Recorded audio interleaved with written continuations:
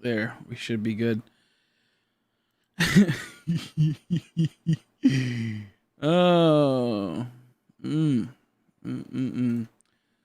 Okay. Still tired. Could probably use a bit more sleep. Just had a day off, but oh well. Can't do that. Can't miss it. Can't miss it. How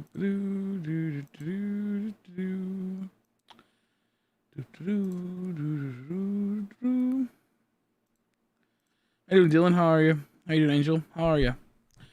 How are you? How are you doing? Try to get this set up.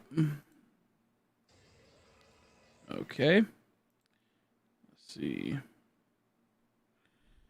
How are you, Munchkin crewmate? How are you? Hello, King. How are you? Let's see if we got a shiny Pokemon in our Pokemon quest. I don't think we will. Let's see. What's our... We don't have our daily yet. When's our daily pop up? What? Why isn't there a daily Pokemon there? Oh, they tricked me. Is it somewhere else? I guess not. We'll see if we go in here. That's sad. Oh yeah, I was gonna say congrats on that. I saw that in the Discord. Congrats. Congrats. I can't wait to do those ones. Happy Halloween. Happy Halloween to you too, Gonkus. See, I was about to try and hunt Regice, but since I fucking hate this stupid vet on that. But since I reset, it won't let me catch. Let's see. But since I reset, it won't let me catch the Crunch Pokemon until I became the champion. I don't know. I haven't. Oh, you reset your account like completely? Yeah, I think you have to do like certain things like that, like beat the champion to be able to, you know, do that. I'm 100% sure though, to be honest. Excuse me. Okay, let's see. We're going to go for. Let's pop it up over here. A little bit of Pokemon Quest. Let's put our food in there. Will tonight be the night? I don't know. I just don't know. I don't know if we're gonna get the damn old shiny or not. We'll see. We'll see what happens. We'll see what happens.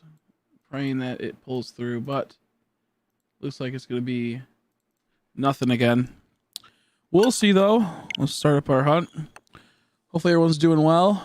What are you guys hunting? What are you guys hunting? Oh, let's see. I'm hoping for just something today, man. Just something. These hunts have been poo-poo lately. These dang old hunts been poo-poo. They just don't want to go through. Let's see if I could put it. It just says it won't let me. It's guard down. It won't let me. Oh, yeah, yeah. You got to beat the Pampion. Yeah, yeah. Yeah, yeah. Because it's level 70, so it ramped up its the difficulty selector. And now back to Regidrago. Now back to the good old Regidrago. I bet you if I went for Rizian, I could probably get it with how fast those encounters can be. From what I've seen. I bet you I could, with like not tonight, but like in a relatively fast time. Compared to this Regice or this Regigigas. I kind of want to attempt it, but at the same time, it's like, maybe. Maybe. Maybe. Yeah, I want to do that so bad. It looks like it's easy and fun and not too hard. Yeah, I was gonna plan on waking up, and I woke up at like 5:30 and then went right back to bed. I was like, I'll just do a little bit more sleeping. Should have been streaming, and then like I just chilled for about an hour and a half, and then since I was chilling, I'm like, oh, I need to take a shower. I almost forgot about that, so I took a shower. So I woke up about like 9 something, and I didn't get to really stream until now. So yeah, I took a little time to myself instead of starting to stream right away. Instead of starting to stream right away, I decided to take a little time to myself and not get too exhausted, because that happens. You can get so exhausted so fast.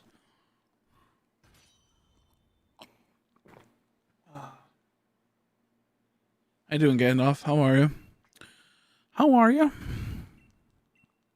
Oh man, no Regice ice, no Regice. Oh well, is what it is. But who knows? Who knows? Maybe we'll get lucky today. Maybe we'll get lucky today. I'm not really feeling like hunting this, but at the same time, it's like I kind of have to. It's like I feel like I'm gonna be so defeated if I move on for a bit. I had another beer. Beer's bad. You're gonna die. You get alcohol poisoning if you even smell the beer. I'll stay having a good time though. Friday night. Oh, Friday night. Sometimes Friday nights are good. Other times they're not. So we'll see if it's good to me. We'll see if it's good to me.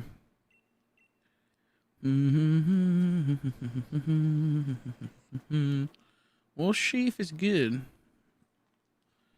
I hate how this hair feels. It feels so weird. Feels so weird. I double edge. You're welcome, Chrissy. What do you mean you're welcome? You're welcome for giving you all this content. Fuck you. You give me more. Give me $1 million. What's wrong with you? Give me $1 million. This guy says thank you. This guy, give me $1 million, and then you can say thank you. You're lucky I don't put no skip ads. Actually, I've been thinking about that. I want to see if someone would say anything. You can put skip ads or non-skip ads, and then you're forced to sit there for like 15 seconds to like 30 seconds. But sorry, that's kind of annoying. The movie, both Regirock and Regice said their names like normal Pokemon, but still is like dubstep noise. Yeah, I know, right? It's so funny. So weird. I don't know why they do. Well, they don't do that. I did sit there for 30 seconds. This guy. I appreciate it. Thank you for the ad watch. I'll give you $1 million this the day I get my Charizard. You know, sometimes it's just not supposed to happen, Jonas. Sometimes it's not supposed to happen. And that's one of those days. It's just one of those days. Making ramen. I really only like cupped ramen, like ramen in a cup. I really only like that type of ramen. I mean, other ramen's okay. I mean, if you're like you make it by yourself type of thing, I like the cup ramen the most. That's my favorite type of ramens. That's my favorite type of Raymans. Gay mans. See, how you doing, Brown? How are you doing? I have such a headache today, man. I've been so dehydrated lately. To be fair, it's only like, I think about almost 9K for Regice, but 10K in total. It's for like Regigigas and Regice. So, I wanted to clarify that, but we are pretty much at like 9K. Pretty much 9K for good old Regice. Fucking hate this guy, dude. When Ghost Stream sounds like exercise, that's why I want to do that. Have to get back in shape. I'm back in shape. Good old back in shape.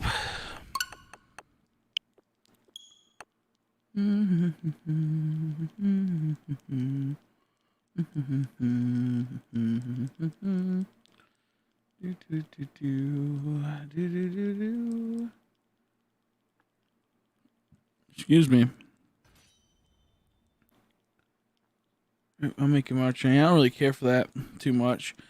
I like anything that's pretty much in like a bowl or like not in a bowl, but sometimes I like them in like their little packaged bowls, but like in a cup. Like I like Maruchan, whatever the fuck his name is, in a bowl. I like all of that type of stuff because it's just simple. I don't like having to open up the pack and then weigh out the water and all that shit. Just fill the bowl up to the desired line or the desired water level, mostly at the line, and you cook it. Excuse me. Shiny, no shiny yet. No shiny yet, Allison. It has to happen. It has to happen.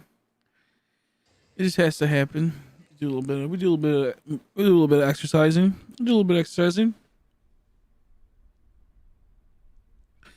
Yeah, we just haven't been lucky. I'm trying my best to get a dang old shiny Pokemon. It's taking forever. It's taking forever. Where'd the water go? I have 2 cups of water on the ground.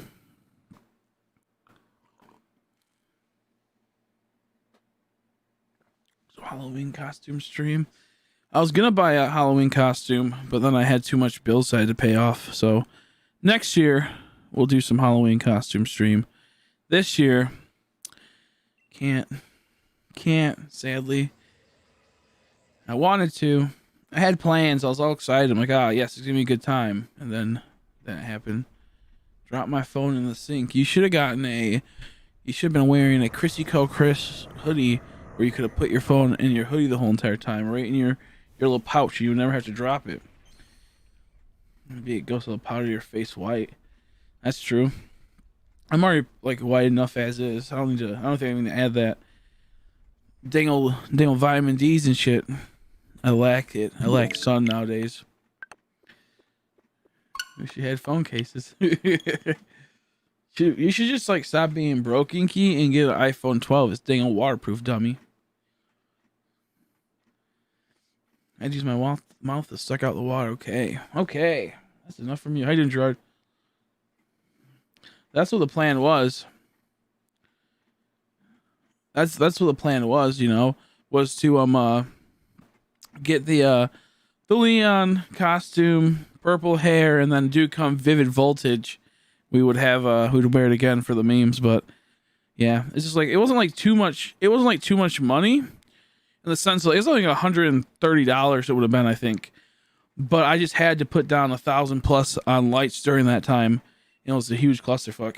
You have a Patreon, my dude? Become one of the patrons later. I'd appreciate it. Patreon or a member, even just a channel member helps out. Or a subscriber on Twitch. I don't really like the subscriptions on Twitch as much because they take half of it compared to YouTube takes 30% of memberships, and then I think Patreon only takes like 10%. So Patreon's the ideal, thing, without a doubt. But yeah. Without a doubt, Patreon's the ideal thing. Let's see, I'm going to reset this. But I'd appreciate any type of donations or any type of patronage or any type of memberships. Of course, only $1 to become a member. You link it to your PayPal, credit card, debit card, whatever. I greatly appreciate it. I think the 12 is waterproof, I believe. I could be wrong. That's what my friend told me. I could be wrong. I think it said in the thing. Let's see, you'll get a shiny now. You lied. Everyone always be lying nowadays. Before we had a few people predict, but nowadays, people just lie. I'm about to grow in my spare room. Yeah, just make sure you get right stuff. Nothing sucks more than buying shit stuff and then getting fucked over by it. I recommend Mars Hydro and then AC Infinity. AC Infinity, Mars Hydro. The supposed charger is fucking stupid. Yeah, I've heard there's some garbage poo-poo about it. Like, I also think it's stupid that, like, you pay, in the overall, like $1,000 we'll say for that phone, and then they don't even come with like AirPods or nothing, and like you need like Bluetooth headsets just to be able to listen to anything, like it doesn't come with like a pre, like even shittier ones and whatnot. It's just like gotta buy them 150 to 100 to 250, depending on which one you want to get. Kind of goofy. I think I'm gonna stick with I think I'm gonna get a Samsung only because all the iPhone 12s are sold out everywhere and they won't be in stock until December. Not even sure if I'll get one until December. I'm still not sure, so yeah.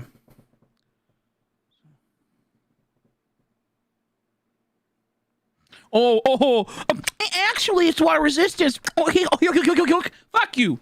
I hate people like that. Actually, it's water resistant. No such thing as waterproof. This guy.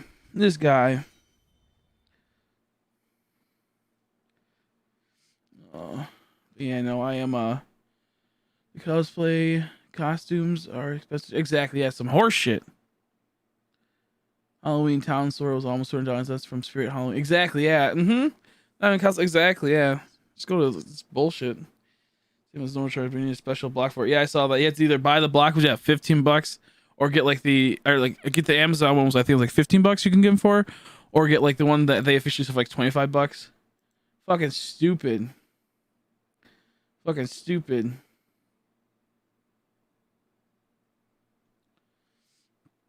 I'm not a fan of it.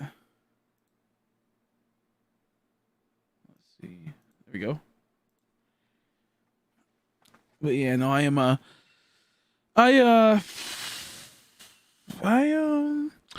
think I might go with a Galaxy Note 20. I'm not a person that, like, you know, I don't want to do this, but it's like one of those things you kind of have to get the times if you want to make sure you don't get fucked.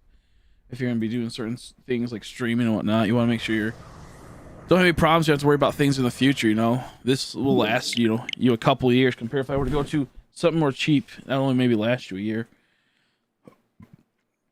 Depending how it goes.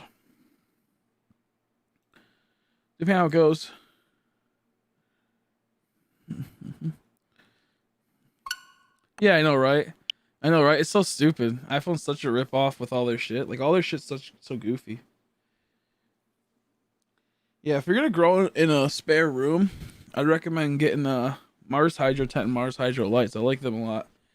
An AC Infinity inline fan. And then you're gonna have to get so you'll have to find a fan system.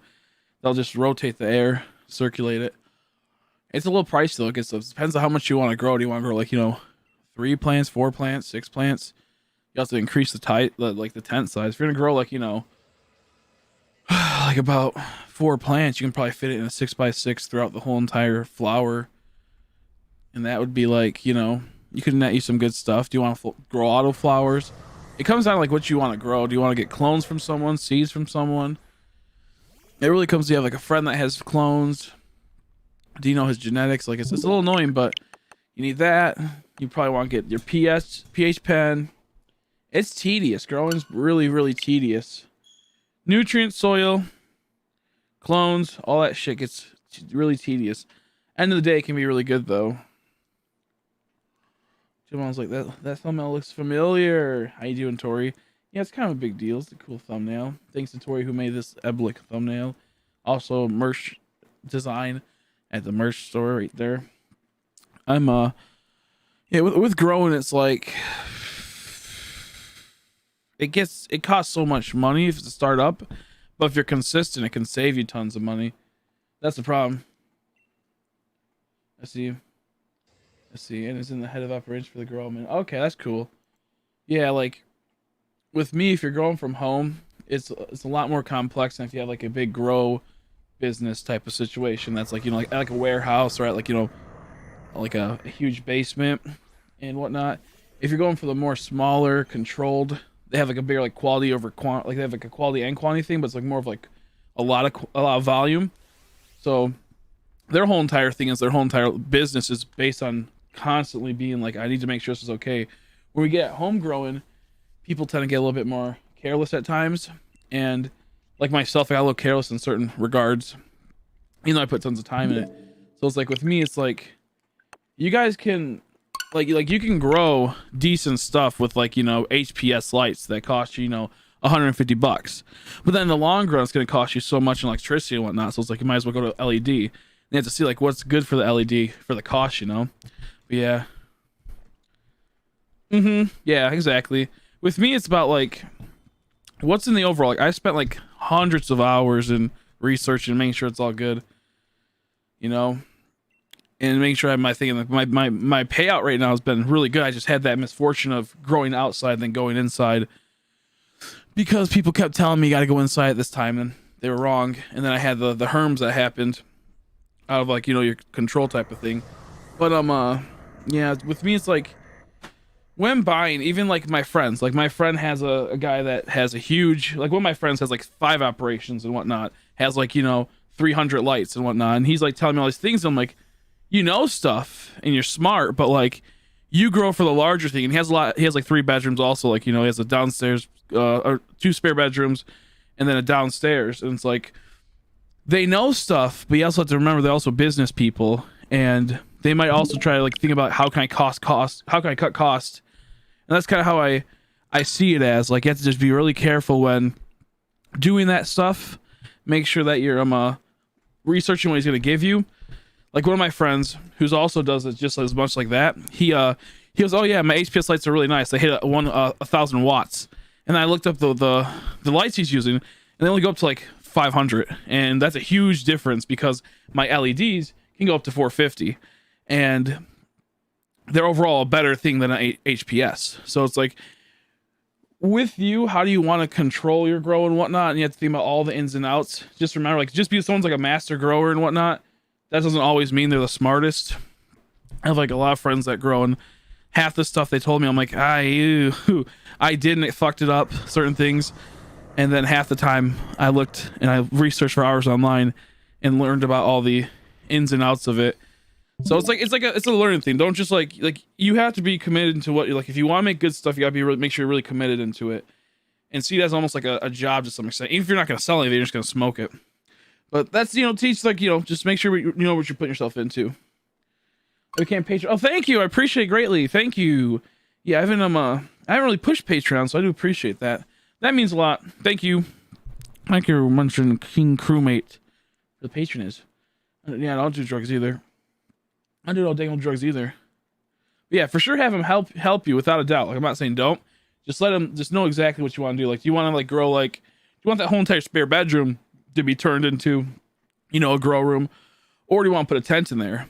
And with a spare bedroom, you have like heat and whatnot, and like Callie a lot of times, he has you have the heat and whatnot. Do you want to worry about bug control? Also with that, you have, kids, if they're gonna come over, you might also like, you might, like, something happens, can you just pack up your whole entire thing, that whole entire like paneling and whatnot? You might need to, like, compared to a tent, you can just fold it up really quick and move it elsewhere.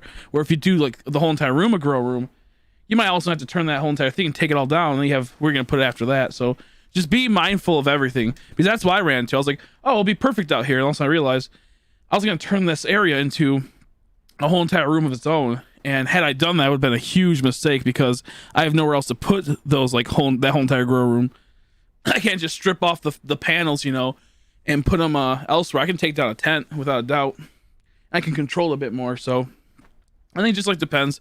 Not saying, just be wary in general, and do some good research and asking questions.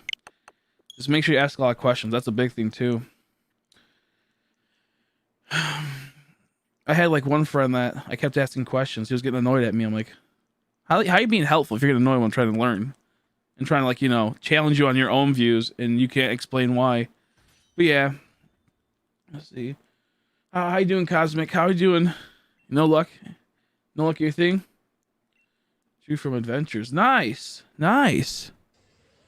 Congrats. I am, let's see. I hate that guy. I hate that guy too. Excuse me. I have to get like these new nutrients and whatnot to fix out the thing. Fix it, like, to make it so more convenient and whatnot. Make it more convenient. The biggest annoyance with growing is the monthly upkeep.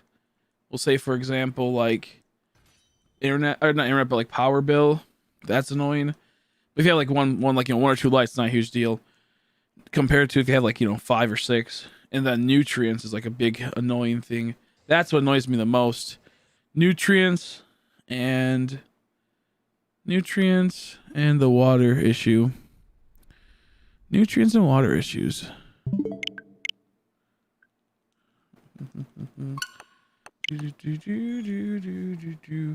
I hate nutrients. They suck ass, man.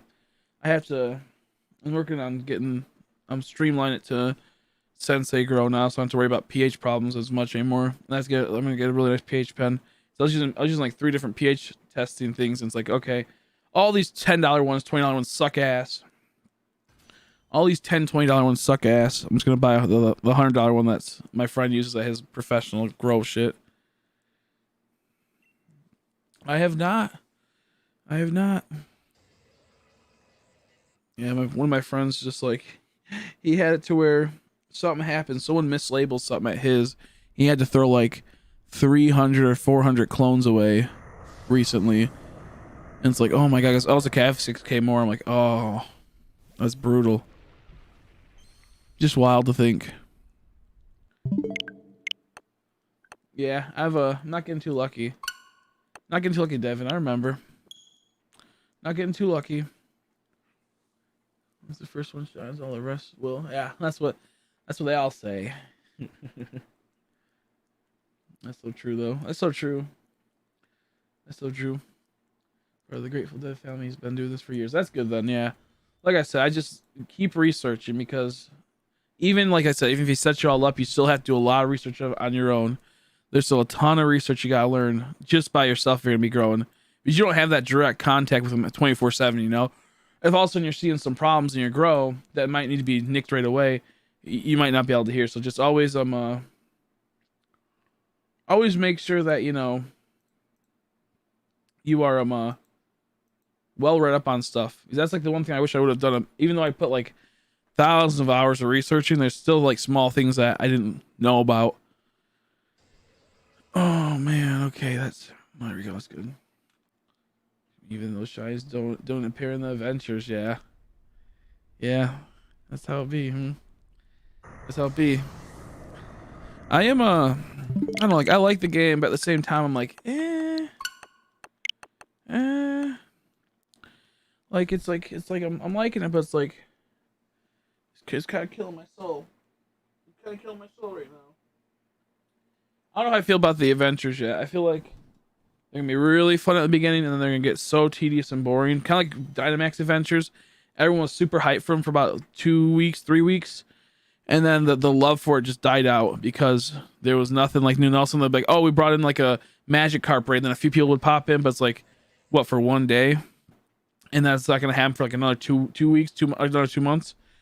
So like, I feel like I feel like the Dynamax adventures were like had potential, but they just didn't plan them out right, and they didn't think about multiple ways, or they even plan out like they should have had a way better match system, and that's just Nintendo as a whole, and that's why I hate when like this company doesn't get like, you know, people just don't like ever make any positive change with it. That's why I told people like it's gonna be annoying.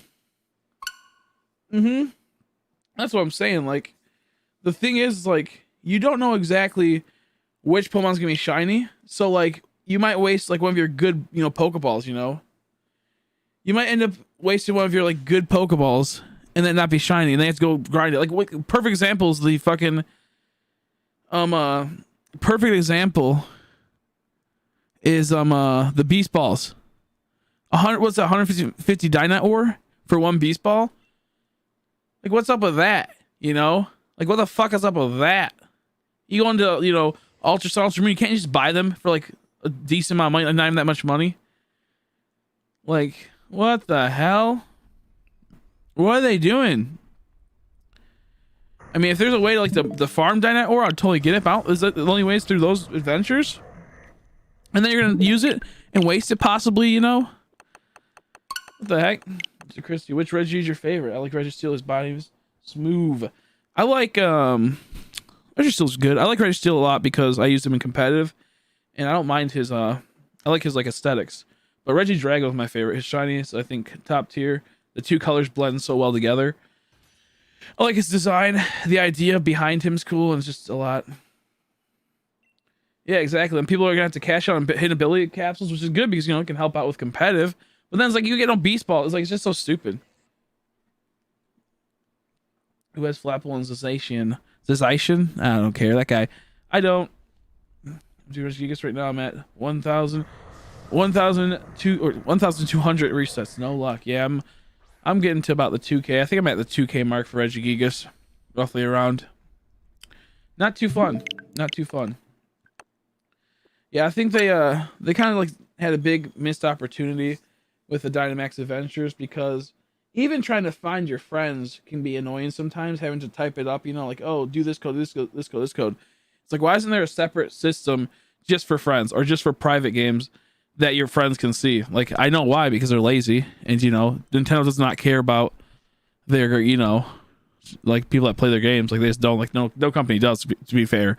To be fair, no company does, but you can at least act like you care, you know, act like you pretend to make the people happy. And then like I said from the start, like they put so many legendaries in those raids that like people are gonna get 3 shiny legendaries and go, this is boring, I'm done with this, I'm moving on. And they're not gonna, there's catch legendaries, I'll never get them again, because once again it's like, what, we'll say 16 to 20 minutes per Dynamax adventure, sometimes 30. I see people doing 30 sometimes, and then, you know, just goofy. Yeah. The thing is like especially with like 1 in 4096, the fact with that is also you have to take into account you're getting you can control what you want half the time with that. Like you know, in Dynamax Adventures, you might just get like, you know, a bunch of random ass Pokemon. You can't really like, you don't your only target that you get to pinpoint is the legendary, and that's gonna be consistent. Outside of that, you're gonna get a whole bunch of random Pokemon. So you might just get a whole bunch of random ass fucking shiny Pokemon.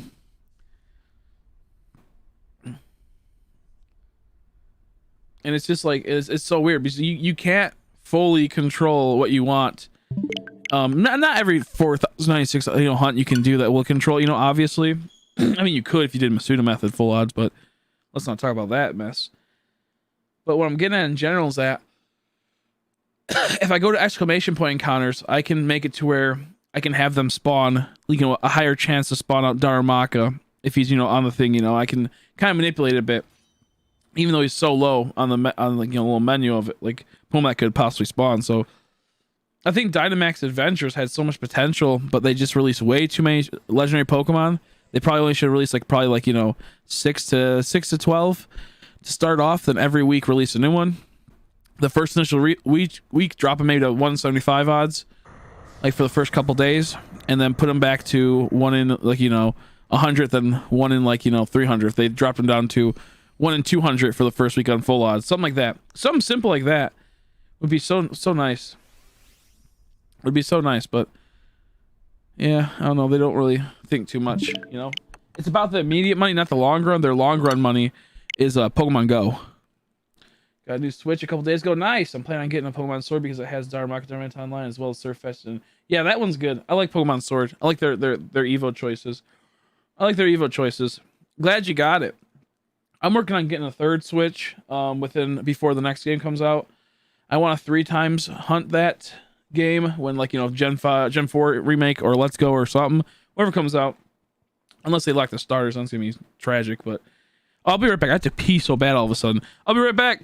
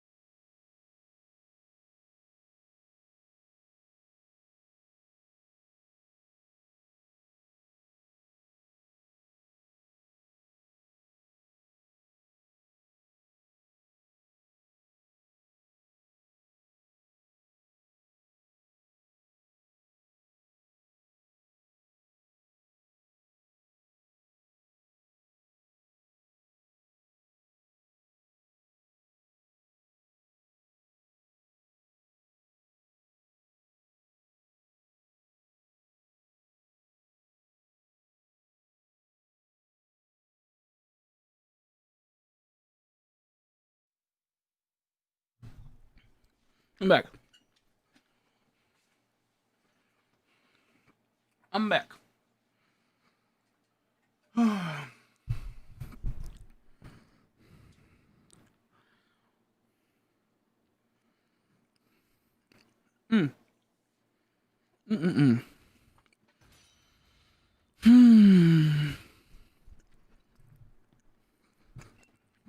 Yeah, I gotta wash my hands.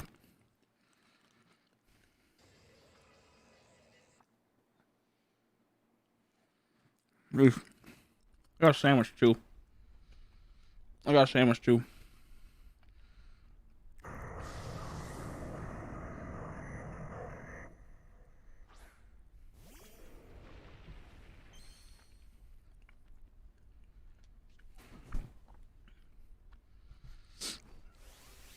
Ah. you're playing Shield because you sound like you need source. Yeah, I do, William. If anyone has a poem I could help out William, I'd appreciate it. I'd appreciate it. If you don't, it's okay.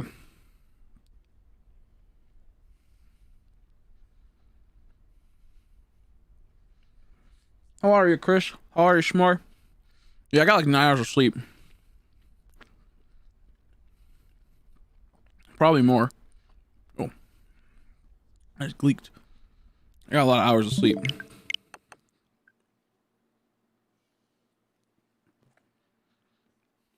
It was pretty nice. A first for a long time.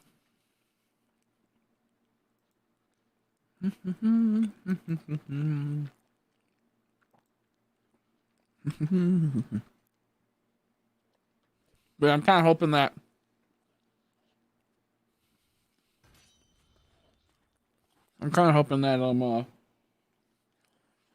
the next Pokemon game's good.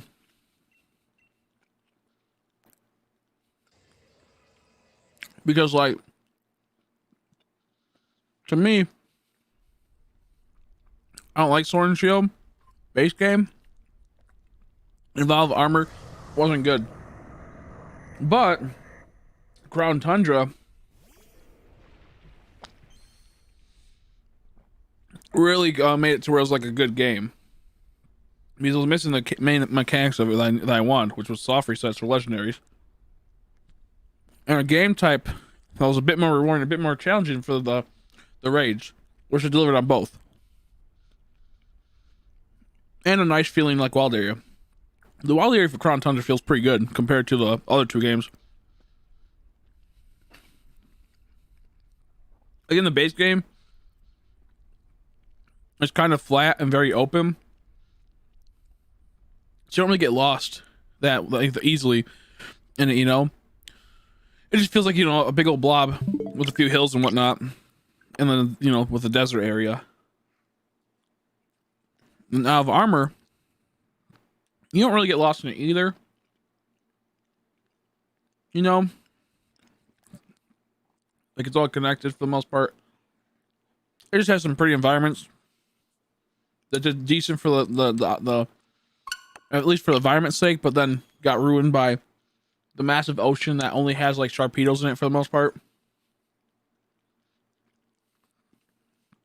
That sucked a whole lot. And then you got a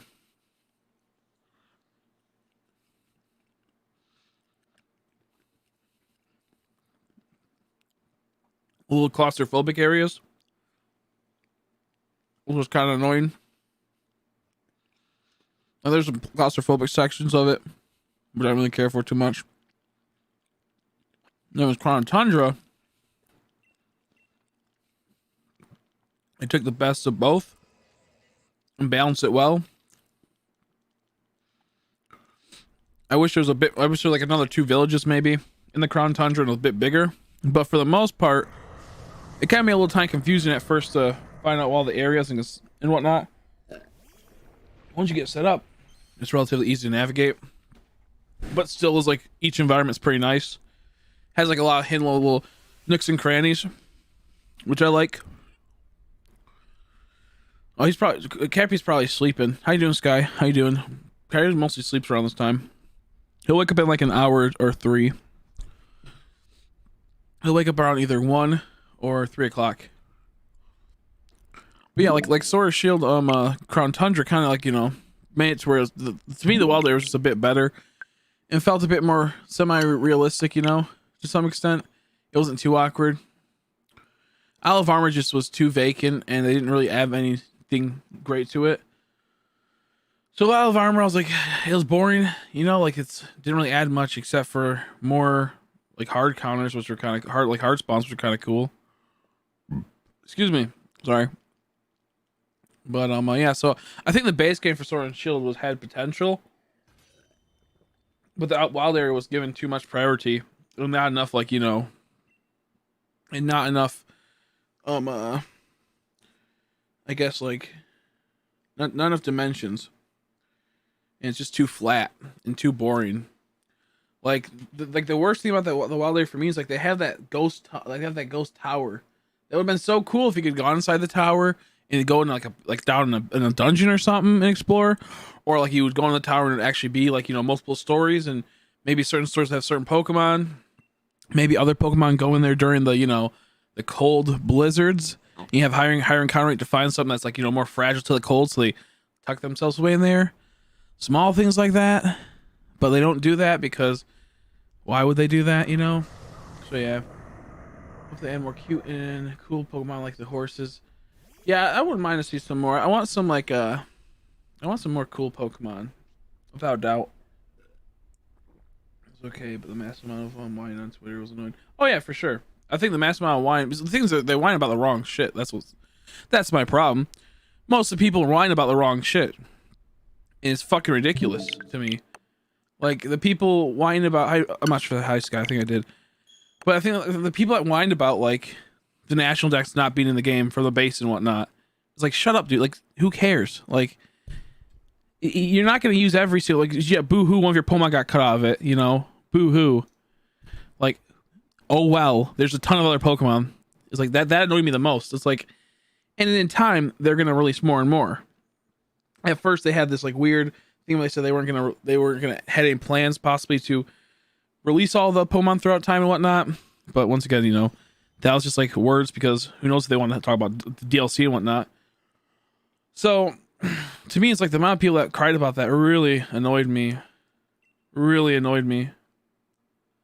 And then they cried about like textures and whatnot. And it's like, yeah, it's annoying, it's gross. Like, the ground looks grainy as fuck and it's gross. I mean, it's a multi-billion-dollar company, sure they should fix it.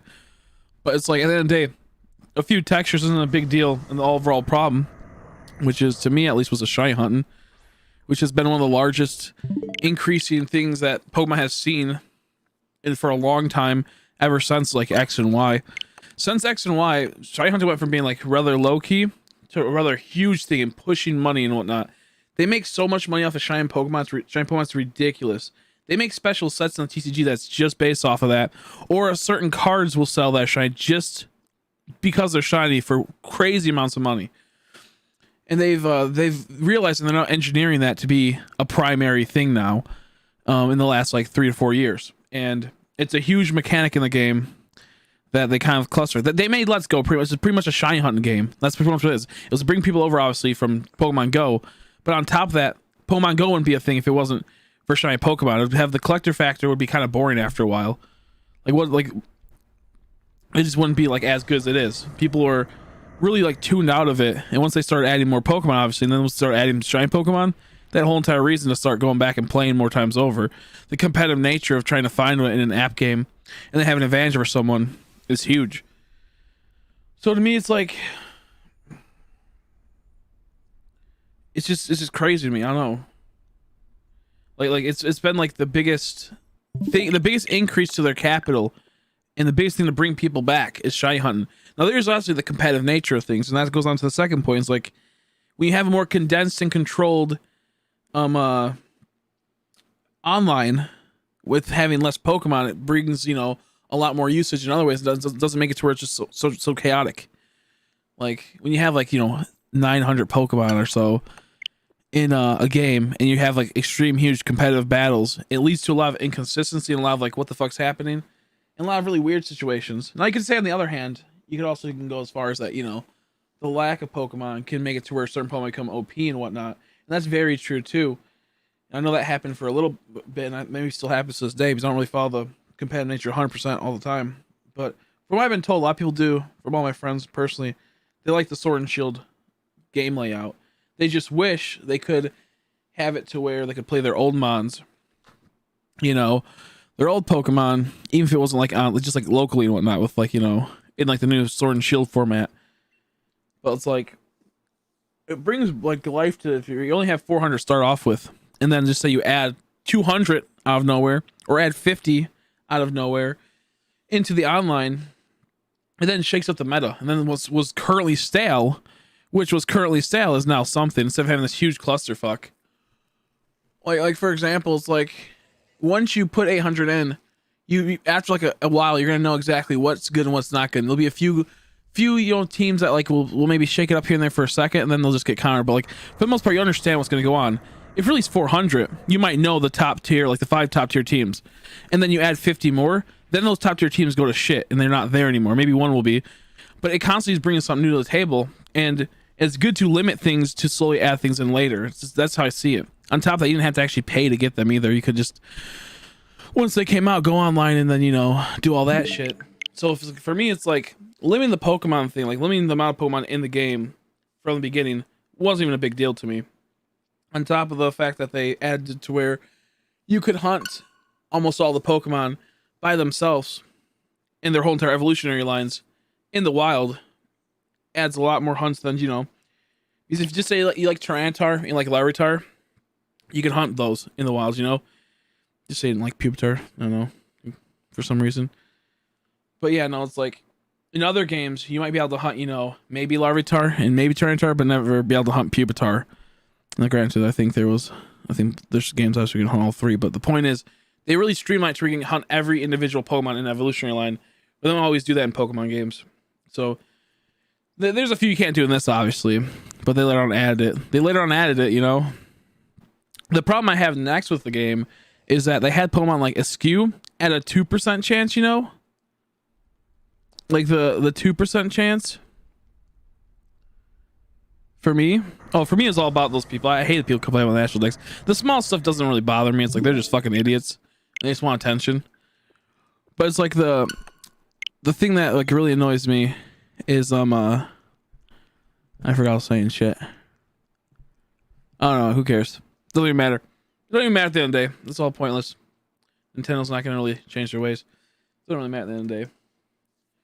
For me, it's like I get that, like, you know, it gets annoying when people complain just to complain to get attention, you know. Didn't know you can get Magmar and Slippery Slope. Oh, that's what it was. Why dang old Magmar be at Slippery Slope? The thing will fall and melt away. Just trying to continue getting the Regis on the second count. I fell asleep. I got the Regirock. That's funny. Yeah, that's how it goes. So like, an Askew was a 2% drop in like the you know, the beginning of the game, like in the main game, and then like in the new Crown Tundra, they're pretty. You can get a lot of them relatively easily. So it's like to spawn up. So it's like, oh man, the devaluation of that shiny was relatively fast. However, at the same time, it's like, complain about is that the resell Pokemon is that they weren't in previous games. I mean, they resell Pokemon that they weren't. I mean, I don't really. That doesn't bother me. It's like, if you mean like how they take them out and then they try to like bring them back and like, what do you mean by that? What you mean? Oh man, what's up with this? There we go. There we go. Like, I think in this game they didn't like change a lot of the Pokemon and like change the stats a lot. Like Charizard off the base was a lot better than he was in past games because he can't have his megas now. So they kind of like revalued him and rechanged him, and then obviously they gave him the new G-Max form or something. I don't know. Like I said, I don't really play competitive too much. I just play like, you know, the base game and shy hunting. What I'm getting at is they really cater towards they cater to a lot of people, but they don't cater towards the shy hunting group, which is a rather large and active thing that actively pumps out fucking money for them, and they treat them like shit. So to me, it's like half the stuff that people complain about is like they helped out a lot with certain factors of the game, but no one ever complains about the shy hunting shit. Like Isle of Armor was mostly jumping on instead of actually. Oh yeah, no, I agree with that too. But at the same time, it's like, what they should have done is add a few new Pokemon off of that. No, I can agree with that. But at the same time, it's like they add a lot of Pokemon that you could have got in the base game, but a lot easier to get now, which is kind of stupid because it kind of ruins the value of the base game. It makes it almost feel like it's just a quick little, you know, oh, you couldn't get this before in the wild? No, you can. That annoyed me. That doesn't really bother me too much. It's a little annoying, but I can see how that gets annoying to some people. To me, it's like, if it gives me more hunts and gets me back into the game, then I'm content with it. I can totally see that. How you doing, Rin? How are you? As if y'all join. If it wants to join as Elfraid and Ass Elfraid, feel free to pop in over there. Like, a big problem that like they did was, once again, the annoyance of and to be fair, like, even with that mindset, you know, they've been doing that forever, to be honest. They've been doing that forever. Like, Ultra Sun, Ultra Moon, literally the same exact game with a few more Pokemon and a few more legendaries. So like that doesn't bother me. It's like that's just Pokemon. That's how I see it. Like it's stupid for sure. Don't get me wrong, but like that's just Pokemon. So like if you were like they make their secondary ones like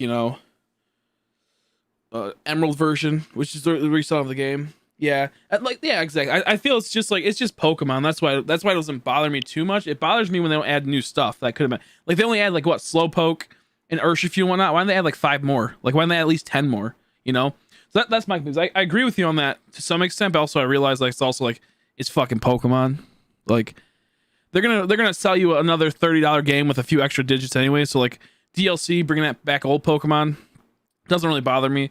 And then of course you don't have to buy the DLC to get those Pokemon. You can always do wonder trades and trade with your friends or something that have the Pokemon. So like, what my thing was that they should have added Urshifu and them should not have been unlocked.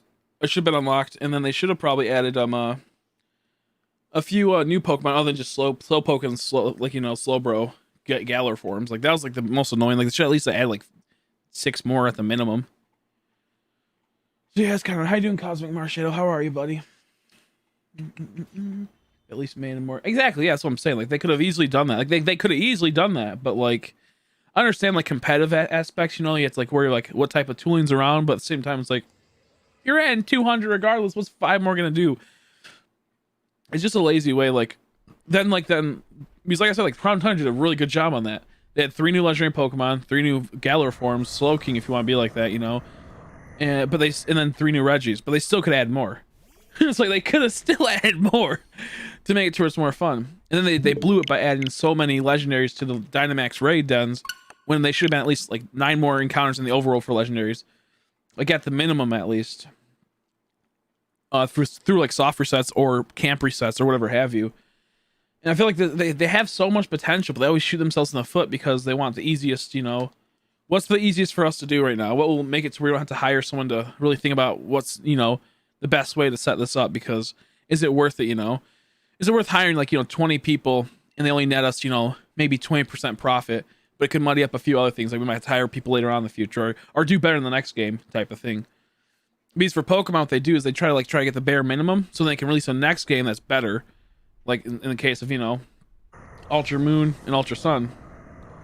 So to me, it's just been a problem for a very long time with, Pokemon and like, we're talking about the Island of Armor specifically. Grid and Joe, we were talking about how they barely added anything. We're talking about just the Isle of Armor. And then they did good in the Crown Tundra when they did that, when they added more, but they could have still added more. Like, we got what, like 1, 2, 3, like 6, 7, 8. We got like what, 8, 9, like 9 or 10 new Pokemon in the Crown Tundra. That is like cool, but it's like, why not more?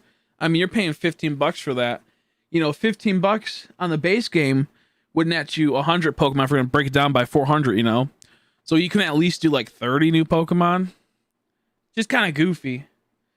Have added mythical Pokemon overall since they only put legendaries. Well, here's the thing about mythical Pokemon, and this is where I'm like half and half. I hate the idea of mythical Pokemon. Mythical Pokemon are only supposed to be obtained through special ways, like going to GameStop or going to GameStop to get a special pass that unlocks an area, like in the thing. So the way I see it is that what they should do with mythical Pokemon is that once a month, maybe, if you're there for like, we'll say like a two weeks or something, or maybe that month period, you can unlock a special pass that unlocks a little new island in the game where you can now reset for a mythical Pokemon. They did that in the past. I think like Mew had special tickets in Emerald version, I believe. Deoxys, I think, had special tickets. Over in Japan, they had like the Darkrai and Shame and all that type of stuff. They have the things where like it's limited, but it's a possibility of you getting it, and that'd be great if they did that. That'd be amazing if they did that. But it's easier for them to, have it to where you go into GameStop, get the new exclusive, Lunola, or in that case, Target, Lunola and Solgaleo. I think it was Target that did that. And then you're there, might as well buy some Pokemon cards. I went all the way out here and I don't need anything at Target. I'm getting a free thing for free anyways. I can spend, $5 on a pack of Pokemon cards, stuff like that. So I'm just like, yeah. I'm half and half on how they set up things with the mythicals. I think it's stupid they have it like that to begin with, but I kind of do like the challenge of getting a mythical shiny if they actually made it to where you could get it, you know? Like for like Celebi in the virtual console, you can only get it if you only get Celebi in the virtual console. If you bought it, you couldn't get it in the base, you know, gold version, crystal version. I don't believe you could. It was only that special event. And that's kind of cool. It's limited to that game. And we may not see a Celebi outside of, you know, Pokemon Mystery Dungeon add into a game ever again to be able to hunt down. That's a cool idea, but I feel like what they just have to do is just make it to where if they're going to add mythicals, have it to maybe like if you were part of this playing the game during this time to this time, they'll release a special thing, and then, you know, for that month you know you get the special pass and they can hunt that. I don't know. There's I'm very half and half on how they release mythicals, because I would like more. Like they end up releasing Keldeo and whatnot in the base game, you know, Victini. Are they going to? How are they going to do that? I don't know. It's goofy. See, I wish your Pokemon followed you behind you overworld as for everything in the game outside that. Yeah, I get you. I think the reason why was it came down to you have routes in the base game. How you doing, my way wizard? How are you, Dead Money? How are you, wizard and Dead Money? In the base game, you had routes, and a Regigigas and a Guzzlord might have some problem fitting in a route, you know? a Wailord or a Gyarados might have some problems fitting in a route compared to the wild area. Both of the Island of Armor and whatnot don't have routes. They just have wild area. So there's a lot more space to be, you know, put in. But there, to be fair, in the Isle of Armor, there's like that forest that is pretty like almost like a route with the size. So maybe not. Maybe they just didn't have time to do it in there, which was pretty dumb. But yeah. Oh yeah, that'd be cool. Yeah. I think what happens is people get caught up in the whole idea of it, like of mythicals, the name. I think the name kind of makes it to us to feel like there's some type of mysticism, like you're supposed to, like, you know, track them down and hunt them, like there's something mythical about them. I think they just like probably butchered it, and they just should have changed it to like something like, you know, I don't even know what you would call it, because like it alludes it to where you could like maybe find it, you know, if you search it, like how you said, like with the Regis and Chrono. Maybe if you search it, there's like, you know, it's a mythical thing. It could be real. It couldn't be, you know, like you know, looking for aliens and shit. I think that like what happens is they should have like named it something different, because they don't do that. They don't give you the chance to fucking go and look for the mythical Pokemon, you know? They don't give you that. You just go to GameStop and you fucking plug in your game to the thing, their Wi-Fi, and they're like, there it is. You got it. Congrats. You went outside in the real world and you found yourself a shiny Lunola at Target. with our special Target app. Yeah. I'm been tired of the expansions. Pokedex just adding so many from base games, anything. Then they claim they add 200 mons. Yeah, I'm half and half on that. Only because once again it comes down to I never really care about completing the decks. I just care about the Pokemon I want to hunt down. And I like the idea of like maybe not all my favorite Pokemon are out there, but I can now prioritize other Pokemon to hunt, like shiny hunt wise, in the base game. And then after a couple months, they finally release something I've been waiting for and gets my love, you know, again. Because I realized in a lot of Pokemon games, I mostly we'll say like 10 Pokemon I want to hunt. I hunt them, and I'm like, oh, I kind of hate this game now. Not a fan. Not a fan. So I kind of like the idea that like they don't put everything I want to hunt in, so I'm kind of forced to hunt other things to expand my time playing the game. And then eventually, like a couple months later, they're like, oh, hey, here's, you know, your favorite Pokemon, and we're going to also add this and that. And that kind of happened with Isle of Armor. It just so happened that Isle of Armor just didn't feel good, that I didn't want to play it anymore. Like, I was like, oh, sweet, I was motivated to hunt Dunsparce, put just as much time as Regice, but hunting Dunsparce didn't get nothing, so I kind of just gave up. It was like, this is garbage. But in general, yeah, no, I'm half and half on that, because I agree, whereas like half the Pokemon in the decks are just old Pokemon. You know? It's just old Pokemon. It's like, you couldn't tell me they could at least put 20 new Pokemon in each thing, you know? I think, how big was this Pokedex to begin with, too? I'm not 100% sure. Was it like only 100 and something? Like Gen 5 had like, what, 150 new Pokemon or some shit like that? Or I think they had like 156 new Pokemon in Gen 5. And they couldn't, you tell me they couldn't do something like that again, you know? They couldn't do like, throughout time, like if you only had, I think this game had what, like 100 base Pokemon, 90 base Pokemon in it. They couldn't add, you know, up to how much Black and White had. I don't know. Kind of goofy to me. Can't wait the day that Pokemon has cutscenes like Bowtu. I don't even know what they look like. I never played it enough. No shiny boys though, Wizard. No shiny boys. I've been having no luck. No idea for a mythical Regice, you wait for a meteor shower to occur in the game. You find it in the grass. I think like that would be cool. Like that, or like, you know, with Deoxys. Like, you know how like in Animal Crossing you can look up at night and you'll see like, you know, stars going by, and then, you know, if you watch a shooting star you get a special item or some shit, that like wand or whatever. They could have had to where they have randomly, you know, meteorite showers where you have a chance to drop, you know, a Deoxys or a Jirachi out of those. And then if it's not, and you excavate, or, you know, you go through and pick it up, you get maybe like a nugget or like a special material, like something that, you know, you can use. Like, good, like we talked about that before, how like cool that would be. Good idea to have that where, oh, Deoxys come flying down, and then maybe after, like, you know, the Deoxys event, you could have had something with like Rayquaza, you know, where like if you have like a fucking if you have a Deoxys in your party after that event, and once the Rayquaza one queues, maybe Rayquaza will go after you or something. Small things like that they could do. That would be great, you know? Small things like that, but instead we get a whole bunch of, go to GameStop, download this, go to your local card shop, download this. You now have a really rare legendary Pokemon that's shiny. You now have Zoroark, Darude Sandstorm, whatever the fuck their names are. Just doesn't feel, I don't know, it just doesn't feel like it's cool. It feels just like, you know, pure just cash grabs to get you to spend more money at stores. Because with like Pokemon Go, they don't really need to do that too much. They have to be already going outside, you know, and you might go outside and be like, oh, I had a fun time playing Pokemon Go for free. I'm already at the store, I might as well buy a few Pokemon cards. Like people don't think that's how it works, but that's totally how it works. So the human mind is, once you're really into something, you tend to go deeper into it and be it's like a part of it. And so anyways, with all that being said, Pokemon Go, you don't pay anything for it. You get it for free. So you have more of an incentive to spend, you know, maybe $5 a month on it, you know, maybe $10 a month on it. Oh, you want to do new raids? You don't have any raid passes? I'll just buy a couple really quick. They really incentivize you to spend money so they can actively update the game to where it gets better and better. Where Pokemon, you know, they release $60 game. You might get like, you know, your time playing it, and then you don't put no more money into it until the DLC comes out. Then you buy $30 worth of DLC. So they made, we'll say $90. Compared to a person who gets Pokemon Go for free, and they pay $10 a month, and they make $120 off that person. Just in 1 year. And, excuse me, Sword and Shield's been out for almost a year now, and the most they can get off a person is $65, you know? And my bad, $90. Unless they buy both copies, then it's a bit different. We're saying for the average person. And with Pokemon Go, they're getting actively this money, you know?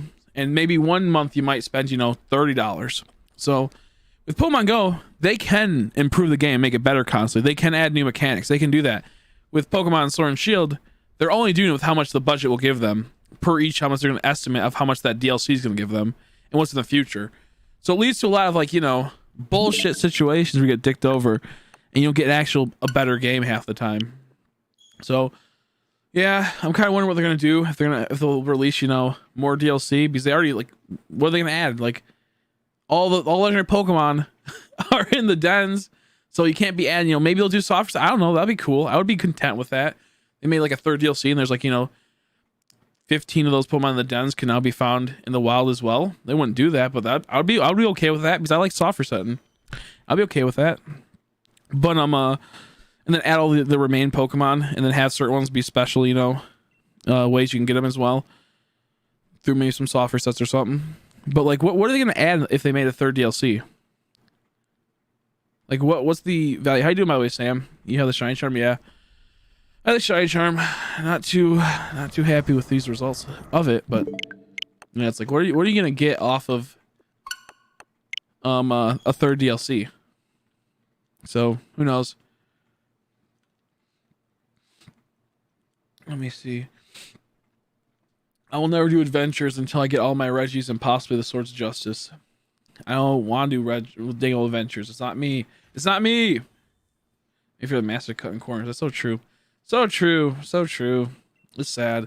It's so true. The thing that I really want in future generation Pokemon is not randomly placed in Legends. Not randomly placed Legends Gen 7 and 8 issues where just random Legends randomly. I like that. I'm fine with that. I'm fine with like random ultra wormholes and stuff. I think that's kind of cool. Each person has their own thing, but like, I mean, you can even say like, well, in the overall, like legendary, like random in like sense of, oh, I get it. Like if you mean like, you want like a legendary Pokemon to have its own island, maybe, then that, compared to a wormhole, then yeah, I agree. I agree in that regard. I don't mind having a few have like a weird like Hoopa, like Oris type of thing, or a wormhole. I don't really mind that too much, but I would like it. They have their own places too, to be fair. Each ring put it out in its own like place, but I wouldn't mind if they had to where, as long as I can hunt them, that's all that matters. I don't do like soft resets or camp resets or any type of way to hunt them that's not too ridiculous. I'm content with it. I'm okay with them. It's just that they're putting all of them in like almost all of them into these goofy ass raids, and they're trying to make it like Pokemon Go, but Pokemon Go does it good. They don't do it good in this, It's like a social experience going to a raid half the time, Like when I'm out on community day, back when I used to play it, when I could, we would have like 20 people in a raid, and there'd be like random people just coming, can we get into the raid? Is it full? And like, be like, sorry, it's full. And they're like, oh shit, I can't be a part of your raid, so I'll go into this other group and whatnot. And like, it led to a lot of like fun interactions with people here and there, and see who got the shiny. You're not doing that in this game. Like, you're literally maybe behind a keyboard on a Discord call, and you're pretty excited off of 4 people, but then half the people don't get it, and it's like, it's just weird.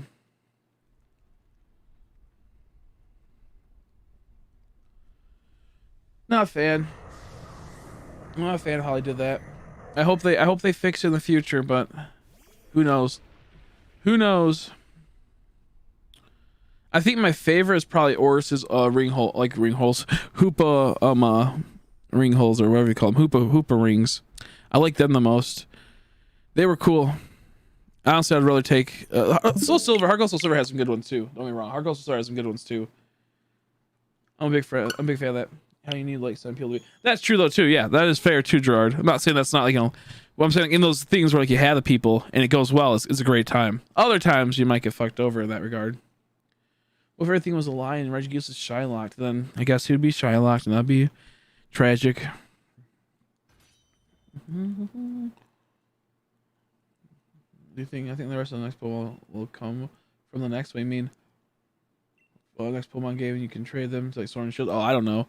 I don't really know what they're gonna do, because like it's such a like they've already done so many weird things this gen. Like DLC before was like unheard of. Like for years, people said they will never do it. Like my friends like were like, they will never make a DLC ever. Like 2 years ago, they're like, you are dumb to think that. I'm like, that's the only way they're gonna be able to make money after the game is released. I'm like, we talking about? Of course they're gonna make DLC at some point. They just have to figure out how they're gonna do it. And even if they made DLC in Sun and Moon, it would have still sold and done well. You have space, like you have an SD card you need regardless. So it's not like they wouldn't do it. So it's just a matter of time. Yeah. To me, it's like I'm not sure what they're gonna do, because they're doing so much that's so different from other stuff. I'm also 6.6k into Registeel. Oof. I hope you get it soon. So it's like, to me, it's like I don't really know what they're going with the game. Like I don't know if they're gonna add another DLC, or if they're gonna add like they're gonna make the remakes of Gen 4 and then have it to where now Sword and Shield can access those Pokemon. I really don't know. I don't know what they're gonna do. That's a possibility as well. I don't know if that was a shine. I don't really care at this point. For the DLC, access to past regions and their Pokemon. Yeah, that's a cool idea. It's just that it's not possible. That's just how I see it. It's just not possible. It would be cool, but it's just not easily done. It would cost so much money, because they'd probably have to build the game back up for each region. Like I said, it's a cool idea. It's just having to set it all up would just be, it wouldn't be worth it to them. Like we kind of talked about last night, it just wouldn't be worth it. Like to make it almost, you'd pretty much make it a whole entire new game. Almost like making a whole entire new game. So I'd really just see new like regions, new sections of the world, and better villages and whatnot, better gyms and like interactions. Like Crown Tundra probably should have like had to where, even Isle of Armor, they should have had to where like they really made like they actually made gyms that like worked really well. Like that felt great. Okay, 1 second. I'm gonna check to see. I wasn't paying attention if this was a shiny. I'm just in talking mode right now. I'm not like really paying attention to my games. I kind of burnt out from hunting this, so like it's nice to be able to just chitter chatter and slowly play it.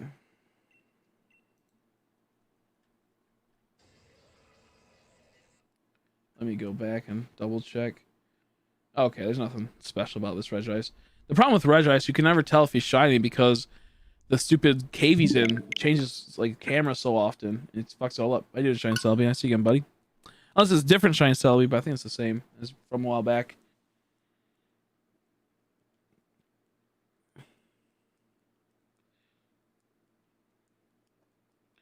When raids were released at Pokemon Go, I was downtown with my brother. I was able to catch a Lugia while my brother was only 8. I was able to catch an Articuno. I was able to catch an Articuno. Oh, you both cashed out on that one. How you doing, Andreas? How you doing? Sometimes you don't have enough people for. That's true too. That's true too. But like the actual like when it does happen, it feels great. I that's why I said community days. I know it doesn't always work out. I see a lot of communities mostly work well for me. Depends on your location. But the main takeaway is that when it does work and you get people to play, you get a lot of people to play. It's a ton of fun, and it's like the best thing ever. That's another consistency problem has with Pokemon Go. Is the fact there's not always that. But if they had to where there's more like a fun experience that they could do something like that with the Sword and Shield. That'd be great. It's just that it's not easily like done because like sort like Pokemon Go is an IRL thing most of the time. Unless if you're spoofing, whereas Pokemon on the Switch is not really meant for that. It's mostly meant for online, at home type of situation. On Tundra, focusing more on legendaries, we could see old mythical Pokemon redistributed. Maybe like we already seen Keldeo and Victini possibly pop. Like we've seen Keldeo pop in this game. That's a mythical, and there's source code that he has an overworld sprite, and he might be added eventually at some point if he's not already in the game. And there's like a possibility they might take away that mythical stats like with the definitive definitions. Maybe they'll update it, but this is also a special thing. Like this is also a special case. Like this is no, that wasn't Regigigas. That wasn't Regice shiny. We're good. I was double checking. It's just the cameras. At least I don't think it was. Oh man, I have to double check now. Oh lord, I forgot to have my autoplay on. But like even this, like it's not in the base game. It's based off like a DLC. So like it kind of takes like the mythical aspect of it is like it's hard to explain, but like it's not in the same realm of Yeah, okay, no, we're good. We're good. Like even like with that, how like it's like we're seeing them in the Crown Tundra. The Crown Tundra is like another example. Like you can't like I don't know how to explain it to make it easy. It's not the base game. It's kind of like its own little thing as well. It just interacts with the base game. So maybe mythical is not. I don't know. Like it's kind of weird. It's like an expansion where like you wouldn't ever get a mythical Pokemon in the main thing, like the main game. Just how like the virtual console expanded like a bit. No, that doesn't work either because it only put Celebi in there. I'm not sure.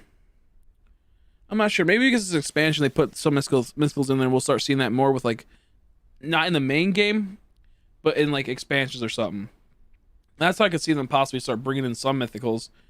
But who knows? Like with me, it's like I don't really care for the mythical if I can't shiny hunt. Like I don't care. Like for Pokemon, I think if I can't shiny hunt, I don't care about the Pokemon because I don't play competitive, and I don't like care about just normal Pokemon. There's no value to it. I can go out and get a fucking like I can catch a Zekrom easy in a raid. I can go out and I can catch a Registeel. I can catch this Regice right now if I want to. It wouldn't be hard. But shiny Registeel or Regice, my bad. A shiny Regice, that'd be a completely different thing. That's a completely. It's like there's no reason to me to have like a mythical Pokemon's not impressive just because it's mythical. It's impressive because you can shiny hunt it possibly and it could be shiny and be hard. And that's why like the mythical Pokemon are just normally they're given as shiny right away. It's like there's no value there. Like who even cares? Who even cares? Let's see. How you doing, Shell? And now I can't find Chase. That's part of the game, buddy. That's part of the game. Sometimes you get really lucky. Sometimes you'll be locked for a long time and not be able to access and get the Pokemon you want. You blew your luck on those two shines earlier, and now you might be in a grind for a bit. That's how it goes. How you doing, Plasma? I can't even say that. Plasma. I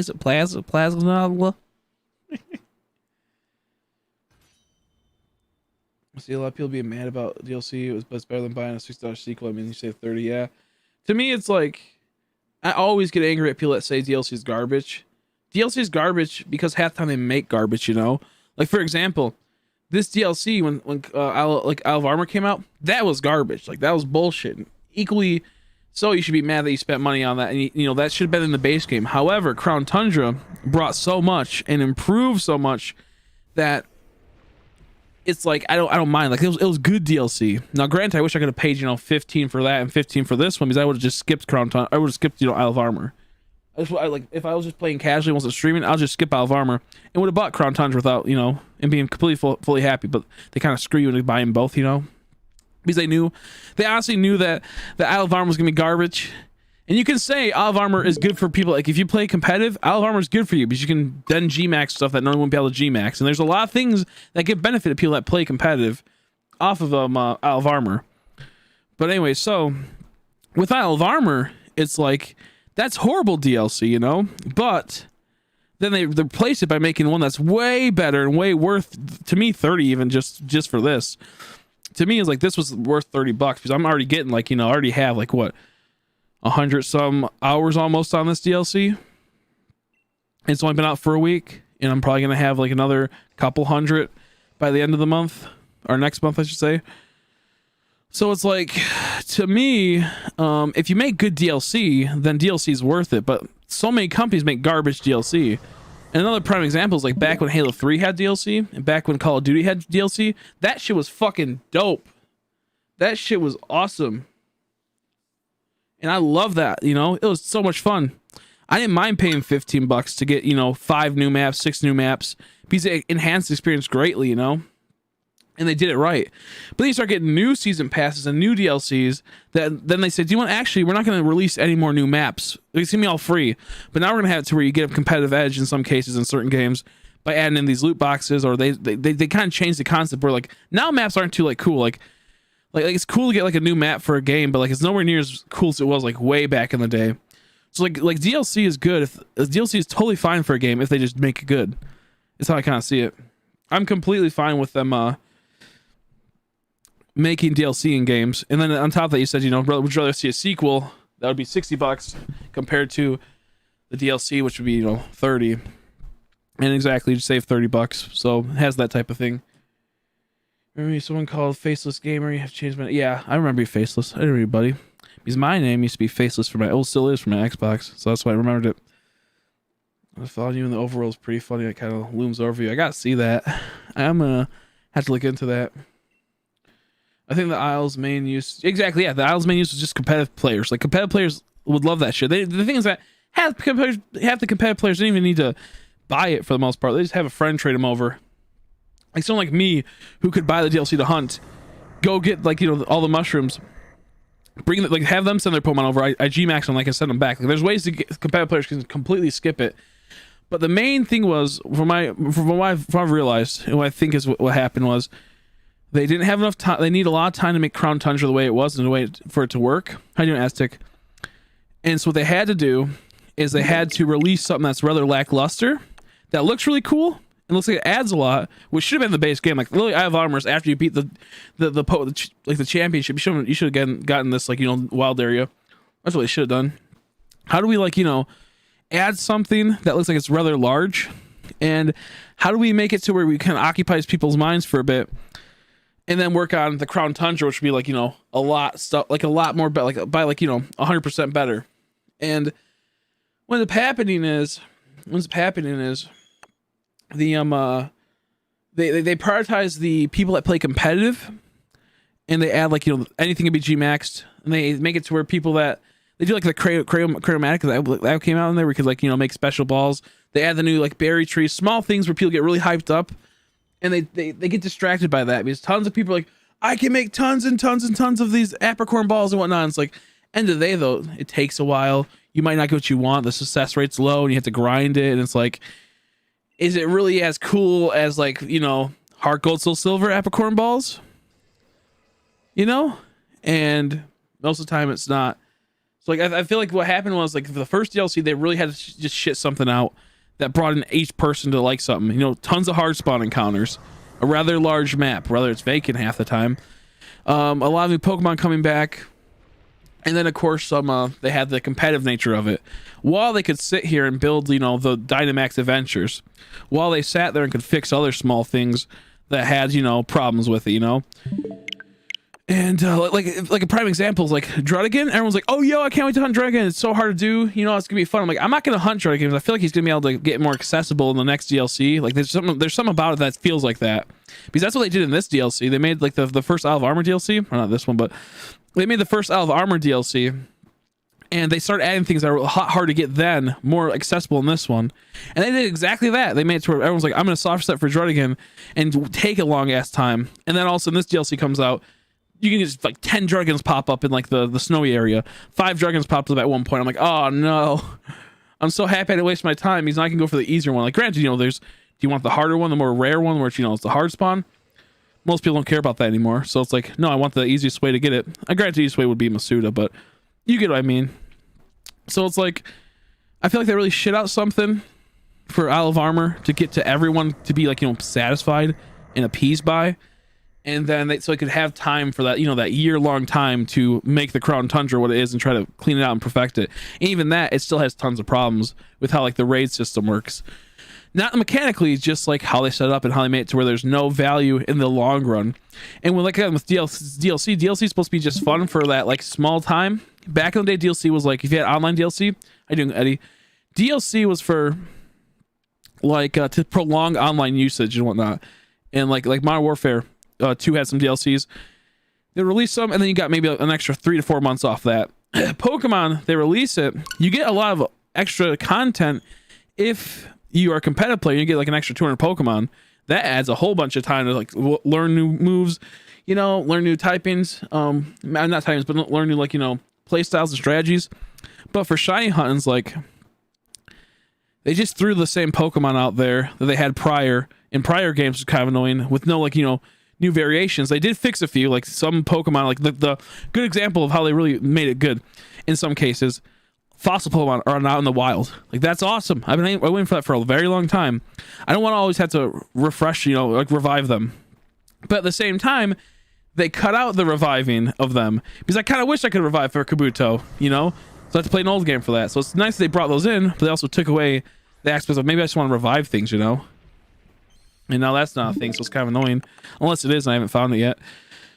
But point being, the best thing they did, and the reason why like it really works really well, is that they add, you know, the new way to hunt legendaries, which is like the raids. Like they had it before, but like, you know, they did it a new way, like where you had to use rental Pokemon. But they decided to put almost all of them in there. And then they brought back soft resets for legendaries, which was really great. That's been like a ton of fun to do.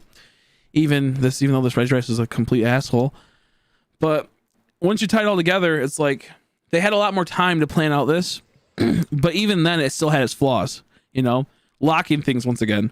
They had to lock the 3 new legendaries and the 3 Galorian forms. It's like, what are you doing?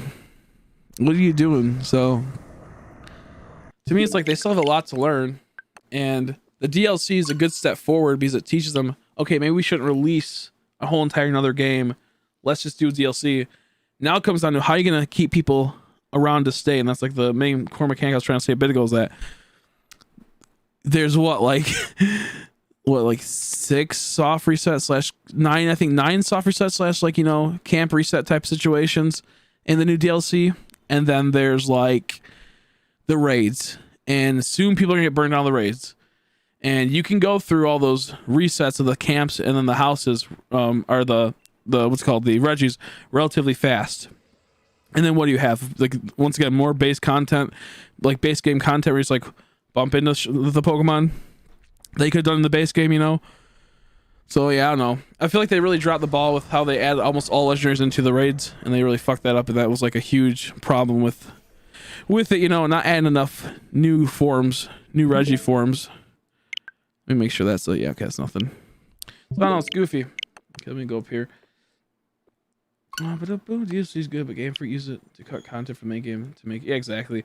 Like I said, Isle of Armor should have been after you beat the main game, you get this new area, and then it gives you like what, like those extra little tiny like gyms, whatever the fuck they are, dojos.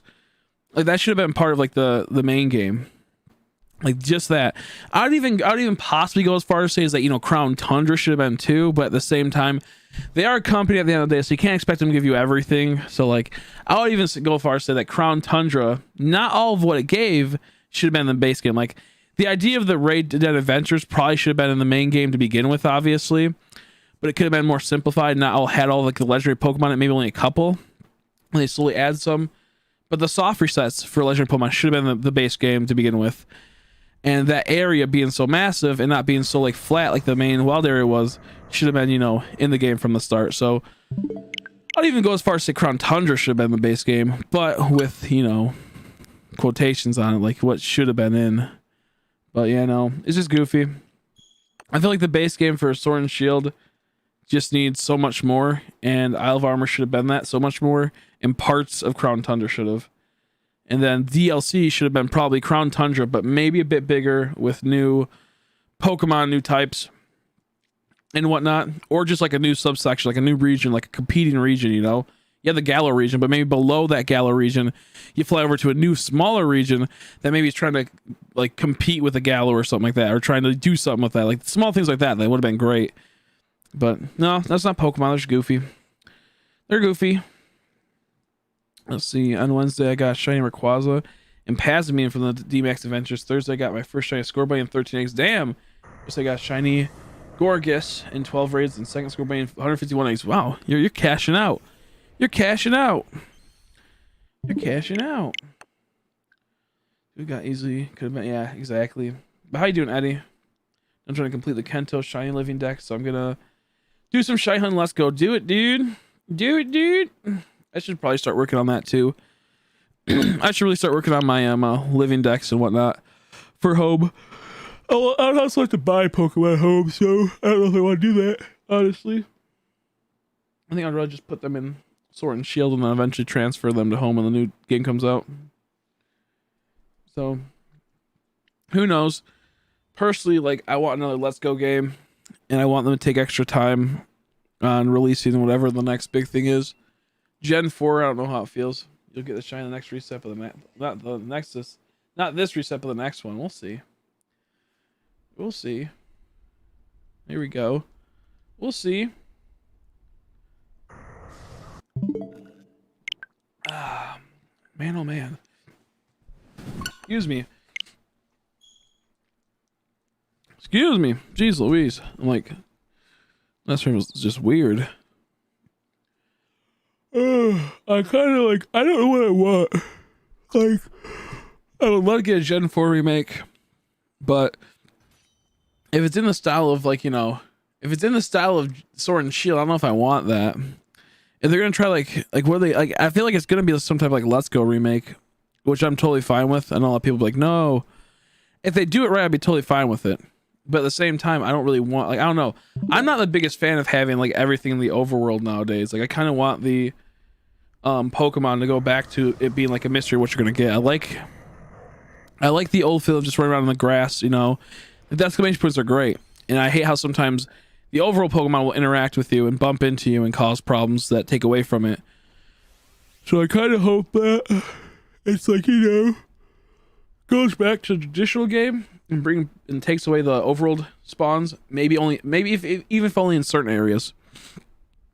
I don't want like, you know, Gen 4 to get overworld spawns too much. If they do, I want it to be in vain of like Let's Go, where if it's like Sword and Shield, it'd be way too much. I don't want them to make a, like, you know, a Sword and Shield style Gen 4 remake. I don't want them to do that, because like the question is like, what are they gonna do if they make a remake of Gen 4 that isn't Let's Go? Like, how are they gonna plan that out? Like that would require a whole entire engine of its own, you know. And this is how you have to see it as Gen 6 was made, you know, and they built that engine, and then they did the Oris remake, and it literally was the Gen 6 engine, just fixed in certain areas to be more compatible and more better than Gen 6. So what are we gonna get? Like Gen 8's engine for the new one, for like the remake of, you know, Gen 4? And if we do, like, how's it gonna like work with, you know, there's no overworlds, there's no like, you know, wild area in Gen 8. And the routes in Gen 8 are kind of garbage, and they don't feel too great. And like the way they have camera angles defaulted don't feel too great. So will it be a third person camera that goes through the routes that instead of being a fixed camera? I don't know. Because the weird part about the routes in Pokemon, in Pokemon Sword and Shield is they're fixed. They stay in one camera angle and then they follow you. And a prime example of how annoying it gets is the woods before the fairy bitch, Glimwood Tangle. It's like it's so awkward in some angles when you're trying to go through it, you can't really tell what's going on, and just like that certain parts where it's kind of like weird. Now are they gonna keep that, or are they gonna have like a third person type of like bird's eye view type of situation, like the overworld does in Sword and Shield? I don't know what they're gonna do. I don't know, like it's because are they gonna like make it like the best option I've seen was like, you know, let's go with that, like, you know, with the modern day of switching from the DS to this. I don't really like how they did routes, you know, in Sword and Shield. It's kind of ugly and kind of like really small, and it's like not complicated at all. Are they just gonna make all the routes like 2 times bigger or 3 times bigger if they remake the game and have it to where it's almost like a not so much a wild area, but it has like, you know, the Gen 6 platform of how they set it up, where it's, you know, like it will follow the main character, and then it'll be defaulted to one thing and have somewhat like you could change the view based on, you know, based on if you're using 2 controllers. Because as dumb as it sounds, the biggest thing I heard when Sword and Shield first came out was that I can control the camera angles now. I can turn the camera angle to aim this way, and I can look that. Now, are they going to take that away in Gen 4 remake? Like, what are they going to do? Like, is that going to piss off people? Like, what are they going to do? I don't know, because we haven't got like a true route experience, you know? Like everything in Gen 4 would be, you know, a town, a route. A town, a route, small little area, route. You only got routes, really. So like, are they just gonna triple the size or quadruple the size of all the routes and kind of make it to where it's like not really a wild area, but it kind of is, but it's just routes, like a route wild area where it's like, you know, point A to point B, then a town, point A to point B, then another route, point A to point B, then a town. Like, I don't know what they're gonna do. The best and safest bet to do is do like Pokemon Go, where it has like, you know, bird's eye view type of thing, and it defaults to one area, you know, where you're at. Like it has that bird's eye view type of thing, and you don't really get to, it's a fixed camera, but it's not like weirdly fixed like in Sword and Shield where it's like these weird angles. I don't know. Because in some cases the routes look pretty good in Sword and Shield. In other cases it's like just weird. It's just weird. So I'm hoping they do something cool. Don't get me wrong. But that's why I'm kind of content if they make a Let's Go remake of Gen 4. They just have to make sure they do it right. And it's kind of hard to do, you know? Kind of hard to do when you have Let's Go as the main engine and Sword and Shield, which are 2 completely different games with how they have their ways that they play out, you know? My biggest problem with Let's Go is that, like, the routes felt claustrophobic, you know? And do any more Let's Go games? I hope they do. I think Let's Go is one of the best games that just needs to be built on. It has the most potential Pokemon game ever. Not the best game, but it has the most potential. It did sell really well too, so that's why I think it gives it that chance to live. But the thing is that it needed to be more. That's the only reason why the reason why Let's Go did so bad, if it did bad, was that it needed more. The base game wasn't bad because it's pretty much just like, you know, a Fire Red or even Red and Blue. It just needed more, where that's where it didn't give. Like, it didn't give enough as Fire Red did. And this wasn't a main game, so like it wasn't like, you know, I would say Fire Red and Leaf Green, like their main game type of material. Whereas like Ultra Sun, Ultra Moon are main game, Emerald's like main game material. Whereas this is more like a spin-off, like a fun little, you know, re-envision, and they didn't really put as much as they could have. So if they were to build and make Let's Go way better, it could totally be in like with competition with a Sword and Shield type of game. They just would have to really build it up. It'll be good for, I think it'd be best for remakes, everything from like probably 5th gen and lower. I think Let's Go's could probably thrive off of doing like remakes of the lower gens, because those were like based around that type of feel where it's like they had like, you know, cutesy graphics almost to some extent, you know, like the, maybe not like the battle, like we get into a battle, you got a cool looking guy, but just off the normal looking at a person, it was, you know, pixeled, it was sprites, it was like cute. And I'm just not sure if like a Gen 6 has that in it to, you know, what am I doing? So I don't know. I'm praying they'll make more Let's Go's and they build it up. The reason why Let's Go was not good for most shiny hunters was because when you did catch combos, everything got affected by odds. And then they fucked up the spawning system, made chances so, you know, filled everywhere. Had they add another gen to it, like Gen 2 Pokemon, you wouldn't be having chances everywhere. You could maybe have a couple chances here and there, but they would be nowhere near as prominent. You know, you could replace it with more rare spawns. Like, because the place that had rare spawns, people like hunting them. And like, if you could get like, you know, the place that had like Charmander, that was cool to hunt, you know, go into the dark cave, get a Cubone maybe, get a Charmander. But if you were to replace that Charmander with like Chansey, I was like, oh, this fucking blows, bro. This blows. Like, I have a chance to get a Chansey now, and that was really pushed people away. And then on top of that, the full odds hunting is good in that game. It just once again came down to the amount of Pokemon in it. It's so little. If they just were to have, and it's all the same one, you know, all Gen 1. People just don't realize the full capacity that Gen 2 has, you know, or Let's Go has. Like the trades in Let's Go, super fast and relaxing. In Sword and Shield do trades, if they were to make it so we can shiny hunt through trades, you have to like go like click on it, go up to your Pokedex, click on it, and like it's just weird. Like it's not as streamlined. And then the soft resets had a problem just because how long the animations be getting cost, but it's like almost the same exact as this, just it takes a little bit longer. And then of course you had a cutscene, which was dumb. They should cut out the cutscene before the, you know, that was like another problem. But like, end of the day, it's almost the same as that game as a main game for like certain like situations that they did good in, but it had its own twist and whatnot. And of course, people had a problem with not being able to like knock out the Pokemon and just having to catch them, which I actually liked. I like to just be able to do catch combos and getting more of a Pokemon. The max amount of box space was fucking garbage too. Only 1,000. You would get that so fast when we were doing trade Pokemon. I had like 500 Vulpix in my box. I'm like, oh man, I gotta fix this because I'm soon gonna hit box capacity. But if they were to, like for example, like not many people hunt the fossils in that game because they're not affected by the fossil of the shiny charm, complete full odds.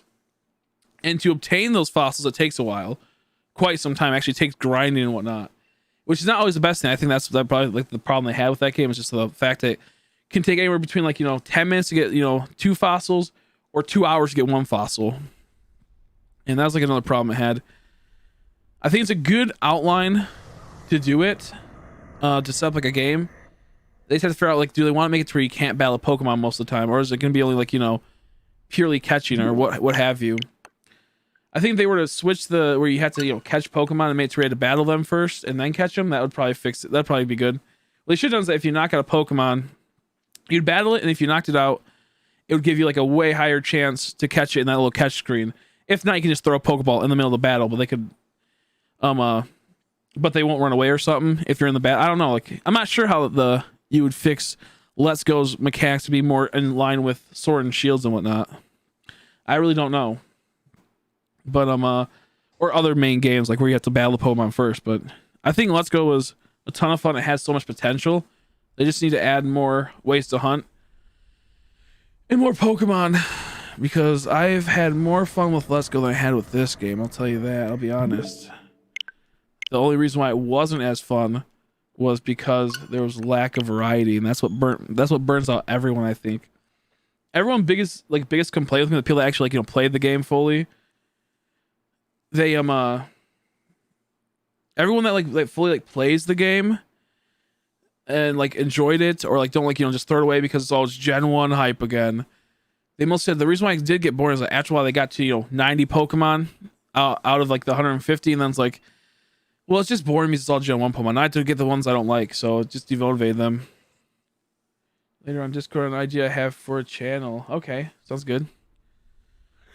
But yeah, I don't know.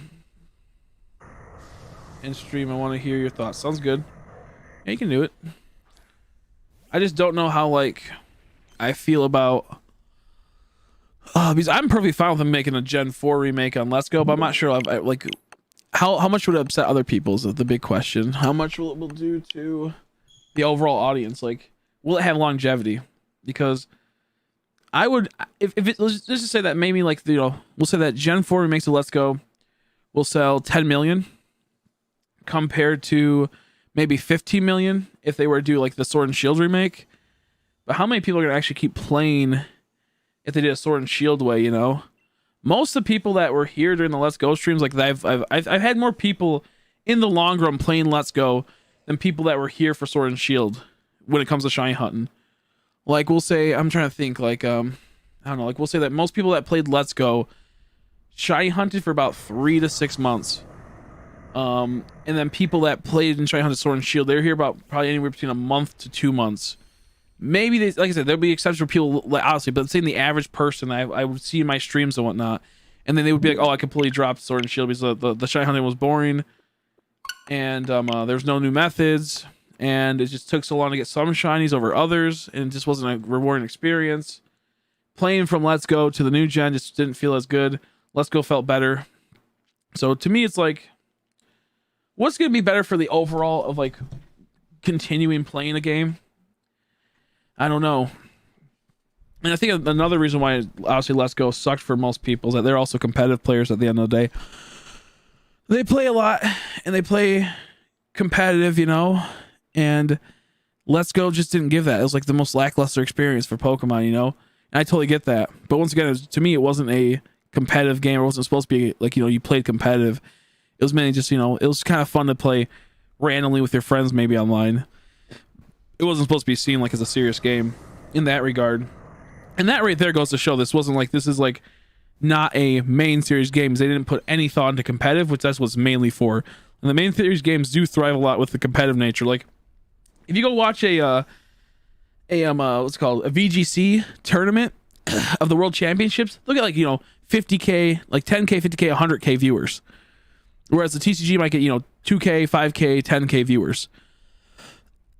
So the VGC is like a rather active thing. If you take the VGC out of a Pokemon game, it's no longer a main game to me because that's like where the main thing is. So after that, it's like, well, what do they have next? So what Shy Hunt? Because that's the next thing I can do.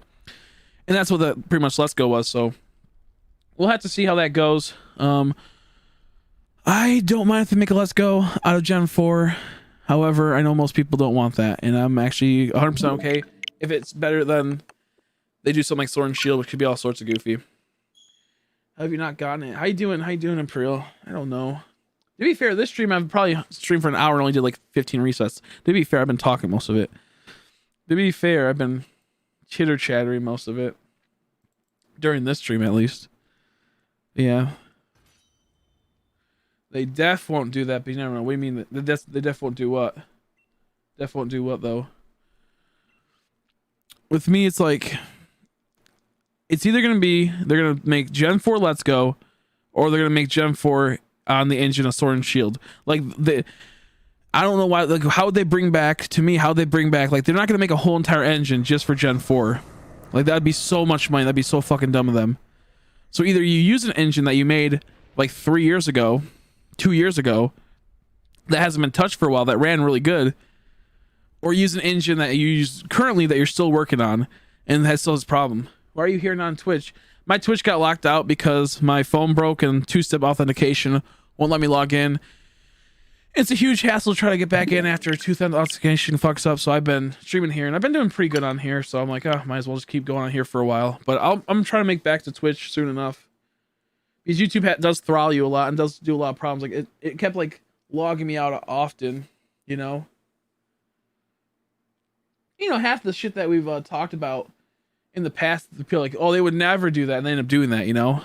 Like the stars. Well, they'll never lock the shiny stars in Sword and Shield. That'd be dumb. Like, they'll lock the legendary, sure. And I said, I'm pretty sure they're going to lock it. If there's something weird about this, they lock the legendary, or they lock the starters.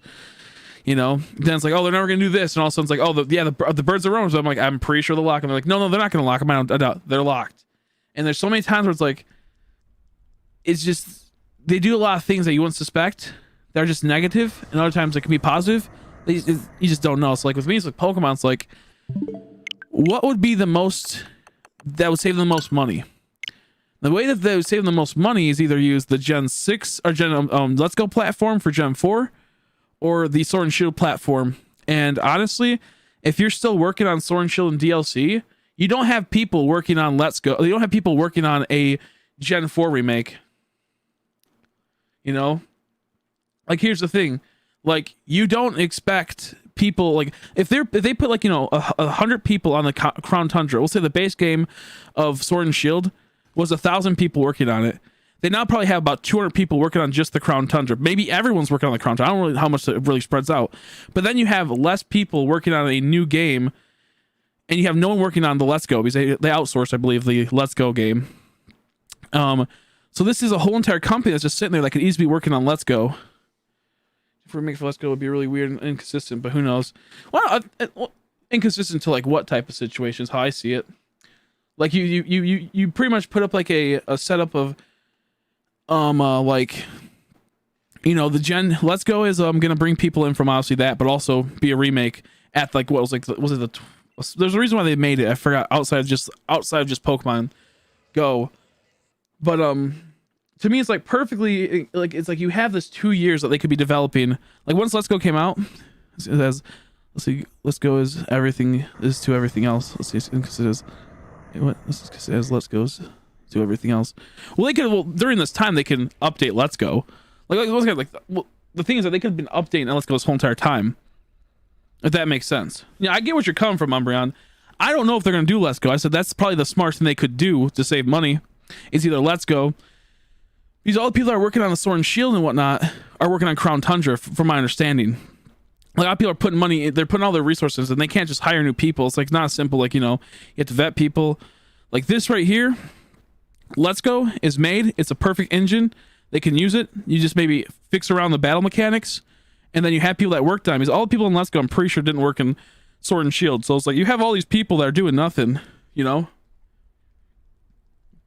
have the Sword and Shield background. Because with Sword and Shield, it's like they didn't prioritize routes, and they didn't prioritize like the way that like the game was, you know, made. Like Sword and Shield was majority of it, what they put into it was like the wild area and whatnot. But with Sword and Shields, like you're also they're still actively putting money into making it. But maybe at this point they stopped, you know, like they had people, they had the resources at, you know, like they had the resources at Crown Tundra and Isle of Armor. Like they were still active. Like, they even said, hey, we might have to delay, we're gonna have to possibly delay the Crown Tundra in some cases, because they were still working on it. So it's like when you have a large group of people working on the core mechanics of this area, how are you going to put more people into a whole completely new project? You know, that's kind of how I see it. Granted, it has blueprints of the game. To me, it's a 50-50. They could do it where they do like Let's Go. Yeah, well, here's the thing. You're not understanding. Like it's like a base game. It doesn't have to be Gen 4. Like it doesn't have to be like, you know, the big thing. Like maybe now remakes will be shittier, if that makes sense. Then for like a huge, maybe, but like what are they gonna do? Wild areas? That's not Gen 4 then. Are they gonna make like wild areas of each location, or make it to where it's almost like a wild area for the routes and whatnot? Like to me, like since they're route based, it's completely different from like a wild area. Like it's weird to me. Like I don't know. It just doesn't seem like every remake we got, which would be, you know, follows the same exact thing, almost the same exact design, and Sword and Shield is completely different from all those designs prior, if that makes sense. Where Let's Go wasn't. It's literally followed the same exact camera angles for the most part, and the same exact feel to it. That's why I think they could do something with Gen 4 with Let's Go. It would work really well. Sword and Shield, there's a lot of risk, so I'm not sure how I feel about it. Just remove the wild area. That's what I'm saying. They could do that. And that's why I think they'll probably do. But I don't know if it's like, if it'll feel good is what I'm getting at. I'm not sure if it'll feel good to me. And that's just a personal opinion on how I feel about that. Like I don't know if I want that. I don't like Sword and Shield's design. It's just goofy. It's gross. Compared to Let's Go, it's a lot more polished and clean. It's been pretty consistent, so probably will do the same out. That's what I'm saying. Like the reason is that you can't, like, it's like, that's what I'm saying. Like it's probably gonna be like a hybrid. It could be, but is that it's been consistent in the sense of you have like, you know, Fire Red Leaf Green. It's pretty much the same exact game. It's on the same exact, almost, you know, a one-to-one type of thing. They're both, you know, within like top-down view, bird's eye view type situation. You go to Gen 2, they get Heart Gold, Soul Silver. Literally the same exact thing, just top-down view, and you get extra little areas added on, which almost the same exact games. You get Gen 3, they add in the flying, which is completely different. You didn't have that back then, so that could be seen as, you know, that's a whole entire new chunk. So maybe they can do wild areas in Gen 4 if they were to do it. Maybe they'll have some type of flying wild areas. I don't really know. Like But for the most part, it still kept its main core mechanic of how Gen 3 was and how Gen 3 Remake was. It just added in this new large mechanic that was rather, you didn't even say like rather vacant, just like a new way to travel. But that's a possibility too. I don't know what they're going to do. And I feel like if you do Let's Go, I would be content with it. I don't think everyone would be content with it though. That's like, maybe I should have I kind of stated that earlier, but I'm not sure if we caught on to that. But like, I don't, if they make Let's Go, I'd be more than happy. I'd like to see it. They already have a lot of stuff. I don't know how I feel about rotating 9. Oh yeah, of course they'll have it. I'm not saying like that. I think from now on, rotating camera is going to be a thing. It's just like when it comes to Gen 4, how much are they going to change? The underground could be used. That's true too. That is fair enough too. I forgot about that. The underground could do that, but I think it's it'll be kind of weird. The underground thing. It'll be kind of cool, but kind of weird. But I feel like underground has so much potential, and they better not fuck it up. That'd actually be really perfect if they fix that and they make the underground good. I'd be very happy. I'd be very happy. I don't want it to be like a wild area in the sense of there's gonna be Pokemon down there. I want it to be a rather massive area that you can like put traps and whatnot, like pretty much how it was back in the day. I wouldn't want Pokemon to be in the underground. I want it to be a multiplayer experience instead. Like, because back in the day, playing like the underground was so fun, and they could do so much with that. No, I wouldn't want that. I mean, I think it'd be cool to have an underground that's separate from the underground, if that makes sense. Like, they could totally have that, you know. But I want the underground to be back to where it has that, where I can, like, you know, lay down traps to get on my bike and try to escape my friend, you know. But I want only for focusing on multiplayer. Like, an underground section would be cool too. Don't get me. Underground fucking wild area is cool, but I think a wild area could have the aesthetics of an underground. That would be amazing. But will they do it? I don't know. Focusing on like the interactions, because back in the day you could literally put down traps and play tag. It was like the funnest thing ever. Like that was the best thing ever for me, at least, was like trapping my friends and fucking them all over. So yeah, Gen 4 remake leaks a while ago. Snow Route IK real though. It was chibi style. That'd be like a Let's Go type of style, like a chibi style. That'd be in that type of realm. Like what I'm getting at is that if they update Let's Go to have more battle mechanics and have it to where like they fix the battle mechanics and have held items and all these type of things, it could turn into a main series game that would do really well and stand up with, you know, this. You don't need to have every game has to be Sword and Shield aesthetics from now on, if that makes sense. Like they could totally do like, they don't need to have it like that. And that's why I like Let's Go. It's not following the modern games. It kind of stays away. I look at Sun and Moon. I'm like, that looks fucking ugly. I hate the characters in this game. They're too weird looking. They don't like to me. It's like it tastes out like it feels like I'm looking at like I go outside and I see someone. I don't like that. I don't go outside and see someone that looks like from Let's Go. You know, they have like that cutesy chibi anime type feel to it. I go and play Sword and Shield. I'm like, Sword and Shield. I can see that guy down the street, dude. The fuck is that dude over there? Little grandpa over there. He's literally down the street. I want them to differentiate two type of series when it comes to Pokemon games. I like the idea of that. I don't want to be put into we now have to deal with the exact aesthetics of Sword and Shield all the time.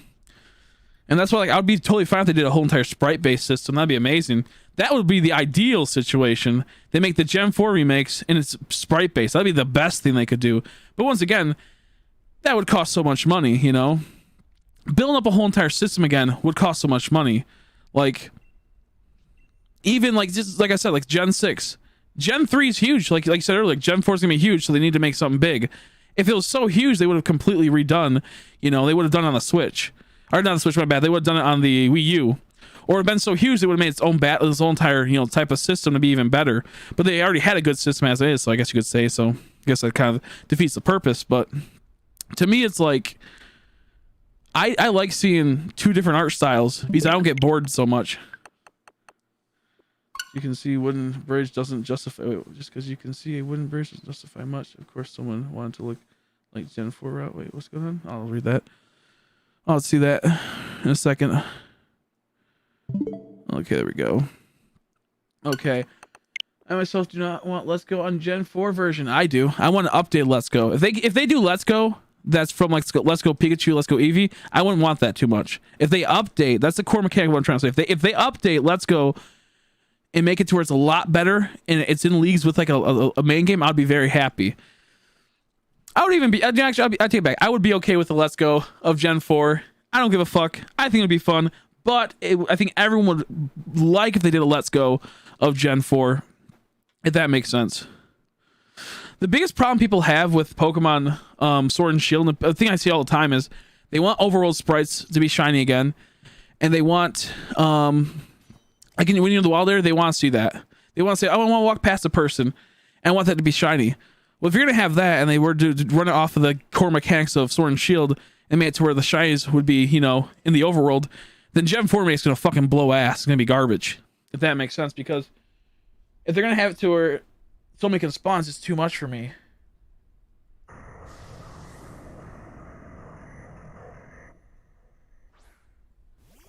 I'll go back and read books that missed it. I've killed 135 Yampers and 88 Zigzagoons and still no shiny. Yeah, it might take you a while. It might take you a day or two. Bill said if we can see words from Gen 4 and also barely visible hoot hoot.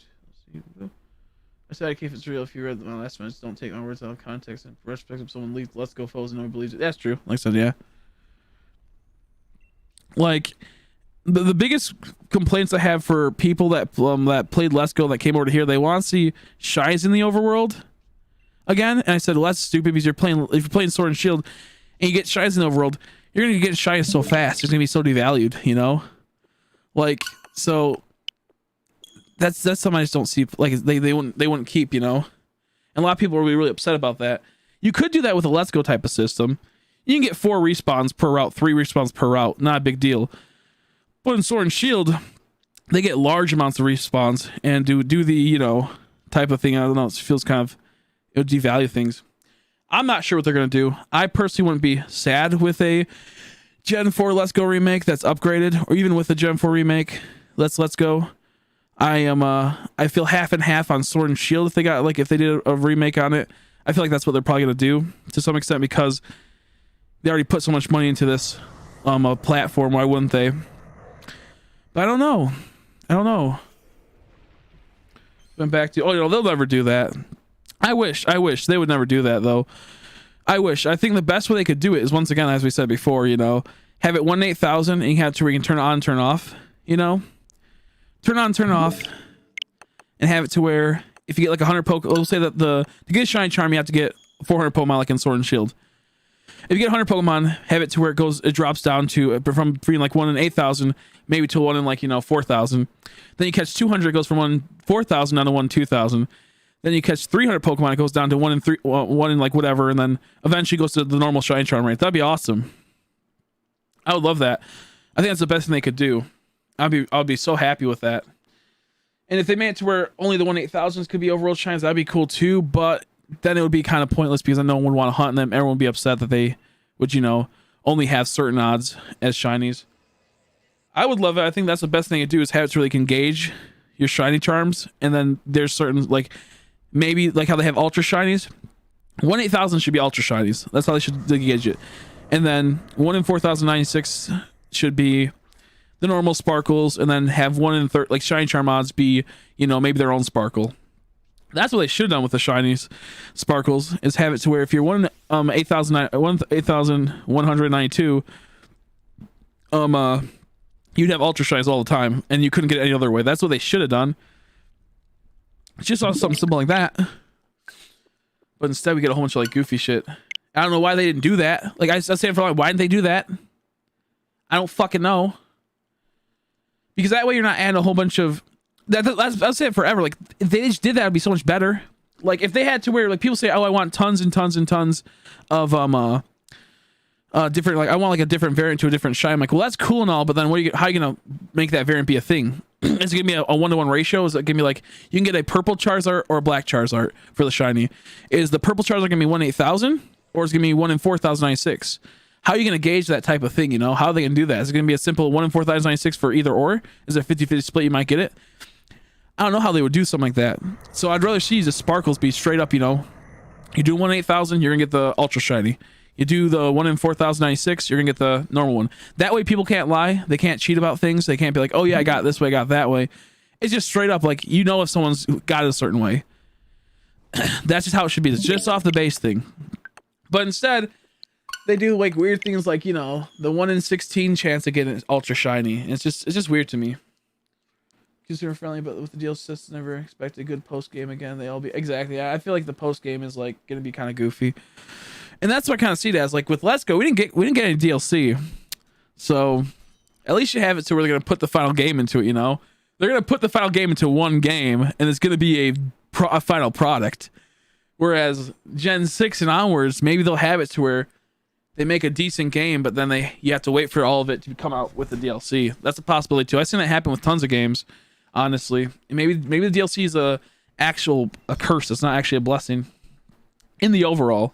It'll be a blessing for me. I stream, dude. Every time DLC come out, it'll be great, dude. That'd be great, dude. But yeah, I don't know. But I don't know. I feel like there's two ways they can go about making. There's three ways, obviously, but there's two main ways. They make an updated Let's Go that they've been working on maybe for a long time with like an updated engine on the Let's Go. Keeps like maybe the core mechanics, or keeps it to where you can, certain battles are, you know, you battle and you catch. I don't know. But maybe have it to where there's an actual competitive nature of it. Or they make it to where you have a sword and shield type of thing. And either they'll take out the wild area or they'll improve on it and make it better. I don't know. Or the other option, which would be amazing, if they kind of like make it into sprite based, make it into like a Pokemon Sword, like my bad, on the Switch, but it's like kind of sprite based and has that old, you know, aesthetic and whatnot. And it has its own little engine that's more in line with the original game. You know, that'd be pretty dope. I don't know. I think there's we'll know. I mean, maybe they're not even gonna make a Gen 4 remake. Who fucking knows, man? Like, let me just do a quick little search of how much did Let's Go make. Let's Go Pokemon total sales. Let's Go Eevee sold 12.20 million pieces. Pokemon, the other one, it looks like it sold 10.94. Is that what it sold? So they sold about 23 million, roughly 23 plus million sold between. Is it between the two or by themselves? So just 12. It looks like they sold 12.20 million. Wait, no, I'm not sure. We'll say that they sold 12 million. How much does Sword and Shield sell? I think Sword and Shield sell about like 15 to 20 million, maybe more now. From the last time I checked. Total sales. Let's see. Sword and Shield has sold more than 6 million copies worldwide, surpassing Smash Bros. Whatever, blah, blah, blah. By June 2020, the game sold over 18 million copies. So they sold over 18 million copies. We'll say that we rounded up to this year. By the end of the year, they sold, in 1 year, we'll say they sold 20 million. Compared to Let's Go, which has been out for 2 years roughly, and I'm not sure when they recently updated this. Maybe it sold more. We'll say that it sold 12 million. Or 13 million when it all comes out of it. We'll say 13 million. And it's like, they put, we'll say maybe $50 million into making Let's Go, and they probably put about $400 million into making Sword and Shield. And they cost almost the same. To be fair, the Let's Go prices did go down for a long time to $40 instead of the $60 after like the first initial like year and whatnot. So even that will take a factor, obviously. But end of the day, we're not gonna worry about that. If you put like 400 million into Sword and Shield, it's just numbers, and 50 million to Let's Go, and Let's Go still sold like about half of what Sword and Shield sold, it'd be kind of dumb to just throw away that system, you know. And that's how I kind of see it. Like as a business, like how can they reuse that, you know? Like, how can they reuse those type of situations? Like, how can they get their money back off of a one and done thing? I don't know. And I hope that we'll get more Let's Go's. And I'd be more happy if they just made a whole entire a new region for Let's Go, or just a whole bunch of random Pokemon. Not new Pokemon, just a whole bunch of random Pokemon. Maybe a few region exclusives, but like, even that would be cool. But I don't know. It just seems like they did so good. They did so good. Oh yeah, for sure. For me, but personally, what I've said from like the very beginning is that the 3DS should get the Gen 4 remake, because I feel like whatever was handheld should stay handheld. That's just how I see it as. Like, that's how they're supposed to be experienced, you know? Like, but that's how I kind of see that. I feel like that whatever was handheld should stay handheld, and I feel like they could have at least still made this remake for the 3DS. I'd still like it, honestly, but you know, and everyone has 3DSs, dude. Like, everyone has 3DSs, so it's like, why not? You know, they could have fixed around the Ultra Sun Ultra Moon thing, you know, or even the Gen 6 platform. They could have fixed around some stuff and released it, you know, and it would have been so great. It would have been so great. But I don't know. I feel like whatever's handheld should stay in that type of thing. Like the big resolution, a big screen. That is true though. I do like the upgrade aspects of it. It's just such a new thing. We don't know what they're gonna do. You know, this has never really happened before. Going up from, you know, like the most console experience we had on Pokemon was like XD Darkness, and what's it called, that. But like I like the feeling it gives. Like playing the I can't even say Pokemon. You know, like Battle Revolution shit, and then of course, but that's besides the point. But like what I'm getting at, like I love the idea. I love the idea of the 3DS. I love the idea of a game being handheld. I guess you could even say it is still handheld. I mean, you can take your Switch off. You know, you could literally take the Switch off. You know, and go into handheld mode. But what I'm getting at is that I like to experience remakes of a game in their upgraded thing if it's in the same ballpark. I also like to experience them in like this new remastered version of this. Would be cool. I don't know. I think there's a lot that could be had. I can't see Pokemon name on my Ultramoon. Oh, you got Dead Pixel. Had Dead Pixels. That's a pain in the ass. Let's see. I'll be able to be able to do the third version for remakes, but with the DLC, we might have DLC for remakes in the future. There could be a possibility they could do something.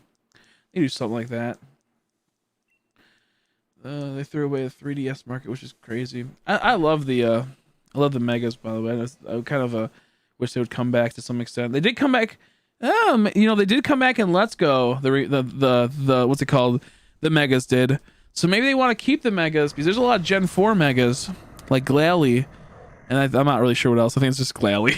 Probo Pass. You know, maybe they'll keep Let's Go to have those type of things where they butcher stuff. Like, you know, they take out megas. Well, how do they bring them back to have people start playing them again and be happy that they're back? Oh, Let's Go. That's a possibility too, though. Like, didn't think about that one, actually. That could be, maybe Let's Go is supposed to be the place where all the stuff that got scrapped is supposed to go to, and with ever a new like game type of remake, that's a possibility. I don't know, maybe. I did like using the megas in Let's Go, to be honest. They're so cool, and I feel like if they just brought them over to the fucking Switch, they would, like the Sword and Shield, they look so fucking dope. They would look so fucking dope, man. And that's why I think, like, I like to have the two experiences of like the more realistic of like Sword and Shield aesthetic, and the more like, you know, Let's Go aesthetic, where it's like, that'd be cool. I like the idea of that, you know, where it's like maybe Let's Go is supposed to be a place where all like the bullshit happens. Maybe in like 2 years from now, we'll get a Let's Go version where they have Dynamaxing in it because it's now no longer a thing in the next gen. We'll get Megas and Dynamaxing, and it'll be a huge clusterfuck. No, I'm not sure if they'd ever do something like that. That's a little too much. But yeah, I don't know. My Switch isn't handheld anymore because I don't use Joy-Cons to do drift. Yeah, that's so true. So true. G-Max for Gen 4 stars would be dope. They would. And that's what I'm kind of hoping. Like I said, I like the idea of the G-Maxes being a thing, and that's why I think they're really going for that. They've been showing starters off, you know, getting the G-Maxes. And if we're being like 100%, it's probably going to be obviously Sword and Shield. I just would like to see like a Sword and Shield engine. I just would like to see a Gen 4 remake with Let's Go, because no one really tells me they're like, I don't know what people's biggest hatred of Let's Go was. I really don't know. I don't. Half of them don't like the fact that the shines are too fast to get, and half of them don't like the battle mechanics. And that's what it seems it comes down to. Which once again, everyone agrees with that. All I had to do was just retweak the shiny hunting, and it'd be totally fine. You know, it'd be almost no different from Sword and Shield, you know. So to me, it's like, I don't know what everyone's hatred for Let's Go is outside of like the shines were too easy, and maybe they need a few more methods. And then of course the battle system was goofy. Like, I'm not sure like what everyone's like annoyance was, because it kept the core mechanics of blue and red, you know. It kept the core mechanics of like, you know, being stuck to routes and whatnot, and like having default views and whatnot. And it pretty much was just that, like a red version, almost like a 1-to-1 type of situation in the sense of, you know, how it played, and people love playing red version. But I'm not sure, like, if you guys can like tell me like 5 things you don't like that couldn't have been added on to. I don't know. Hey, Let's Go just for, yeah, well, of course I think that's just because in general that, you know, that's just a Switch problem which affects that game. That's what I'd say. That's just like a it does majorly affect it, because then you might run out of the area where it despawns the Pokemon. But That's almost like a you problem, not a me problem, actually, Gerard. So I don't care. No, but that's like a Nintendo problem I see. There's a lot of things for me. It was boring. The hunting gave me anxiety. I can't stand Kento anymore. Yeah, I say right there. The Kento, right there. It wouldn't be Kento no more. That'd get taken out of. The anxiety of like losing a shiny. I agree that could be fixed upon easy. You know, that could have. That's what they should have done. If a shiny Pokemon pops up, it should stay there for about a minute, or there should be a special notification, or it should be a big flash or something. That right there, that could be fixed. And so like didn't like the odds or and they right there once again the middle finger. Fuck you, I'm around. Let's go's best. That's a joke. But right there they could have fixed the spawning, of course, with like the odds. That's what it came down to, the odds, and that's everyone's thing was the odds. If they just fixed the catch combos, it totally would have been better. And that's my whole thing. If they fix the way that the shiny spawn, how long they stay on the screen, or maybe not have two, they don't even despawn. Tell you how slow the natural spawns are. Oh, they can fix that, but at the same time, I don't mind that too much. I mean, you just do a few door resets. Most people did door resets after a bit. I kind of like it. I also multi-hunt. And you can multi-hunt too during that, so there was ways around it where it was actually out of hand at times with how fast they could spawn, even at 30 seconds. And then you could also just run into them and despawn them. So, I mean, that's another thing. Like, it comes down to how you want to play it. If you want to be, like, just chill, then, yeah, I can see that. The natural spawns being slow. But the way that they worked is that if you didn't use a lure and you full odds, they took about 30 seconds to spawn up, or 30 seconds to despawn, so you'd have to wait 30 seconds, which a normal encounter rate is about 30 seconds for most Pokemon games. 19 seconds to 30 seconds. So it's like a give or take. You can get 3 at once, so it's like they're all off by just a couple seconds each, so it's like, it just feels, because it doesn't feel as good because you're not interacting, so I agree with that. Just like how like soft resetting is not as fun as doing the pattern, or it feels like it takes too long soft resetting. It's just like how's your mind trick you to making it feel like you're doing nothing. So I think that's something they could fix on, obviously. I think how they could do a few things, it's like they could do that. Like go either. See. Yeah, I think the problem was that people saw it as a cash grab. It was Gen 1. That was the biggest problem. And that the shinies were way too easy to get. I think that's the biggest problem they could easily fix. First off, it's going to be Gen 4. Everyone loves Gen 4. You know, even if you hate it, you still have you still love it at the end of the day. It has tons of great Pokemon in it. So right off the bat, it's gonna like the Kento's not like a big thing. That's fixed right away. And that's just not, I'm not saying for you, but that's what most people said. It's Kento. For most people, it's the odds. Once again, they can fix that. They have it to where, you know, only the Pokemon you catch commonly will have the odds increased. Obviously, everything else will be full odds or shiny charm odds. Something simple they should have done. An easy thing they could do. Will they do it? I don't know. Maybe, maybe not. If they don't, then that'd be kind of annoying. But no one talks about the good thing that comes from Let's Go. The racing! It's actually a game you can race. Oh. A game you can race, and it leads to everyone winning almost. Because when you're racing in other Pokemon games, you don't really have a good point system, you know? You don't really have a good point system. It's like, with Let's Go, you could really flush out the point system. And it's such a good game for racing and being competitive in racing. You can sit there and chill and do nothing. You can just sit there and have things slowly spawn. You can do door resets or route resets. That's good. And that will change the race and the outcome, but it has a higher risk chance. You could you have so many other targets. Maybe like in the area you have, for example, the first route. There's Oddish, Rattata. That's a bad example. How about we do the route next to it? It has Sparrow, Nidoran male, Nidoran female, and then it has Rattata and something else. The spawn rates, you could be like, okay, you're going to see Rattatas more often and Sparrows than a Nidoran. So if you end up hitting a Nidoran, you get 5 points. Rattata will get you 2, Sparrow will get you 2. And it led to a lot of like, we did things like that where it was a ton of fun and it was great. And it was so like, people had fun. The only problem it came down to is once again, it was Gen 1, so it got boring. So it's like, I love the aspect of how good of a hunting game it is and how good of a shiny racing game it is compared to past games. Kind of like how like the Pokemon Rumble can be a fun shiny hunting game for racing. Just has its problems, I don't know. But with me, it's like a lot of people had like that could be remedied. A lot of the problems that people had with Gen Let's Go was it could easily be remedied, and most of them would be remedied just by going to a new region and having more Pokemon. If you add 400 more Pokemon into the Pokedex of Let's Go, the game would be completely night and day difference. You know, most people are sick of Gen 1 and they just get burnt out from it and they don't care for it and they're just kind of like, I hate this, and it puts them into that like the game, like the whole entire game mechanics will forever be garbage. If you just were to add 400 more, you know, that'd be, to me, it'd be so good. Because then you have so much variety, and you have so many things that could add to it. A night and day cycle would be kind of nice in Let's Go too. I think a night and day cycle would have been great. That would have probably done a lot better if you had more Pokemon. Could totally work. Could totally work. But who knows? I'll stop talking about Let's Go. I just love Let's Go, and I think it has so much potential, but they just fuck it up, man. They just fuck it up. We get back to Kendall. Just nostalgia money. I think there was a kind of like some type of anniversary around that time for Let's Go, so it kind of worked when it came down to it. And it was like, you know, a money thing, and it was an introductory thing, you know. This is how it went. It went Pokemon Go, introduced people to Let's Go, then Let's Go introduced people to Sword and Shield. It was a progressive thing where it added people slowly to that. It wasn't just simply, oh, let's get people from Pokemon Go to play Let's Go and then never get them into anything else. Like, no, they went from Go to Let's Go to Pokemon Sword and Shield. It was a transition phase. It wasn't just simply they made Let's Go and all the people that played Let's Go never played Sword and Shield. It wasn't the opposite way. It was the complete opposite way. People that played Let's Go eventually bought Sword and Shield. And then they see the difference between the two, and either you liked it or you hate it. Most people that bought Let's Go I transitioned to Shield, it seemed like, from what I've noticed. So it wasn't simply just get them into Let's Go. It was get them into Let's Go, then get them into Sword and Shield. If that makes sense. That's what I think the whole goal was.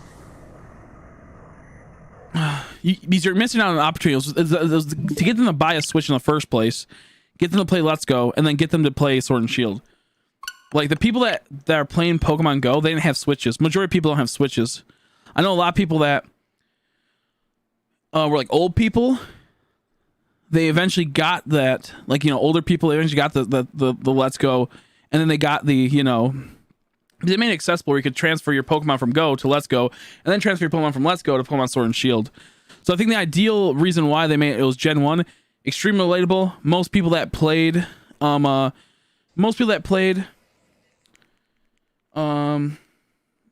Go started off at the very beginning, or when it was mostly Gen 1, so something relatable. So you went from Gen 1 Pokemon Go people, went to Gen 1 Let's Go, and then went into this weird, huge thing of what the fuck is this? Why is there so many weird Pokemon I've never seen even in Pokemon Go? So I think it's like a perfectly planned out thing. Perfectly planned out thing.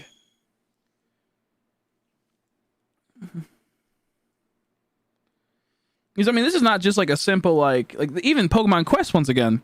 The nostalgia of Pokemon Gen 1 is all about the money they can make and how get people into more of their stuff. And this is even Pokemon Quest had that, you know. It's only Gen 1.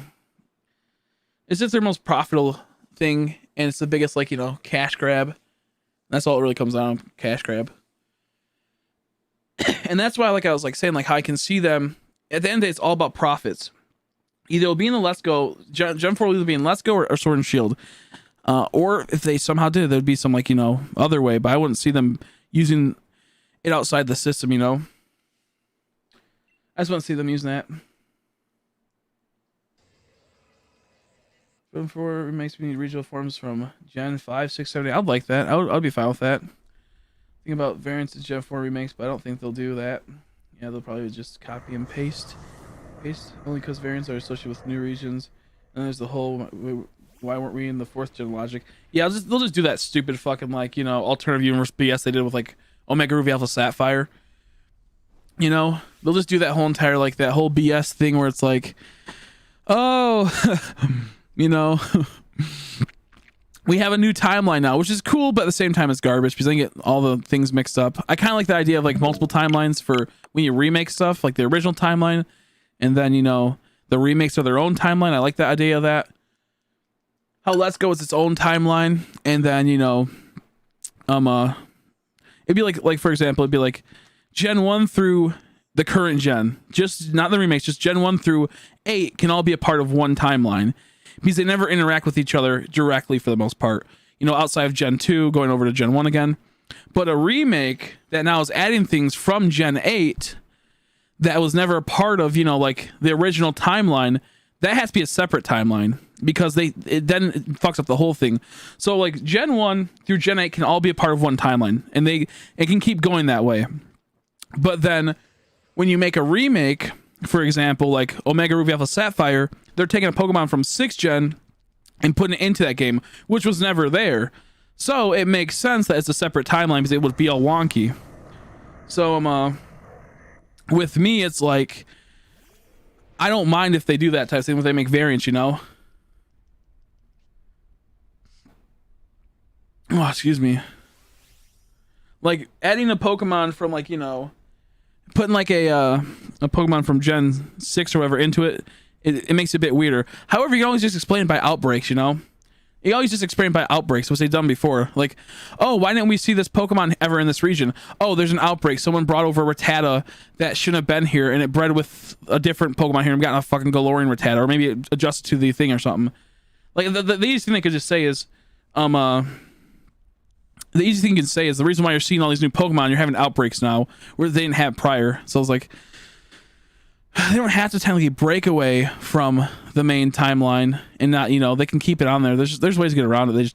They just don't have the time. Yeah, I want a more, like, I think the more connected universe can be done with a 1 through, you know, 8 situation. But once you start going backwards and going into remakes, it gets a lot more muddier. And that makes sense. I think megas were easy to incorporate because variants cause they can get rid of it. Let's see.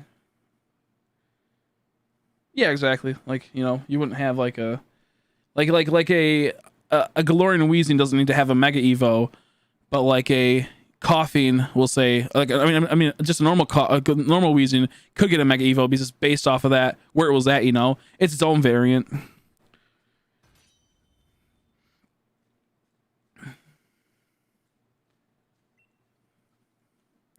Well, it doesn't even have to be like, even in like, even for prime example, even in Gen 2, they had outbreaks, you know? Oh, this new Pokemon came, Yanmei, we don't see him normally, but now all of a sudden they're here again.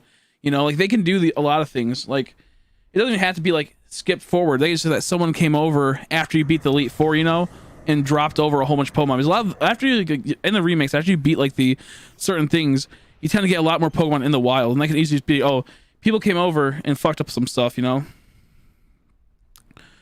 I don't know. Boop, boop, boop, boop. How you doing, by the way, B5? How you doing? I want more connected universe with old characters showing up more often. Yeah, I'm content with that. Just in the remakes, I feel like that has to be its own universe. I think remakes mostly have to be their own universe half the time. And even though I don't really like the idea of that, I just think that Gen 1, 2, 3, 4, 5, 6, 7, 8 can all be in the same universe, 9, 10 onwards.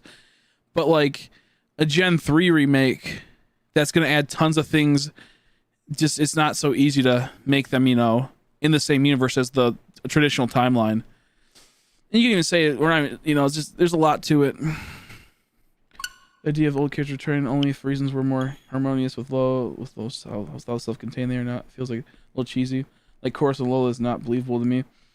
Yeah, to me, it's like, to me, it could be believable, but this is what happens within the main games. Like, each game has it like towards like, the world's gonna die, the world's over. And it's like, every region is like, the world's gonna go over. Or like that. Like, a great example is Getsus. He just wanted to control Unova. I don't think he really talked about going over and controlling other areas too much. Like, I think he kind of just was like, I want to control all of Unova. He didn't really say, I want to control other areas, you know? I don't want to control, like, I think that was like the main goal. He wanted to control all of Unova. And that's a great way to be like, look, there's other areas out there. Maybe I'm wrong because I can't remember. But then you compare it to fucking Gen 6. The guy's like, I want to destroy the world. It's like, how do you get these two separate, like, how is it like, I guess in the real world, it's like that too, though, you know, to be fair. Certain people want to blow up the whole entire world, while other people want to just control their one section. I feel like there's a lot to be had. I don't know. There's a lot. I feel like it's like, I don't know. They do time skip for Gen 4 remakes. They can do what they said, like the new Pokemon grid or that one. Let's see. Let's focus. Boop,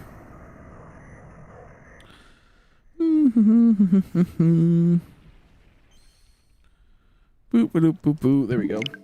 Nothing special. Incorporate the regional gimmick, like be it Dynamax or Gen 9 gimmick, and have post Gen 4 Pokemon in the post game. I don't think they had them in the main game. Let's read that again. But about the people who are so sure about Distortion World will be in the remakes, I really think they don't think it will be.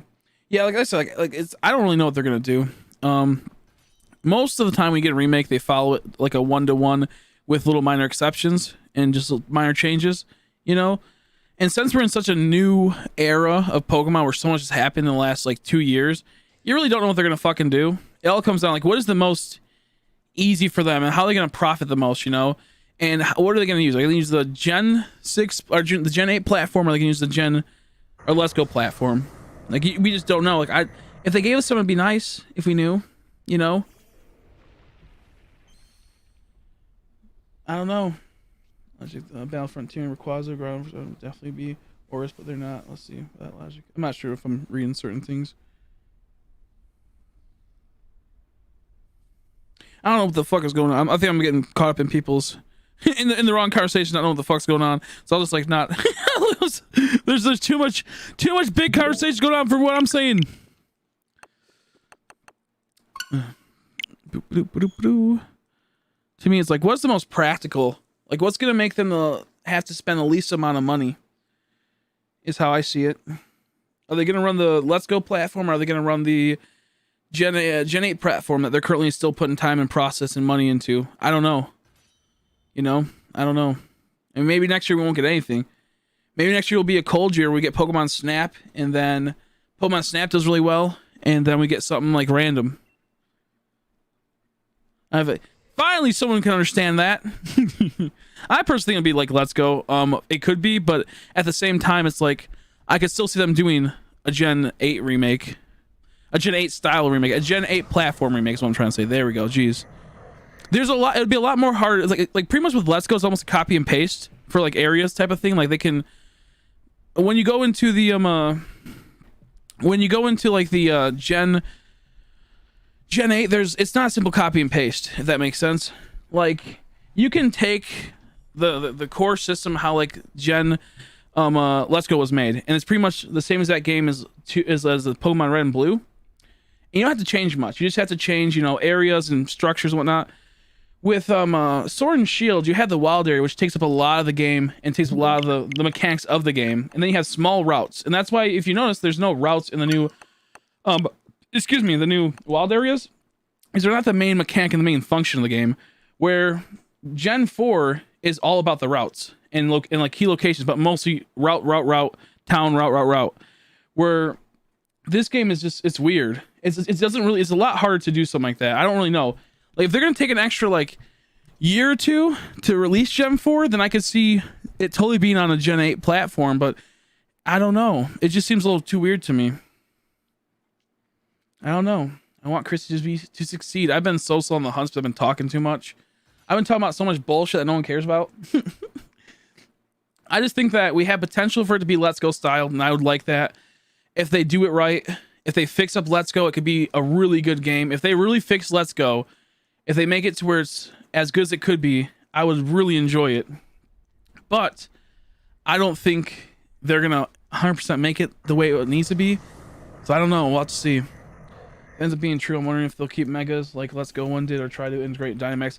Well, my assumption I was saying earlier is that I think they would keep megas. I think like Let's Go will be like the place where you throw everything away and they get put there. So like megas, the black and white fusions, possibly, other such small things like how they did the I forgot what Gen 4 had. It had something in particular. Maybe the battle frontier, or like the danger zone frontier, will get added to that. I don't know, things that got discarded, you know, that normally that you don't get back. Maybe that's what Let's Go will be. It'll be the collection of all the stuff that didn't really stay. So maybe in like 3 years we'll get like, you know, a Dynamax version, but of some type of thing. You know, they'll bring back Dynamaxing. But I don't know. It comes down also how big can you make Dynamaxing in Let's Go? It would be kind of weird. You know, it'd be kind of weird. They can keep the megas for Let's Go, but how can you scale? Like we had like this game is based off of scaling. And when you throw out a Dynamax, that it has to run that in the engine, you know?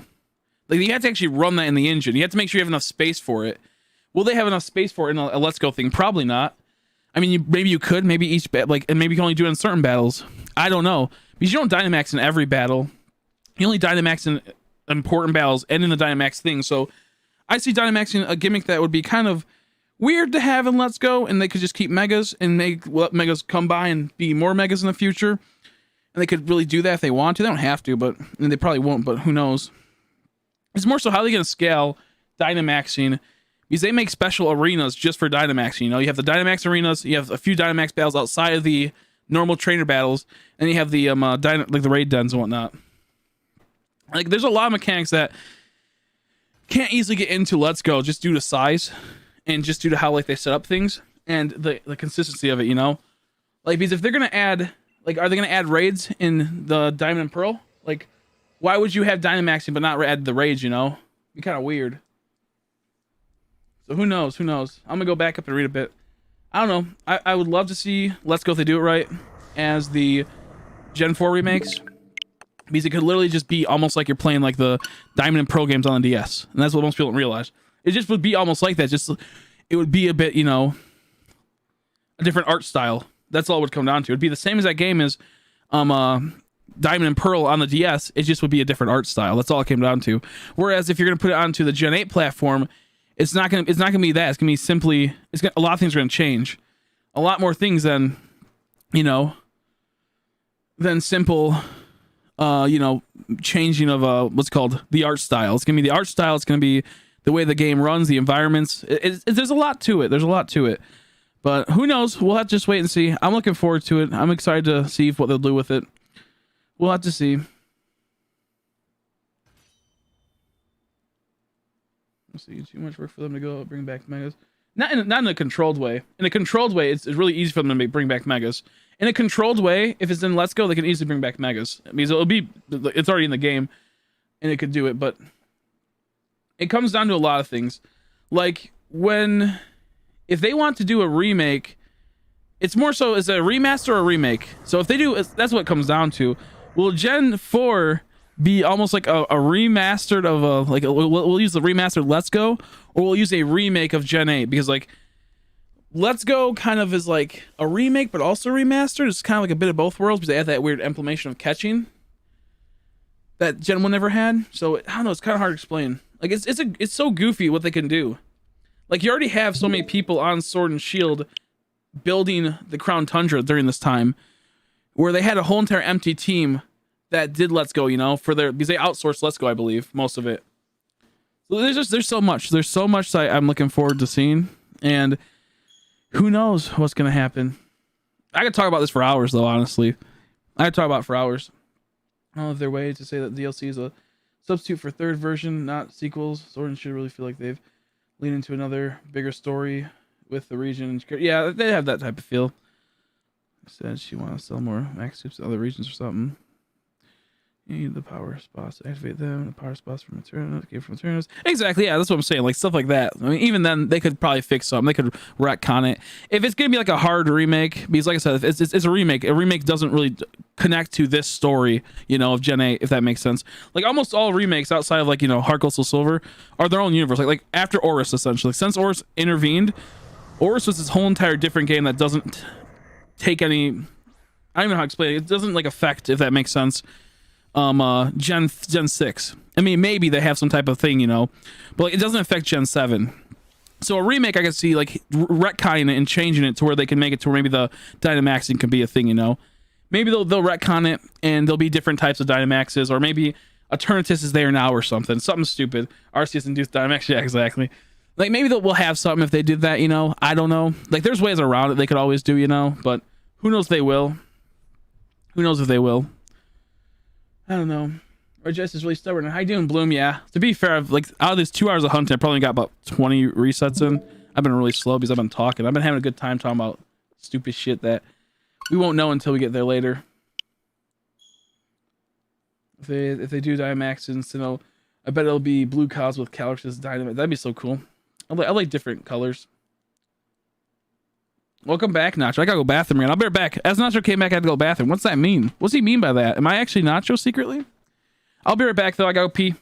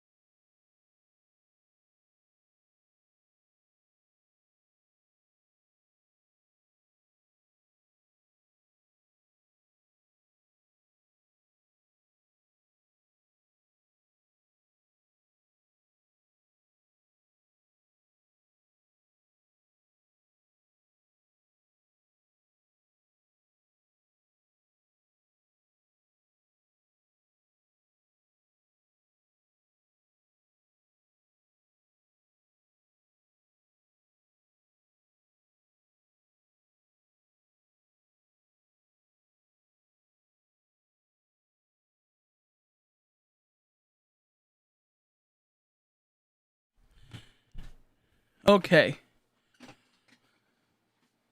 Oh.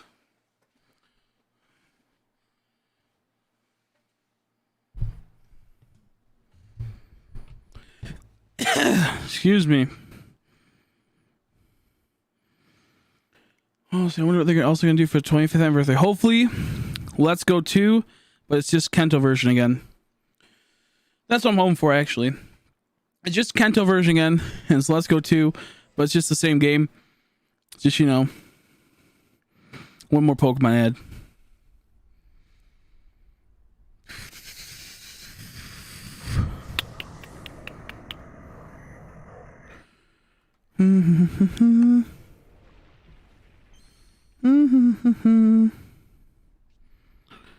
Oh, no, it is.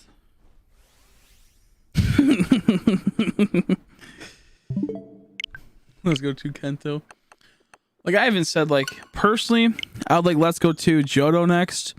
Have them take longer to finish the Gen 8. The Gen 8, what's it called? Platform. And then maybe release the Gen 4 remakes on the Gen 8 platform. I feel like there's still a lot of things that have to iron out with Gen 8. There's still a lot of things they have to fix with it and give us more, you know, content towards before they put it into another game that's, you know, the game's only been out for like a year. Yes, I got a shiny Lugia. Oh, congrats. Congrats. Excuse me. Congrats. Yeah.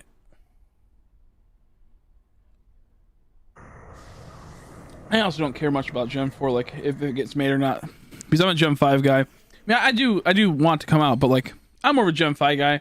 I know my Gen 5 is not going to come out for quite some time, so Gen 4 is just not like a huge thing that like I want to, like I feel like I need type of thing. So I see it as. I don't really need it. I could, you know, wait. It'd be cool to get it. I'd love to get it. But I don't really need it. What I do need is another another Let's Go game. I do need another, you know. I do need another Let's Go game. And to be fair, Gen 2 is my favorite, like, Pokemon are in that gen. A lot of good stuff in that gen. So I'm more inclined to, like, I wouldn't mind getting a Let's Go 2 gen. Perfect Lugia, all 6 EV, and speed up, attack down. Ooh, baby. I guess that's good. I wouldn't know. I don't play competitive. I don't know.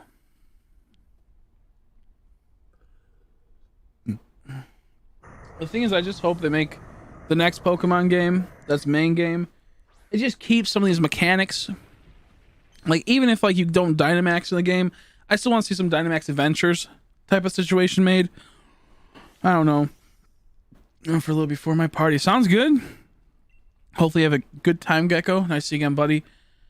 I got hiccups. I just don't know. I think the exciting thing about Pokemon is that you just never know what they're gonna fucking do. Like, for a long time, people would say they would never make DLC, and all of a sudden, boom, they make DLC, you know? They'll make DLC. I think it's just like a waiting thing. Gotta wait to see what they're gonna do, you know?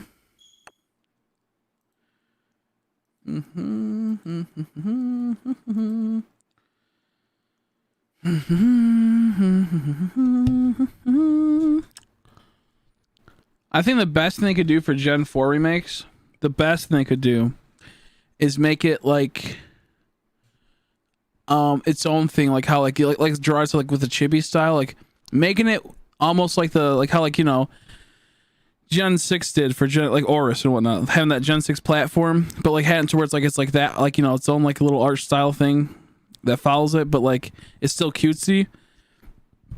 I hope they like do something where it's like, I don't even know, like I hope they just go back to like the pixels and whatnot, like sprites. That'd be super sweet. If they just remaster it where it's like a blend between sprites and 3D graphics, something like that, maybe it could be something cool. I don't know. I think that'd be pretty sweet. Keep it like the same exact map and everything. Have it to where it's almost maybe just different. I don't know. I don't know how to explain it because I'm not sure what type of game type that would be or how that would be made and whatnot. I don't know how to explain it. But I would like for them to keep it. At least Let's Go is beautiful. Sword and Shield's like the ugliest textures in Pokemon history. That's true. That's true. And to be fair, I always say like textures don't really bother me, but I know they bother a ton of people. Because there's something you said where I have a better time with a lot of Let's Go stuff than Sword and Shield stuff. Maybe that's something that's due to how pretty it looks sometimes, you know? Maybe that's a reason why. I don't really know. Because I don't really play like for the graphics all the time, but I do notice that it's kind of ugly seeing a lot of stuff, you know? The more and more you see, like, that's kind of ugly. That's kind of gross looking. So I don't know. That Pokemon MOBA at Doe. I don't think I'll play that, honestly. I'm not into like MOBAs and whatnot, so I'll probably pass on that, to be honest. Okay, game. Have you played 6th and 7th gen? Yeah, they're ugly. They're fucking ugly games. They're pixelated, like they're fucking garbage. But I think it's charming how they do it to some extent. I think the characters are still kind of cute. And in Sword and Shield, the characters are too realistic and they're ugly, if that makes sense. I think Gen 6 has a lot of gross, for sure. For sure, without a doubt. But also, it's within the constrictions of, you know, it's like a 240p screen, you know. But no, I agree. The fucking overall, I would say, like how they were made, they're probably not like the worst. They're probably like really good. They're probably really above their time, to be fair. But since we're like at like, you know, 2020 and you're on a huge scale screen, I would say they're the worst just off of that. Like how bad it looks for that. For what it is, for what like Pokemon Gen 6 is, it is really advanced, I would say, for its time, possibly, for how much is in there. But it doesn't mean they're not, like, doesn't just excuse them from being fucking goofy how they look. But just kind of, it makes it so I can understand it a bit more. But there's something about where it's like really cute. Like seeing Bonnie, what was her name, Bonnie? And she's sitting there, like standing there in like the gym. I fucking cracked up for an hour how goofy she looks. I cracked up for like an hour. I see like the first time I saw her, like re-seeing her again after years, I was sitting there laughing on live stream for like literally a half an hour. I then see how fucking the sword dog runs in place. I just go, oh. So I think there's a good way around like how you could do it at times. But yeah, no, I think Gen 6 had some beautiful graphics at times, but a whole bunch of garbage graphics at times. But that's within how it's shaped into, you know? It's like it's in a small ass 240p screen TV type screen type of thing. And then you go over to this game where I'm on a 4K TV right now, and this fucking graphics are so there's like no excuse for them to be this garbage. Where you have a bit of an excuse, a small excuse for a DS, which is, you know, a little tiny screen. Either way, though, I agree to like, you know, the extent how it is. Like the concept of those gens. I love Gen 6. That's, I think, the Gen 6 platform, I think, did a really good job. I think the what's the least one? I don't like the Gen 7 concept. I think the concept was cool, they just didn't deliver it right. They just didn't do it right for me. Isn't that great? Isn't that great, dude? The first time you see her, it's only like from her like tummy up, and it's just like this little tiny little midget standing at this thing. They did Bonnie so it's so funny. I literally cracked up for like and that I'm okay with. If something looks so goofy it's good, I'm okay with it, honestly. This game's so goofy it's fucking infuriating. Like that texture on the ground makes me mad. This is a fucking billion-dollar industry that's only gone up since Gen 6. And they can't just make the ground not look like fucking wet, moist fucking cereal that's been scattered across the ground. It's been smushed and scattered. It looks like if someone like took Cheerios and let them out for fucking like an hour, then put them, like dumped them all out and just went and like got like a roller and just rolled it. It's fucking, it's stupid. I hate it so much. She's cute, but she's so goofy looking. She's cute, but so goofy. Like there's an endearing charm to it. And I think that's because it's in like that chibi style. Whereas if Gen 7 had that, Gen 8 had that chibi style, I think it would be like, I wouldn't really mind too much some of the goofiness of it, if that makes sense. I feel like everything's so realistic that when you look at the ground, it's like that is how you go from being a realistic person with realistic proportions to fucking the ground is fucking ran over like nasty ass Cheerios, mushy ass Cheerios. What the fuck's up with that, dude? That's kind of how I see like Gen 7 or Gen 8, and then Gen 7 is just gross. Like I hate Gen 7. It's just gross looking. Gen 6, I give them. It's the first gen of that. It makes sense. It's gonna happen. Then Gen 7 comes out. It's like, oh, gross. Yeah, exactly. Breath of the Wild to Sword and Shield. Exactly.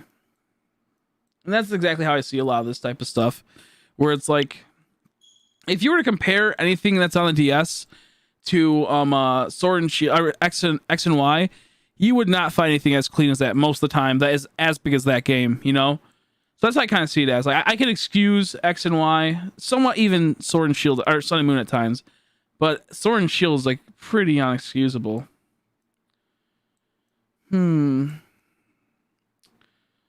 What was I gonna do? I'm in the middle of doing something. I can't remember. Oh yeah, spend my energy. Okay, can't spend energy on that. I'll spend the energy really quick. Excuse me. Excuse me, holy shit. I didn't feel good.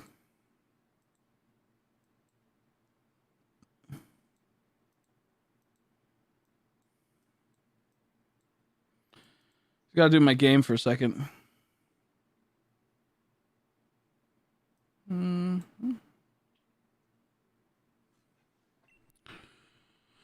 yeah, like the way I see it is, I hope the Gen 4 remake, if it is coming out next year, it's done good. I'm a little scared if it goes on Gen 8. I don't know if it can really run on that platform easily, if it's gonna look good. Whereas the Let's Go, if it's updated, to me, it could still be a good game and could still do really well. But it has to have the upgrades. It has to. It needs the upgrades.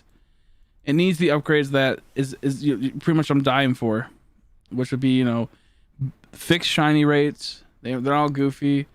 Which would be like the, was it fixed shiny rates? Tons of more Pokemon. Fixing to where if you get shiny Pokemon, it doesn't even like despawn maybe. That'd be perfect. Keep the overworld shinies in there as long as there's not places that have like, you know, 30 plus chance of encountering stuff. Like keep that as well. Maybe make the size a bit bigger.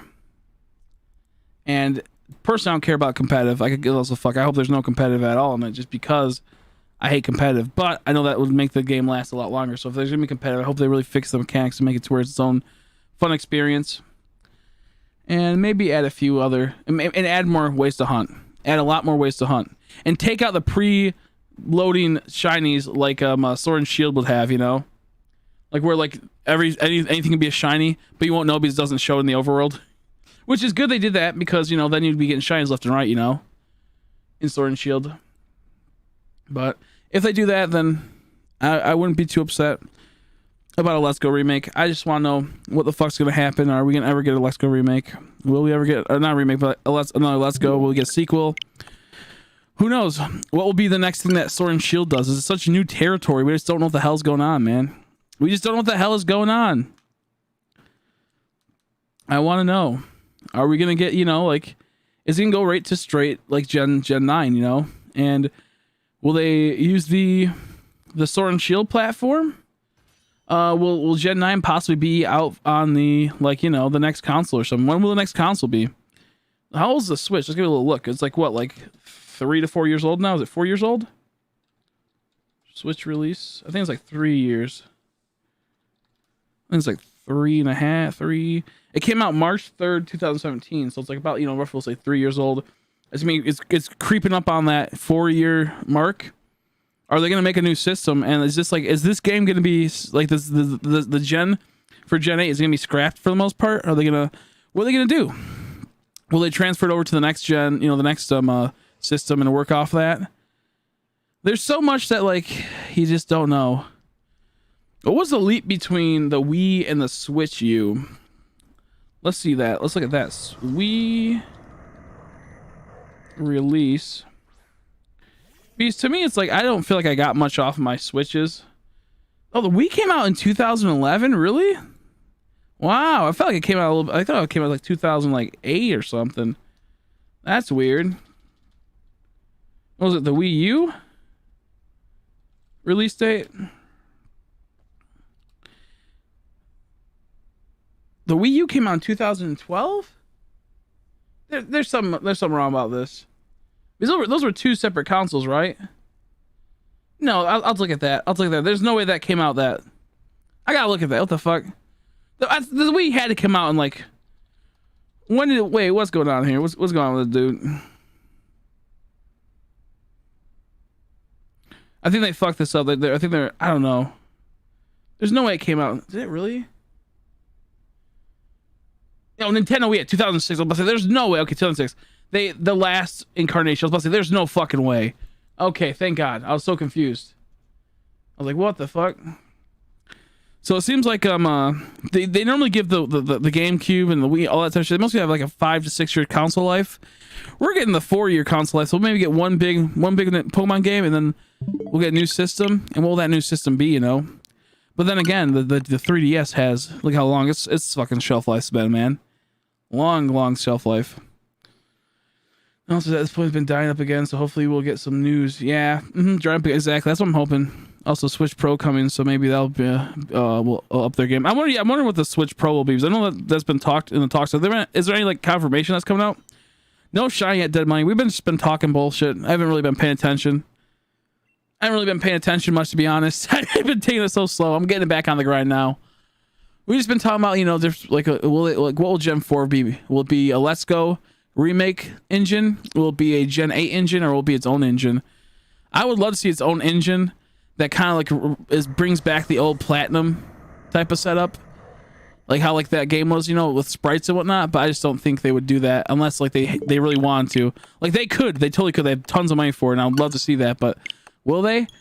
Probably not. They'll probably do a Gen 8 type of engine and fix it up to where the routes get done well, hopefully. So there's retailers that just say upgrade Switch coming. I hope so. If it does, I'll more than likely get it, so I can do 3 times hunting. All I know is that like I'm afraid, because if here's the thing, if we have a Gen 4 remake, Let's Go lock the starters. But yeah, they did, but they didn't. And then for like to shiny hunt the stars, you know. And like having their own special hunts, because they did, but they didn't. But I think they didn't lock them they didn't lock them. They locked them at the beginning, but they didn't lock it to where you couldn't hunt them a special way. But point being is, what I'm getting at is that Let's Go lock the starters, and then Gen 8 lock the starters. So if they do a Gen 4 remake, either way, if we had either engine, they could lock the starters again. I really hope they don't do that, and that's what I'm kind of scared of. Either way, they could take away the hunt I want to do so bad. Who knows until they officially release? Yeah, exactly. I mean, that stuff happens all the time. Like they'll buy, like, you know, domain names. They'll buy a ton of stuff. They'll buy things just to have it to where other places can't do it. You know, they definitely. And I'm hoping they don't. And that's like, I'm like, either way, we have a bad option.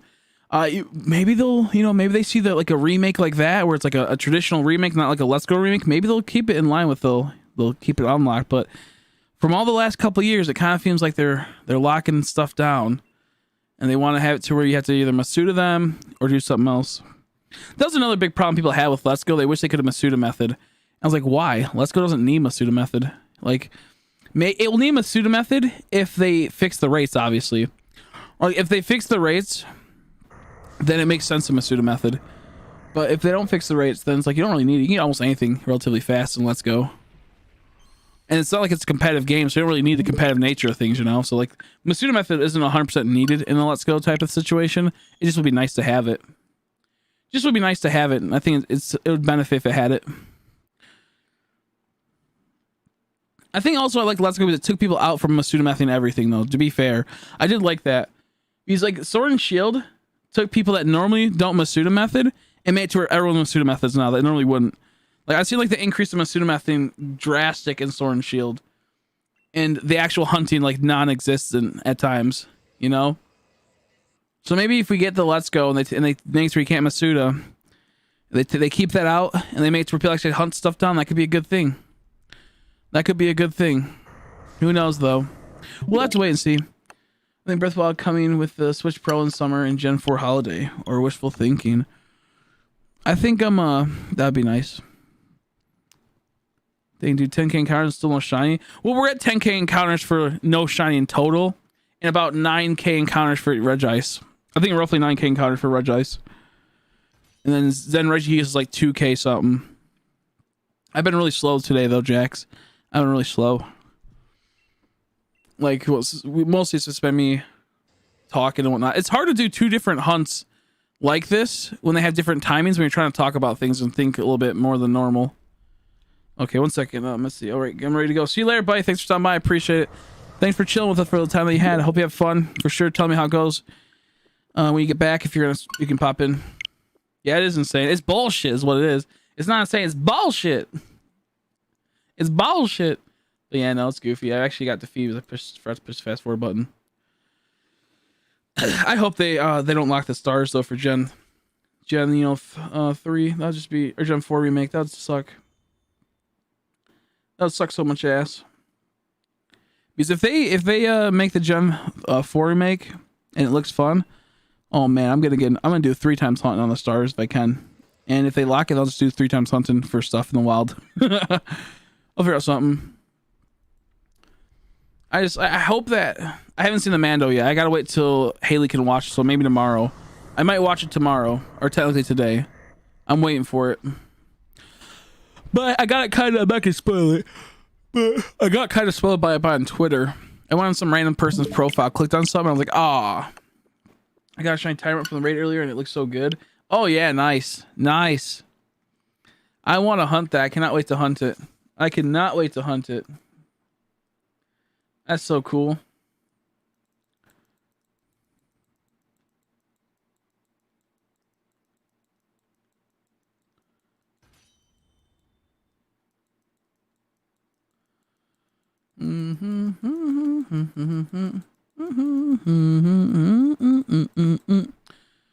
Do. I wonder if anyone has any mods for the Sword and Shield that could make it to where whenever a shiny spawns in by the code, it will be shining the overworld. Because you know you can mod consoles or get a mod switch. I wonder if anyone made a mod for that. Because when a Pokemon spawns in, the moment you see it, it spawns in, it determines if it's shiny.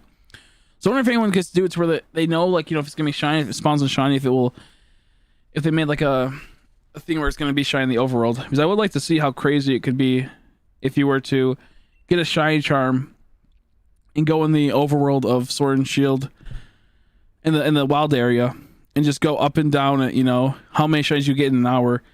Because you get so many spawns, man. So many spawns. Oh, they do have a Gen 4 fossil missing in this DLC. That's so true. I forgot about that. I know there's something missing with the fossils. Gen 4. Yeah. I think it just goes to show that, like, they'll probably have it to where... Whoops. What's it called? It'll be like a Gen 8 platform, and then instead of getting a final DLC, we'll just get the Gen 8, and they'll be able to link it together. I know a lot of people are saying that. That might be it. I do want to know. I do want to know if they were to do that. If any of the modders did that. I feel like I think it'd be an eye opener for most shiny hunters that don't, you know, that actually play in like shiny hunt a whole lot. That, you know, getting overworld sprites would be a bad idea for the shiny for a game like this. But for the casual player that doesn't really care about shiny values and just wants to get shiny Pokemon and get like all of them, then that'll be good for them, you know. It would make the shiny deck so easy to do if they were to do that. Excuse me.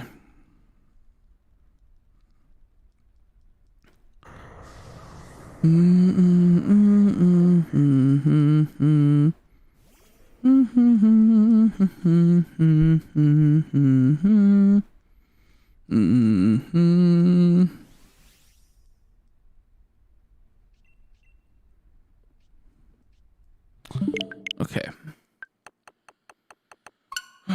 Oh man, I hate like not knowing what they're gonna do. I hate like when they don't tell you exactly what's gonna go on, you know. Chaos Side, my favorite, knows that right away. Yeah, I don't even know what's in the game. Honestly, I don't even know what's in the base game still. I just know that like no King's in there. I like that. I know what I've seen just by going by, but I just still don't know what's been added to the Crown since the Crown Tundra for Pokemon. I still don't know. I gotta learn what's in here still.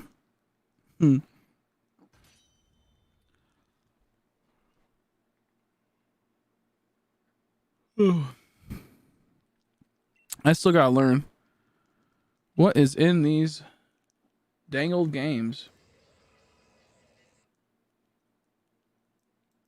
I love that the Arkin and them are in it. I'm super happy. I never got to hunt them. I want to hunt them. I'm looking forward to it. Yeah, I heard that if like I seen a video, I think it was like if you shake the tree versus special ingredient, they'll give you tons of berries. You go up to the tree and push A, you can shake it. I'm not sure how like at what point you can do that at, but it'll out come a ingredient that has a whole bunch of berries. I might see if I didn't have that shiny ingredient from the one tree I got a while back, the berries tree, I probably would you know, maybe soft reset for that one, the special ingredient. If you could, I'm not sure if you even can. I'm assuming maybe not.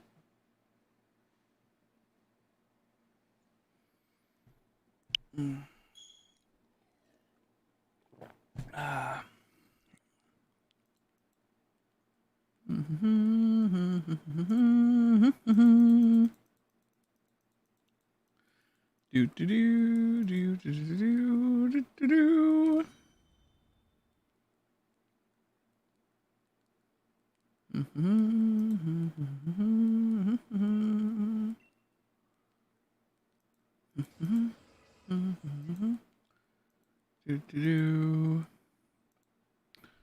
Okay. That's not shiny. That's not shiny. I'm just happy to get soft resets. It's so relaxing.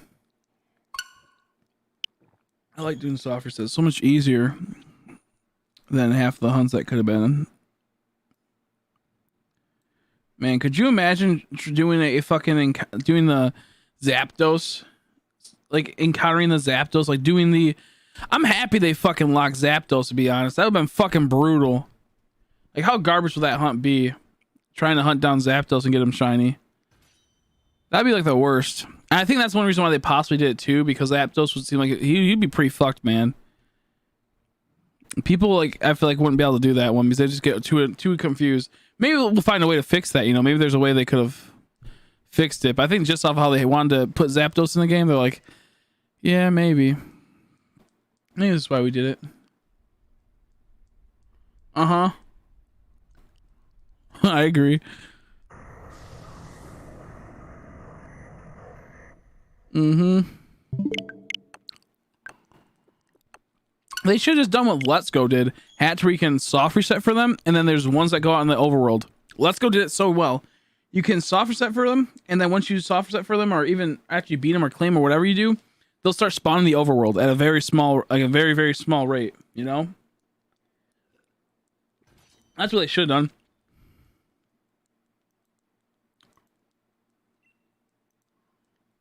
Because I was going on, last one I need. Last old dangled one he needs. I still want to go out and do that hunt. It's like I'll try to hunt for like Articuno and Zapdos in the overworld in Let's Go. I still want to do that. Such a brutal hunt. I remember watching someone fail one. It was so funny. Like this guy's just sitting there looking at it, trying to get like thumbnail clicks and whatnot. And right as he's about to like go into it, he gets hit by a different Pokemon and he respawns and I gets out of the battle and the Zapdos is just gone. It's just taking too long trying to go for the perfect, you know, thumbnail type of thing. It worked. I mean, he got the views because he failed it. One of the rarest shinies, the rarest shiny in that game, and possibly one of the rarest shinies in the, you could even say out of all games, in that top 10 spot possibly. I think it's like a 1 in 1,000 chance or something to spawn a bird, and then it's like to get it shiny is normal shiny rates, I believe. And even getting knocking them out, it just still doesn't matter. Like I would love to see that again. I'm still laughing at that guy. I would love to see something like that again in the game. It doesn't have to be Let's Go, just like in the main game. I'd love to see something like that. That's what it should have been. You could soft reset for the legendary Galar birds if you want to, and then there'd also be out in the overworld in Rome and whatnot. So if you can pick, you know, pick your poison. You want to like take a year to get Zapdos, get 2 encounters on Zapdos, take a year, or do you want to, you know, who knows? Just a shame. Just a shame they had to lock him. Just wasted content. I don't know. We'll just have to see. Maybe, you know, Crown Tundra will go for a couple months before My prediction's that like it'll be good for about probably like a month and a half, maybe 2 months, and then the initial wave of Christmas might hit something up, or new people get the game and it'll start, you know, in the DLC. Maybe that will be another thing that prolongs it. But had we not have Christmas, possibly the other people are getting different games, so actually having more fun from those games instead of Pokemon. I really don't know what's gonna be like. The new gen systems are coming out. I really don't know. I'm not sure how long Crown Tundra has. That's what I'm getting at. For like the average player, and then for the shiny hunter that can only do so much before they get, you know, they're too bored of like the max raids or the Dynamax raids, Dynamax adventures. Jeez, I can't ever say that right. Getting delivered chicken and chicken in the Animal Crossing island. I play Animal Crossing in a week and I have to prep for Halloween. Ooh, I forgot to do mine yesterday. Damn it! I'll have to get my present from Sky. Probably soon. I'm trying to find ways. I'm trying to play all these games, but like I need to get these stupid Regis. And it keeps taking up my time. Pokemon does. Pokemon keeps taking my dang old time, man. How are we doing tonight, bud? How you doing, Cobra? I'm doing okay. Just kind of starting the hunt. Finally getting into where we're starting the hunt. We just were kind of talking for like an hour or two about nonsense that didn't matter, you know? Nonsense that didn't matter. Just chilling.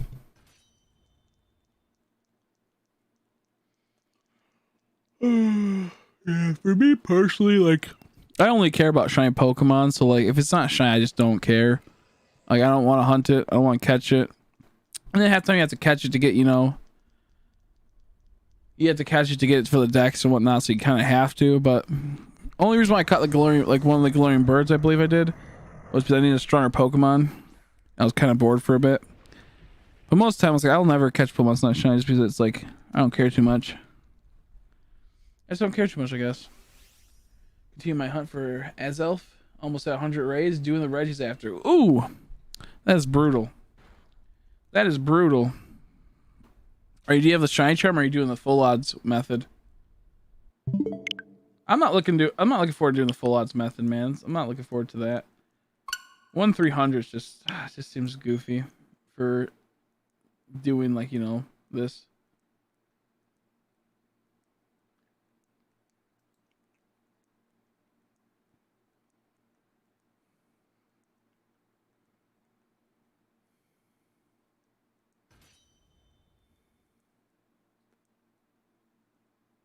What the heck?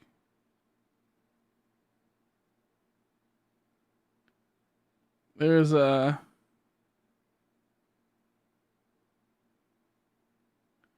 what am I seeing? That's so weird. There's just a video on Twitter playing and it's super weird. And I don't know any of the context, but it just seemed really unsettling. That was disturbing.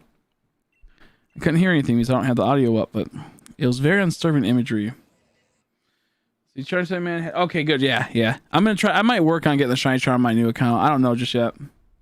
Doing with a shiny Rockruff from a switch up. It hatched about 500 eggs. Not bad. That's about 500 eggs. A shiny Rockruff. That's always fun. That's always fun. Hate Regigigas. That's always fun.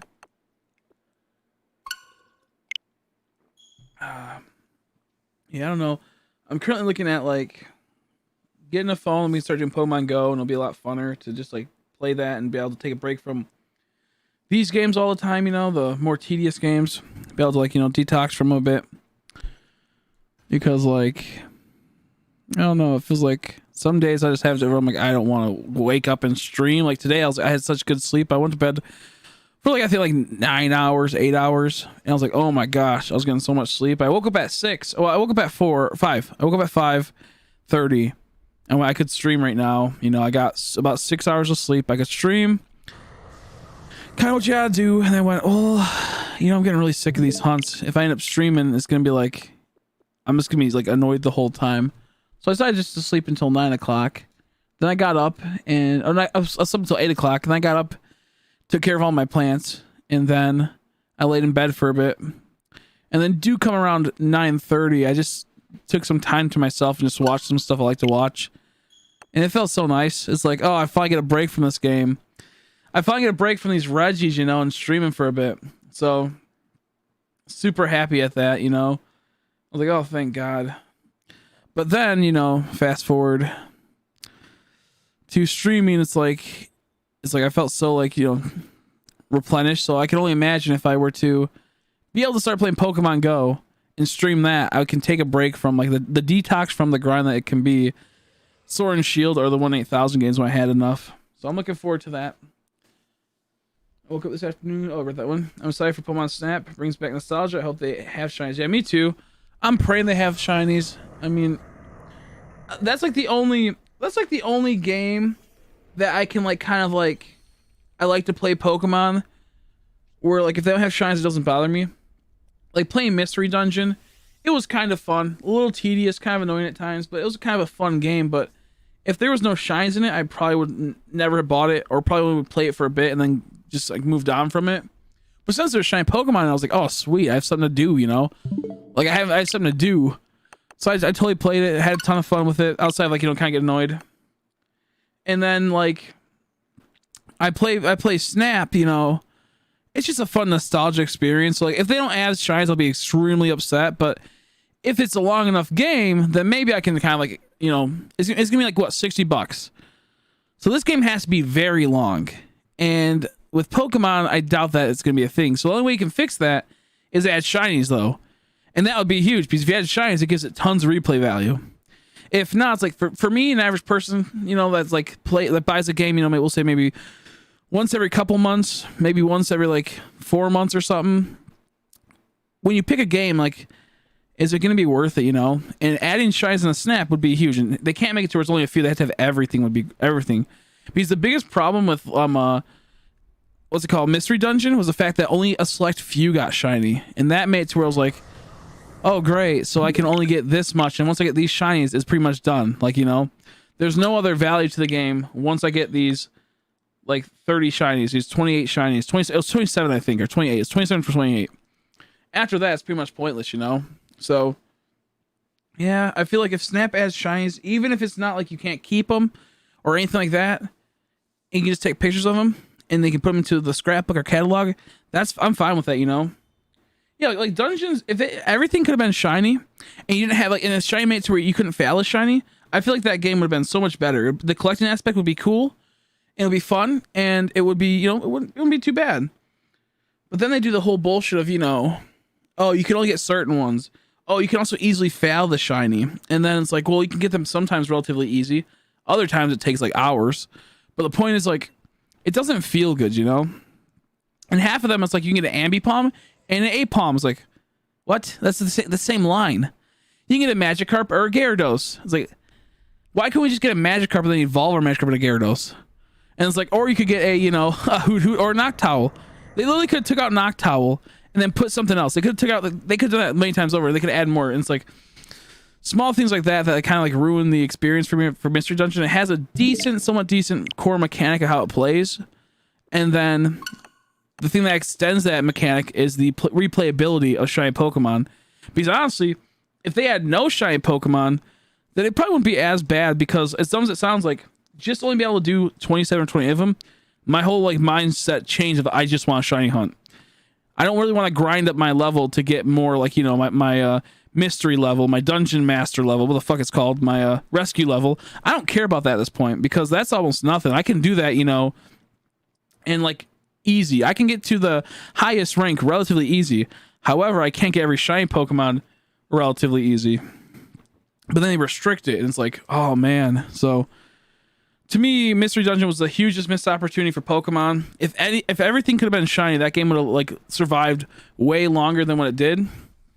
And they could have added DLC later for more dungeons and more story, and adding in more shiny Pokemon. But instead, they made it to where you couldn't get legendary shiny, you couldn't do anything. So it's like, we'll give you the legendaries to use on your team, make it so you can't get them shiny. It's like, game's goofy, had potential, can be fun like as a casual play, but for $60. You're paying for, like, you know, a game that used to be $35. It's the same game almost with a few shinies. The new mechanics they add were shinies in some other small little areas. Didn't pay off. Didn't pay it out. And of course, a few other, like the legendary Pokemon type of, like, doing those things. So yeah, I thought it was pretty goofy. I feel like if Snap puts in shiny Pokemon, and even if only half, like, you know, we'll say that there's 400 Pokemon in Pokemon Snap you can take pictures of. if even half of them, 200, even if 100 of them could be shiny and you could hunt them down, that brings tons of hours. The question now is, where the shiny rate's going to be? You know, that's what I wonder. If everything could be shiny in that game, what will the shiny rates be? Because in some cases, you could see, like, you know, in one level, maybe 100 Pokemon, and a level might take you, like, well, I don't remember, like, we'll say 10 minutes. I'm not sure. Going through the level, we'll say it takes 10 minutes, maybe you'll see 100 Pokemon. How are they going to do it this time, you know? I don't know. And if it's 10 minutes, you know, 100 encounters in 10 minutes, that's pretty good encounter rate. But if only one of the Pokemon in each level could be shiny, and only like 5 of them could be, you know, I don't know. Once again, are they going to gatekeep the shinies? Are they going to make it to where only a few can get it and a few can't? It has potential. I kind of want to watch the Snap thing. I'm going to watch a quick little thing of Snap again. Yeah, that's another thing. Like literally, like for a while, like my channel was bumping due to Pokemon Mystery Dungeon. People loved the game when it first came out. I said, guys, I love it now, but in 3 months from now, the love for this game is not going to be there. And even at the 2-month mark, it was starting to go down. And it just doesn't have its overall big appeal. People still play fucking like Rumble Blast, you know, that type of thing. Rumble Weekend type shit. They still play that. Some people still actually play the game because you can get so many shines in it. And it's like, I don't think in like years from now, people are going to really be playing Mystery Dungeon too often, you know, because the prep time's a lot to get to it. You have to beat the game first. You can fail shines easily. I just don't think it's going to be there compared to other places. But who knows? I'm hoping in the future we get a better Mystery Dungeon that adds all shines, and that would be amazing. And don't have like weird recruit situations. I guess we'll have to wait. Let's see. Now, what are we going to look up? We're going to look up Pokemon Snap, the new one. I would love to play Pokemon Snap right now, though. Just the original one.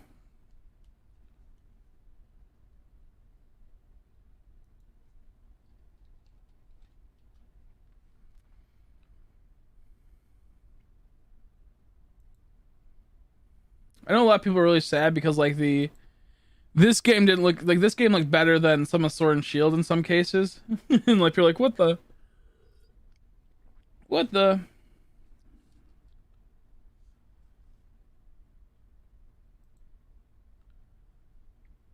I do want to know if it's gonna be like, it looks like it's on a track still, you know, where we have to sit in a little car and then we have to, you know, just take pictures when we want to.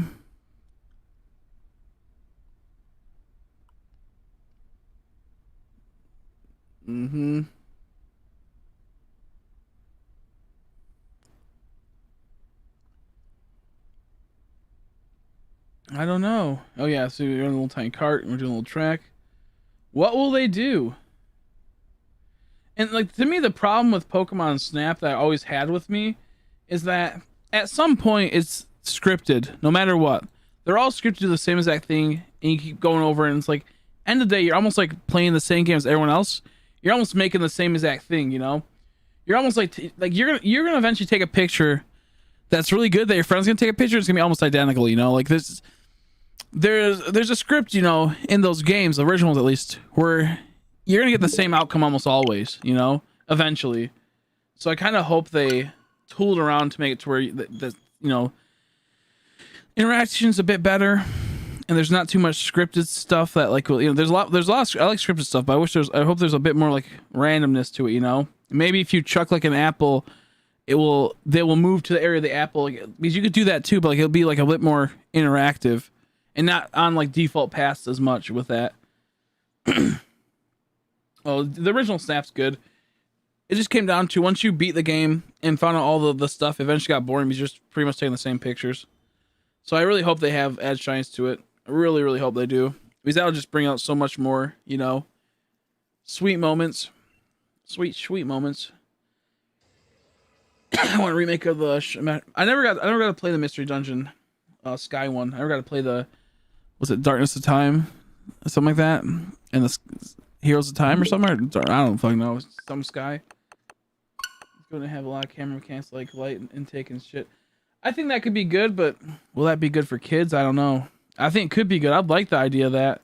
There's a lot of people that really like the whole idea of, you know, the photography aspect nowadays. A lot of people up there. So I wonder how it'll be like. Is it gonna be too kid friendly? Will it be like a pro mode? I think a pro mode would be cool. Even some of these graphics a little gross. That mount in the background looks so goofy.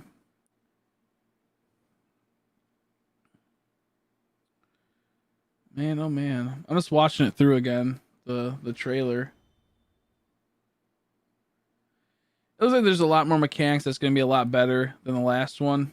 Like, actually, like the scripted event where, like, you know, a Farfetch or a Pidgeotto or Pidgeot snags up a Magikarp. Like, that's like one example of a scripted event that almost everyone's going to have the same thing of. So I wonder how that's going to work, you know? I wonder how that's going to work.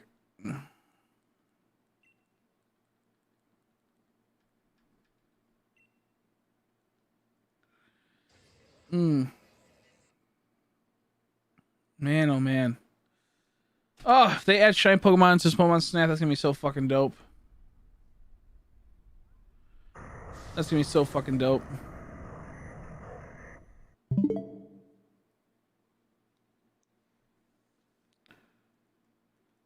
There we go.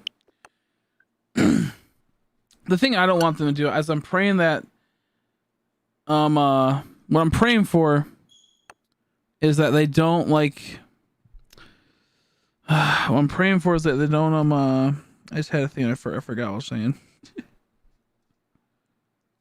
I forgot already. I forgot. I had something I was going to say, but I totally forgot. I'll remember it soon enough. It'll probably be an automatic mail carrier. That'd be pretty cool. I wouldn't mind it. I would see them, any other company maybe doing that, but sometimes I wonder about Game Freak and Nintendo. Will they go that far for our fun experience? That could be really cool. Get people into that. Well, that's what I hope it doesn't go. You can only play it in docked mode. That's what I'm scared of. If they did something like that, randomly, we're like, oh yeah, by the way, it has to be, or not docked mode. My bad. You can only play it in like undocked. I'm assuming they won't because in the old game you had a controller, but that would suck so much. And also, it'd be almost like the Dream Radar. I don't like doing that, so I doubt they'll have it where it's just set to one. But that would be horrible. I don't see what else they can do with that game. Just simply just take pictures. I mean, honestly, that's what it could be.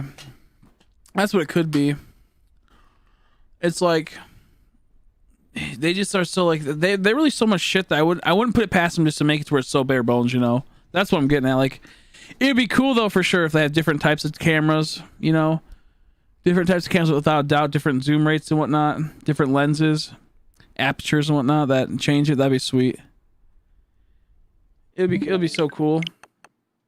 Maybe taking a certain camera with you on one adventure would net you, you know, be able to see certain things. Maybe there's like a camera where you can see ghost type Pokemon. You have like a silph camera. What's called silph camera. That'd be pretty cool. There's so much they could do, like lenses. Maybe you can change your lenses, but will they do that? I don't know. I feel like Pokemon Snap in VR would be really dope. That'd be fucking terrifying too. I think if they ever release VR, that'd be like the perfect game to have it. Man, someone needs to make that Pokemon Snap. I said Pokemon Go. Pokemon Snap in VR. That'd be fucked. I don't think I'd want to play it, honestly.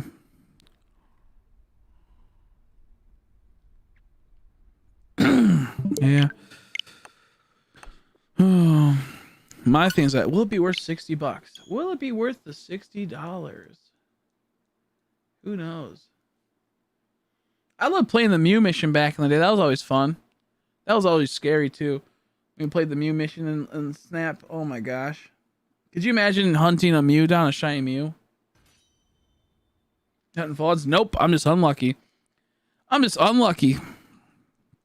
think the best thing they could do is that, like, every time you take a picture, you have a chance. If it's at like a certain rating, I mean, that'd be kind of maybe that's subjective. But every time you take a picture, maybe like it counts as almost catching that Pokemon, and then it could transfer that to possibly to Pokemon Home. So if a shiny Pokemon did pop up, you could totally, you know, take a picture of it, then transfer it to Home, give it a little bit of value. That'd be kind of cool. But I don't think they would do something like that. I think that'd be like the best thing they could do. Have it to where you can, like, you see Pokemon, you take a picture, it has its own IVs and all its stats and whatnot. Then it can send it to Pokemon Home, and then boom. You can add it to Pokemon Sword and Shield. I'd love that. I would love that. That would actually be an interesting bridge. That'd be an interesting bridge to have Gen 4 Pokemon add into that, you know, like Yanmega and all that. Because they had what's it called, Torterra in there. Maybe take a picture of Torterra. It can add to your Pokemon home, and they can transfer it to Sword and Shields while you wait for the Gen 4 remake. That'd be cool, but you know how, you know, why would they do that? Why would they do that? Man,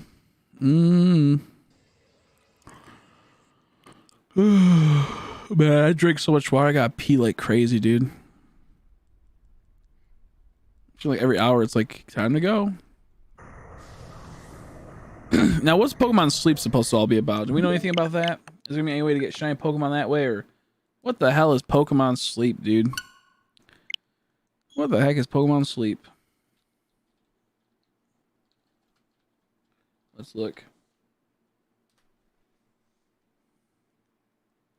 2020. It says Pokemon Sleep 2020.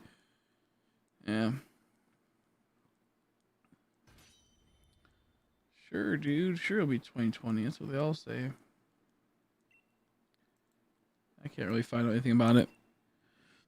I feel like Pokemon Sleep could be a ton of fun to do. Like a sleep stream type of thing. That'd be pretty funny. Sleep stream, Pokemon Sleep time. But who knows how it works.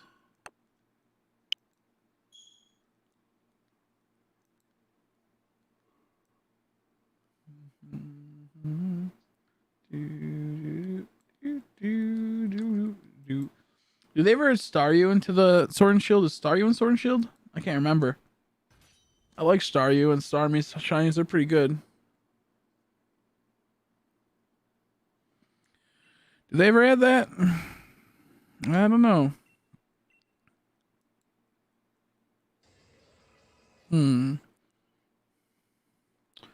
Pokemon Sleep.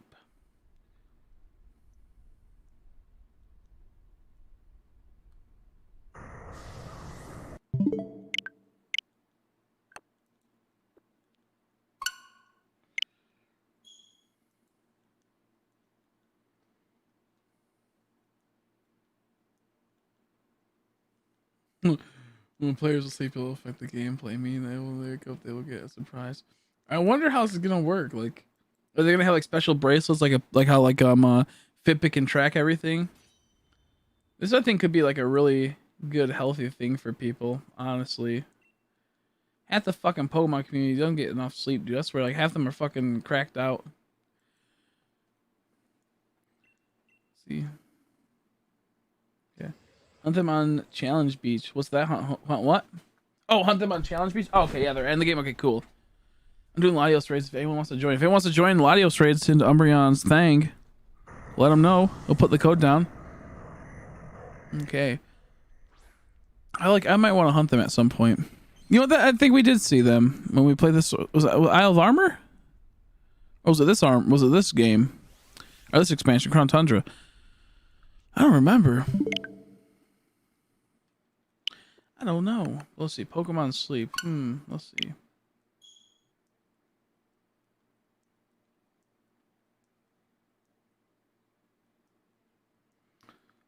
Ew, the people that made Magikarp jump sucked.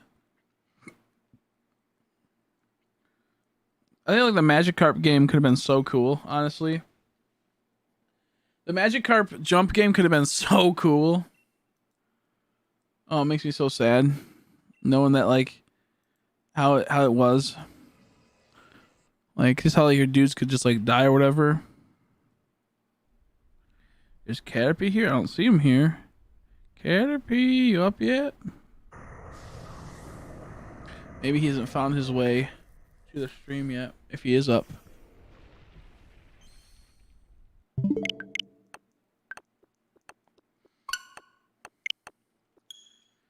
Do do do do do do do.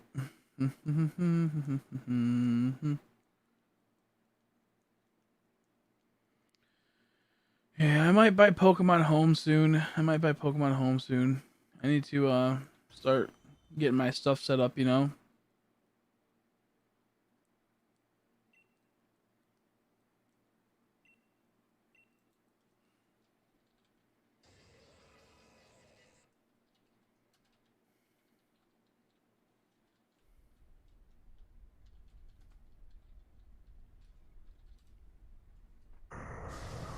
Images.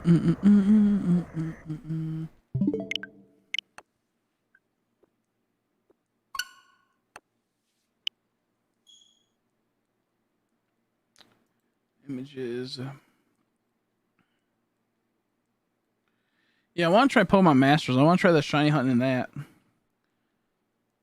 I bet it ain't that good though. It's just cool. The idea of it's cool. Who knows? I want to try it in that.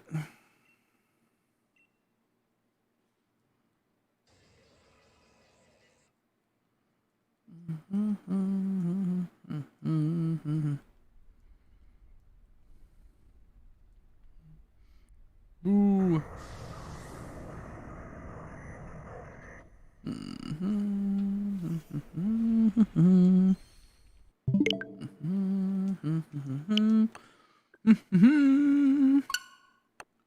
I'm gonna go back to Pokemon, whatever this is, Pokemon Quest.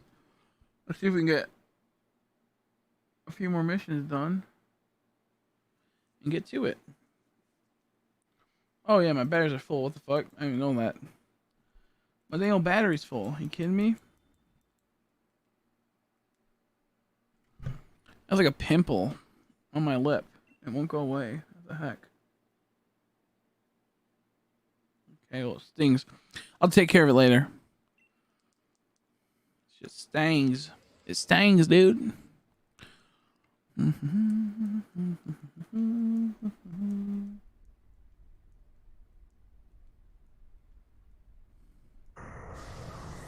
Regigigas, you kidding me, dude? Why is he the way he is, not being shiny? How big is Regigigas? Let me look it up. I put Triggy Jesus. GGG.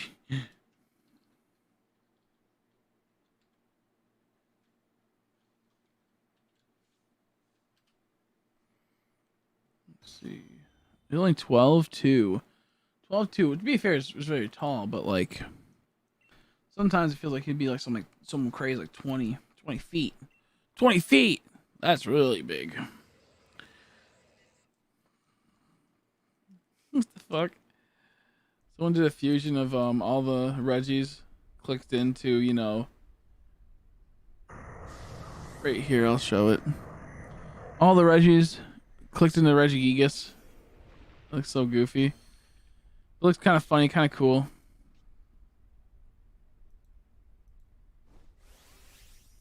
Let me find this out. Let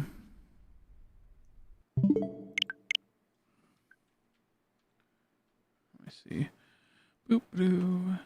Boop doo.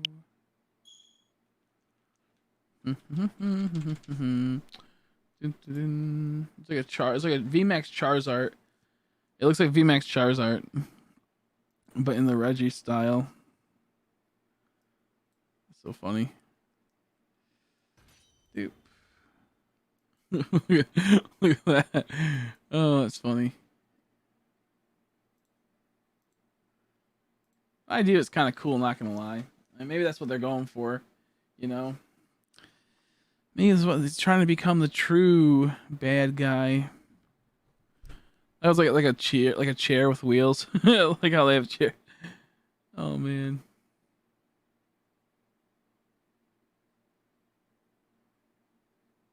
Hmm.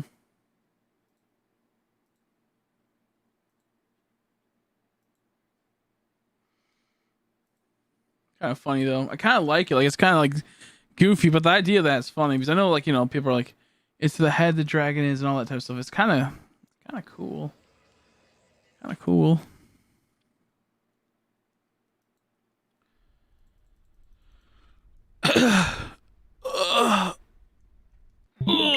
Big old stretches, man. Oh shit. Oh shit.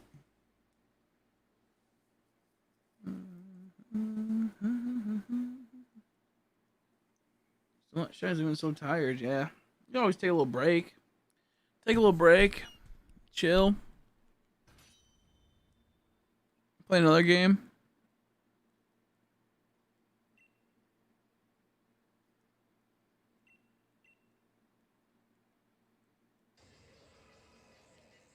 Mm-hmm. Do do do. Do do do do do. Do do do do. It sucks because for some reason, like we have like you have an outlet in the house where you plug stuff into. My upstairs outlet in the kitchen is like not working. Like I don't know why. Like what's half the time it was working, other times it wasn't. I'm not sure what the fuck's going on up there. But anyways, it's like it's just not that. There's two outlets where the fucking, of course, the microwave and the microwave oven go to are just not working. And like half the food I want to eat, you have to put in the microwave or the microwave oven. I appreciate it. I appreciate the kind words. Yeah, just sometimes they take a while. I'm at 10K plus in constant shiny. I haven't got shiny in like about a week now. So this is how it goes. Sometimes you get lucky, sometimes you don't. Just gotta keep pushing on. No matter how crazy you get, it drives you. Just gotta keep it going, dude. Just gotta keep it going.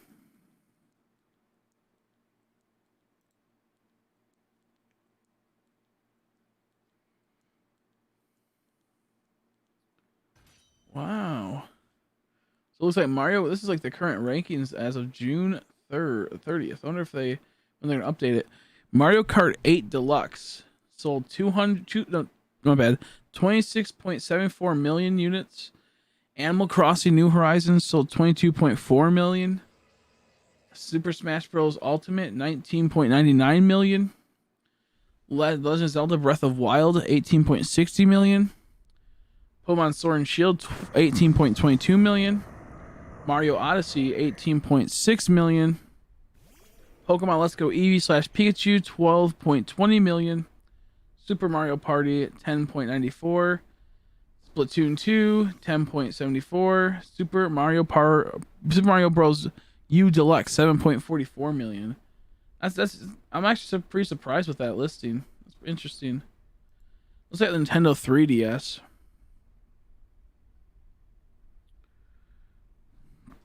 Okay, let me fix this up. This is actually pretty interesting too. I thought a lot more. Is that for just like for all time? Oh wow, that's actually really interesting.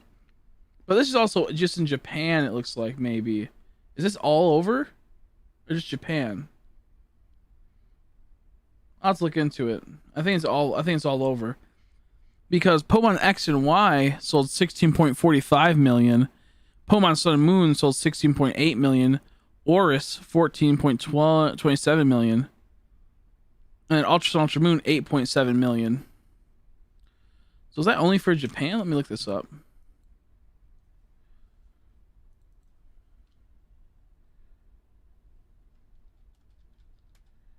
Copies of Pokemon X and Y sold worldwide.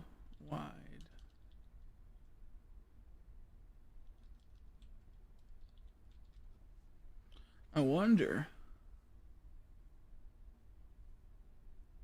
Yeah, wow. More copies of Sword and Shield.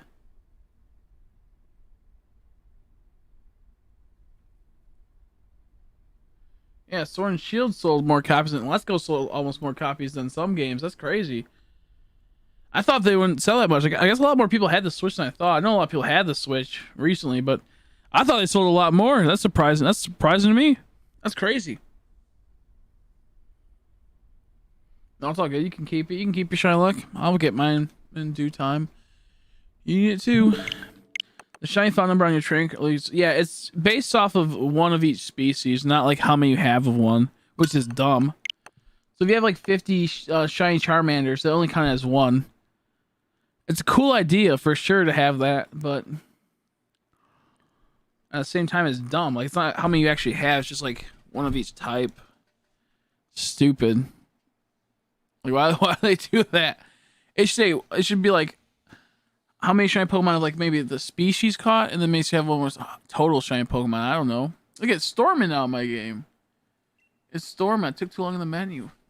It's dang old storms. Oh, I have to pee so bad again. I'll be right back. I gotta fill up my waters and I gotta get something, a little snack, and then I'm gonna go bathroom. Be right back.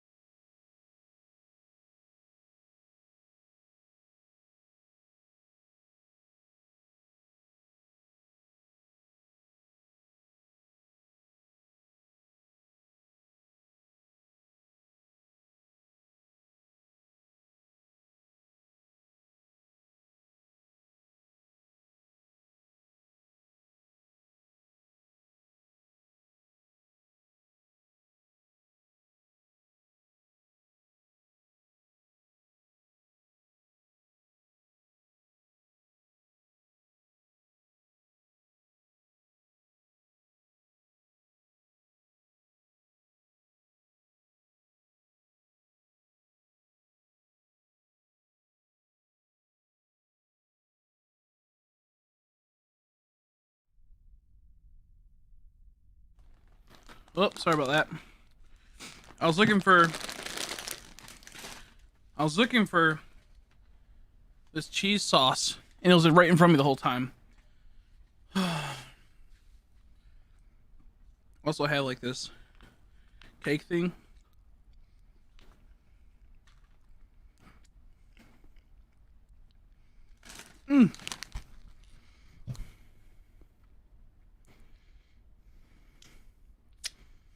I forgot to grab a spoon. So I use my finger.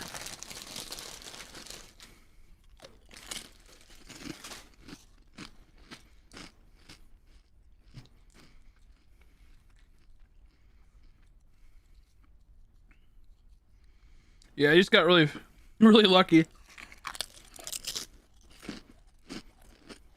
Unless you had a person that can keep the nature consistent, like Ralts or something, or Gardevoir with like Trace or something like that. I'm not sure what it means. Synchronize?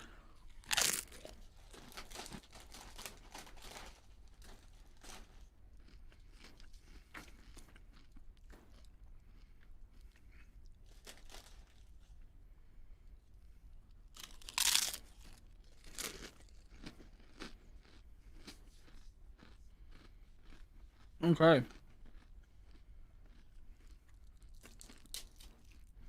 We have chips and cheese. Chips and cheese and juice pouch.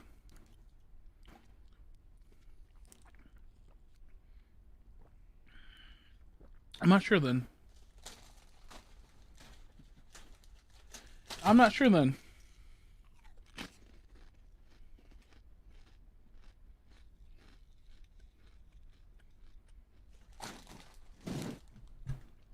I wouldn't know.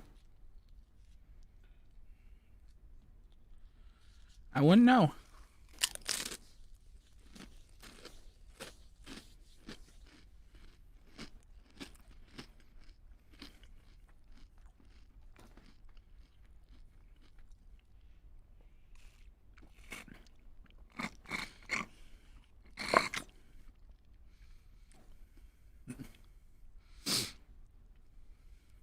Code is 1112222 for Latios raid. Anyone wants to join Umbreon's Latios raid, let them know. I know I had like around here recently that I was fucking with it last night.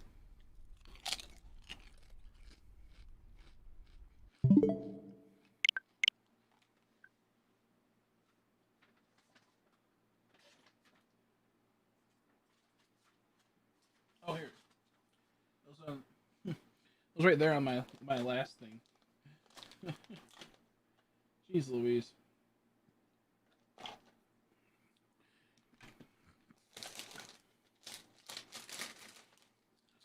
mean, some frozen Pop-Tarts, nice. That can be pretty good.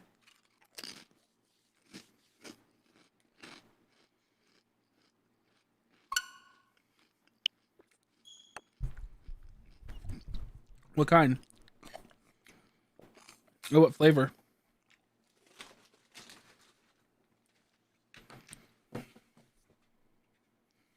Oop. I would drop my... Oh. I dropped my fucking Joy-Cons.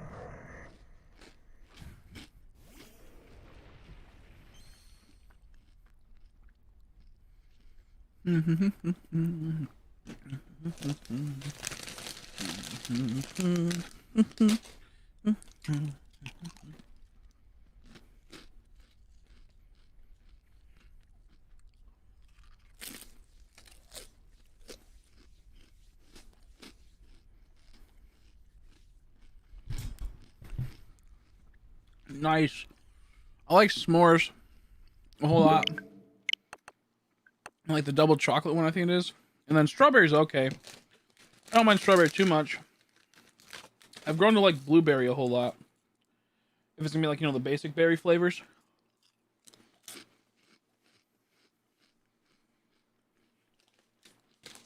But s'mores and chocolate are for sure good. Mm-hmm.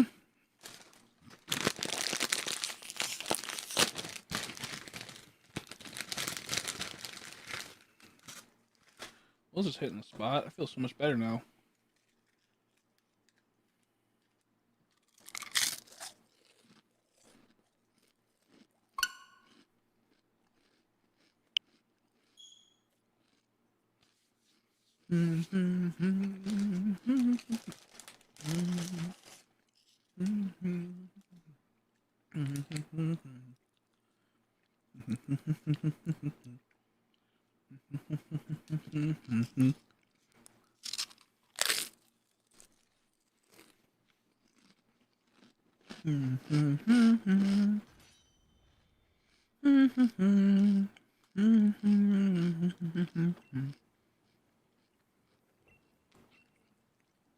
How are you, Kasami girl?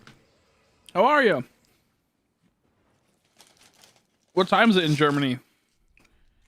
Is it early? Let's see. I take it it's probably like what, like maybe like 9 o'clock? 10 o'clock?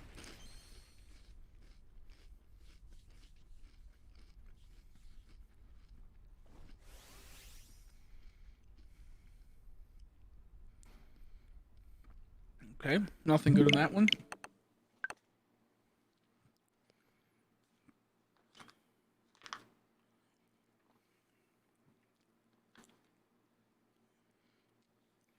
Hmm. 8:36. I was off. I was off by a good amount. Not bad.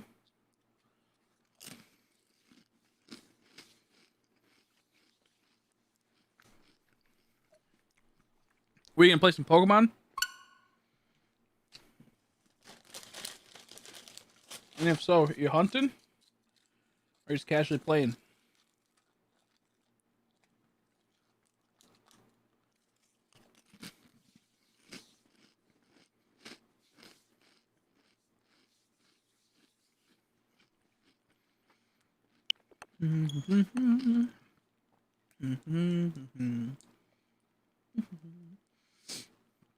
Yeah, no.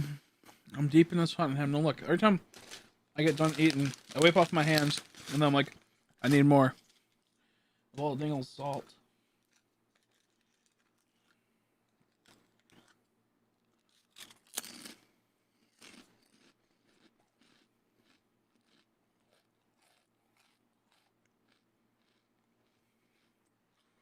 I'll hunt later. Slowpoke. Just got my shine charm yesterday. Nice!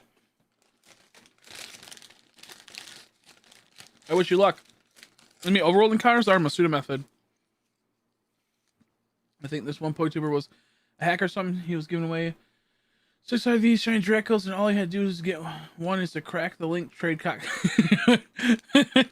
link trade code. Yeah.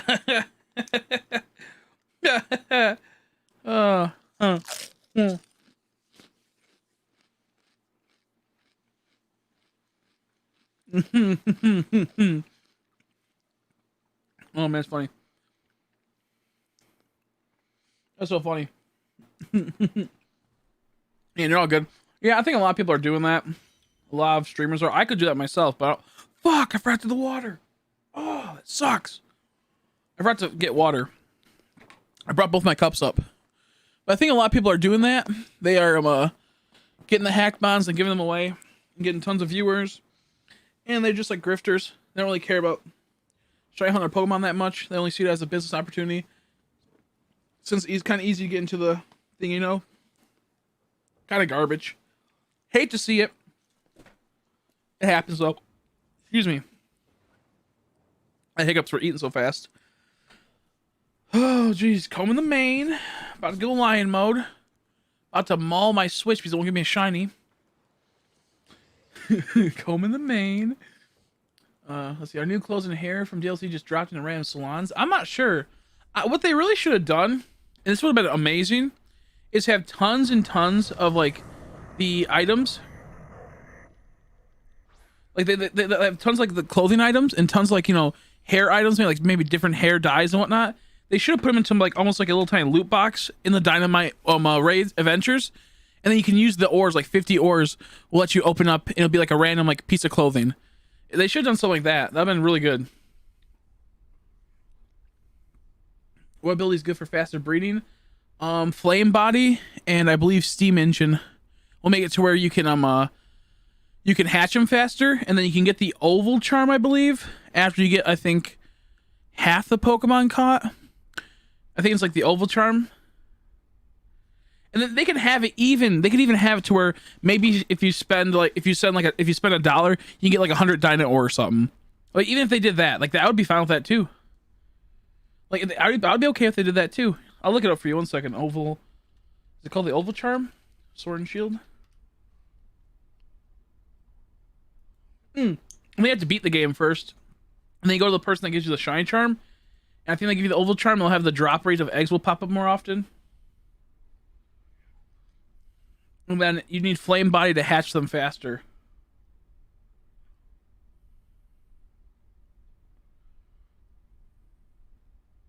Yeah, once you beat the Elite Four, go to the same building, and you would go to, I think, the right instead of the left. And in one of the rooms, there's a guy that can battle. He's like a police officer. I think he Dynamaxes, and if you beat him, he'll give you, I think, the oval charm, and it'll make it to where eggs drop faster. If you haven't done that already, you might have already. So I apologize for wasting your time, but yeah, get the oval charm. It'll drop them faster, and then flame body will hatch them faster. I want a normal Mew. I never had one before. If I had one, I'll send you one over. I don't have any, sadly. I don't have one.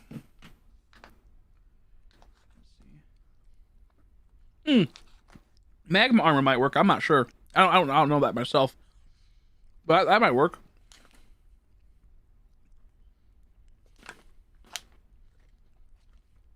Colossal and Carkle, I know will have flame body often, I think, and steam engine. I'm not sure what other Pokemon have like flame body and whatnot easily. Okay.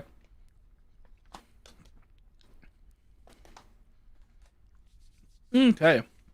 Sorry, I had to get some snacks right there.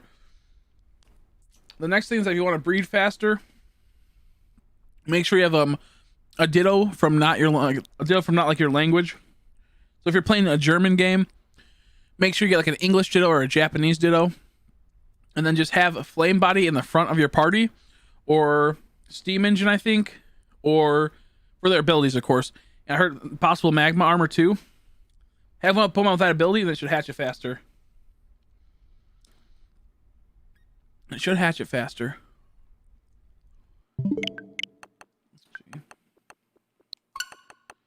People don't watch for them. They only, yeah, exactly. They only watch for the shines, exactly. I'm shiny hunting Regigigas currently. I get the struggle. Yeah, it's brutal, Iron. It's brutal. It's brutal. It's not the funnest of hunts, but I mean, it's not too bad. Let's see.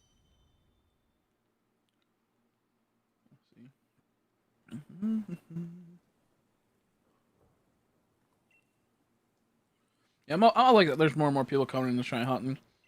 I just wish that, like, you know, we have a bit more control of like how people do the, you know, giveaways sometimes. I know that's not like related to it. It's just like I was thinking about that. But it is nice seeing the huge uptick in the last couple of years of shiny hunting. A huge uptick.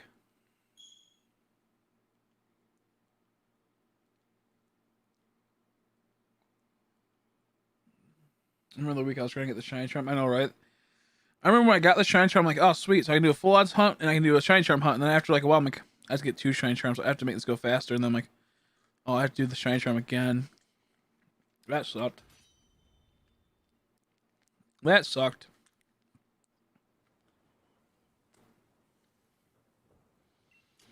I see all these PokeTubers flexing and saying things like I had $60 to buy the Pokeball Joy-Con.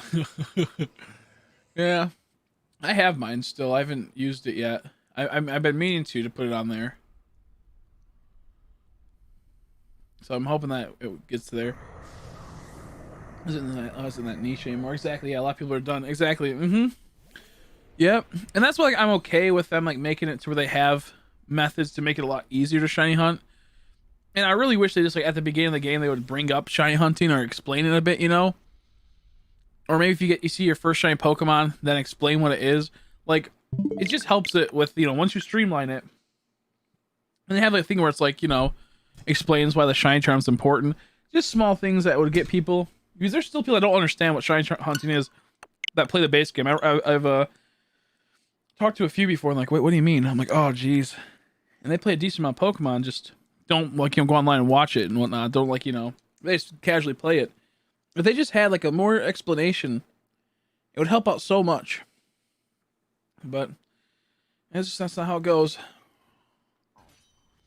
Like that's why I kind of like sometimes it's good to have those lower rates, you know, have like, you know, the 1-300 sometimes rates, so like sometimes even having let's go rates in certain situations to get people into it, and then they naturally will go to the harder hunts as it goes on. Like I know a lot of people that started with let's go that watch my streams, I push them into doing 1 in 8,000 or doing 1 in 4,096 odds or doing just only shiny charm odds, not doing like any methods, and it causes people to play a lot longer and play it a lot more. So it's like the necessary evil. Sometimes, you know, I love the idea of the hard hunt, you know, the hard grind. So that's what it's all about. It's like, you know, but at the same time, it's like you need a bit of both. You need to balance it out. You know, you do a little bit of balancing.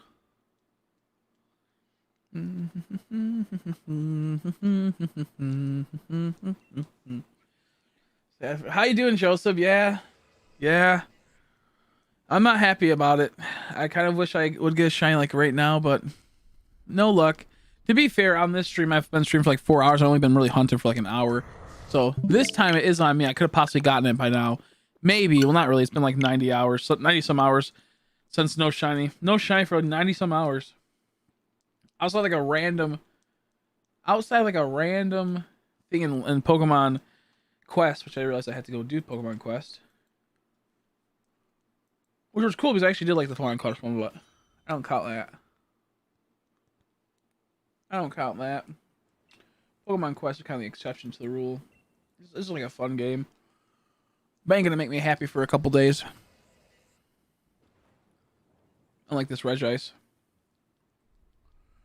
Yeah, me too. I thought it was gonna pop my birthday. I really did. Maybe it was gonna pop in the last 4 hours, but I called it off. Like I got to like the 20-hour mark. I'm like, I just don't. I'm having no fun hunting this right now. I feel like shit. I'm just gonna go sleep. I first started Pokemon back in Gen 3.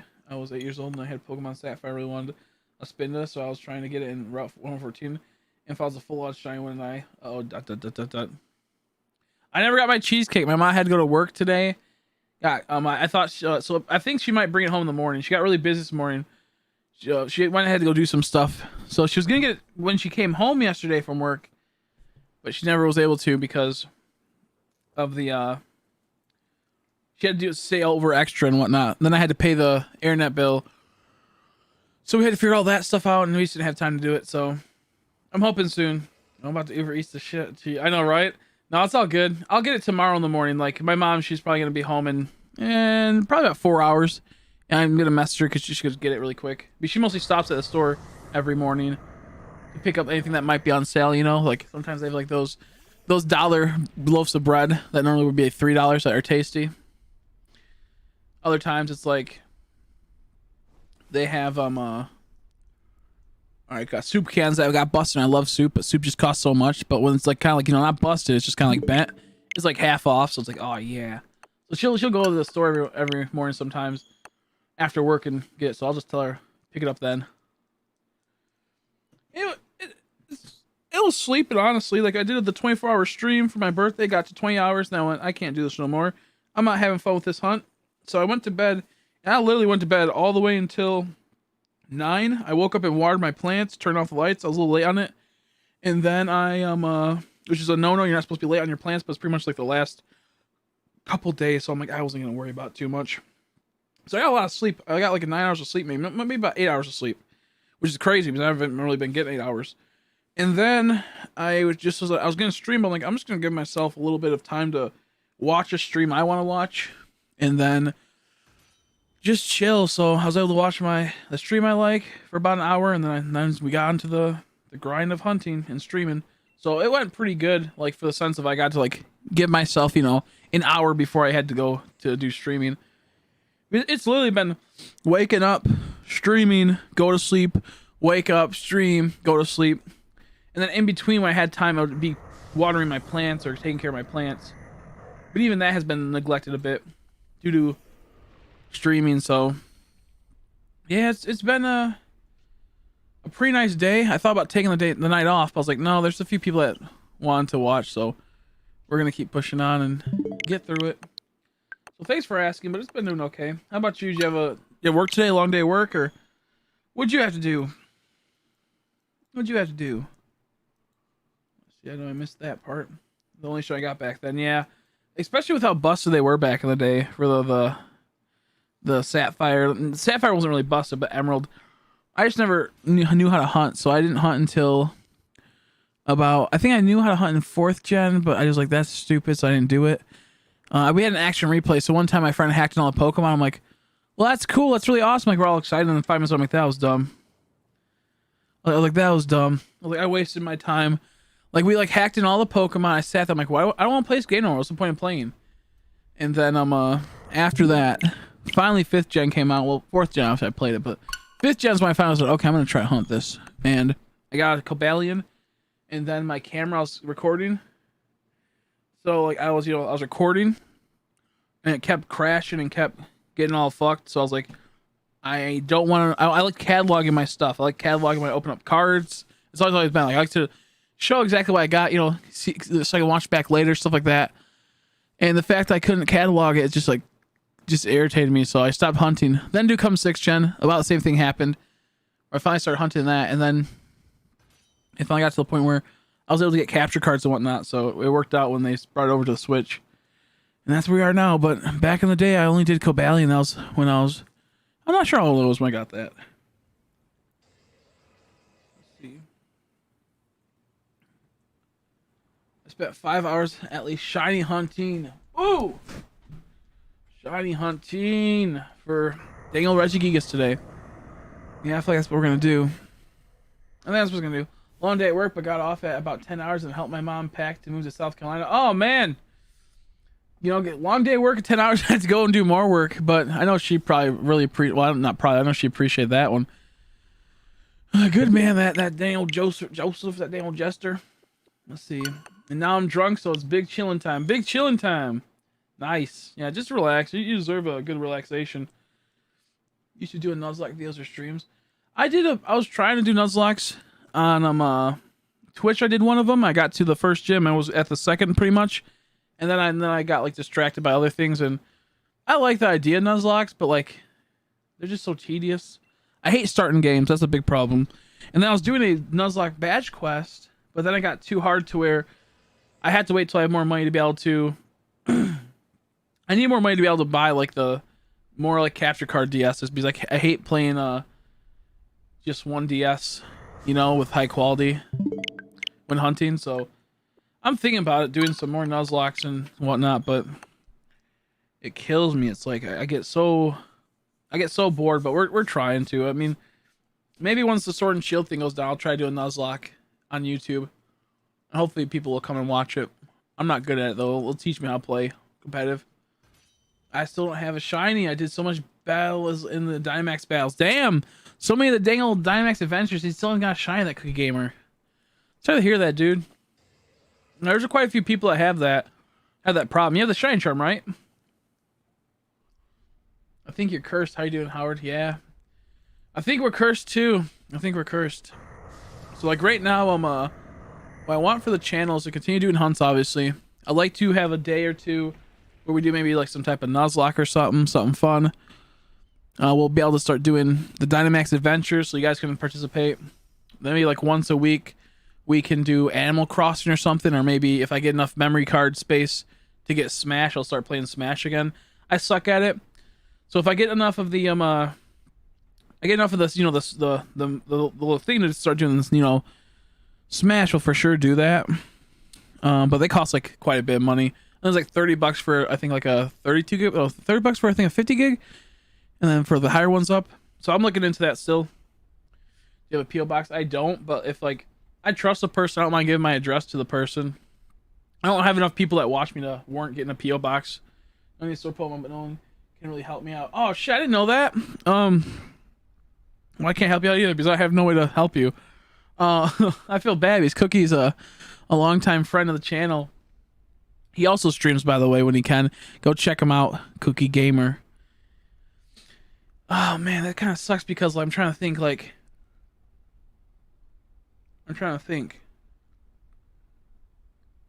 He's like, I have a sword account, but it's at the very beginning. I think so. I can't really do much.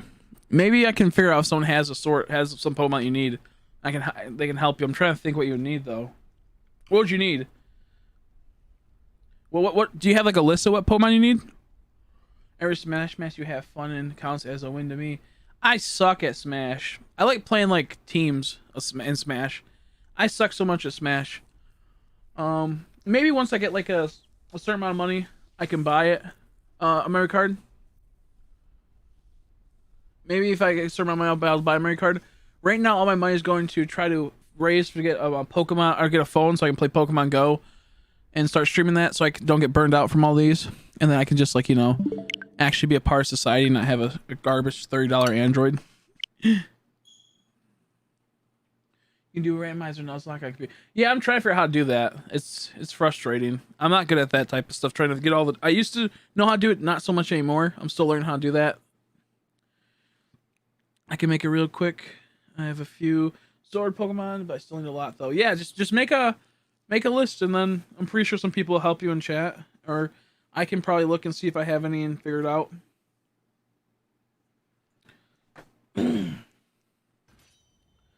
Let's see. Yeah, as for PO boxes, I mean, just message me on Twitter, Instagram, Discord, and I'll tell you. I'll probably tell you my address if I feel comfortable enough. If you want to like send something, I don't know, whether it be funny, cool, or whatever have you. I had some people that were nice to me, and they sent me copies of their old Pokemon games they didn't need anymore, so I could use them for the streams. That was awesome. That helped out a whole bunch. I got a Soul Silver and a Diamond from Cody a while back, like 2 years ago, and that was huge because those are pricey games, and they helped out. I got a few shines on them too, so that was. Without that type of support, it's like, you know, it makes it all the harder. Without like, you know, the support, it doesn't really make it to where it's viable to do this type of stuff. So always looking for help if anyone ever wants to, but not, you know, you don't need to. I'll be right back. Give me. Sounds good. Sounds good. Yeah, make a list. Make a list.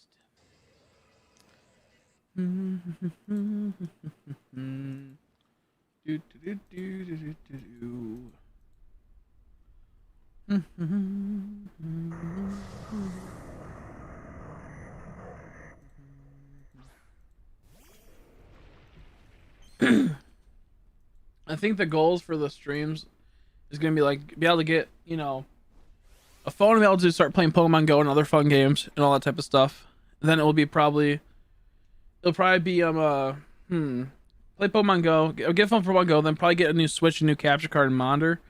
And that'll be like our next big investment. And it will just go through like that type of thing where we just keep going and going and trying to figure out to make it to where it's a better experience for you guys and more fun.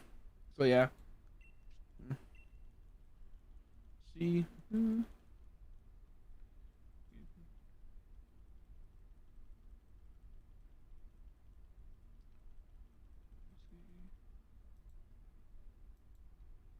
One second.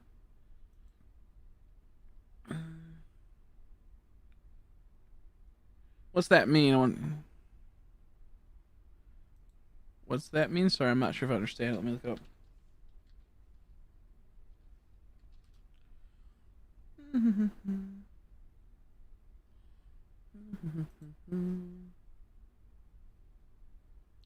Like I feel like I know what you're saying.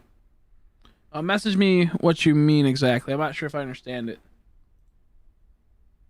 If I understand it, I'm not 100% sure.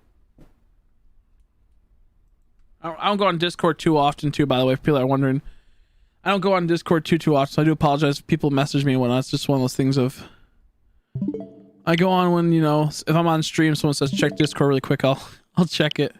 Same with most of my social medias outside of Snapchat. Snapchat's the only like real one I use. So if you ever want to add a good old Snapchat, that's the channel's name, Trusty Chris. That's the one where I get like the direct notification. Discord doesn't send notifications all the time. Oh, okay, that's what I thought. I wasn't sure. Oh, okay, shit, I see. Yeah, I can maybe give you it later and whatnot, and for all that. So I have like Snapchat for people on, you know, just chat about things and whatnot, or need to talk, or small things like that. I don't really use Discord too often because it just gets too buggy, and then Snapchat's just easy accessible. If I had to, like, you know, sometimes people are trying to buy some Pokemon cards off me that I have extras of. I just take a quick picture, and they have like group chats. Hit me up on Snapchat, my guy. What's your Snapchat? I'm like on it, like, we'll say like maybe twice a day. Feel free to add me though. I neglect it sometimes. I noticed that right when I was starting my stream, Newbie messaged me. I haven't checked it yet.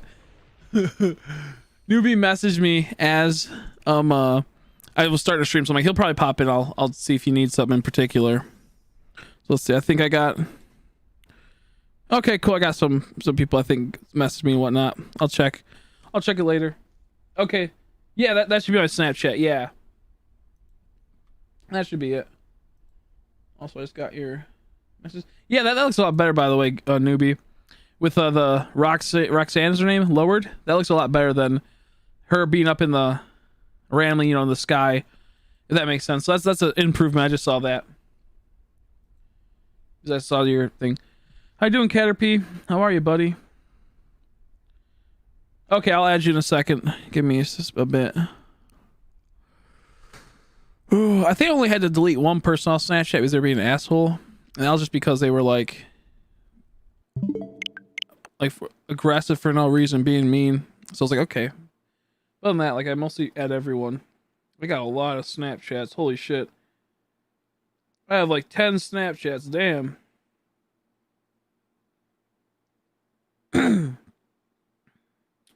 Let's see. How do I figure out how to add people if I haven't done Snapchat in so long?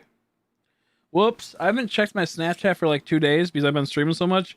And I have friends that message me, and now I'm realizing they probably want... You know, they probably want... Oh, God.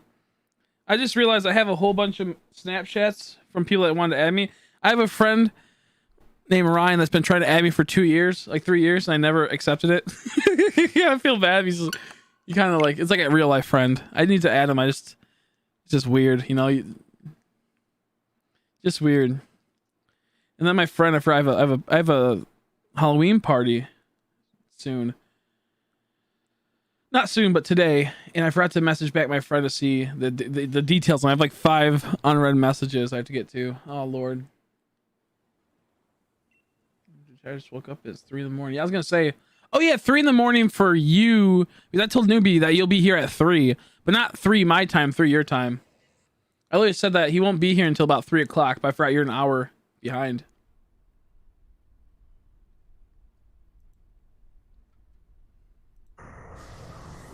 But yeah, let's see. First edition Dark Persian card. Nice. Yeah, you should keep that though. Keep cool cards like that because they might have value in the future. You never know. Keep cards that are, you know, they could possibly have some value. You never know.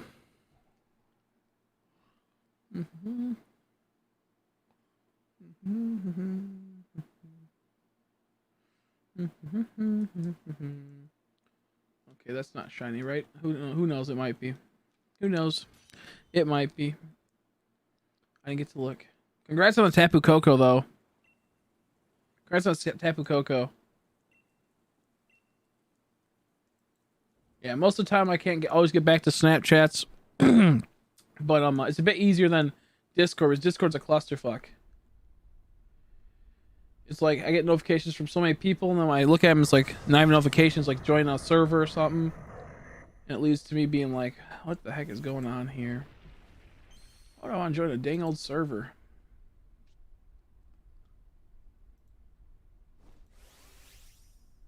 Okay. It's not connecting. Let me check. It's not connecting. Let me check. This guy needs to calm down. This Caterpie guy. This Caterpie guy.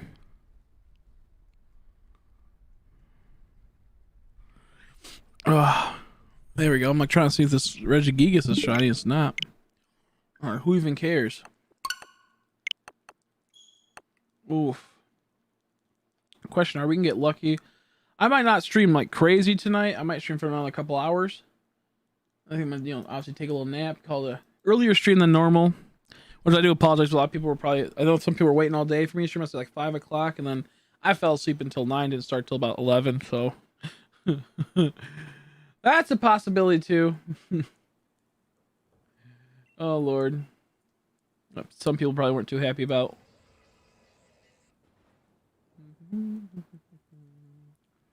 I just got a notification. Did that? Is Munchkin? Munchkin, are you still here? You kind of like messed me up. I'm not sure if the Munchkin is still here. Snap your next reset will be the shiny, my G. Check your snap. Your next reset will be the shiny. Okay, I'll check the snap right now.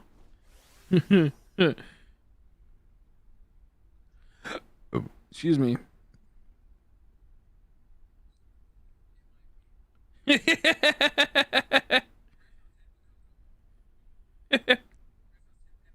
Let's go. Got a shot for Chrissy. A shot for Chrissy. Joseph's an attractive guy. That's one. I'm not gay or nothing. I ain't gay, but he's an attractive guy. That Joseph is. Whoever gets his hand in marriage, lucky lady. I ain't gay. That's one good-looking dude.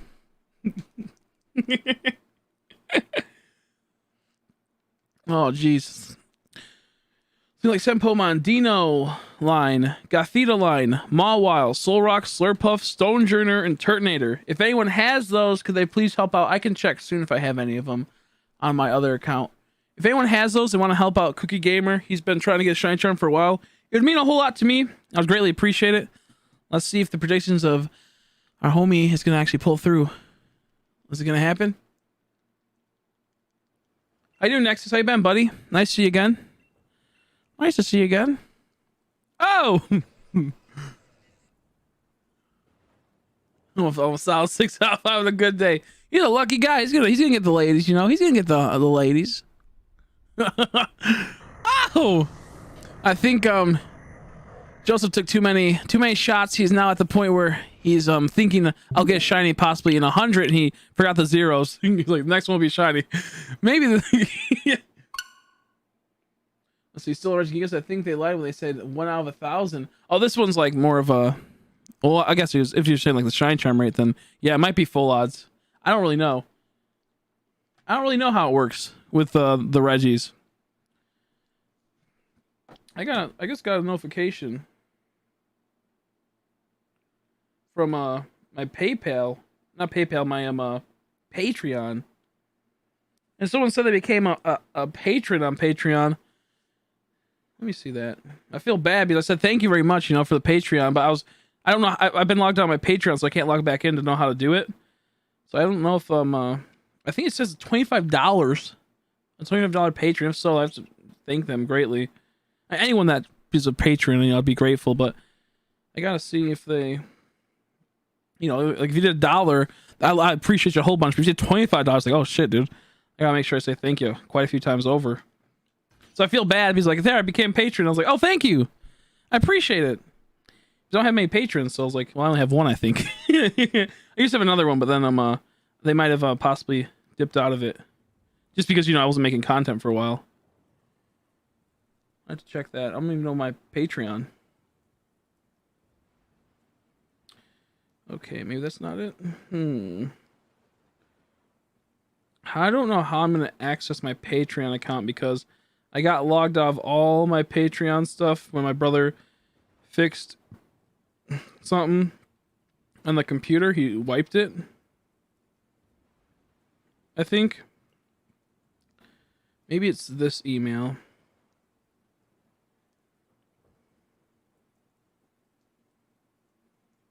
Okay, that's not true. Maybe there's a capital letter. Oh, let's try it. Let's try this, because I feel bad if someone became like that big of a Patreon member. I'd feel really bad if I didn't realize it. I mean, I feel bad regardless of not saying amazing job and all that stuff, but like when it's like a huge one, you gotta make sure you say thank you a few times over. So let me try to figure this out. I don't think I've ever done this account. Maybe it's a cap. No.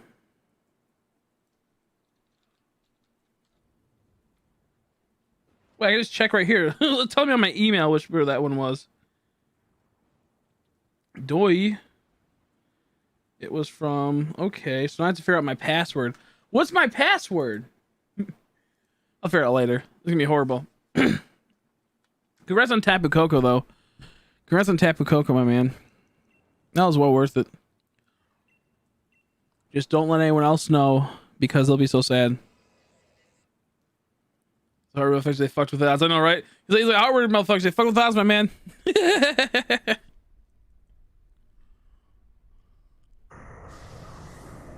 What's up with this dude? Why isn't he popped to shiny? Okay, we're good. We're good.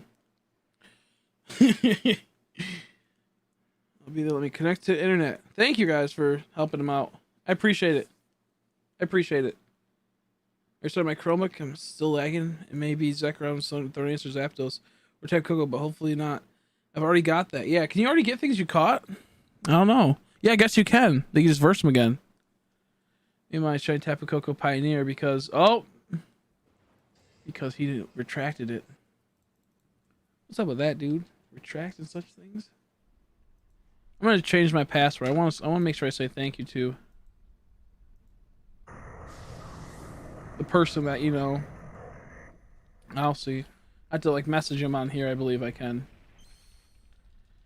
say thank you for that big generous patron.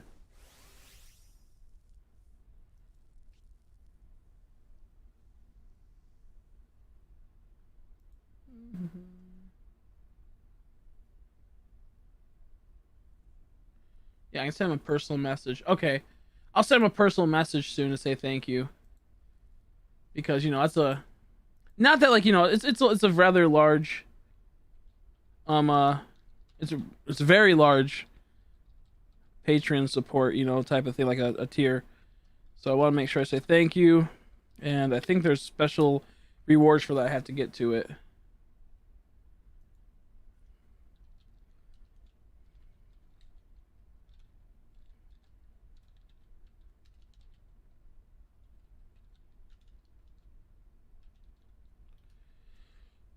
Okay, password reset. Let me do this.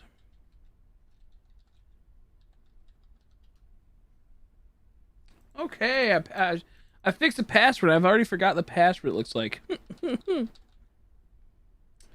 Whoopsies.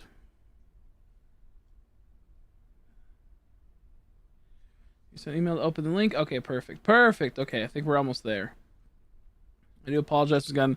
This is just like a, something I'm trying to make sure it's all going well and whatnot, and we're figuring this out.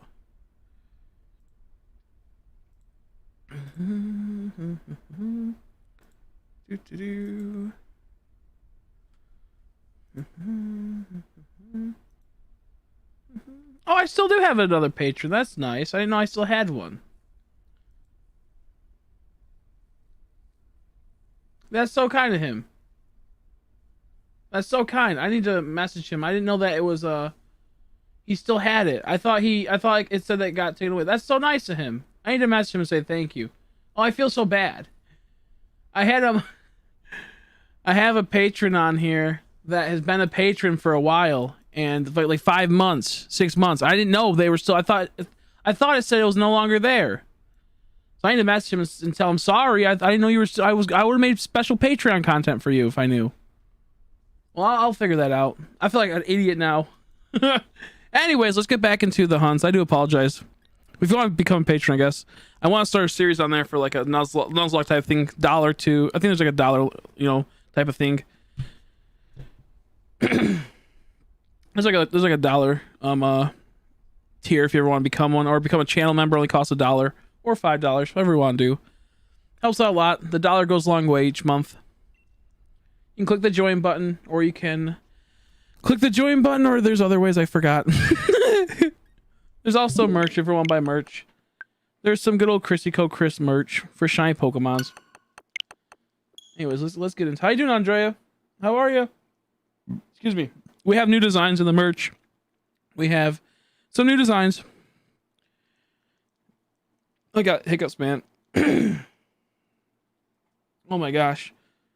Let's see. I share my collection, but oh yeah. That makes sense. Morning, Andrea. Hopefully you're doing well. Do you have a school day, or is it, since it's, you know, Saturday, I take it you don't got to worry about that? Hopefully I'm gonna go eat. Yeah, that was crazy. Someone was generous enough to give me a $25 Patreon subscription. I didn't suspect that. I'm gonna have to say thank you to them. It's Halloween. It's Halloween. It's Halloween. That's so true. I keep forgetting about that. Let's put on them. Let's see. Maybe we'll do a spooky hunt. Maybe we'll do a little bit of Spirit Tomb today. Maybe I'll figure out how to do it. We'll do some Spirit Tomb. So I can't decide whether to switch GameCube controller boards. You mean like, what do you mean by that? I'm here, Shadows. Shadows, he's I think Good Gamer's ready if you're ready. Okay, yeah, he should be good now. Are we streaming on Twitch today? Oh my gosh. You can be streaming on Twitch? You can put down your Twitch link if you want. For people that want to go follow. Andrea's the one who makes a lot of my art and whatnot that I need. Like this background. This beautiful background. I just have to switch back to the other background. It's no longer my birthday. No longer my birthday, so I'll probably switch it back soon. I'm emotionally invested in this hunt at this point. This is crazy. The saga continues. It's going to continue, and I'm going to be very sad when it ends, because it'll be so sad. Please don't make me more sad. Actually, Pokemon, I'm no longer sad for you guys making it to where, you know, I keep never getting this shiny. It would be sad. I'd be more sad if I actually got it right now. Because you like to make me sad, don't you, Pokemon, right? You like to make me get completely exhausted and sad with every passing second. So it would make me really sad if you gave me both the shinies actually tonight. That made me so sad. That made me so sad I'd cry. You better give it to me now, you bastards. A little reverse psychology. I'll drop if you're on stream and I stream. Oh, okay. Well, you just put it now, just people who might, you know. Is it gonna be an art stream, or is it gonna be, what type of stream is it gonna be? Like, one board is a third-party controller in my main GameCube controller with official shell. It broke, but now I can replace it. That one wasn't. Oh, okay, I got you. It won't have like the rumble feature. Reverse psychology. Okay, well apparently they want to continue just making me normal sad. Oh well, I guess it happens. We're gonna bop out this little homie. We're gonna. It's not shiny, right? Let me do this. Hate how cursed these hunts are. I know. I don't want a thick girl that loves me. And then he just looks over, and out comes like his closet. The dummies, the thick poggers. When the PAWGER pogger makes you go POG. Oh my gosh, you kidding me, dude? Oh.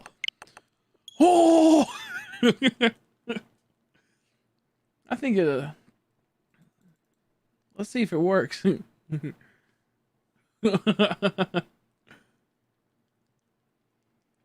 I could go hunt shiny Regice myself and get it, but before it finally shows up here, it's insane. I know, right? This hunt is brutal, man. This is a brutal ass hunt. This is a brutal ass hunt.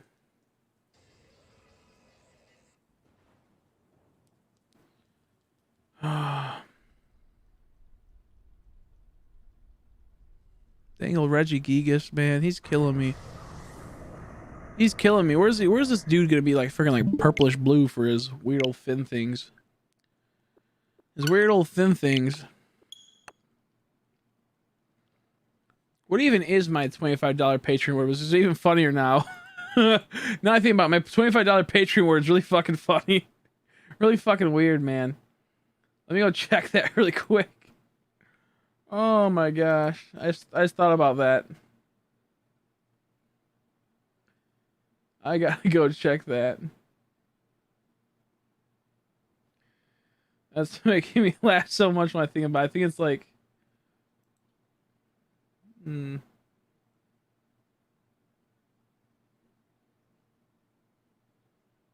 What is it? What are the perks?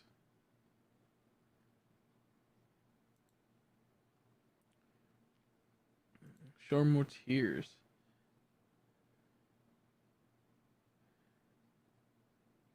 Yeah, I think I was King of the Mole people.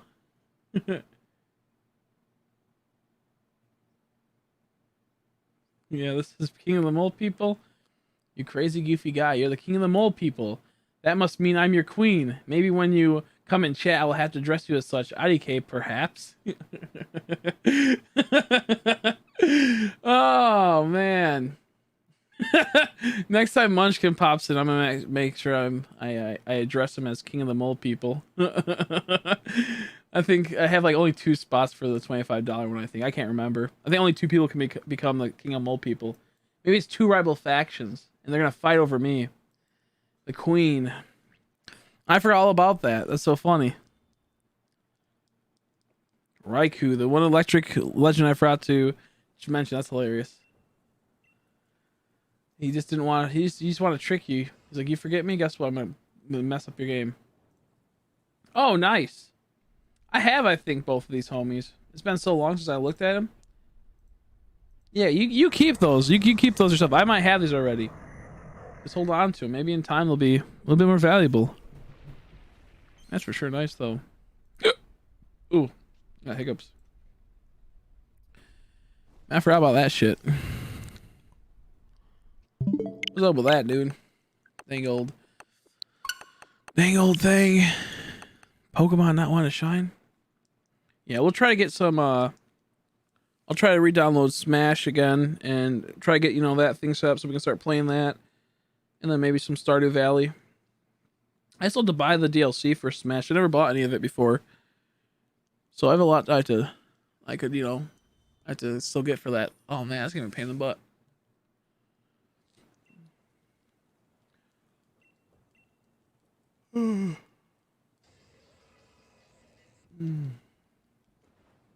Man, oh man, what are we gonna?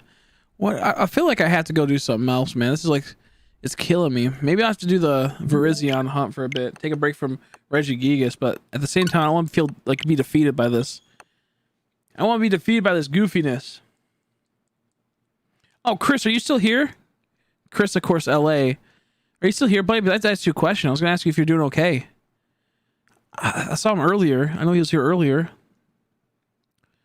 I'm hoping he's doing okay because he got hit by the hurricane damage recently, and it's nothing like crazy. Like he says, everyone's fine, just some like minor problems with like shingles being ripped off, the car being totaled. But luckily they had insurance, so that should be okay.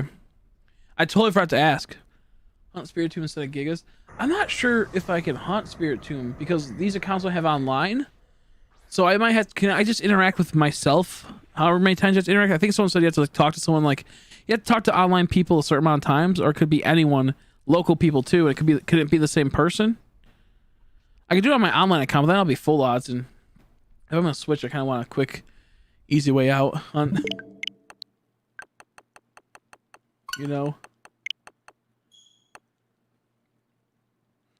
So we'll have to see. We'll have to see. I suck so much at Smash, Joseph. You'd fucking steamroll me. I remember we played a while back, way back, and I was like, these people are in a different league than me. I like to team up and just run away from people while they're just trying to chase me down. My partner will come in and smack them to death. Yeah, that's what it's like.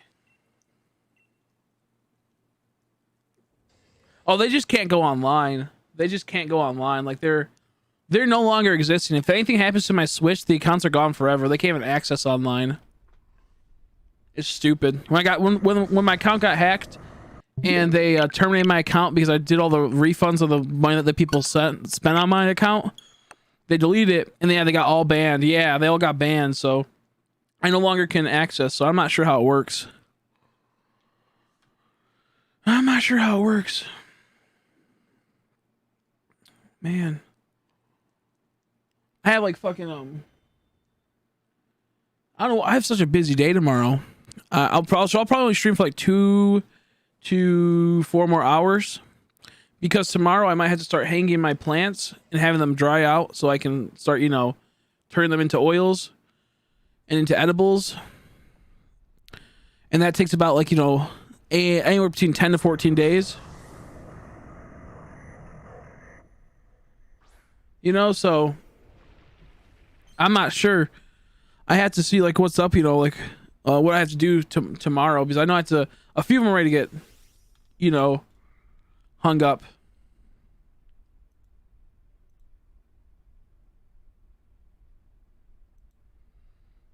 Oh, okay. I actually don't have. I don't think the Blastoise. I used to have the Charizard, but I don't think I have it anymore. But when it comes to like things like Charizard, like I said, you keep ones that have value to you and or can be valuable in the future. Don't give me the cool ones, you know. I'll take a few little fun little things. Make sure you're keeping yourself with some stuff. So, yeah, tomorrow I have to like, you know, cut down some plants, hang them, start drying them out so I can get ready. I have to get peroxide, I have to clean them. I had to clean out the plants. They had some like, you know, some bug problems, and then I have to, yeah, just clean them and then hang them. And then I think one plant might have like just a bit more time left on it, like another couple days. I'm not sure. A bit more watering, I think, of regular water. So we'll see. We'll see. Oh shit. We'll see. I went to Iowa for 2 months to help with damages. Really? Wow. Yeah. No. I'm. Some people got hit pretty hard. I know from that one. One of the people I watched, like half their shingles got hit on the house. Their car got completely totaled, and then they're out of you know, power for a week. But they're doing okay from my understanding. Like, you know, they'll have in and out of power from my understanding. So hopefully all will be well in the overall. But I forgot to ask him, as he told me last night. I have a small dehumidifier, and I'm trying to get enough money to buy another one. So I might ask my friend if I can use one of his because I'm going to his party tomorrow. So I'm going to ask him if I'll be able to do that because I have to clean my plants because half of them were outside and had some bug problems from that. And then I got aphids at the very end. So like I got to get that all cleared out. So I have a baby dehumidifier, but all the dehumidifiers cost like $100, $150 for like the nice one. So I'm going to ask my friend if he knows anything about, if he has one or has any cheap ones. Because we used to have like 3 dehumidifiers just for the house. It's a really humid, you know, humid house. It's just kind of gross. So that's something I do have to look into, which I actually forgot. So I do appreciate you telling me. And then I'll go 2v, yeah, 2v1 against. Well, when I'm working on getting a memory card for my Switch. They're completely full to the brim, and I have to figure out how to switch over more of my accounts. And I should be able to play again. Because the account, let me see, is it this account? Okay, this over here has it cataloged, but I can't download it until I get the right thing set up. At least I have it cataloged, so I should still be able to play Smash. If not, maybe I'll go over to my friend's house and play one day and try to have a little tournament. And when I work on getting my memory card, we'll get it figured out. I'll try to download it again.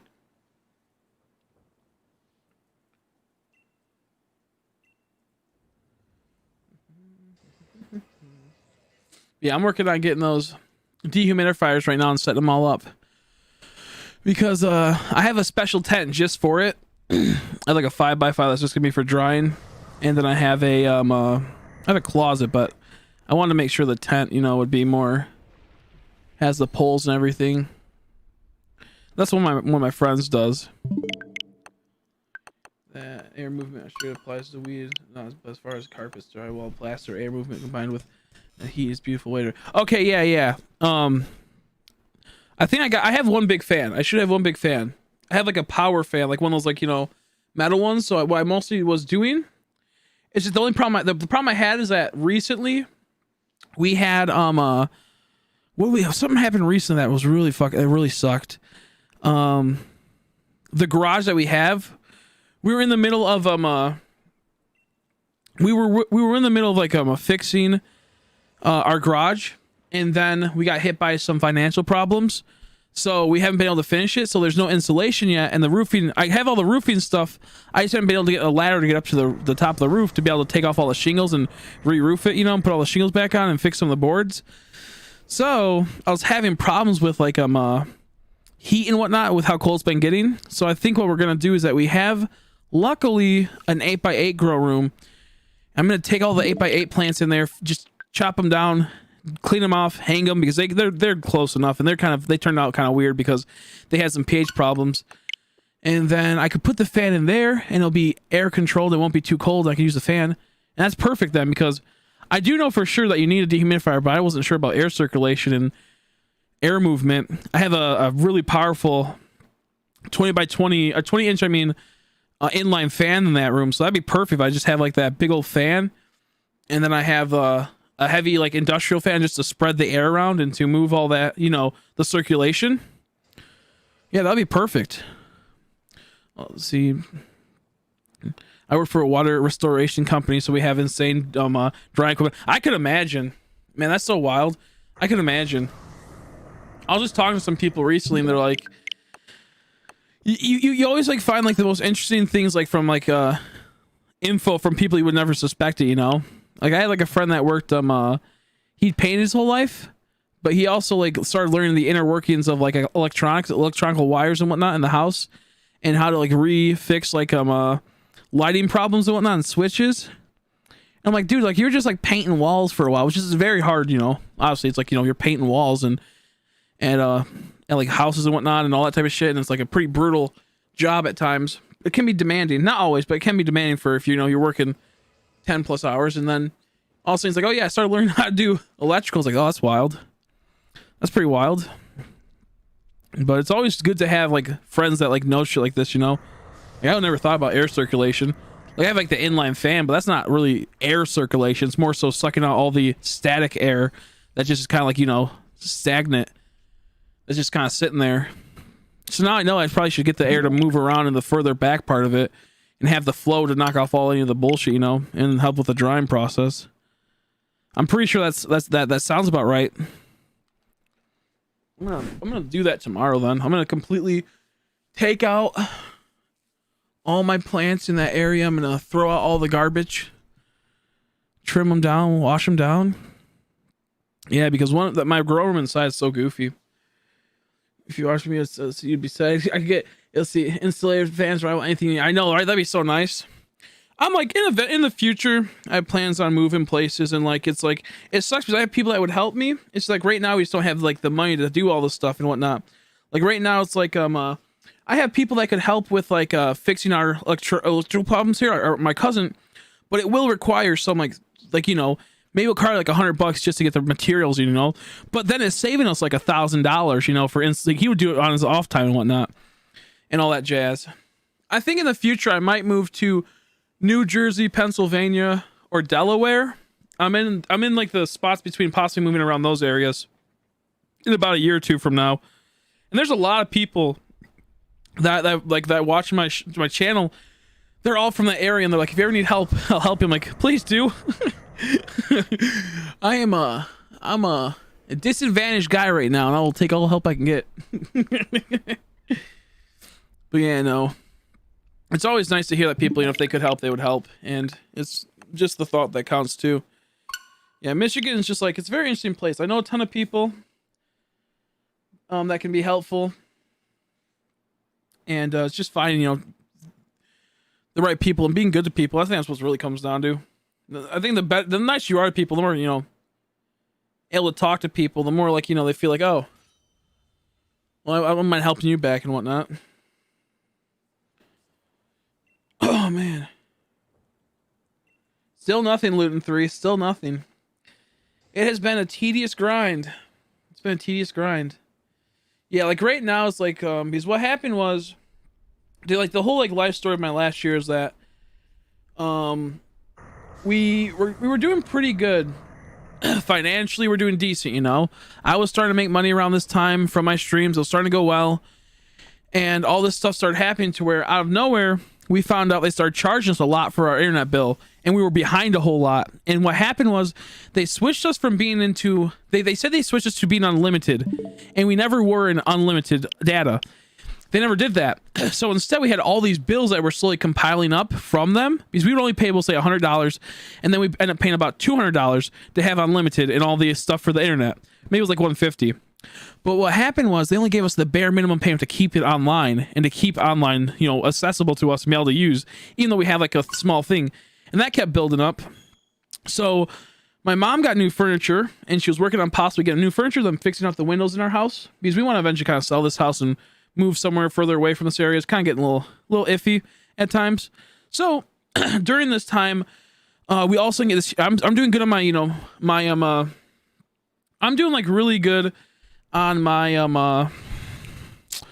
streams. You know, I'm 1 month I made like $500 after like working really hard, grinding, you know, and it's like I felt like I was finally getting somewhere. Then the next month it kind of went down, and then all of a sudden we get hit by, now I got to worry about paying the internet bill, which all of a sudden now is like $600-800, and like where the hell that come from? And then we had like, I got really sick. I couldn't stream for like 3 weeks. I got like, you know, the flu. Right when I recovered from that, I got some other type of thing. So all the motivation, all like the pumped up, like, you know, energy around Christmas time I was getting, it went completely downhill. And then, you know, people, you know, they just forget you after a while. So when I was able to finally come back, it took, you know, it went from going like, you know, oh, we might get like, you know, $500, possibly $300 a month off of this, working really hard, to all of a sudden we're now making maybe $80, maybe like $50 a month. So on top of that, then you have, once the furniture came, the bills for the furniture, we had to pay all that internet bill off. It then turned into, now we were late on the furniture payment, and then you get interest on the furniture payment. And I was like, okay, well, this is fucked. So we have to do this, you know, we're trying to make it back. And then we finally get stabilized a bit more. And I get into, I'm like, okay, how can I make money? Because I can't get a normal job like most people.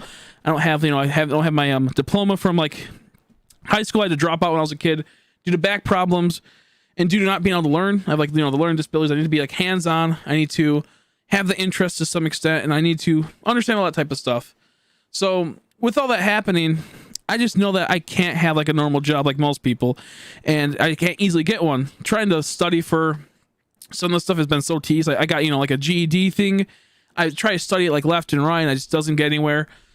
So anyways, I am now trying to get back into streaming, and it's hard because, you know, you're starting all the way back from the, you know, the beginning again. And I just put all this money into it during that time when I was taking off. I probably put about 1,000 into it after making about 800 plus or so, because I'm like, okay, it's worth the investment. So now I have all this equipment, but I'm not making, you know, some of the payments to some extent on, because I had like, you know, extra $200 I had to pay off. And so that led to a lot of situations. So I was like, oh geez. So we're only dealing with a lot of stuff at the beginning of this year. Now you move into, I was like, how can I start making a bit of money or helping out around here? Well, I'll just start growing essentially. My mom grew last year, and from how little she grew, like she just barely took care of it. It grew pretty well just in the backyard. So I was like, well, I can do a good job if I just start growing. Well, it started off with, you know, we'll say we put $500 into it. That's like about the base average of what you're going to do. And then $100, you know, for the plants, and then maybe $100 in the future. So we say maybe we put about 1,000 into it. Well, once it started going and going, it then turned into, okay, we're doing fine. We have to put a bit more money into it. And then, you know, out of nowhere, we got all these random bills, once again, that shouldn't have been there. They just had some problems. So we finally stabilized the furniture that they fucked us over with. They didn't fuck us over really with, but the internet bill, I mean. And then the furniture that kind of just came out of nowhere because we couldn't make the payment easily because the interest got out random. Got up there. Now it's fixed, so don't worry about that one. That's totally fine. So anyways, so I'm finally fixed all my payments on stuff. We're all doing good. And then do come, I think it was roughly July, the end of July, I'm just, you know, chilling, and I don't remember exactly what happened at this point. I think it was, something happened when I had to like pay something I didn't suspect, and then August hits, and my account gets hacked on Nintendo, and they end up charging $200 to my account and then it goes to my bank account, and they charge $200 plus they then charge $37 for each individual thing, which was like $37, and that was really, really frustrating because I had only $100 in my bank account, so I was pretty much negative like $300 on PayPal and my bank account. So I finally get it back, and I get all that money back. You know, they fix it. That was in July. They fixed it. It's all fine. Then due come August, my account gets destroyed. They pretty much ban it because if you refund more than one game, they will delete your account half the time. And that's what they did. They deleted 3 of my accounts.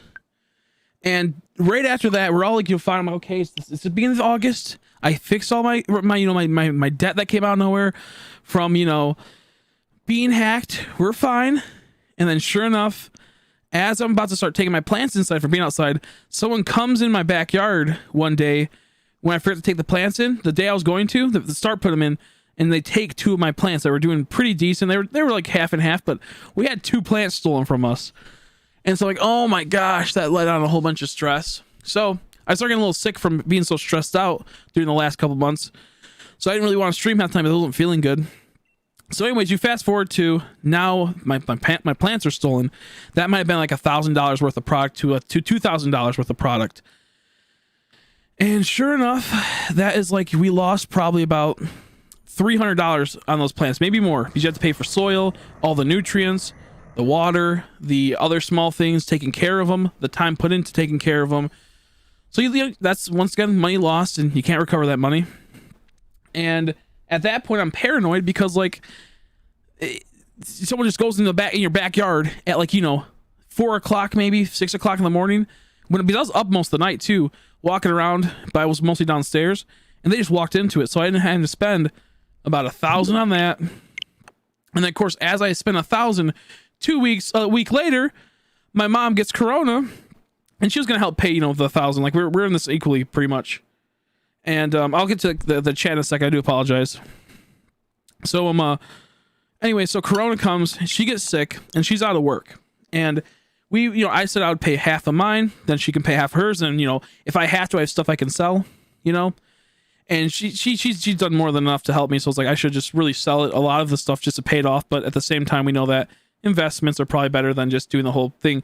So we're pretty much half and half on this. And right, of course, when I get this $1,000 on my credit card, sure enough, she gets sick, and then now she has to be like on like that.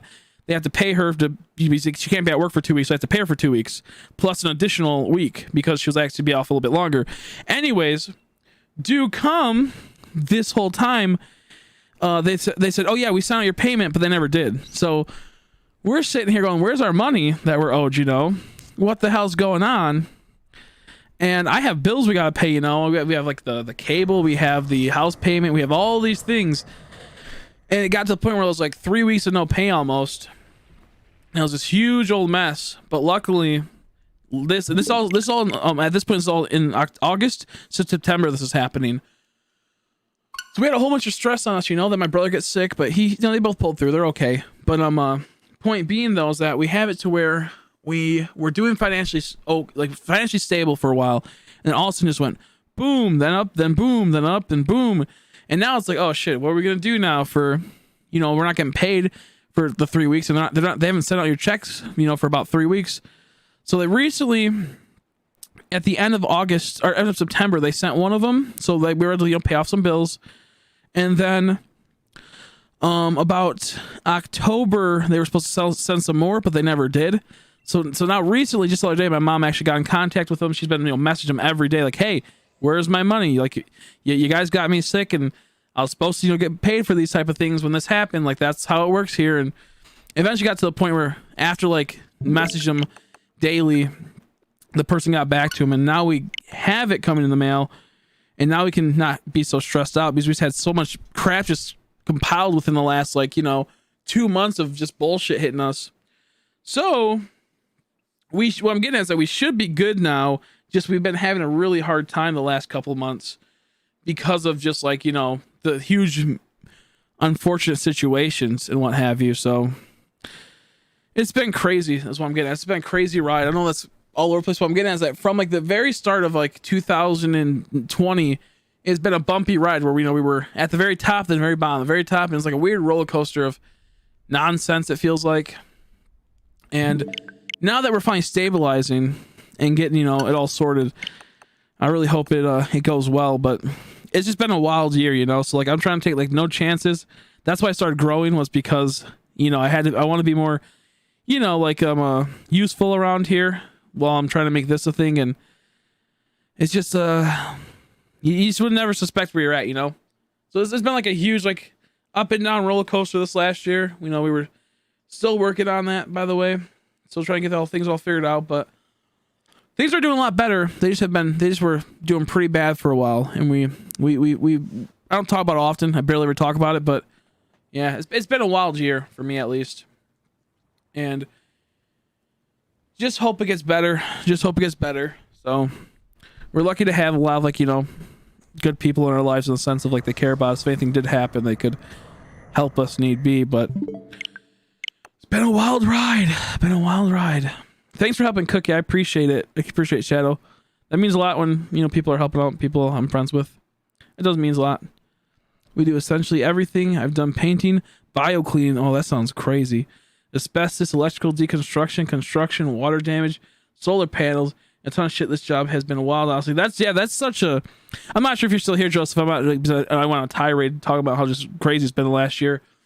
That's amazing. And like the thing is that like I for sure know it's super hard. It's one of those jobs that like is extremely taxing and extremely like, draining. But it gives you so much experience that like it's almost like worth weight in gold type of thing. Like, if you ever want to start branching out and maybe do your own thing, since you're learning so much stuff, or be like, ahead of like certain situations, like, it's such a good experience to have all these type of, different things go on. It's for sure taxing, but like it's better than to just like only like know like one or two things. So that's good. That while it's been wild and crazy, you're always find yourself in a new situation that can teach you new things in the future. So that's for sure something that's like, that's wicked. Wicked. I am I did like a lot of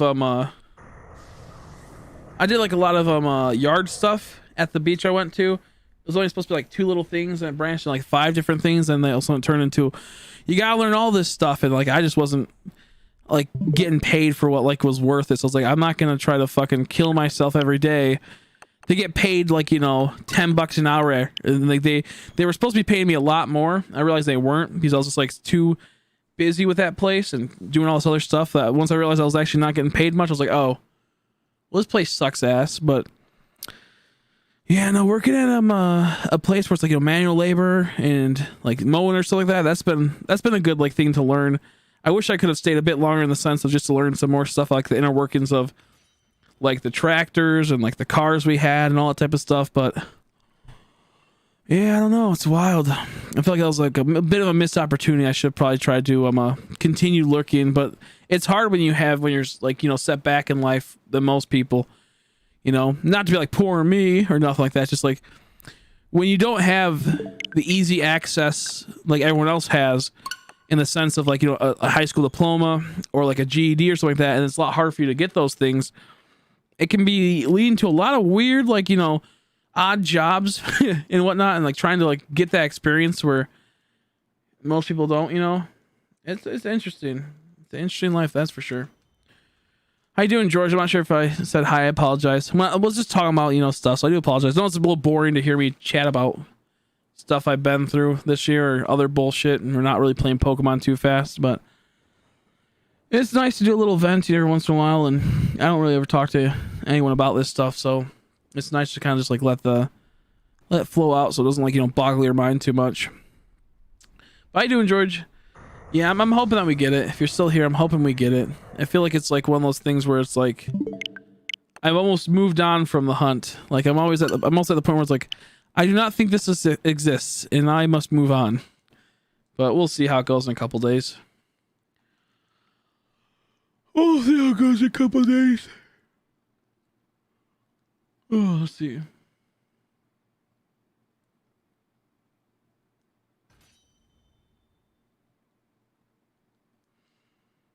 Are you gonna do some Halloween hunts today? Oh, probably not. I mean, I want to do Spirit Tomb, but if I get Regice or Regice or whatever his name is, or Regigigas, I'll go do some. But it's like, I just don't see like, I don't really see what I want to hunt when I haven't got these yet. Like, would I be happy if I hunted something spooky and got it in like 100 encounters when that could have been Regice? That's kind of how I see it. I don't want to hunt anything else. I don't want to move on for anything else until I get this, if that makes sense. But what I will do is I will open this pot and see what the heck is inside here. Let's see. Yellow curry. Oh, Hitmonlee. Hitmonlee is normal, sad. Sad times, just a normal Hitmonlee. And then the Mankey is normal too. That's depressing. The Mankey's normal too. No Shinty Mankey. That's depressing.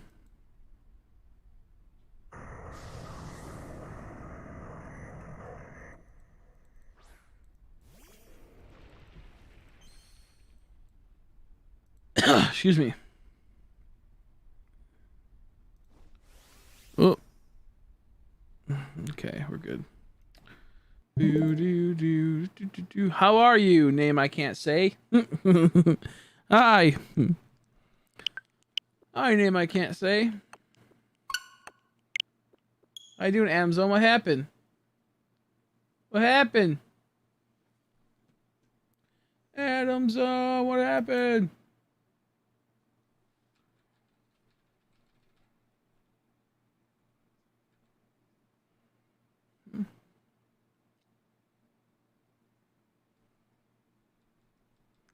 Call me Epico Aljo.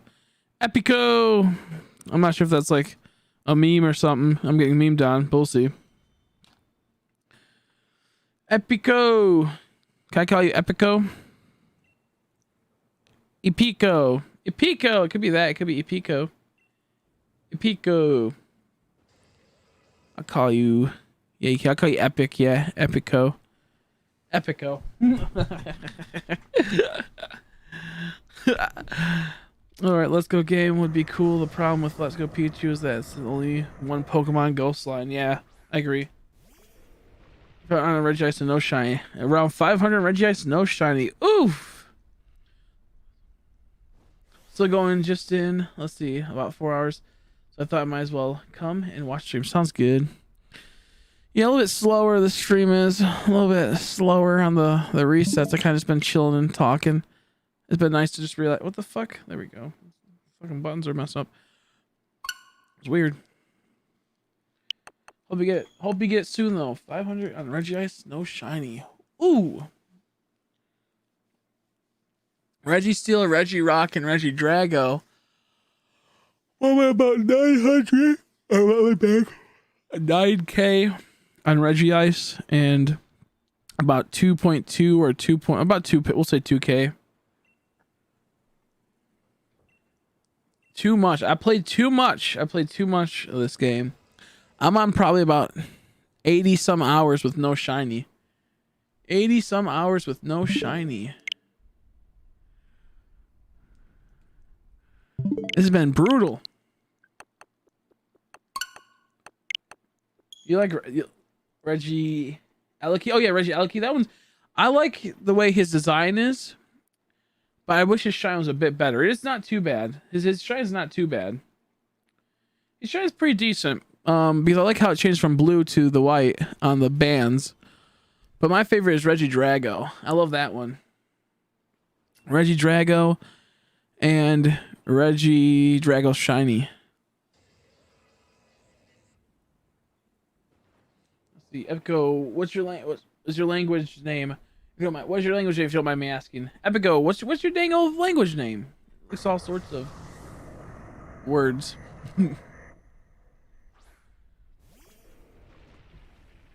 Yeah, I read that. I had a little tiny brain stroke only because it was like the way it was like the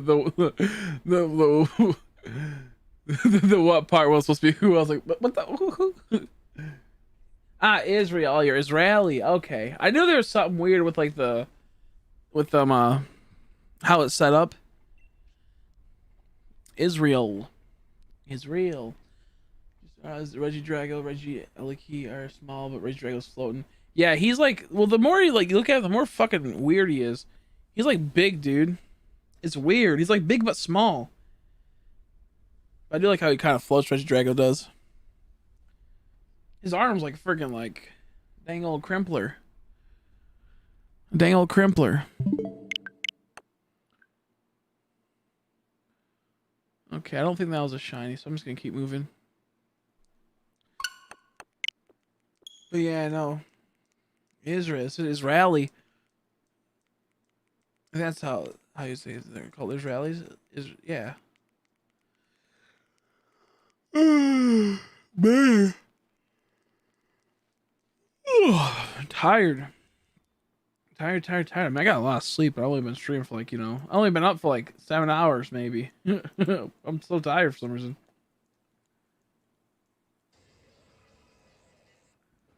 Let's see.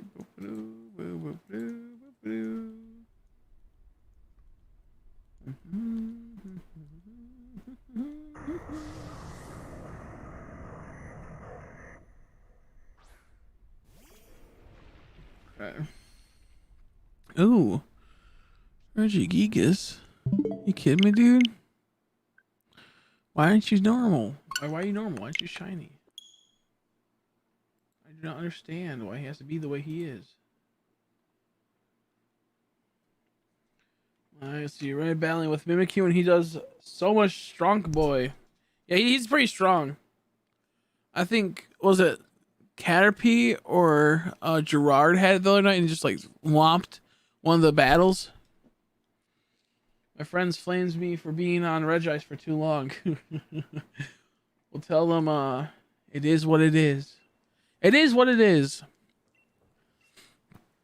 It is what it is. Why is this an emoji? What even is that emoji?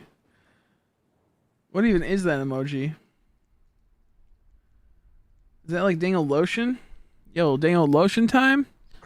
Lotion with an eggplant emoji, a little bit of a hand making a fist emoji. I think they're really trying to step up their game. The degenerates. Oh, it's hand sanitizer. Sure, hand sanitizer. Sure, hand sanitizer. I doubt it. Yo, I doubt it. That kind of looks a little sus. Looks a little goofy.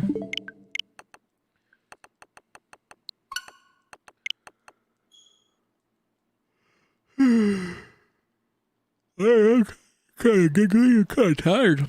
Kind of giggle time. But I have my Kyurem, so I'm good. Exactly. Okay, I got the Kyurem, so I'm good. How are you gonna drink the hand sanitizer and get better if you have a mask on, Caterpie? Take that dang old mask off and just drink the dang old hand sanitizer. You kidding me, dude? How you gonna get healthy? Just drink it. It'll kill all the bacteria inside you. That's how it works.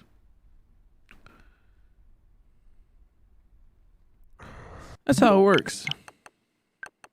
Drink it. No, yeah. Remove the mask. Chug it. You're letting all the dang old bacteria in the mask store up. You're gonna get sick. Everyone's sick to do that. So it's time to drink. I see Adam knows. He goes, cheers, and time to drink. Cheers. Chug. Oh my god. The math. I'm curious as to what your translates to English. Epico.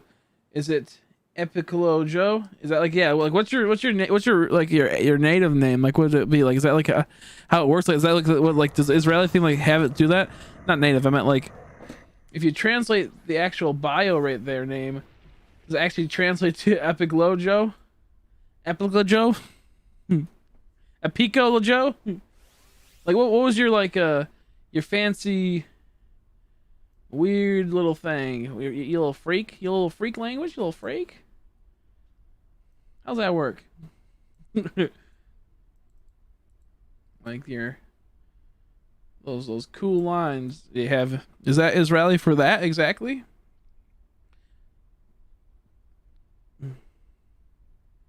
I meant the full name. I meant look at what that's Hebrew. Hebrew, that's what it'd be called. I'm not smart when it comes to languages. Hebrew. Let's see what this translates to. Hebrew to English. Let's see if this works. I'm gonna copy what the YouTube username is what I meant to say. My bad. That's what I was trying to say. Oh, that's just his real name. Okay, well there we go. It just translates his real name. Okay. That's fancy.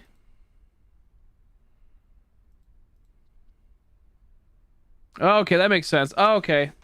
I see. So you translate it, it'll be that. Okay. And you just want me to call you Epico. Okay. Just because it's cool. I see. I thought the username was that, and that's why he's like, call me that. I'm like, okay. I thought that's what that was saying. Yeah. Hebrew got some pretty letters. They're all like whoosh, whoosh. When it's stylized, it looks really sweet. When they have it stylized on buildings, it looks really sweet. What would you do if you were set over shiny Regice? Probably ascend into the next realm. Probably ascend to heaven. Because I've been on. What else would I do? I would have died pretty much. I'll go into a different plane of existence because this is not real life.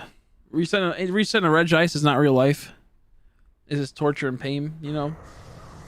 I don't deserve that.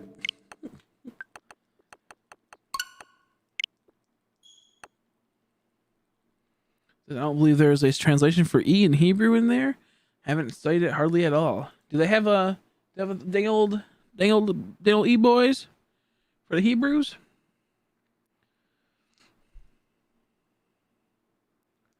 RC is not being kind, right? If there is, what's the character? Yeah. If E has a character, what would it be? What would it look like? Could you type it out? Would you type it out?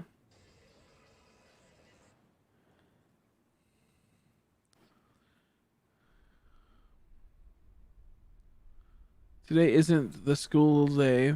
Oh shit. Okay. It isn't school day, but I'm gonna be playing a game with my friend around 6 or 7. Sounds good. It's taking this long, isn't? It's never said over shiny is sad. I've looked and made sure that they're not having shiny. I haven't seen it.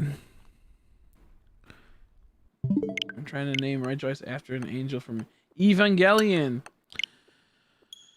I've watched so I know I tell a story all the time. I saw naked pictures of the Evangelion females when I was younger, when I was a little kid, online. So ever since then, when I saw them when I was a little kid, I thought, well, hey, the show must be like this. It must be this good. You'd see naked girls with big boobs. I then watched the show, and there's not any naked girls with big boobs, so I have stopped watching the show. And it was false. False. It wasn't real. There was not actual big boob naked lady women in the anime. So just off of that, I had no interest in the show because it would lie to me. And later on, I learned out that it was actually, you know, fan made stuff. My first experience with that was naked people, so I expected to go in and see naked people, and sure enough, I did not. So I was very sad, and I stopped watching that show before I even started getting to episode 2. So maybe I should give it a second go now that I matured. You know, that was last week. No, I'm kidding. But no, that was a long time ago. Let's see. There's thing in my dude. Let's see. Harl. Harl is E in Hebrew? Question mark. Thought there was no vowels. Is that how it works? I do not know. The question that hopefully we understand and learn. So yeah, I am. It was like false advertising. I thought there would be naked women in Evangelion until he wasn't. The relations are so hard. Exactly, I know, right? I don't even know fucking English, man. I barely even know the grammatical rules and structures of English. I can't be learning other shit, you know? I can't learn other shit, dude.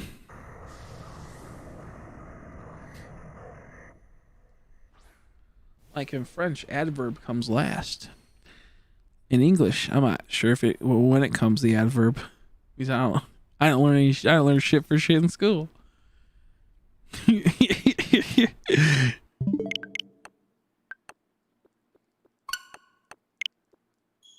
add like an E and it becomes Harold. Harold.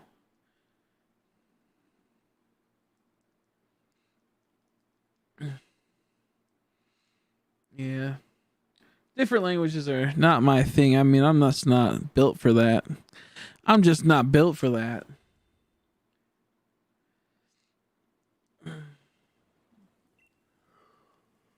Man, it's just raining again. It was snowing a tiny bit in Michigan today, this morning. I went outside.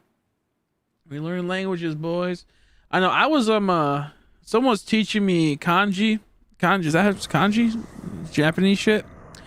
There was a girl I knew, and she was from America that moved over to Japan, and she was a teacher there to teach some the Japanese kids English. And with that happening, she also learned that, you know, the multiple types of Japanese. And I'm like, she's trying to teach me, and we got pretty far into it. I was learning, and then she stopped. Like, she just got too busy, and I forgot all of it. I forgot all of it. I was doing pretty good. I was learning pretty. I think it was kanji. I was learning pretty good, and all of a sudden, boom. She got too busy with work, so I was like, oh, okay, bye. Yeah, I'm Kina, not Kina. I'm strong in English. Yeah, I'm. This is. What?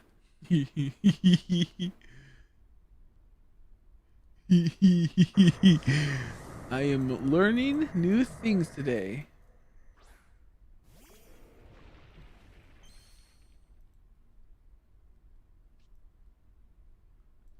I put Kina in Hebrew, and then English says China. I put Kina in Hebrew and it translates to China. Yeah, I'm China. Oh no. Yeah, that's what we did. Yeah, she taught me some of that stuff. Yeah.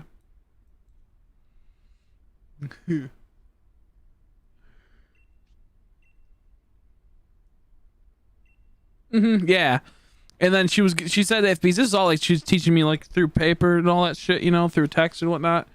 She said maybe one day I can teach you how all the other the more stuff, really descriptive stuff that can be. Let's see. Oop.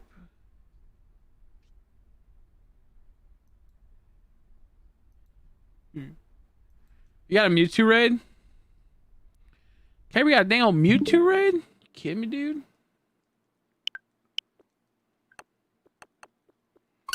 This emoji means don't high five. Yeah.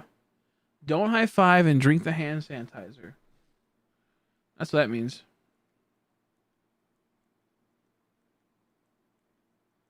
Exactly. Yeah. And it's like there's like that disconnect of like which is no offense to people that don't speak English. Like to say, the broken English aspect is like so hard sometimes because when there's broken English, it can mean so many different things. Yeah, high five. There we go. Yeah, high five. There we go. Oh, the high five zone. Uh-oh. Like, guess what? He's like, no high fives. Drink the hand sanitizer. And everyone starts high fiving.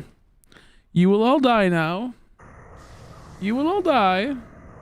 Like, oh, against the rules I am, for I am above them.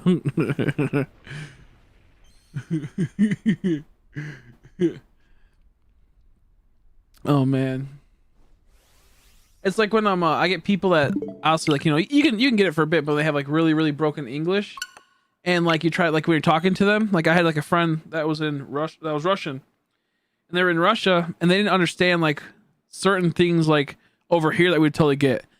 Like, you know how when you put like laugh my ass off at like the end of a sentence, but it's not like, you know, it's just like as like, you know, like a thing like, huh, that's fine, like, you know, just LOL, like a thing you just do sometimes, or LOL when it's not really that funny, and they'll be like, why are you laughing? I'm like, what?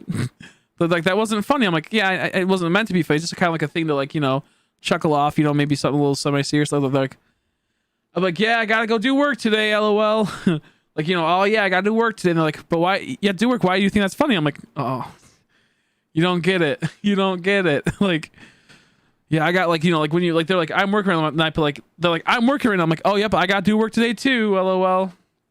Like, I know how that goes. That's not fun. And they're like, why are you laughing? I'm like, I don't know why. it's something that we do. Like, you tend to laugh a lot. I'm like, well, you tend to not understand half the shit I'm saying a lot. Or like, there'll be like a certain word that like describes something that differentiates from another thing. And it's like, they don't get that. And they think that like, they have like, you know, one word that'll be a catch-all that could be like, could mean multiple things. And then we have a word that specifically like states what that would be, and they don't have that. So like, they don't understand what it is. So we try to explain to them that they take like, they just don't get it.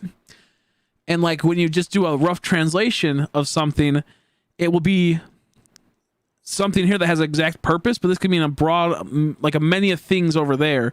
And depending on what they have, like it will say like, maybe it'll be like en mal means like little boy. And then it'll be like something like, yeah, exactly. So this specifically exaggerated. They'll take it at face value big time. That's a huge thing. They don't understand like the sarcasm or the exaggeration or like the hyperbole, I guess you could say more so. And I know hyperbole is really hard for other people to understand because people are really hyperbolic in America compared to other countries.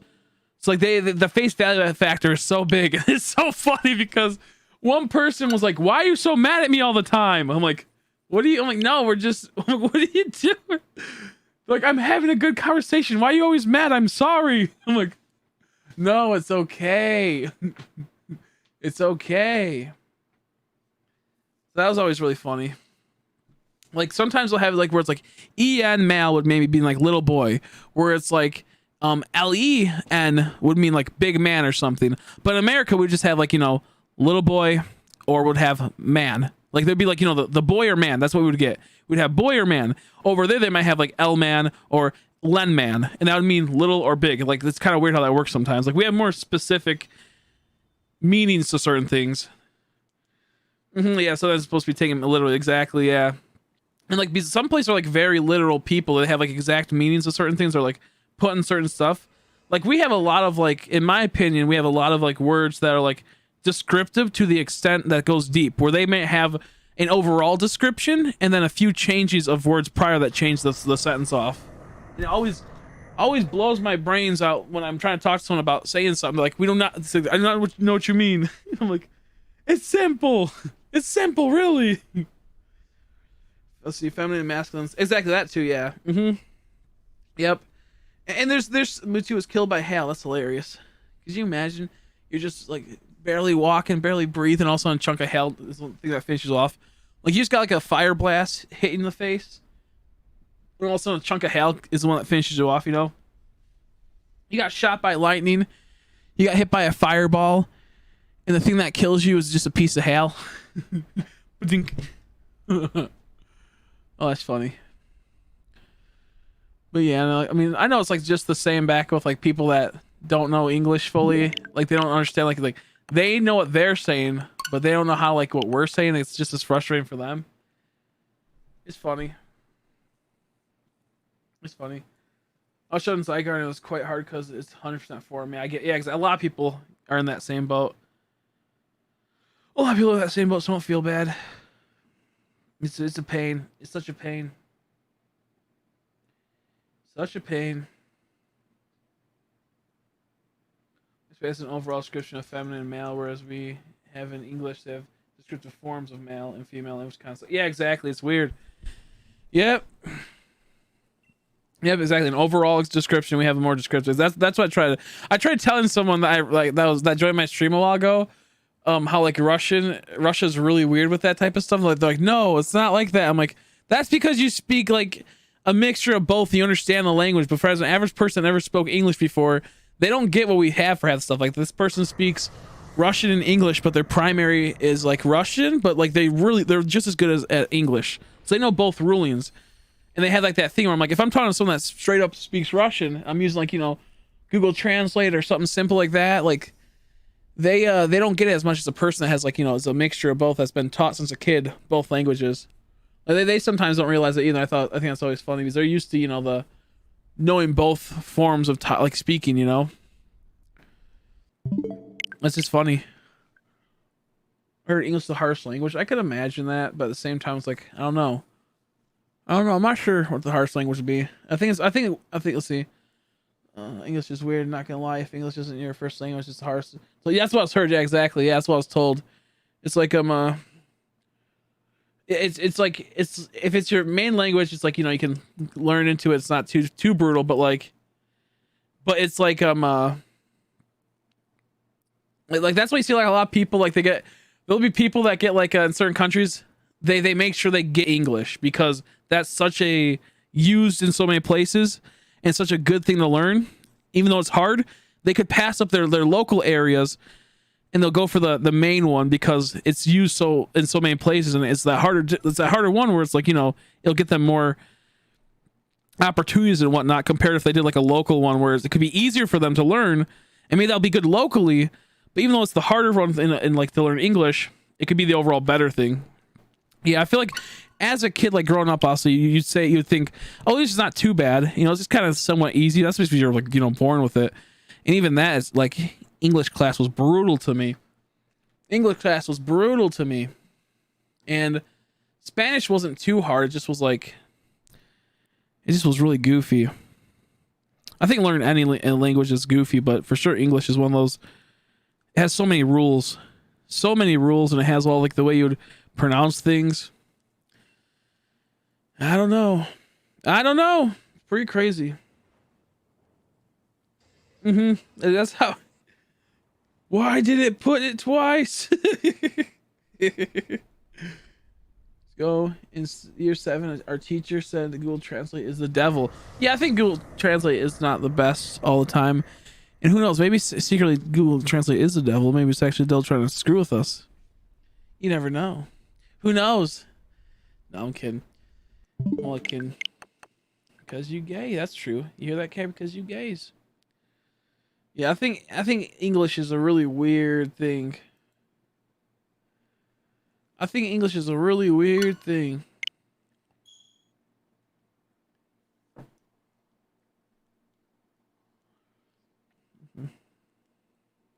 Oh yeah, for sure. It's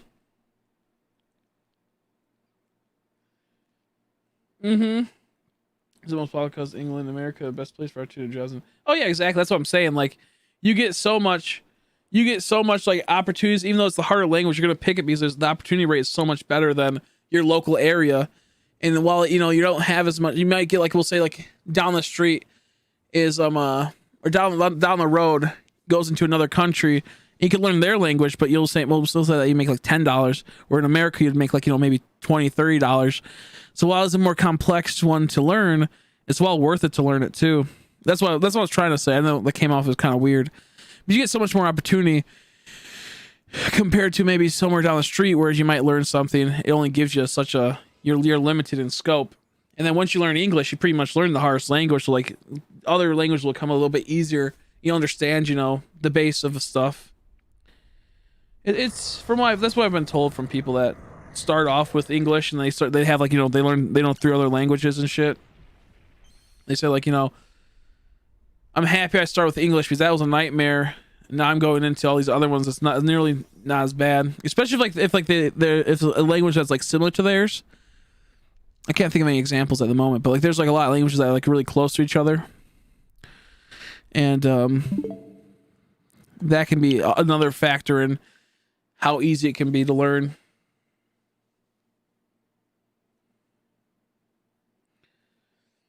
Good agencies to English is absolutely ridiculous. It doesn't make sense. Yeah, exactly. Yeah, Dutch and German. There we go. Dutch and German. That's exactly what I was thinking of.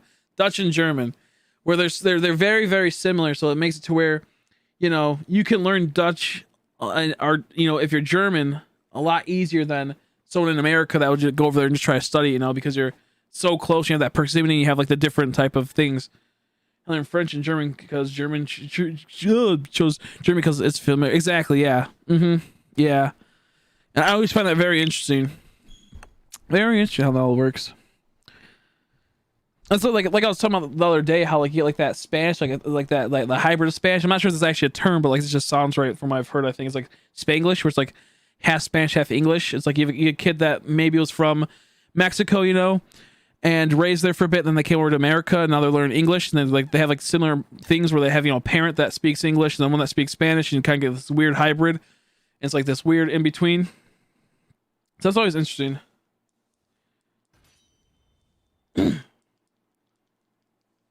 Oh yeah, for sure that too, Joss. For sure that too.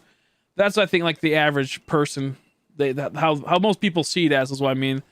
Like it says, like, don't necessarily think it was about opportunities per se. It's about history, and going back to when England was about territories invaded and making it essentially to know that there's exactly that too. I meant just like modern day, what people see it as, like why it could be good for the, like, to learn it right now, like why would it be good for. But for sure, that's the main essential of how it worked, for sure.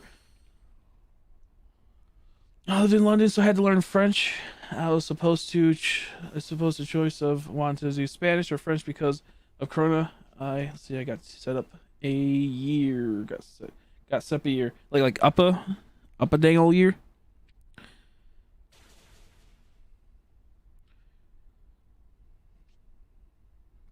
Yeah, back then I was really about that. Yeah, exactly. Yeah, back then for sure. I totally agree with that one. It was essential back then because you only had a certain form. Like online, you have Google Translate now. You have all these things that made it to where like you, like back then you couldn't just go over and ask for something. People would be like, "What the fuck? You don't belong here." And what the fuck you just say?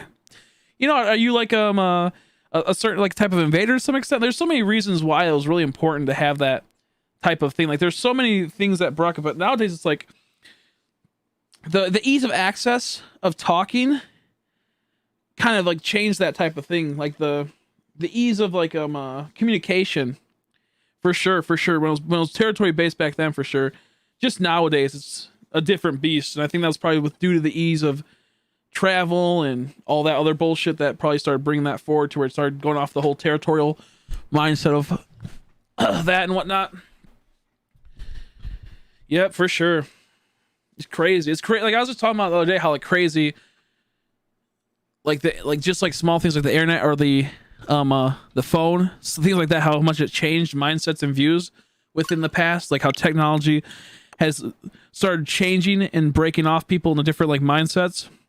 Like we'll say from like, you know, 0080 to like, you know, 1000 AD, you had to where everyone for the most part had their like viewpoints and their views of the world and how things were and their ways of life and their tradition, their, you know, whole entire existence kind of there, you know, one of those whole entire things. And then you have to where, you know, maybe from like the 1000 to 1500 it stayed rather consistent, maybe add a few new things with the advent of certain technologies. And now you get fast forward to like the 1800s where a lot more stuff started coming in, and you start seeing like, okay, maybe we can understand this a little bit better, and science starts to explain some of the stuff but doesn't, you know. And then you get to the point where it's like now you get from like the 1950s, or I can say 1940s, all the way to current time. The amount of like different viewpoints people have nowadays and the amount of like mindsets people have nowadays are so much different from like the continuous same mindset for hundreds of years, all within like 50-year time span, 70-year time span. So crazy. Like how many people are within like this huge broad political spectrum. Back then you had political spectrums that were pretty broad, but nowhere near as we had today. And that's because of the ease of access to the internet, I feel, the communication, and the fact that some people want to be, of course, you know, more pretentious about it. But the ramp up of technology and being able to interact with people, hear different ideas, and find your own little niches, such as online, you have tons of little micro niches and microcosms of people liking things, where back then you didn't really have that much at this scale that we have now. And to think how much the advent of like technology and movement and being able to just speak to people so easily brings in such different things that are more convenient rather than how it used to be back then, you know. And I guess the morality and the moral mindset people have now has shifted so much from a less religious aspect to a more like degenerate aspect, a more like, I guess you could say, scientific aspect, where, you know, like they base everything off of facts, which, whether it be true or not, can lead to a lot of weird things. I don't know. To me, it's like within the last like 70 years, America, and like we could say America's a prime example, has changed so much. And rather that be through like demographics, other type of small things, but just off of the base average of communication and the rapid growth of communication, I feel like has really cemented in how some people see things. And you normally wouldn't see that without that type of movement, you know, without that type of like, you know, info and whatnot. You can even go as with you do like a 20-year gap between 2000 and 2020.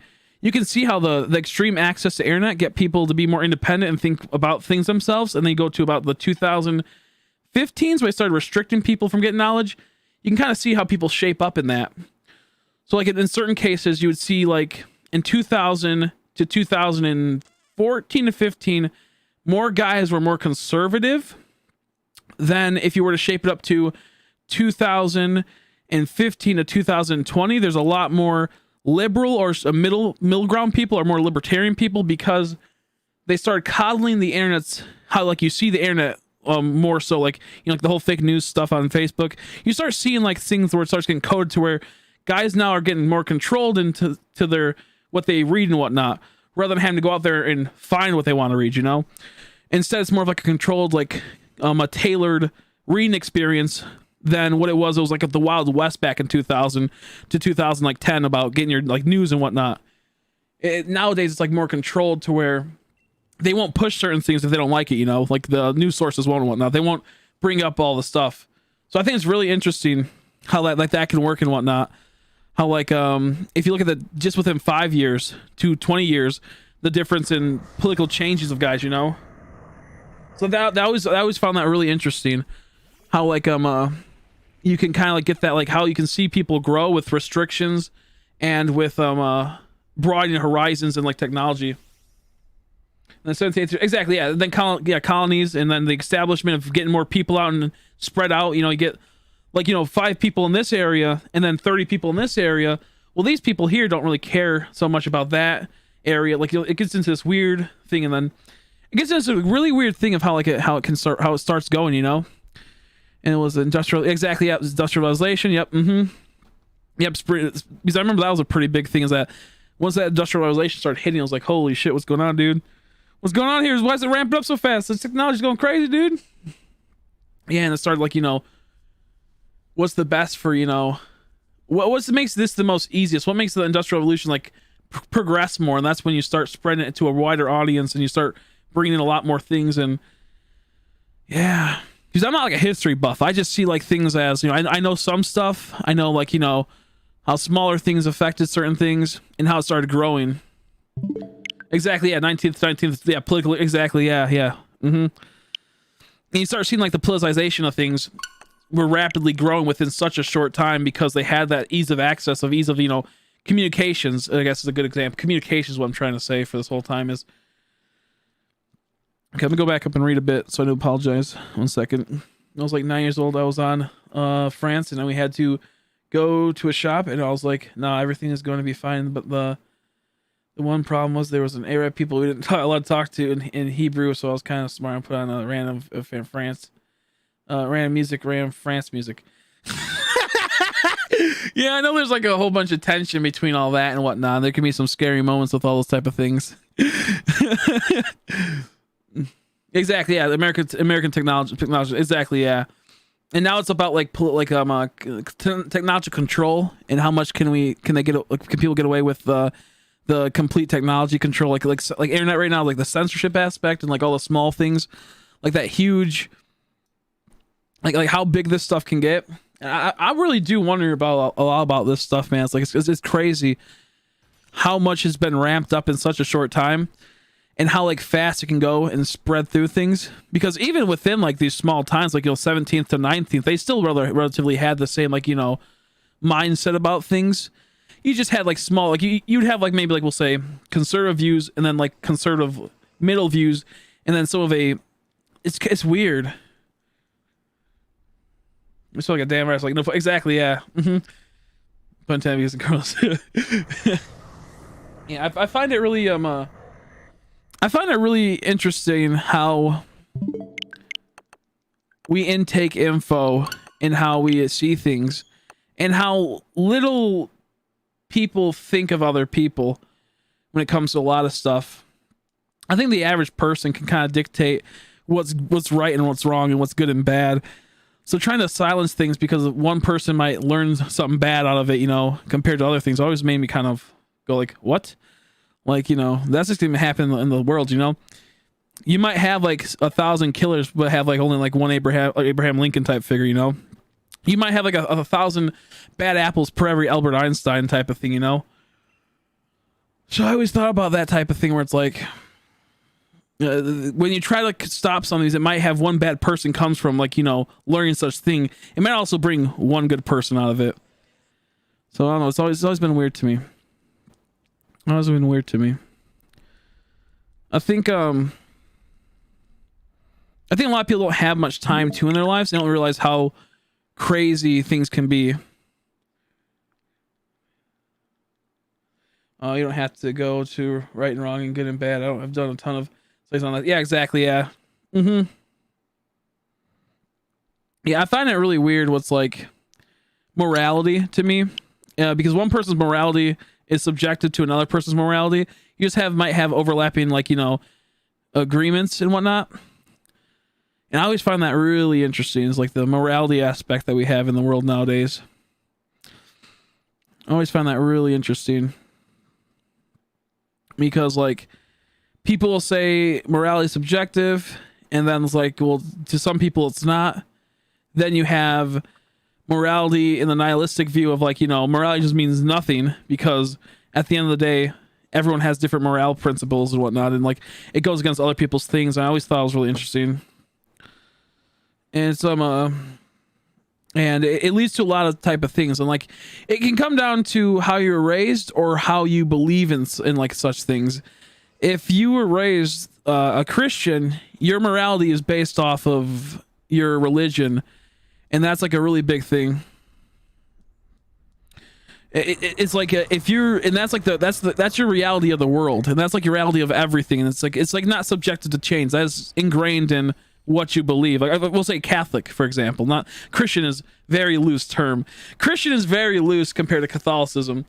They're more like devout. So, for example, it's like when it comes to being a Catholic, you believe fully, and you don't let anything go against you in your mindset, you could say.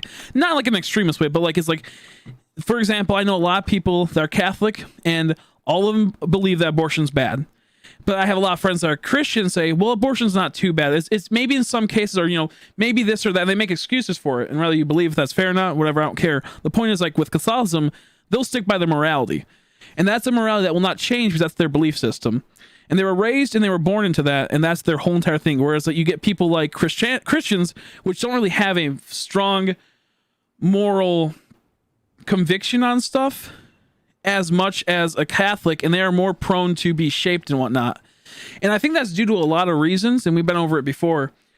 And I think that's due to a lot of weird situations based on, if you look at the whole thing of like how, like, it's been formed. So, like, for example, a Catholic, we'll go into Catholic and Christianity, the difference in a bit. But for me, it's like, when it comes to, like, you know, it's like ethics and whatnot are very subjective to a lot of things, obviously, and morality is subjective, but it's not subjective if the people are fully devoted to it and they have their things. Like, I've been I'm in the middle ground of Christian, and I'm like in the middle ground of like a Christian Catholic. Obviously, I'm not Catholic. I don't follow the Bible fully. I have to start. I'm still in the process of reading it. I do a really bad job at reading stuff. But anyway, so point being, I'm in that moral ambiguity of Christianity and Catholicism. I like the more strong, devout cause of of Catholics rather than Christians who just go with the flow. Christians are more in line of what's good for them and what's good for the society at hand, where Catholics are more so what's good for them and their religion. And you tend to see more people, and we'll get into that in a second, because this is one that I've realized in the last, like, probably year, and I would never realize it until I started looking into it. Let's see. I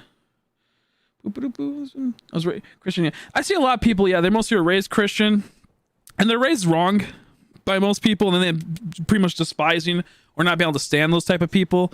And I get that. Because a lot of Christians raise their kids really stupid, like really weird.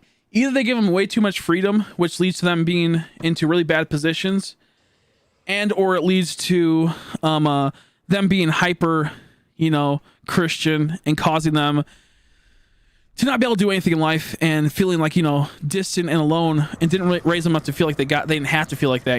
There's a lot of reasons why people that are raised Christian tend to completely like abhor the people that do that. I don't blame them at all most of the time. It's like I don't blame people. It's like a very interesting thing. See, I'm Magnus. I can't say what is, and it wasn't because I haven't physically seen it. Facts on any religion. Yeah, I can get that. I think I think people get caught up in too much of what you can and can't see and all the small things. I think the more and more I get older, I start seeing it. I start seeing the craziness of that is the universe. The amounts of craziness and probability that happens, like the amounts of like probabilities that should not have happened, and scientists can try to explain it away, but like how Earth was made and how all these small interconnecting pieces, and it's like it just doesn't seem like it's just a natural occurrence to me. But I know that's for everyone; they can see it differently, and it's just like a rather weird thing. Because I'm not ready to talk about like the philosophical mindset of like God and if there was a creator or whatnot. But to me, as I get older, I start seeing things, and it's not even the death inevitability aspect of it. It's just like I start seeing more crazy things. I start seeing like how this world can be shaped, and how like little we know, and how we can just assume that we know everything, like the Big Bang, how we can just assume that we know every little bit of everything, but yeah, we still don't know how to do so many things in this world. And yeah, we can know so much about something like the beginning of existence and whatnot, but yet know so little about it. Or how we can't fully map out everything we know about like the human body. We don't know how to combat every disease, but yet somehow we know things from certain times where it just is wild to me. And that's almost like, not unprovenable, but just it's so weird, like knowing about like sentiment layers and whatnot, and thinking that we can compare sentiment layers from like Pluto because they have the same exact time roughly around. It's just like, I don't know, it goes into this weird thing where I don't really know how I feel about a lot of stuff when it comes to the whole like religious aspect of the end goal creator, or like, what exactly does he do? What has it be? But it's interesting. I don't follow religion in my beliefs. If you do good, you're good. Do bad, you're bad. Yeah, I can get that. I think religion is also it's different going from each and every different I'm trying to think of the term. People have different religions that will dictate what's good for them in their society. So in general, a purely Christian or Catholic society will do a lot better than a society that mixes in a couple of religions that have to compete with each other. So like I guess we can get into like the what I was seeing is the difference between Christians and Catholics. And I guess you could say Catholicism was rather large for a very long time in a lot of countries, and you would see it do pretty good, and it would stay that norm. And first, we'll say, for example, you'd have a lot more Catholics in America during like the early 1900s. And then once you started bringing in more people that weren't really Catholic, that might be, agonistic, that might be, more atheistic, or might have their own religion. Now they're living next to you, and you have to fit them into, you have to fit them together. And sometimes people, like we talked about before, like sometimes Catholics aren't the nicest to atheists or agnostics, agnostics. They're not really the nicest, and they don't really get along. So right off that core principle, bringing people in that don't have the same shared value or the same mindset tends to have a fracture. Well, what happens when you bring in now, you have, like, we'll say, people that believe in something else and people that bring in something else. Now you have a whole bunch of groups competing what's best for them. And with Catholicism, you tend to have it to where, like, no, we will stay and this will be our beliefs. We will stay this way. Where Christians, they will conform to their surroundings for the most part, and they find it a lot more easier to conform and cater to try to spread their belief and get people in there, and or conform to the current culture to be coexisting. Whereas Catholicism is more coded, like they're more dependent on themselves and don't really worry about if they're trying to get more people in that regard, if it's going to cost them their belief system, where Christians will open that a lot more, where, you know, you have like gay pastures, you have all these other type of things that normally are not core mechanics of your religion. And it's what's convenient for them and what's convenient to make them possibly thrive when they would not like compare to Catholicism. And you'll see conformity with Christianity 100 times over before you see conformity within Catholicism. And another good example would be like the Pope that we have currently for the Catholic belief. A lot of Catholics are really like upset with it because he's conforming to the natural ruling of the land that's now being shaped nowadays, you know, and that's something that you would never see prior. And that's more of a Christian thing than a Catholic thing.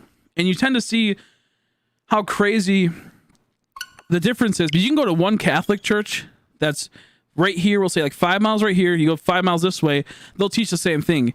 You go 30 miles this way, they'll teach the same thing. You go like, you know, 100 miles that way, they're going to teach the same thing. I can go to a Christian church that's right here and right there, they're going to teach maybe the same thing, but there's going to be some difference. You might go 100 mile ways. There's never a full consistent thing for each church. There's always what is easiest for the area they're in and what's good for that area entirely, and not the belief system. More so, how do you make it to where it's applicable to your current situation? It's more of a societal acceptance rather than a spiritual acceptance. And that's how I kind of see the difference between Catholicism and Christianity, where Catholicism is fully militant in their beliefs, not in the sense of like, you know, they're going to be gunning down people, but they truly believe what they believe, and they will not conform to the overall new society that's being built, rather than Christianity will tend to be mellowed out and take the L in certain cases and change certain viewpoints if it can spread it, or if they can if it makes a more cohesive society. And so that's why I kind of see like Catholicism is the true I guess religious system. And this can go for Islam too, and such things. Like you have the, you know, your devout Islamists, and then you have your more like almost Christian types where they don't really go too deep into it. And you can see the difference between how they view things, you know, like you have your extremists that will go out of their way to chop someone's head off or something, you know, make their shit go down and make sure it's there. Or you have your more relaxed ones where they're like, okay, please just make sure you wear this outside. Don't do that. You know, we're not gonna beat the shit out of you if, you know, you're driving the car. Like there's very different forms. That's like another perfect example. It's not just in Christianity and Catholicism. It's a multi like thing, you know. It's like a very interesting thing how like it will roll out.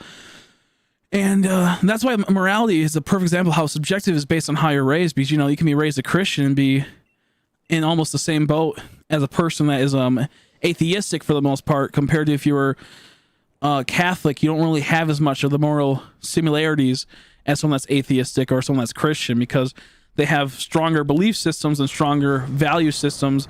And not saying like, you know, they're better morally or whatever. It's just like the value system is what I mean, like in the sense of, you know, their own value. But yeah, so I just found that really interesting, because people often ask, I'm like, like, you know, like turn the other cheek type of situation. They do all these type of things, and it's like, it's weird to me how like they have like certain things that they'll bend the knee at, but not be too deep into, because it's more of like they're changing to conform to society at hand rather than being what they truly believe. That's what I always found interesting, is the difference between Catholicism and Christianity, and the different forms of Islam. You don't really know much about outside of that. Like I mostly just stick with Catholicism and Christianity. It's the one that is the most appealing. And you can even go as far as like the difference between like a cultural Jewish person and a person that's truly, I think it's like a Hasidic Jew. You can tell the difference between them two is like where one sees morality right here, while the other one sees morality right there. And there's not too much overlapping in the sense of the true deep down beliefs. There's gonna be a lot of confliction, just how Catholicism has that. Interesting stuff. Let's see. We can shape this world all we want, but there'll still be people who will be bad and can really stop everything. Let's see. I think that was doing good, but the Pokedex were bad. They were going to do all types of Regice Dark Fairy. I like how that like those two just like were different. Like I was reading that, I'm like, wait, what? I was so confused. I was like, wait, what is talking about like the bad in the people's eyes? And all of a sudden, it's like, I wonder if it goes fairy or dark type fire. Yeah, I apologize going on the tirades of just chatting about goofy shit, you know. Let's see.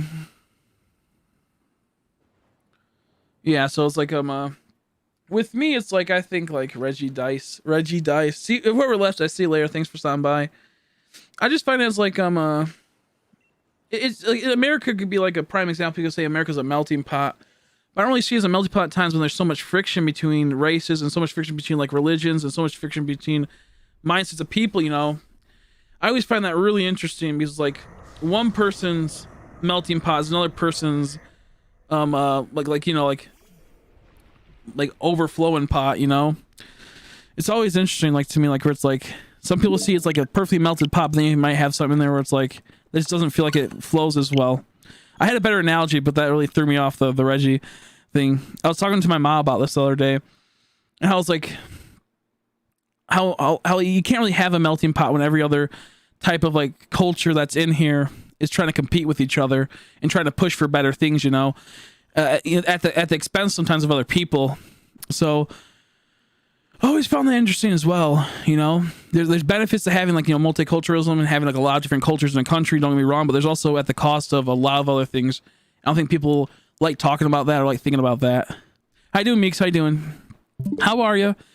Because like for like one example, it's like, you know, certain groups of people will be pushing for, they want more benefits, and then other people will feel like, oh, I don't have the benefits that they want, so they want to push it, and then they have to compete with each other. Well, they're already trying to compete with the majority, and it leads to a lot of things of like who's gonna pay for all these type of things at the end of it. You know, will the people that's smaller or will the overall like ruling class have to pay for a lot of this stuff? And it goes through so many problems like to where everyone's trying to be the best that they can be, but at the end of the day, I think we have that core value of like who you are and what you feel as, because we're not really like a unified, like, you know, fully thing at times. So it's like it's always weird to me to think like, you know, is multiculturalism like a really like amazing thing, or is it like a possibly just a thing that comes down to people end up going to how they feel like, you know, like I could probably go on for hours about that and whatnot and how crazy, you know, it is. I think I think it's interesting. It's like end of the day, people compete, and most people stick with their own, you could say. And when you have so many competing people, you tend to have it.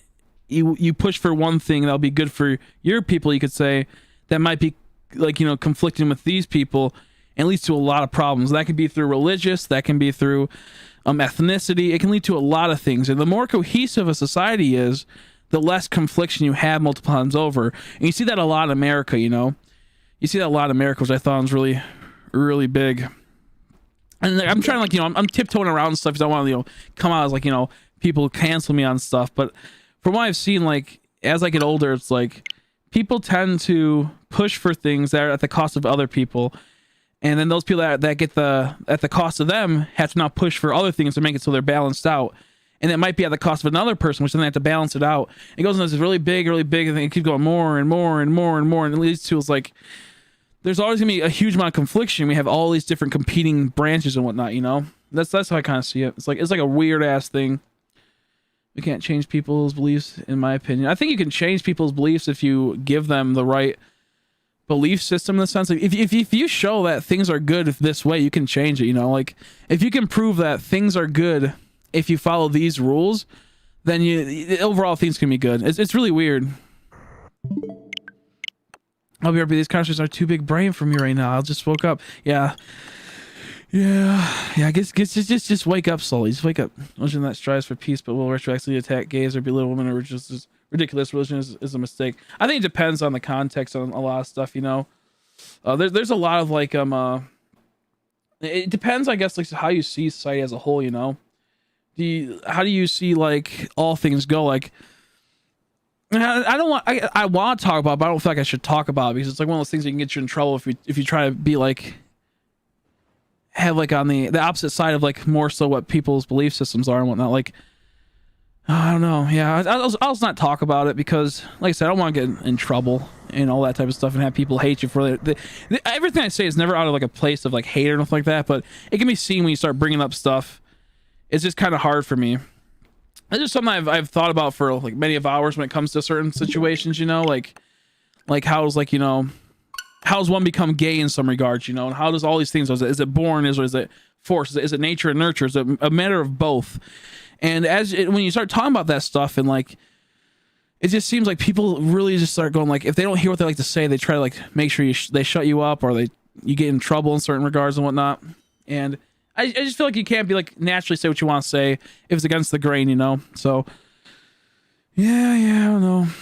Maybe someday when the world isn't crazy and they can hear other opinions. I don't mean like you guys. I just mean like, I have like a lot of friends I talk to this stuff about and have them get all up in their fucking panties. And then it's like, you know, I'm not a fucking horrible person. You know, I only do this out of like genuine curiosity or genuine concern, or trying to make situations better. It's like I'm not like doing it out of like, you know, I'm being mean spirited. But people see that nowadays as like, you say something that goes against what they feel, you're mean spirited, you know? And you're like, oh, you're a quote unquote piece of shit. So yeah. Let's see, boom. We're changing, especially with how fast technology has gone to improve and to like get ease of access. But within that same breath, the amount of it that has been used for bad is just as like, you know, it's just as more prevalent than like than ever. Like that you would never see how like half the shit is now go back then in like the, like, you know, 50, 60 years ago, 70, 80 years ago. You just wouldn't see it. You wouldn't see it. I'm gonna change my picture and my username.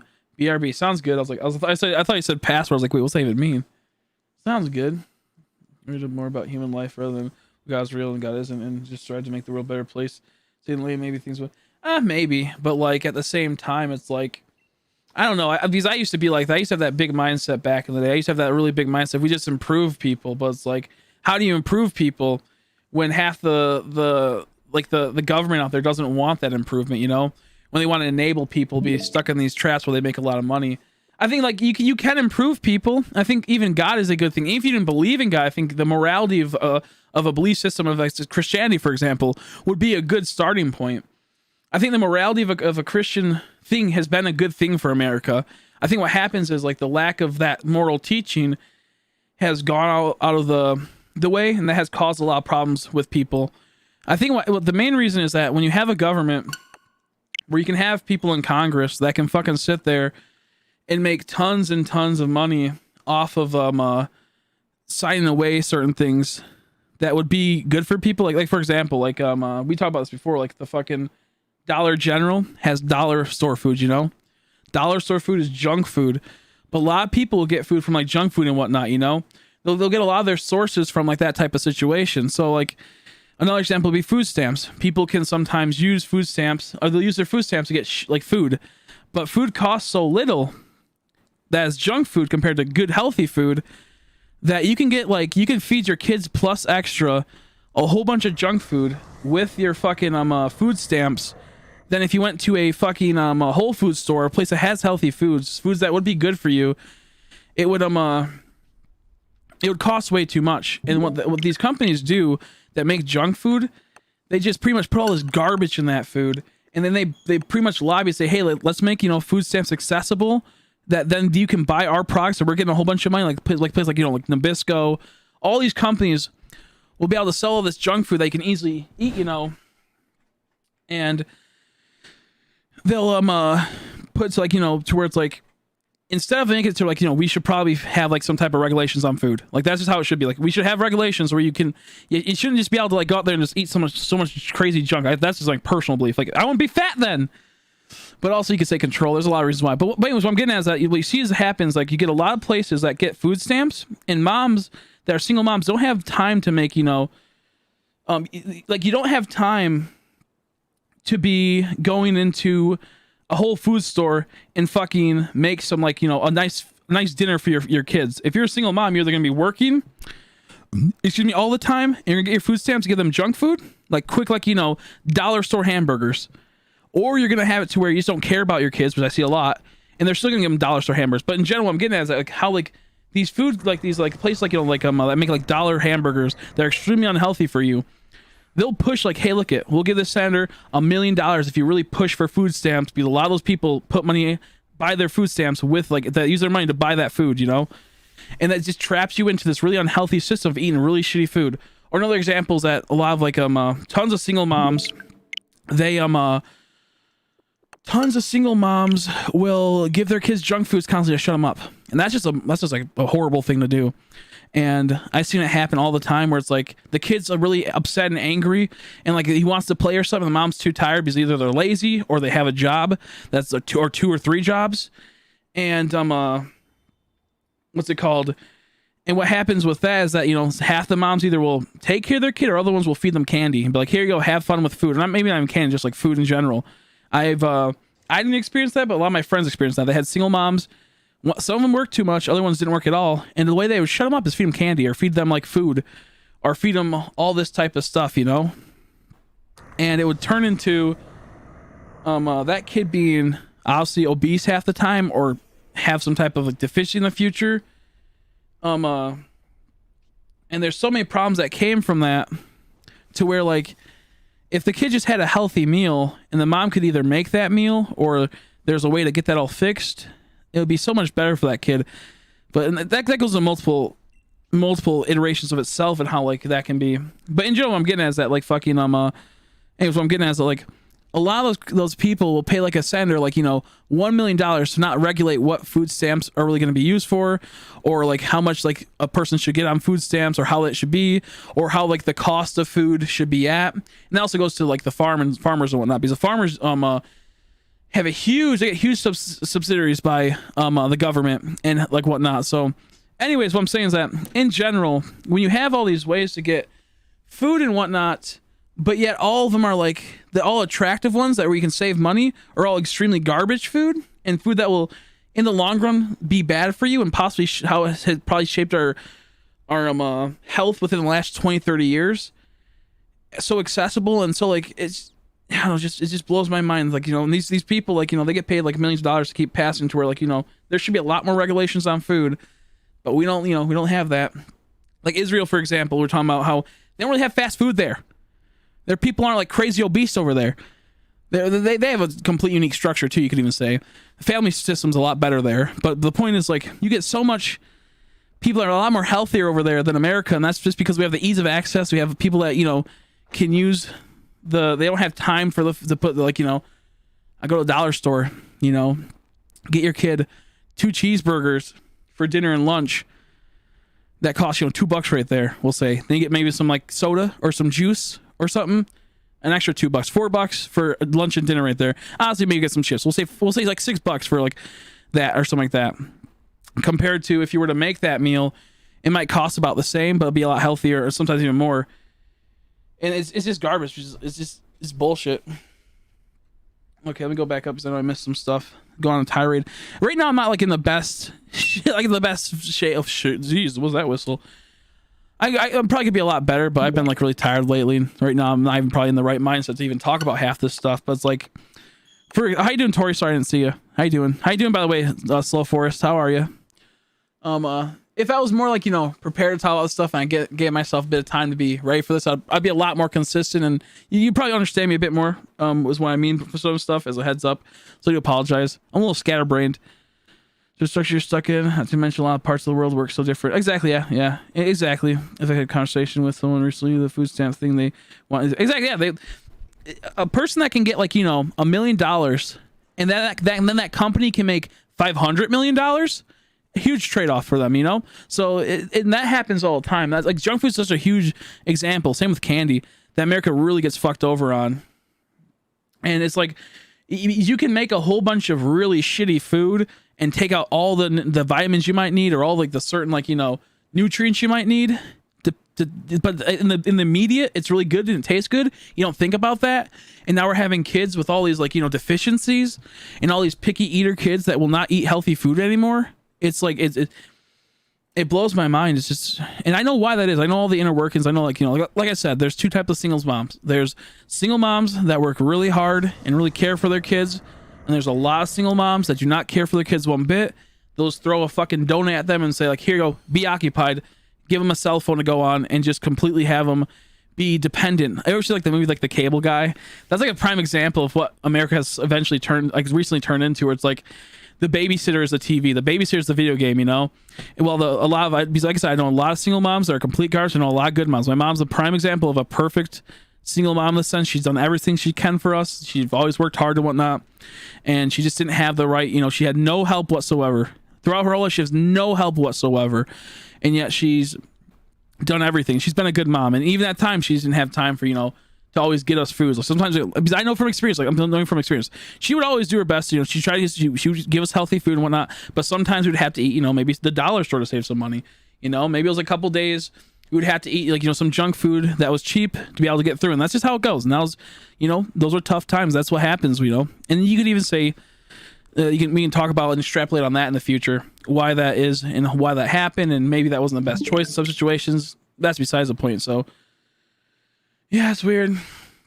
It's weird. We'll see. If I miss any stuff, I do apologize. I know how your name's not Dung Beetle. That's hilarious. I try to believe in God, but sometimes I don't, because I believe in the devil and the ghost, but it's hard to believe in God. I think it's a really complicated thing. I think a lot of people have been wronged so horribly in their lives, and it feels like they can't ever be redeemed, and there will be no such thing as God in that regard, because it's just so like crazy, you know, the concept of it. And it's like, I don't know, I think people just get hit with so much bullshit, it makes it hard for them to believe, but they don't see about all the good times they have in life and all the good times that lead to better times and all the other small things, you know. So I think there's a lot to it. The thing about single mom things, though, is you can get food delivered now, which helps a lot in situations like that. They even take, yeah, I've sort of seen that more recently with the whole corona and whatnot. I have seen that. That's good.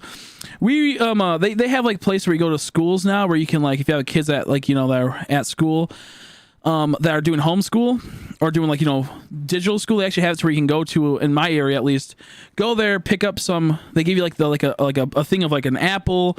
I don't know if they like juice. They give you like a variety of things that are really healthy and good for that. And that's for like a lunch that you would have, or a dinner for that kid for that day that they normally would have been at school.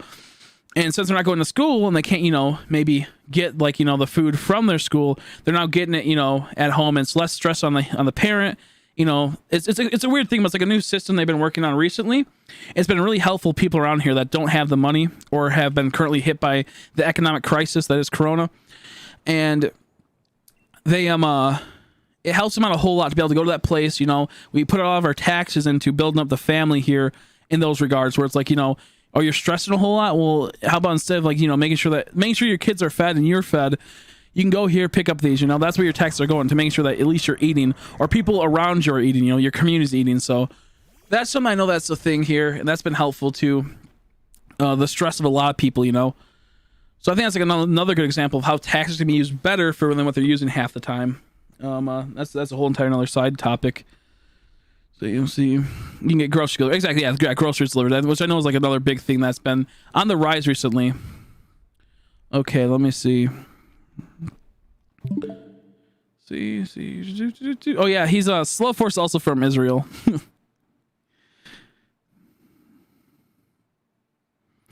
Go and wash my hair and cook my dinner. I'll BRB. Sounds good, Dung Beetle, if you're still here. I don't think it's... Yeah, exactly. We have like an enabling system. I believe, yeah, they remove crucial things like home showing stuff, like from schools. Oh yeah, my big problem, I'll tell you, still no Regice. Damn, yeah, still no Regice. Still no Regice. Let's see. Options at school is a big one. Back to when I was in elementary school, they started cutting recess, and let's see. So recess was another thing to keeping kids. Yeah, exactly. My big thing, I think the biggest problem that America has is always going to be the family, the family unit. There's been a huge disincentive to be part of a family. That goes back to the single mom type of thing, where like when you can like give, like when you can have it to where you can like incentivize people to be on the government's teat, and those senators can get more money in that way, and they can put that, I think, like instead of these, there's a big incentive to be a single mom in some states. In some states, being a single mom, if you do it right, you can net so much money, and that it's crazy. But to me, it's like the family unit being destroyed has caused a lot of problems, because every kid I know that has had a single mom and he's a guy always turns up fucked up. And I don't mean that in a mean way. I mean that in just as all my friends that have single moms, all of them, there's something fucked up about them. Not that they turn fucked up overall, but there's something deeply fucked about them a lot of the times. They never had that father figure to help them.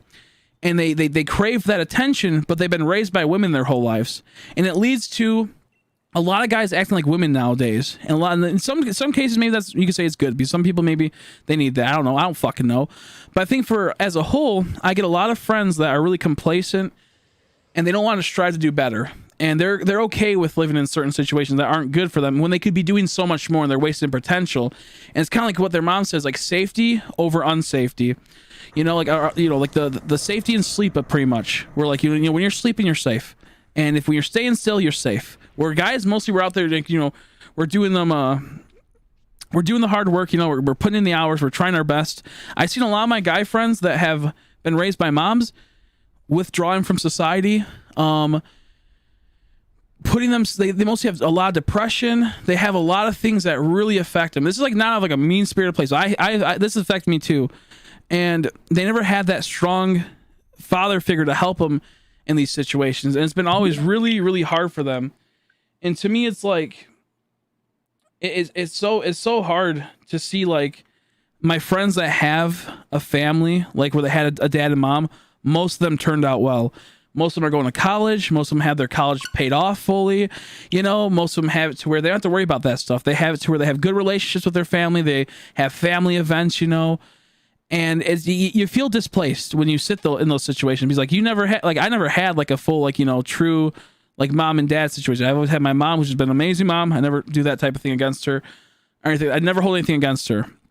But there's times where I really wish I would have been able to relate with my friends, Oh, we're going out to dinner and whatnot. And it's like, oh yeah, you get to have your whole family there. You get to know your dad, all those type of things. And they're mostly a lot more happy. I didn't get to spend time with my mom for like most of my life because she's always busy. And when they would have two parents, it was brutal. And you didn't get to see that, I didn't get to have it to where we could go out to the movies because, they both saved up money, or whoever worked the hardest worked, there's always something that you wish you could have done. And you don't know that until you get much older, I feel. And I feel that's really hard on a lot of people. They don't realize how much they missed out with having a family. Like, to deprive a kid from having a father or a mother is like one of the biggest, I think, moral sins that's outside of religion, because you are depriving them of all these experiences they could have had, And with me, it's like, I wish I could have done that, man. It's like,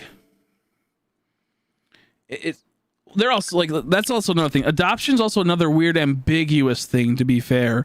Like, adoption's like another really weird thing. And then we can go into that topic too, which I will, because I know a lot of people adopted, and then we can go back to, like, since it's not their own, do they treat you as well as if they are your own?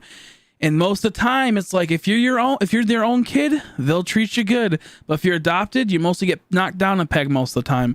I've seen that with a lot of people. I think Tori's another prime example, where it's like, she has, they have like two sons, and they treat them amazing, but they treat you like shit, and you're adopted. And like, you're still family because they were family, but it's like, there's this weird thing with that. And we can get into that sometime too, but like, for me to deprive a kid of family, it's really hard on them.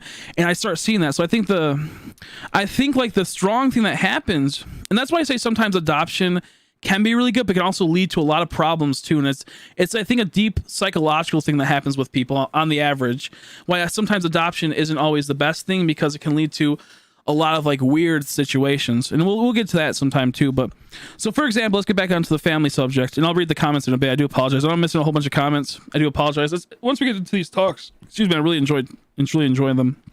But so, for example, let's get back on track. A lot of guys that are raised with a dad and no mother, they tend to do a little bit better. They tend to do a little bit better. But they also have their setbacks, and sometimes they have a lot of the problems that they never had that caring aspect. They won't open up ever, and they'll be even more brutal in some regards.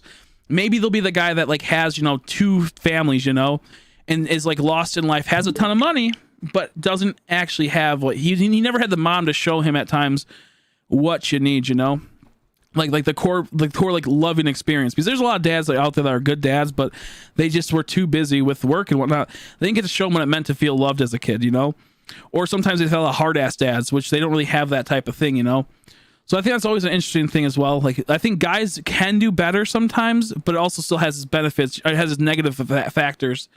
I just think when it comes to a guy being raised by a woman, it's a lot harder on the guy because he almost learns how to become a woman and he doesn't learn how to become a man, which leads to so many problems. But anyways, going on and continuing it, the way how it is with the family unit, when you mostly have two parents and they're the ones that, you know, that aren't under a whole bunch of financial stress, you tend to do a lot of you tend to do a lot better in life, because the biggest thing we should have right now in America is we should have the family unit fixed. And if you have a family or you have kids with someone, you guys are married, because marriage is a huge thing too. The lack of marriage, how you can just break off marriage like that, is really not good in my opinion.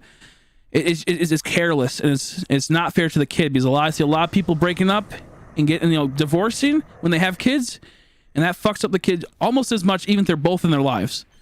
That fucked up my brother quite a bit. And like, you know, he's good now. He's a good kid. But I mean, like, for a while he was losing sleep knowing that his mom is not in the other room or his dad's not in the other room, but they're with another person far away. It's a weird thing. So that's like another, we can get into it. But for me, it's like, for me, what it comes down to is, when you have a family, we should incentivize it. We should incentivize people having families and being good parents. One great way would be that you have tax cuts on housing.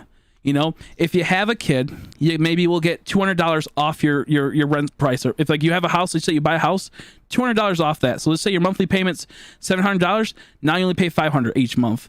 Something small like that can put that $200 now that you normally would have to pay into your kid's education or into your kid's food and whatnot. And then if you have, like, obviously, you know, kids, maybe you can have it to where you get like vacation credits. We talked about this before. Like maybe every month you get $50 if you have like a kid to take them on vacation. And at the end of the year, maybe you can cash them all out, and that will give you a good family trip. Or maybe if you do it right, like there's small things that can incentivize having a family and making a kid happy. You know, these kids are our generation. It's gonna be our future. So why get them the bad end of the stick? You know, why aren't we making sure that we're giving them all the right chances and all the right opportunities in the world, you know? And the best way to do that is to make it less stress on the parents and not have to worry about it. Because the current housing market is so crazy for a lot of people. And it really is hard for parents right now with how crazy rent is, how crazy it is to buy a car and then to have to deal with all the insurance. Medical insurance is crazy too.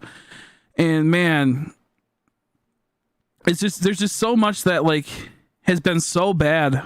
There's been so much that's been so bad that like, if we just control it to where it's like, if you don't want to have kids, then that's fine. That's on you. But like, you're not attributing anything to like the current, like you will only contribute to the current society. And then once you die, you didn't leave any kids behind, but maybe you influence some people, but like, you don't have like you're like a person that's going to have kids is going to continue the world essentially. Whereas the person that's not going to have kids, they will affect the world at the immediate, and maybe they'll be able to affect a few things in the future, but they won't be able to affect the overall like agenda. So it's like people that are going to have kids to keep producing and keep, you know, bringing forth better like people, maybe they deserve a bit more, you know, because that's what's going to be coming of the society as a whole. Not saying we should treat people that aren't going to have kids bad, but like, you know, like there should be incentives to have a family and to have a good family, you know. Like another example would be like house check-ins. Like every once in a while, there should be a person that comes in and check if you're getting benefits, checks on your house. Is your house a pigsty? Is your house, you know, clean? Do you have like all the right stuff set up? Do you have enough blankets out? Do you have enough towels? Do you have enough things to make sure your kids are brushing your teeth? Like, as dumb as that sounds, that's a huge part that could be to get people to shape up and whatnot. And that maybe that's a little too far to maybe excessive, but look how crazy our current situation is with families in America. It's wild. So yeah, it's brutal. It's brutal. I'll go through and read some of these. I do apologize. Like I said, I go on these things for a while and I just keep going, and it's just something I don't know. Like you can't get out of your mind, so you just got to talk about it. Yeah, exactly. Read that. We'll see.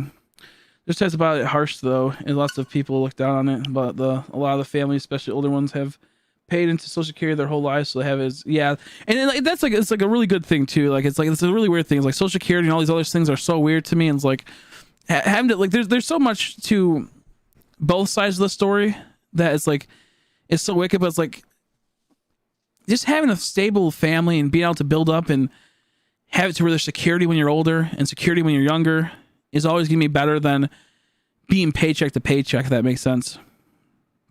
As shines I can give. Oh, he's talking about shines things. I grew up with my mom and never had a father figure until late life / early adulthood. Yeah, exactly. And like when you are deprived of those situations, you have to like, and most people, the thing is, most people don't like self-analyze themselves. Most people just like, you know, they don't think about it. Like they'll just say, okay, I had to like, you know, I didn't have a father for my whole life, and why was that exactly? And how did that fuck me up? Most people don't think about that, so it's uncomfortable. They don't want to. So and even though you have like a late, you know, late life, early adulthood, you know, type of situation, you didn't have one until that time. Most people just don't think about that, you know. Not saying you do. I'm saying like, you know, it's just like a weird thing, uncomfortable thing about this stuff too. Uncomfortable.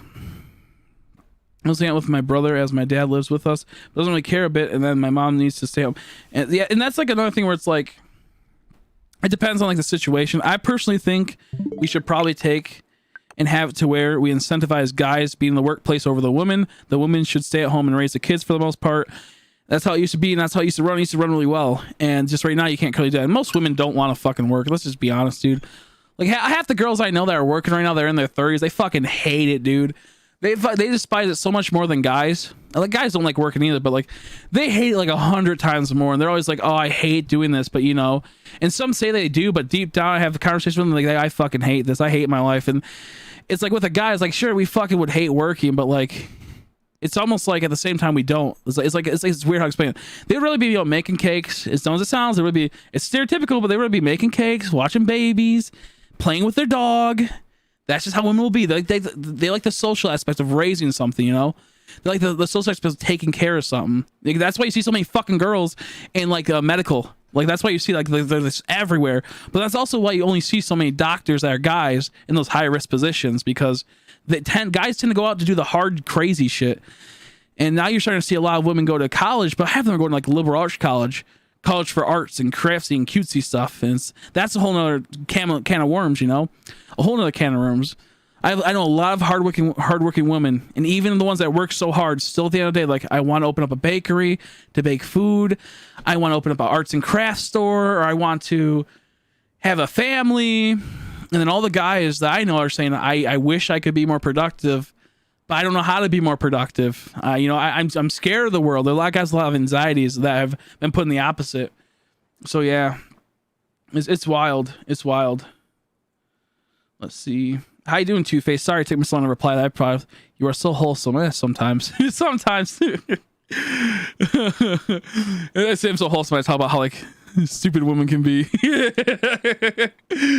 No, women are smart. I think women in general know what they want, but a lot of it's really hard for them. And that's another big thing, is that like, I think it's a two-way street. I think guys had it really tough on them, and a lot of them are caught in their own ways and don't realize it, especially when they have a family. Guys need to step up in the family department as much as women do. Guys that don't hang out with their kids or teach their kids anything or don't actively participate are fucking dumbasses, and they should be punched in the guts and also in the penis. And that really pisses me off too, is when you have a dad that has, especially if they have boys, and they don't interact with them, they don't do shit with them, they don't play fucking Minecraft with them, they don't take them outside to play some sports. Even if the kid doesn't want to, you force that kid to play sports, even if he doesn't want to, even if it's just with you force him outside to do some stuff. But point being, if like it's so goofy. Let's see. Oh man, housing as a whole bother. Let's see. Spiral inflation destroy the future generation chances. Exactly, yeah. And like the best way you can start doing that is like the boomer generation fucked up a lot of things. The people that, you know, that lived in like the 60s and 70s, like, you know, 80s, the 70s and 80s, that small gap like really fucked up a lot of people. They really fucked over the current day. You know, they could like, I got my degree for like, you know, a year's worth, like I got my degree off a year's worth of working, you know? What are you crying about? It's not that hard. My shit was easy, but you and they don't realize they fucking destroyed, you know, the current, you know, America for people that are, you know, my age and upwards, and even Gen X and whatnot and all that, where they were the core structure that started fucking things up, which I think is wild. And I'll get to the other ones. I see some other stuff that's, you know, I would like to comment on and talk about in a second. I was chilling at my room playing some PS games, and I heard a knocking at the door, and then I opened. It was my cousin. We're coming to play with me, and then my mom, she is too much, crazy. So I said, I can't play with you guys. I'm sorry, because the day I wasn't feeling so good. That, yeah, is your mom not like a really big fan of so that's what happened to me and my mom. Was she wasn't feeling good, or she just like doesn't like him, or was open my cousins? My mom, that she is so much great. So is your mom like saying that she doesn't like your family? I said that it was to my cousin's mom. My kid isn't a robot, or for little kids. Because like, that's what your mom pretty much said. Like, you can't play with your cousins.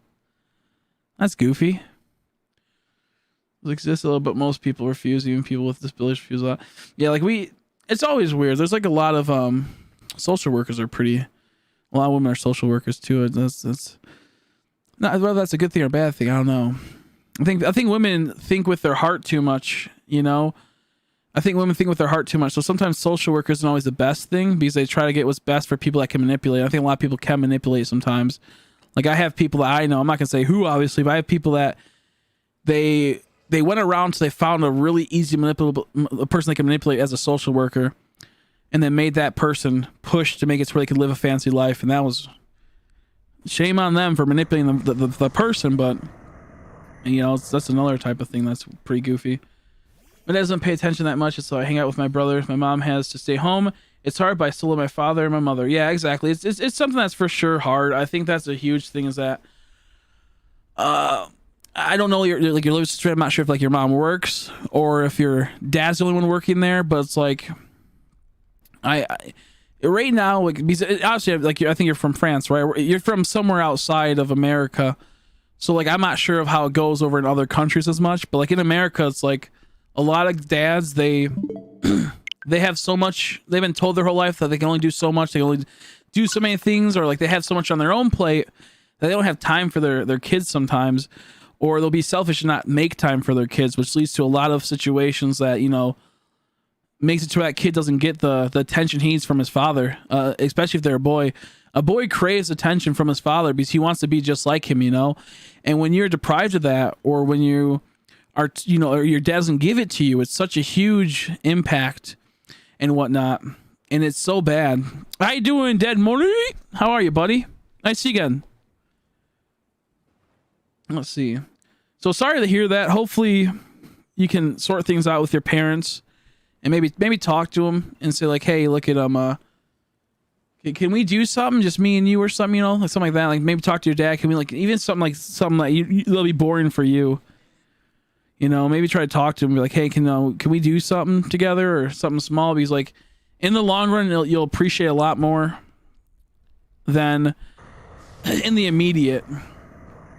So you have someone who's with a girl. I want to be the one where exactly, yeah, exactly.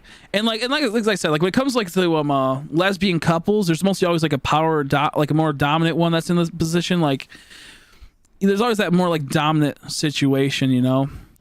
And there's even like we can even go into the psychology of women and how they feel when they're married and or have boyfriends and they're working, like gonna be, you know, married eventually. Like, you see a lot of women have like these work hubbies.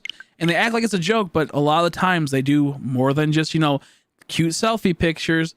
You see it all the time. Oh, I have my work hubby, and they're fucking, or they're doing weird shit. And it's like there's a lot of predatory guys in the workspace, and when you bring a woman in there, even if she's married, they'll go after her. You know, that's just guys' nature. You know, guys don't have that emotional connection with women so much as women have an emotional connection with men. Like, these guys will manipulate and act like I'm your best friend, you know? I'm your best friend. Like, I'm like your husband. I love you so much. And they can just easily fabricate all that. Where that girl starts feeding into that, going, yes, like, I love your attention. I can't, my husband doesn't give me this much attention, you know? I work with you 8 hours a day, you know, 5 days a week. And I see my husband maybe 2 hours every night. And then on Saturday and Sunday, if he's not working or he's not busy, I might see him for one of those days for about 12 hours. Like, it's like they see this guy that will manipulate them, pretty much, and act like they're, you know, a thing. And sometimes women, more than often not, will feed that because women crave, you know, that companionship. And when you have it to where you have two people working and they're getting their, like, you know, the voice being filled, where like that woman has now a guy there that's giving her all the attention when normally it should be the husband giving the attention.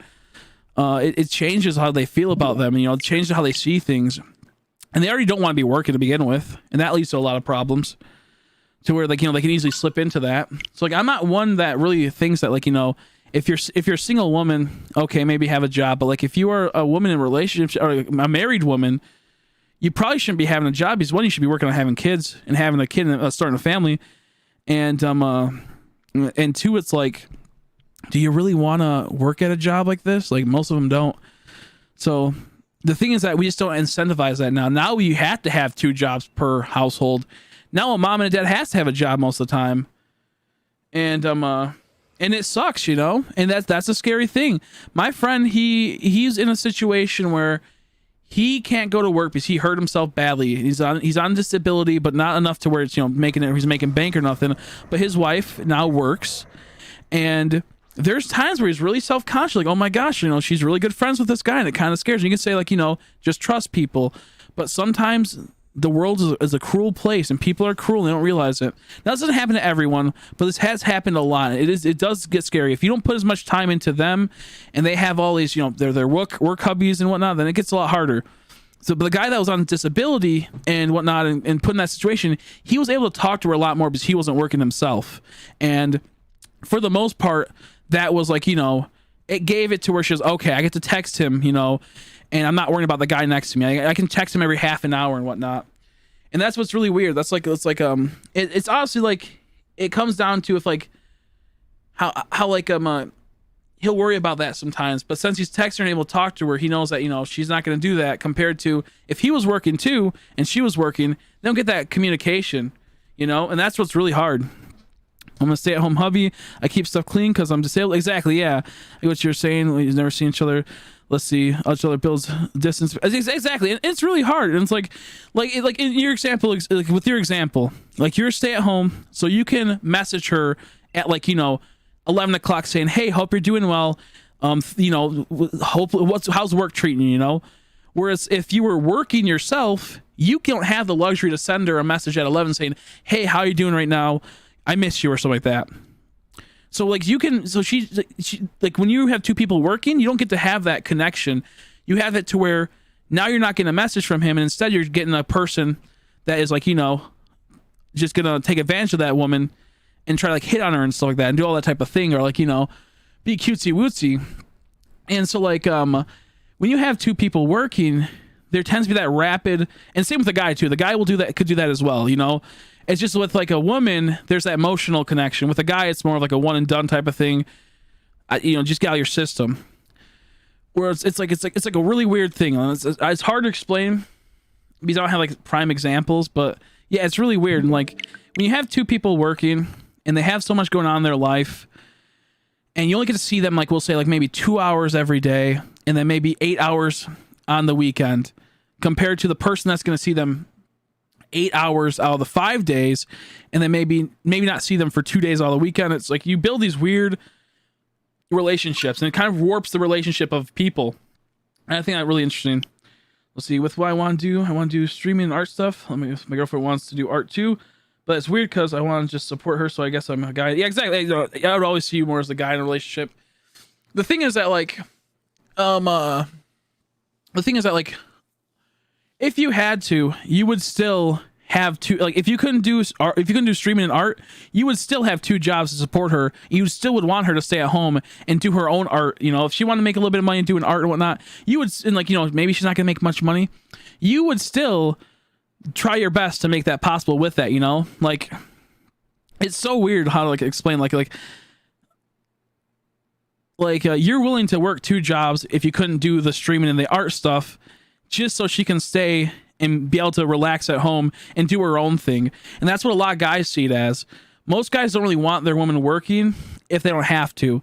You know, like I said, like, in my case, I'm going to have to find alternative ways to make money and work when I have a future relationship type of thing, because I can't get a job easily like most people. So in this case, I'm trying to do streaming along with my other operations, like, as you know, investing in cards and whatnot, and also my grow operations. So then my wife, hopefully in the future at some point, can offset, you know, maybe she can work from home and also be a part of my grow operation. Or maybe she can get like a simple job where she only works like 3 times out of the week, just so we can pay off like certain bills that, you know, might need the extra money. And I need that type of, like, I'm going to have that type of thing. That's how my life will kind of be, you know. It won't be like a normal person's, but on average, for like the most normal person out there, the best thing would be, you know, one person's working full time and the other person is at home maintaining the homestead, you know. Maintain the home. That's a big thing, is maintain the home. Because half the time the people that both have a job, they'll go home, and instead of eating a healthy meal, they'll eat takeout and they'll just throw it away. And eventually maybe they'll get a drink of water and they got some dishes you got to take care of. They're both tired, so who cares? Let's not do dishes. It piles up. Oh, you know, we have to do our laundry. Then that gets, you know, people arguing, well, I'm supposed to do laundry this time. Why didn't the laundry get done? I make more money. Maybe you should do the laundry more. Like, it leads to a lot of situations where it's like a confliction. And like I said, it's not always like that, but it happens more often than not. And that's just human nature, you know. One person might be getting paid $20 an hour. One person might be getting only paid $10 an hour. And is that $10 an hour really worth the possible, like, messy house or not made healthy food, all that type of small stuff? And like, more often than not, there's ways to figure out what you can do to try to fix that. And it was just crazy. You got to build a relationship constantly. There's exactly, yeah, it's still got to be exactly. And like, when you can't talk to, because I've had this happen in the past, where like I was doing stuff, I was working, I didn't get to talk to the person I was pretty much. It was like a weird relationship. We were like kind of going out, but we weren't. Like, this was a really big weird thing, and got to the point where like once I took like just a couple, I didn't really get to talk to him as much for like a month. It started getting that distance. It started getting that like weird thing where it's like, okay, you know, I don't know what's going on in their lives. And like, they like, oh yeah, I went and did this. I'm like, well, what do you mean you went and did this? Like, I didn't know anything about this. Like, why didn't you tell me about it? Like, oh, I did about 3 weeks ago. I'm like, you didn't tell me you went out and did this? Like, you know, like, you didn't just at least say, like, I wasn't mad or anything. Like, I was mad because, like, you know, you expect someone like when that you're really close with, that you're in like the relationship type situation, excuse me, to tell you what their day was. And like, we'll say like, maybe they're like, oh yeah, I went out to this like this like a pottery class or something, and it's like, well, you didn't tell me you went out to something like that, you know. Or like I started taking up like piano classes or something like that. These are like small things that like, when you don't have that stable connection because two people are, you know, not on the same wavelength or something, because due to work and all the other small things and having to go home and deal with your own shit before you can like get to messaging the person, then that's a lot. Like I was talking to this one person a long time ago, and this is like a side note. I just thought about this. This is so funny. This is a side note. I was talking to this girl a long time ago, and I got to know her really well. We had a ton in common. I thought it was crazy. I'm like, well, that's crazy. What ended up happening was, she's like, yeah, I'm going to a birthday party with the kiddo, but I didn't know what she meant by that. Because I knew her for about a month and a half, and she never told me that she had like a kid directly. And then so I'm like, oh, okay, so you're going to like your friends, like maybe like, you know, you're going to your friends, and I don't know what she said something weird. So we're like, she pretty much was saying that she was going to her friend's birthday party, which is also going to like her friend's kid's birthday party with her kid, but I didn't know that. So one day she's messaging me and telling me how when she was younger, she went to a party, someone date raped her, she got pregnant from it, and then she was telling me how she was abused for a while. This is like, you know, this is just stuff like you guys will never know or anything, so I don't care about bringing this up. But she was abused, and she was put through all this like horrible situations. And when she was pregnant, the mom's boyfriend was like, you're really fat, like you need to start losing weight. The mom's like, you need to start losing weight, but she never told me when she's pregnant. So the mom's boyfriend one day got sick of the mom, punched the mom, and then kicked her in the stomach. And they both didn't know she was pregnant. Like I said, they thought you know, you're getting fat. And anyway, so that induced labor about, I think like a month, like maybe it was like a couple of weeks or a month ahead. I'm not sure. I think it was like a month or a week ahead or something, like 2 weeks or like a month ahead or something like that. Something like that these shouldn't be having. And like it's crazy because what happened was that she then was in the bathroom. She had her baby. Her baby was born dead, essentially. She sat there and, you know, like, so I'm sitting there, I'm feeling horrible because like I'm hearing like this is like someone like getting really close and telling you their deepest moments of like how horrible their life's been. And she said like she told me, I'm like, oh my god, I'm so sorry you lost your baby. And she's like, what are you talking about? I'm like, your baby died. Like that's heartbreaking. She goes, no, I have a kid. Like, she's like 16. I'm like, what? She's like, yeah, I have a kid. I'm like, you never brought up your kid before. She's like, I brought it up one time when, you know, like I said, I'm going to the kiddos, going to a party with a kiddo.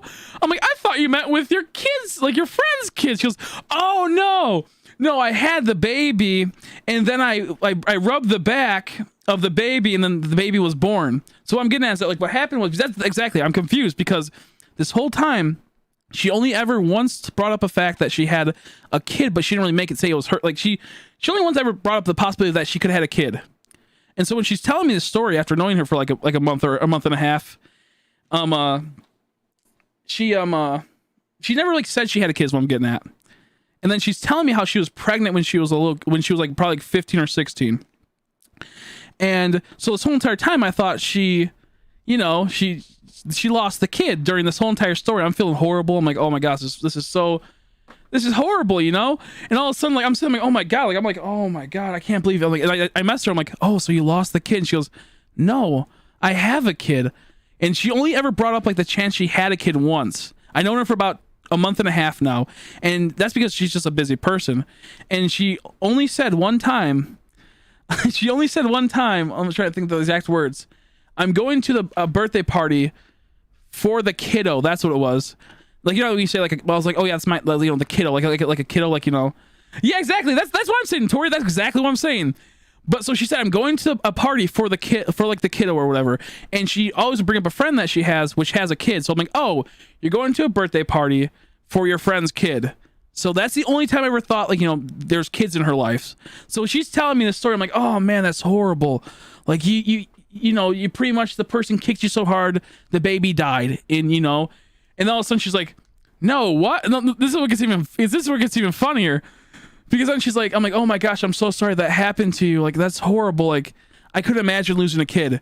And she goes, what? No, I have a kid. What? I'm like, you don't have a kid. Like, you never brought up your daughter ever. And she goes, what do you mean? I brought up that I'm going to the party with the kiddo. I'm like, I thought you meant like with your friend's kid. And then she sends me a picture. This is me and her. And she sends her a picture of her kid. I'm like, what the fuck is this? I'm like, so I'm sitting this whole entire time. She goes, oh no, I'm so sorry. Yeah, no, I have a kid. I'm like, oh. She goes, I just mostly don't bring it up because, you know, people, you know, they get in your business and they treat you horribly about it. And she goes, I'm like, oh. I'm like, well, I'm glad your kid's okay. But what the fuck was that? So like, that didn't bother me. You know, people have kids and whatnot. That the fact she had a kid didn't bother me. The fact was that I known her for a month and a half, maybe 2 months, and she never like, it's not like she was hiding it. She just like, you know, never brought it up. Like her kids in her life actively, but like in the sense of she works, so she mostly works, would talk to me, then go to bed. I'm glad her kiddo was alive. I know, right? It sounds so weird saying kiddo now, but it was so weird because she's like, yeah, but like she was telling me her whole entire story of like how hard her life was. They had to move around. Her mom would get a boyfriend, and then, you know, the boyfriend treated her like shit and whatever have you, and so yeah, I'm like sitting there, I'm like, oh my God, it's horrible. So like I'm sitting there like sobbing. I'm like, oh my God, I can't believe this has happened to someone. You know, their whole life has been garbage when they were a kid. You know, and then she pretty much got kicked in the stomach. Her babies or something. Like, I'm so sorry that that happened to you. I can't even imagine how it felt to lose something that you couldn't tell anyone about. You know, and then they never would understand. And all of a sudden you were forced to have the baby. And then, I mean, she said like while she's saying it, she goes, yeah. You know, the baby was born, it was dead. And I'm like, that's when I was like, I'm so, like, that's why I did the whole thing. She goes, and then her story continues. She goes, oh, no, I brought it back to life by, you know, rubbing the back of it, you know, and doing all that stuff after, you know, we clarified it. So apparently, I guess her baby did come, like, when she had her, and it, like, you know, and induced the labor. Eventually, after rocking it and back to life, that's, oh, God. What a great time to get a raid, man. What a weird time for a raid. Well, thank you for the raid. I will end the story now with, yeah, the kid's totally fine.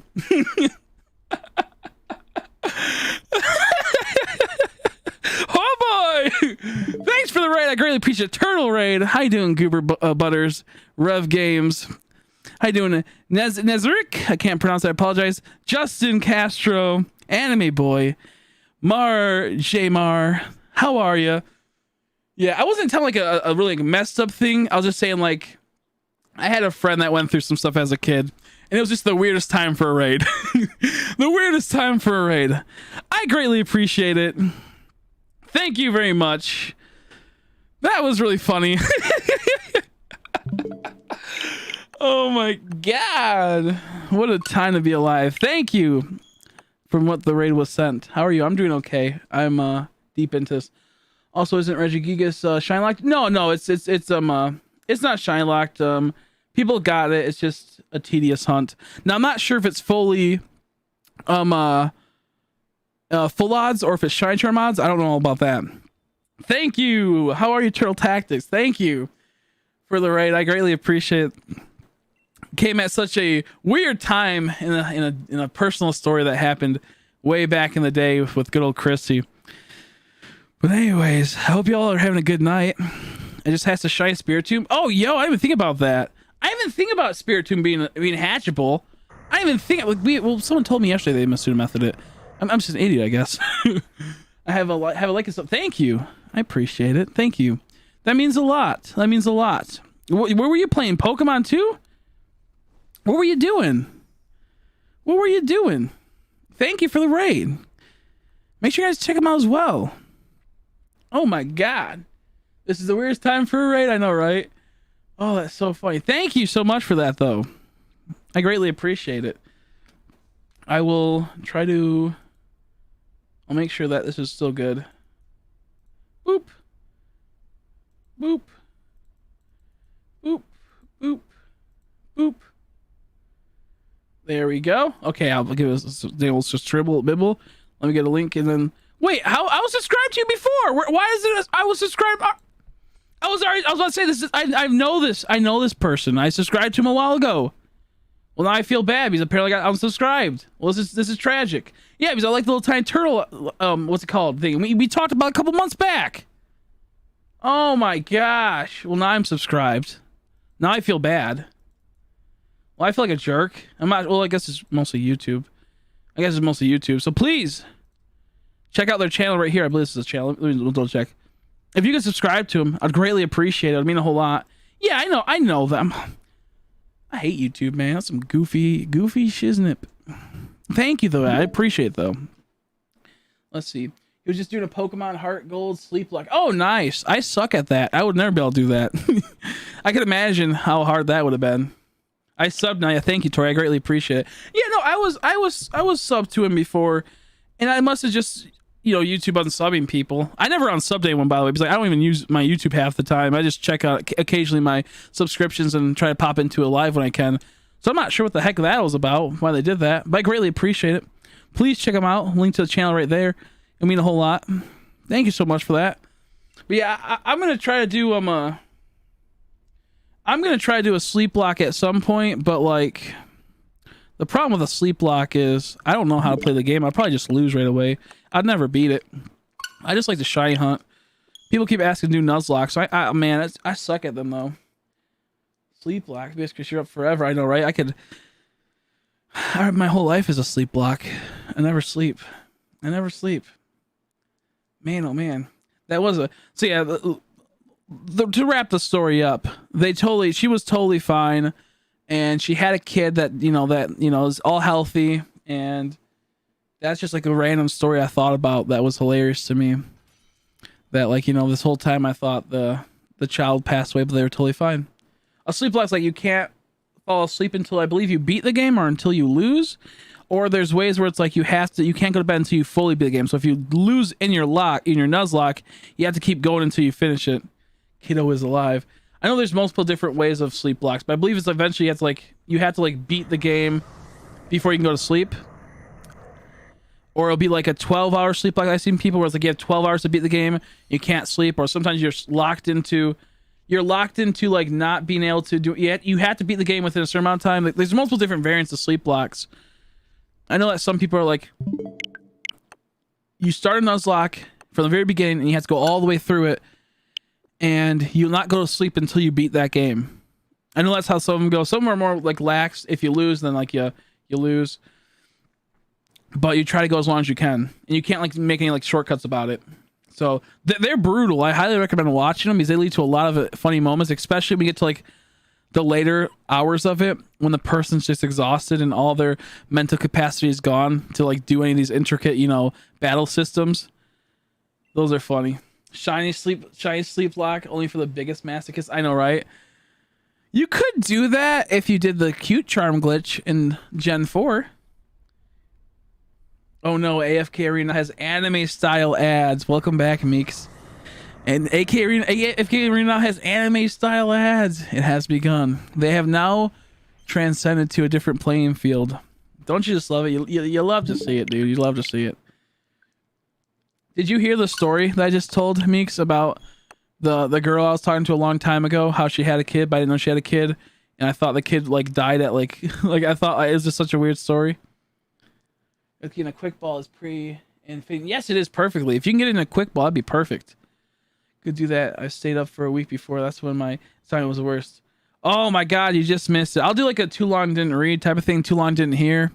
I don't want to hear. Too long didn't read, but pretty much well, I knew this girl for about 2 months. I've met on like through one of our games. I've known her for a long time, but I didn't start seriously talking to her for a while. And like we had our interactions. I would always help her in the game, but we started talking seriously for about 2 months, and then we'd always, you know, every day would talk. How's your day going? All, you know, working, you know, all these things. We knew a lot about each other pretty much. I'm like, we're getting to the stages of possibly being a thing. So anyways, she never brought up that she had a kid. Only one time. So she said, like, I'm going to the, like, she had a friend that had a kid, and she was really active in that friend's life. So she said, I'm going to the kiddo's party. So I thought she meant, oh, she might be going with her friend's kid to a party because maybe the friend is working or something, or they can't do something. That's my initial impression when I heard that. So fast forward like a week or two later, she's telling me how when she was younger, she was assaulted, got pregnant, and had a horrible life, and pretty much like her mom's like had bad boyfriends. I had to move a lot. Anyway, so as it goes on, she's on her like final stages of pregnancy, and her mom treated her bad, like, oh, you're gaining weight, you know, all this type of stuff. And it was really tragic, you know, because this girl doesn't tell her mom she's pregnant. And then one day the husband, or the boyfriend of the mom, kicked her in the stomach when he was fighting with her with the mom, and they both left, and she was left there alone at the house. Well, she ended up having an early, I think like a month early induced pregnancy. And then so I'm sitting there, I'm like, oh my gosh, but I don't know she has a kid. And she doesn't have a kid, obviously, because I was told she doesn't have a kid. So I'm like, oh my gosh, you were pregnant, and you were like maybe 15, and all of a sudden your kid's dead now, man. Like that's so sad. Like, you know, obviously this is like a simplified version, but I'm like all upset, you know, I'm so sorry. It's horrible. I can't believe that happened. This is the worst thing I've heard in forever, you know, like you were going to be a mother, and then like you got kicked in the stomach, and no longer, it's like everything, you know, and you had like, I was like losing my mind. Like, oh my God, it's crazy. And she goes, what are you talking about? I'm like, what do you mean? What am I telling mom? I'm like, she's like, I have a kid. I'm like, what do you mean you have a kid? I'm like, no, your kid's dead. Like, he just died. Like, you just told me how your kid you got kicked in the stomach. Like, you would have told me you had a kid. She goes, I did tell you I have a kid. I said, I'm going to the kiddo's party. I'm like, wait, you mean you had a kid this whole time? I'd known you for 4 months, and we started talking for 2 months. And like seriously. And you never brought up your kid really outside of like that ambiguous, I'm going to the kiddo's birthday party thing. I'm like, so I'm sitting there, and she's telling me this whole time, she goes, oh yeah, here's a picture of me and my kid. I'm like, oh my God. I'm like, you had a kid this whole time, you didn't tell me? I'm okay with that, but like, what are you doing? So I'm sitting there, I thought her kid died. I'm like, that's crazy. This is crazy. And it was just, yeah, she was, oh my gosh, she goes, I thought I brought it up more. I'm like, I'm sorry. She goes, yeah, my kid's a big part of my life. I'm like, well, apparently not part of my life, because I didn't know anything about this. But yeah, no, it was so funny, man. I was like, what the heck is happening? She goes, oh, sorry. She goes, yeah, you can meet her someday. I'm like, oh, okay. She goes, yeah, she's cool. I'm like, okay, well, that means a lot. Thank you for that. Thank you for that. But that was just funny. I mean, then we talked more about it. I'm like, oh, well, you know, going on with that. And she goes, yeah, it was just a weird situation, because when she got kicked in the stomach, she had the kid, and it was born dead, you know. And then after rocking it back, you know, cradling it, you know, warming the baby up and doing like, you know, the little bit of the CPR and whatnot, the baby then was okay. And then the mom found her, and she goes, why the fuck is there blood everywhere? Why do you have a baby in your hands? Were you actually not fat the whole time and just pregnant? And then it all, you know, after that, her life got a lot better. So it was just such a weird weird story and weird situation I've never been in before, where you known someone for so long, and all of a sudden like, oh yeah, but I got a kid, by the way. But you hear it from like such a weird way. It's always for you. What am I doing here? I know, right? Top 10 dumbest questions ever asked. I know, right? Top 10 anime twists. It was a happy Halloween. Thank you, Justin. I appreciate it. Happy Halloween, everyone. It's Halloween time. I apologize. I mostly get as fast as I can to the chat. Sometimes when I'm telling these stories or talking about things, I tend to miss the chat, so I do apologize. Thank you so much for that. I greatly appreciate it. Hope you're having a good beginning to a Halloween, or it's 6 o'clock. It's 7 o'clock for me in the morning, so I couldn't really say, like, I guess it's the beginning of the Halloween, but it could be, it could be 6 p.m. for you. I don't know. So hopefully you have a good Halloween or had a good Halloween. I always forget that's Halloween, man. We had my birthday, it was 2 days ago. So mostly the birthday hype overtakes the Halloween hype for me sometimes. That's how it is. Like, we can get older, that's kind of how it goes. It's Hallow Eves. Yeah. Man, no. So that was always like a weird, that's something that will always stick with me the rest of my life, of like, not knowing someone had a kid the whole time and going, oh my God, like for an hour, she's telling me this story too. Yeah, it's also 6:50 in the morning for you. Okay, dope. You got a whole entire thing of Halloween ahead of you still. You got a whole day of Halloween still. So you good. Yeah, it's 6:50 where I'm at too. Question for everyone: what's your favorite Halloween candy? Mine's Dots. Yo, Dots, let's go. Yo, Dotties though. I like Dots a lot. Dots are good. I don't know. Why is there blood everywhere? Why do you have a baby? Damn, I gave him. I had to fight with a piano. This baby manifested itself out of nowhere. I love Dots. Dots are good. Dots are probably in my top for Halloween candy. That's a hard one. Does it include stuff I can get all year? No. Halloween candy is like any candy, I guess, that you would eat mostly. I guess. Well, I don't know. Because I get Dots all the time, so maybe not. I would say, if you were to open up your Halloween bag, what was your favorite candy that you got from that Halloween bag? So that means any candy. On Israel, it doesn't called Halloween. What's it called in Israel? Is it called something like not Halloween? Yeah, I say, like, if you open up your candy bag when you're a kid, what's your favorite candy? It really doesn't, Juice. It was like, to me, like, when you start getting older, like, you don't really feel Halloween unless, like, you're actually thinking about it the whole time, Like, I still forgot I have a party today, I had to go to a party today. I had to go to a party, man. I'm not looking forward to that. Not that I'm not looking forward to it. I'm just like, I don't know who's all going. It's just a smaller party. Just people that have been hanging out for, like, that work together. Shit like that. Sneaker bar. I like Snickers quite a bit. I think it was Dots. Any gummies, like if they had like little gummies where it's like any type of gummy, like even like if it was like a Scooby-Doo gummies or some shit. It's just anything that's gummies I liked. So like I'm trying to think of a prime example, like fruit snacks essentially. So Dots, anytime they would have a fruit snacks in there, and or probably Reese's. I think Kit Kats I didn't really care for. Snickers I liked quite a bit. I was really happy when I got those. Yeah, I'd still love gummies. Like whenever I seen like a pack of gummies or like Swedish Fish, I was like, oh, it's over, dude. I'm gonna eat all these. Yeah, no, I think I liked more of the gummy candies. Yeah, Scooby-Doo gummies are great. I had someone give me one in my Halloween one time. I also liked it when you get bags of chips every once in a while that were good chips. Like you get like a bag of Cheetos or Doritos. Those were cool. Do you have Lions bars over there?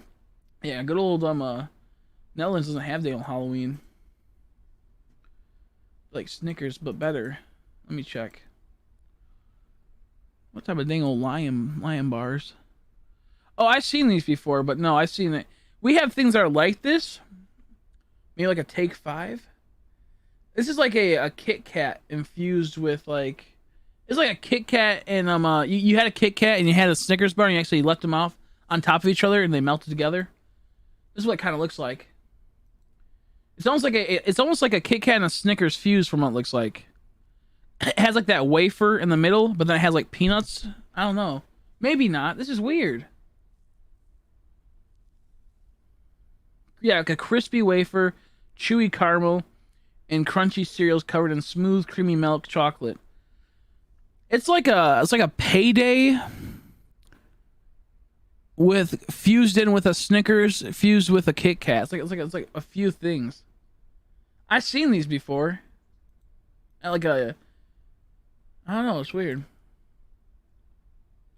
I like the fruit snacks a lot when they had like fruit snacks or gummies like that. Gummies like not Sour Patch in the sense they were sour, but like gummy worms. I had those before. They had little packs of gummy worms. I like those a lot. I mean, I'm carving pumpkins with my nephews. That's gonna be fun. Ooh, that'll be fun, for sure. There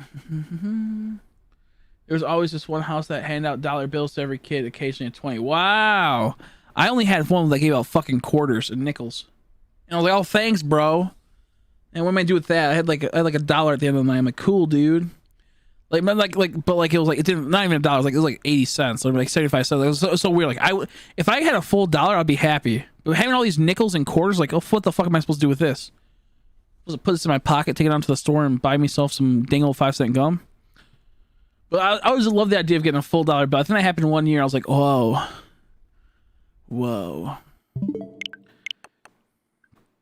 My girlfriend gives out hot Cheetos on Halloween. She doesn't give out like this. She just gives out like one individual hot Cheeto. Ooh, Twix. That's why I like Twix. Actually, I take it back. Twix is my favorite. Like, I like gummies, Swedish fish type of situations, and then Twix. That's my favorite Halloween candy. There's a house that would give bags with a pencil and a sketch pad and a bag of gummy worms with some chocolate. Oh yeah, I had that before. That's good. I miss being a kid. Me too. We need an adult Halloween. I wouldn't mind that. What would happen is I would be all for an epic adult Halloween until people start being hoes and ruin it for me. I want to go out and get candy myself, but then there'd be girls half naked trying to do some weird, I don't even know what you'd call it, some weird sex stuff. I feel like it would turn into some weird degenerate thing that I would not like one bit. I want to have adult Halloween where we actually go out and dress up as monsters or whatever have you, and I actually get candy. I also hated let's see, who would leave the whole bowl and leave sign, take one please. Oh, I know, right? Yeah, that was always something. I think that's like the true litmus test to see like who are good people is the people that only take one and leave the rest for the rest of the people. But then there's those assholes that will take the whole entire bowl and ruin it for everyone. It's like, it really is a true challenge. Are you fit for Halloween or are you fit for Devil's Night Eve? Are you going to take the whole bowl or are you going to take one or two? You know, you can splurge, take maybe 2 or 3. But how many people will take half the bowl? How many people will take a handful? Those are truly horrible people of the world, because I was one of them, to be fair. They take the happiness for others. Exactly, yeah. I think it's good in the sense of like, if you can trust people, if you have a high trust society where everyone is morally good, then yes. But there's too many deviant people out there that'll take a handful or take 5. But to be fair, I did take quite a few at times when that happened. I got caught one time, and that's what they did on purpose. They had a bowl that said "Take 2, please," and there's a person hiding under. It was on like a truck's trunk, and there was someone hiding under the truck. So if you were there for too long, i.e., more than if you're taking a handful, you're gonna sort around. Maybe if you were picking, they would grab you. If they knew that you were taking more than one, because I think there was someone in the background saying they're taking more than one type of situation or more than 2. They would grab me like, "What are you doing?" And I got caught one time, and it scared the hell out of me. It made me so upset. It made me so upset, man.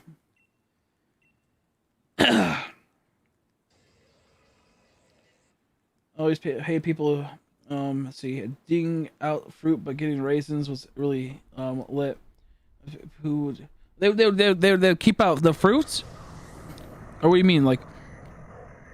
I hate raisins. I got raisins before it made me so sad. I hate raisins. I have 5-year-old nephews. I'm dressing as a Pokemon trainer. One's going to be a Ninja Turtle and Pikachu. And you can just steal some of their candy. You just go in and be like, you can even dress up as, your own person. Just like, pretend to get, I'm a little kid. And get some candy.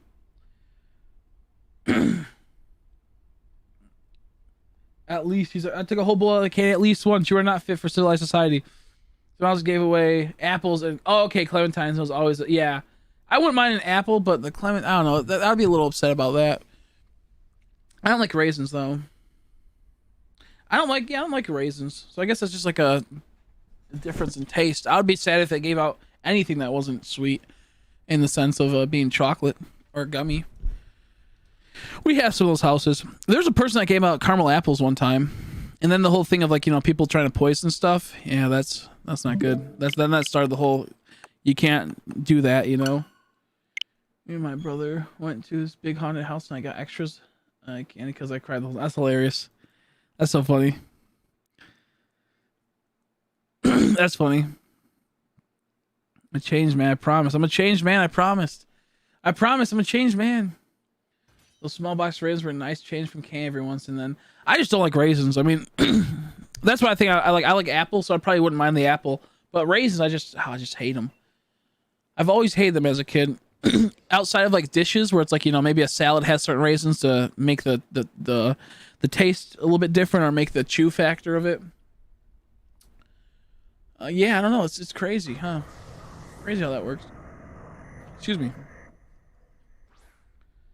Oh, I hate chocolate raisins. I can't do that. It's like if it's chocolate coated enough, then I don't mind it. But if it's like not thickly coated in chocolate, I don't mind it. I don't like it that much. Tori knows. I like goobers. I like goobers. Goobers is good because they're chocolate covered peanuts. I love that. Chocolate covered peanuts are the best, dude. You kidding me? Gobble that stuff down. Hi, Romanu. Also, happy birthday from yesterday. It's a stellar day. And happy Halloween. Thank you. Happy Halloween to you. And happy birthday, whenever that was for you. And happy late birthday if it already happened. I appreciate it. Thank you. It means a lot. My throat's really dry right now from talking so much. I need some water in a bit. Raisin apple pie is my arch nemesis. Raisin apple pie. That's weird. I think I heard about that though. I like like chocolate covered peanuts. Those are my favorite. Chocolate covered nuts. But I'm trying to think. What's Are you from Jonas? Oh, okay. I'm trying to think. Because the name sounds familiar. I sometimes will be able to lurk Jonas' streams and I see all the people watching. I'm like, oh, I know that person. Just whatever. If they were popping up, I'm like, I know who you are. I know who that person is. So I've probably seen you in one of his streams if you've been in his streams here and there. And if so, hi. Yeah, Jonas is a good guy. I like Jonas. He's a good guy. He is a hard worker, hard streamer. That's kind of probably, you don't want to hear about Jonas being a hard streamer. That's a little gay. Oops, sorry, gotta go. No worries. Thanks for stopping by. I appreciate it. Hope you have a good day, a good night's sleep, whatever you gotta do. Hope it goes well for you. I hate when they add raisins, perfectly good desserts that don't need exactly. I know, I agree. I know some of those. People stop ruining cakes and flans and raisins with raisins. Uh-oh, Meeks and Tori are no longer friends in this regard. I like I like raisins in certain salads. Same with cranberries, like the dried out cranberries that are kind of like raisins, you know, like cran raisins. I like them sometimes in certain salads, but outside that, I don't really like them. They just, I don't know. They feel weird. It's weird. I'll eat raisins with chocolate chips. Other than that, no. I think chocolate chips sometimes can be good with raisins. Raisin chocolate chips or raisin cookies can be okay. Sometimes. So it depends for me. It also depends on what type of raisin you get. Sometimes they're like really hard and like they don't feel great. Other times they're really goopy and like they're warm and they're goopy and they kind of like feel weird. Other times they're just right, where they're just like, you know, not too hard, not too soft, and they're decent. I'm not even playing my fucking games anymore. Most of this stream was me not even soft resetting, by the way. How do you even soft reset for this when you're not even paying attention? You don't. But yeah, no, I like I'm more of a gummy guy. I like eating fruit snacks. I like eating worms.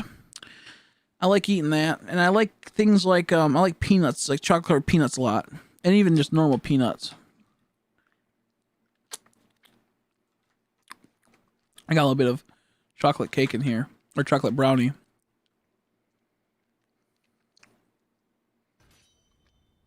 That's funny. I used to say I was allergic to raisins in middle school, so it stopped giving me raisin cookies. That's so funny. Yeah, no, sometimes I like them in cookies. Most of the time I don't, though. It all depends. If they're like the middle between, like, if they're kind of like warm, but not like, you know, goopy, I don't mind them. Yeah, I like fruit by the foot. I still like it. Fruit by the foot and Gushers are my favorite.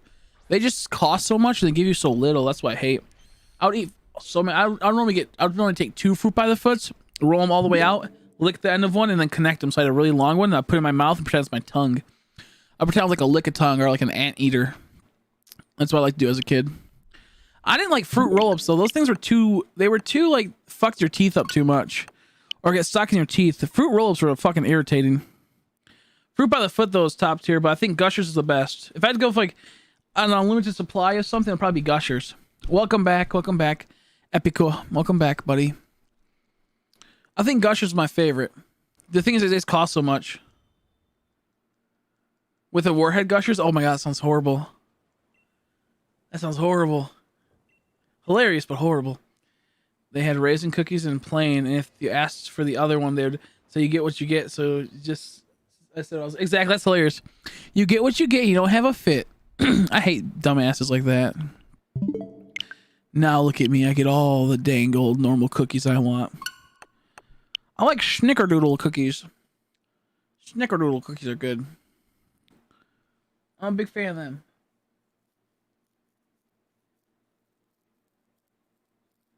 But yeah, Gushers are my favorite. I would love to be able to just put 3 packs of Gushers in my mouth and crush them and probably choke. No, my favorite thing was to put a whole entire pack of Gushers in your mouth and then just go, oh. But Gushers cost so much, you get so little that it's like not possible.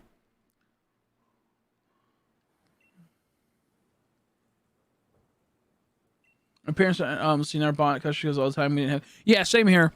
It was like only on like certain special occasions we would get one, and then I'd eat all of them the day of, and my mom would get very angry at me. It was mostly at like my dad's house when I was younger that I'd be able to get away with a bit of that more.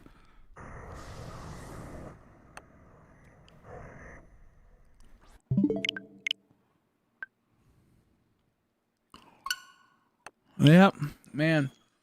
I'd recommend if you're ever at the store and you see Gushers, you have a few extra bucks, pick them up. They're worth it. They're an experience. They're an experience.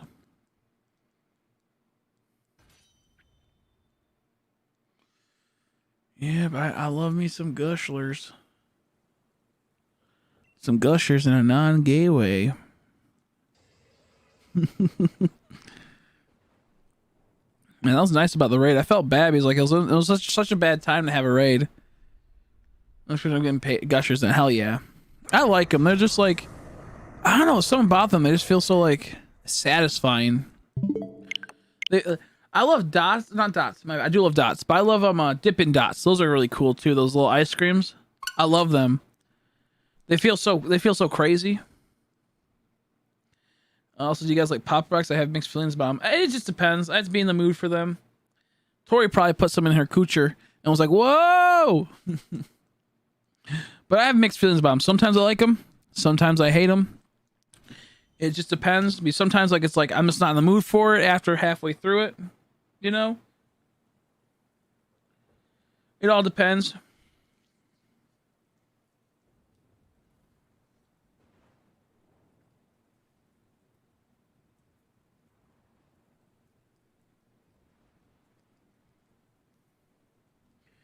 At Kroger's.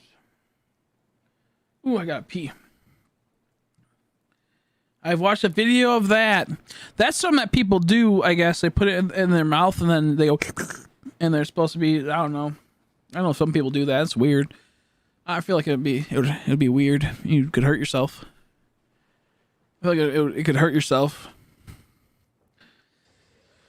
But yeah, no, that's all sorts of crazy, huh? I'm trying to think. What's some of my favorite unconventional food that wouldn't probably not be good for you but tastes good? Do you know what I like a whole lot? Is those Cheeto popcorn things, like the Cheeto popcorn puffs or Cheeto. I think they're like Cheeto popcorn puffs. They're an acquired taste, but I like them. They cost like $2 per bag. I'm a big fan of them. The Cheeto popcorn is cool too. I like the is it called puff corn? No, that's the yes, yes. No, there's like different variations of it. This is the one I believe I have. No, it's these ones look more like the popcorn. I'm trying to find a good picture of it.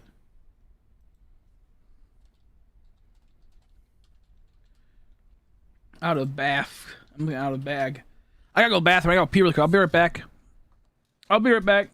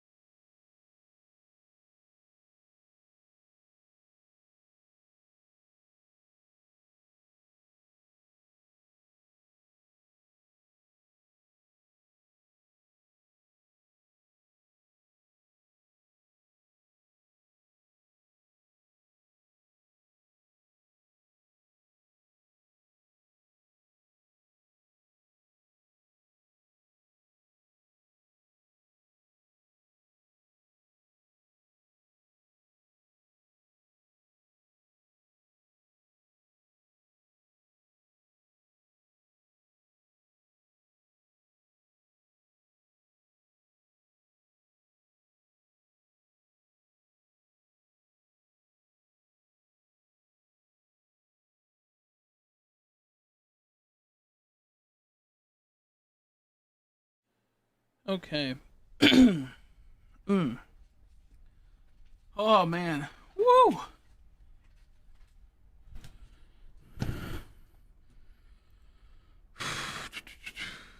There we go. Wait, man, gone? Yeah, how you doing, Jonathan? I had to I had to evacuate stuff from my body at high speeds.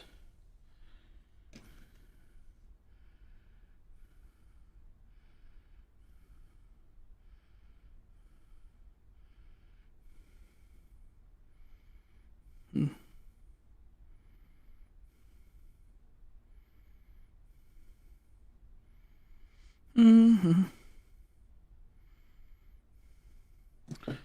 Okay.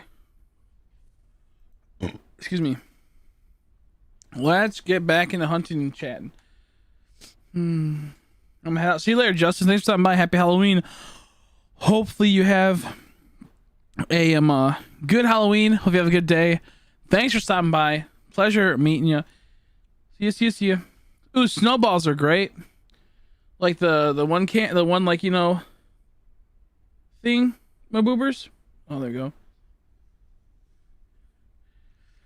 Here, I'll show you the ones I'm talking about for Cheetos. I'm trying to find it. It's like like this almost. Here we go. This is a prime example of my favorite, but it's more like Cheeto type. It looks a bit more Cheeto-y. This right here. The puff corn. It's like this. It's not popcorn, but it comes in a package like this. It says $2 only. And it's pretty much like that. They have the kinds of butter. Not this right here. Well, no, this is it. Never mind, this is it too. This is the classic version. But it's not this. It's not the actual popcorn or the flaming hot one. It's not that. It's like they have this as well, I believe. I've never tried this one. $2.99 or $2.29. Okay, I thought it said $2.99. Bullshit. Extra 29 cents for that flavor? Are you kidding me, dude? So I just thought that was really cool. I like that. Yeah, I like the puff corn.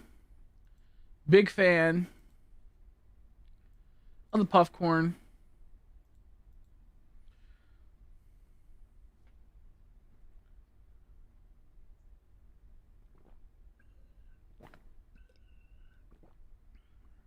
I love Cheetos. The jalapenos weren't too bad. The jalapeno ones aren't too bad. Feels melt in your mouth. They're good. I prefer flavor. Okay, gotcha. So okay, cool. See you later, Tori. Thanks for stopping by. Pleasure chatting with you. Have you tried the Cheeto mac and cheese? What's that about? I'll have to look into that. Cheeto mac and cheese. I was looking into that. I think I saw like you crush up like it's like the breading, like how like they have like the bread on top of Cheeto mac and cheese sometimes. So they do like the Cheeto instead. I'll have to look into that. If they're coming early, okay. See you later, Tori. Okay, if I want to do arc or scrim, I'd say I would say maybe some bark, maybe some B-arc, That's probably the best option. I might do the muse. It's been a while, buddy. How you been? It's such a slow hunt. This stream has been nothing but me talking. What a waste of a stream. Me talking and doing a slash every 5 minutes. What a waste. We'll see though. Skark, a little bit of SK arc, a little bit of Skark.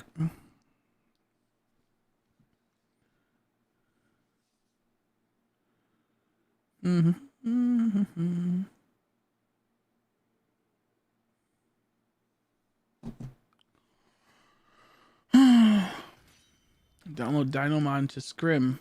Well, that might be fun. Play both, yeah. If they have that, if they have a Dino mod, that'd be fun. You do both at once.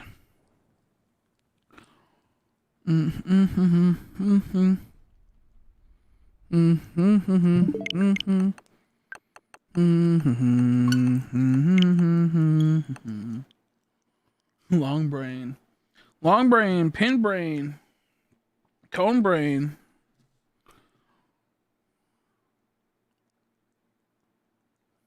Your mouth said cheesy. Cheesely. Man, yeah. I'm just like, I got a headache. Not sure why I have such a headache. It's weird.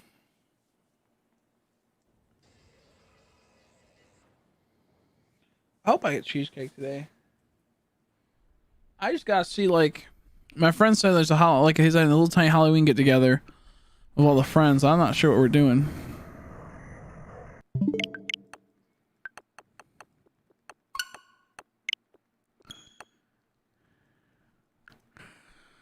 Okay, that's good.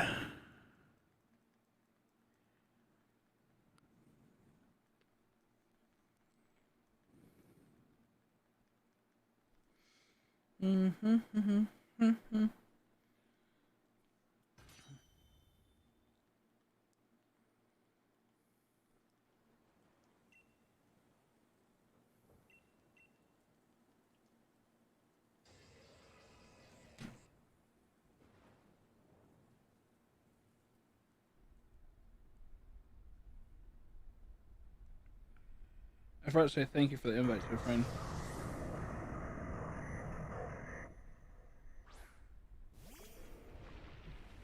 I just gotta message my friend. What's it gonna be?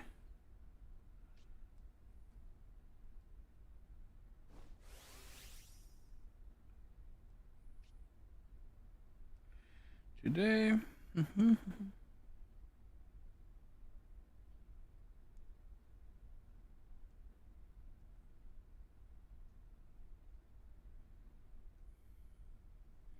Okay, there we go.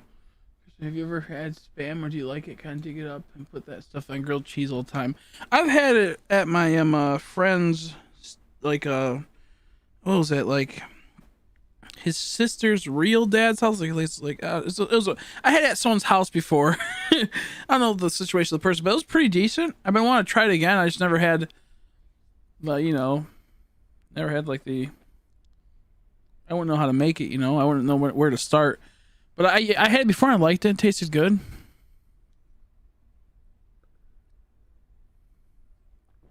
I liked it before.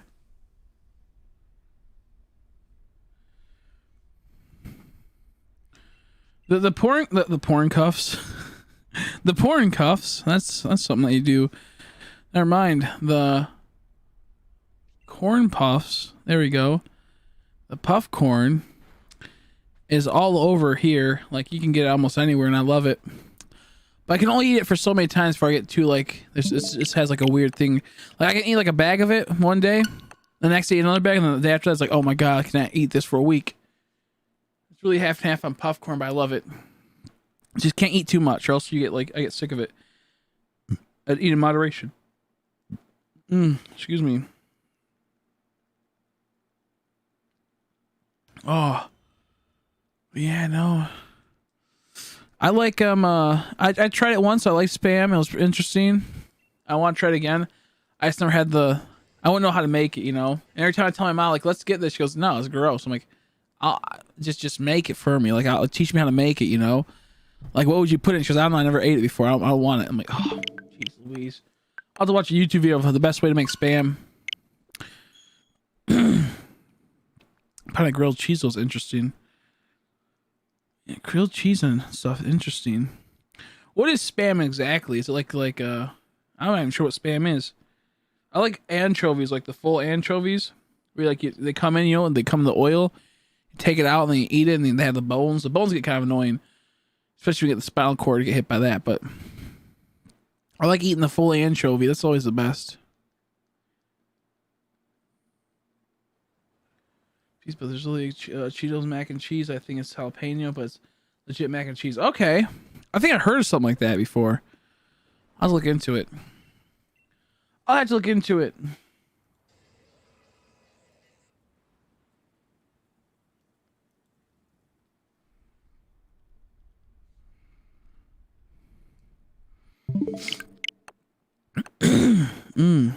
Goodness. My goodness, I got like the gunk caught up in my throat.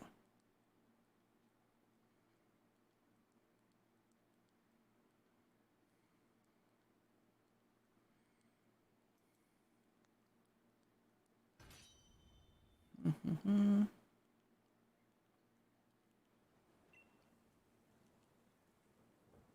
Mm-hmm. Mm-hmm. Mm-hmm. Do do do do do do do do do. Looking off. Yeah, like that's called. Let's see, spam is like OMG. I just got shiny G Ultras. That's called spam, not spam. Yeah, spam's food. Spam's food as well. Yeah, spam's interesting. Yeah, spam's interesting. Yeah, yeah. It looks weird, but it doesn't taste bad. At least in my opinion, it doesn't taste bad. It's interesting. It's an acquired taste. I'm gonna look up the spam again. I want to see how it looks. It's like interesting. I don't even know how to explain it. I'm not sure exactly like what spam is. Do the best canned meat meals using recipes of variety of delicious high quality spam meat. Is it like, let's see, spam is a brand of canned cooked pork made by Hormel Foods. I like Hormel Foods Corporation. So Hormel, like they're saying, gained popularity worldwide after its use during the World War II by spam was country 6 continents. Yeah, it's not telling me what it actually is though. But I like corned beef a whole lot, yo. Corned beef hash.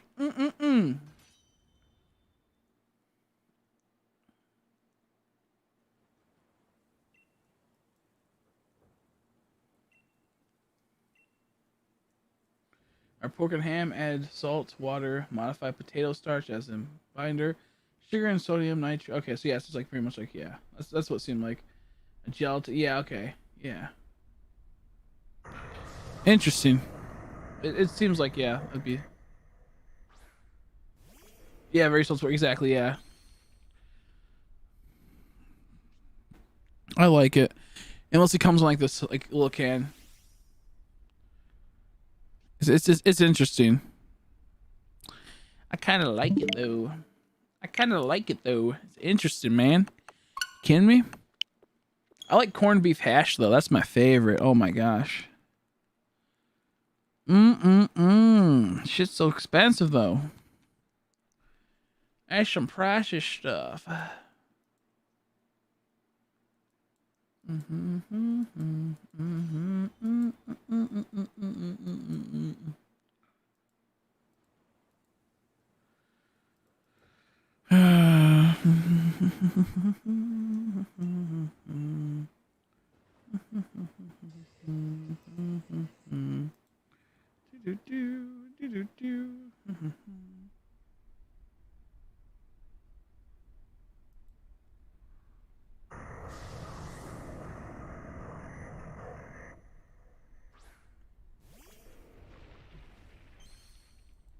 Okay. I like it, but spam light or the bacon spam, I gotta have it on my grilled cheese every time. Really, I'll try it sometime. I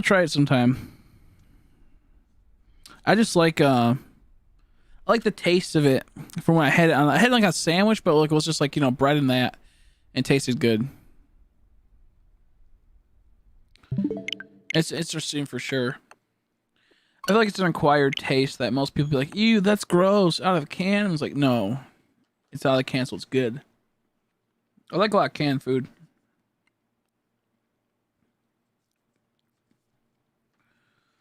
I like a lot of canned food.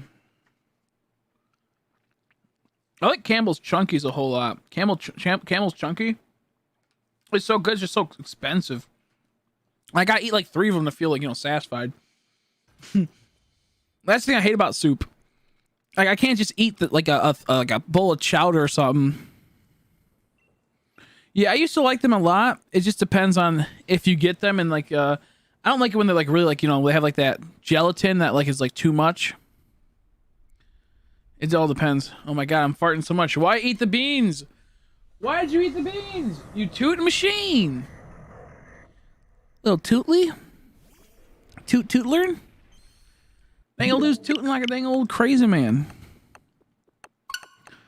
Not bad though. Not bad. You dang old ate the beans.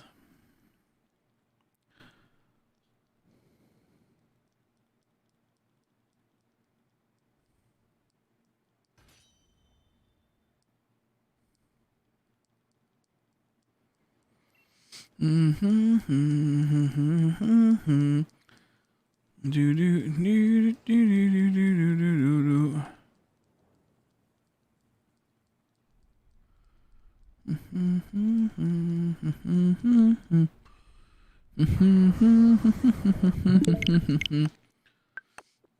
Yeah, no, I'm trying to think of some good food I like. I like egg rolls a whole lot. Those are really good. You just have to get the right stuff in them. And homemade egg rolls can be really good too, but it's sometimes hard to do that. I like getting egg rolls, putting pepperoni, like the egg roll wrap, pepperoni, and then a cheese stick in there and cooking them. Sometimes putting a little bit of sauce, but mostly just like the pepperoni and cheese stick. And it's like, oh, yummy. Oh, yummy. Big fan. Tastes so good. You kidding me? I'm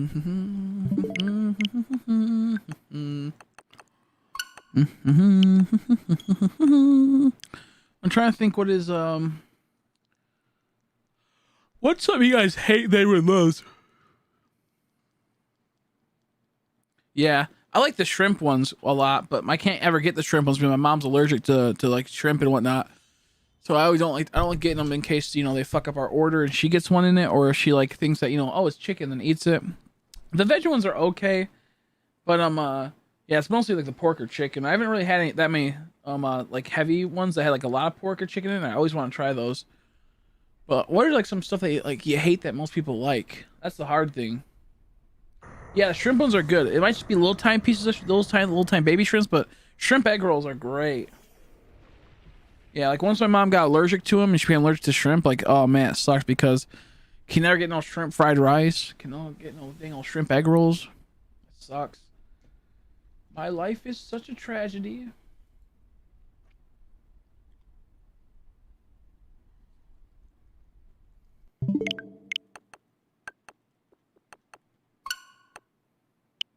I can't do fish on almost all my friends love fish. I love fish and sushi. Really? Really? Oh, I love fish. I love fish.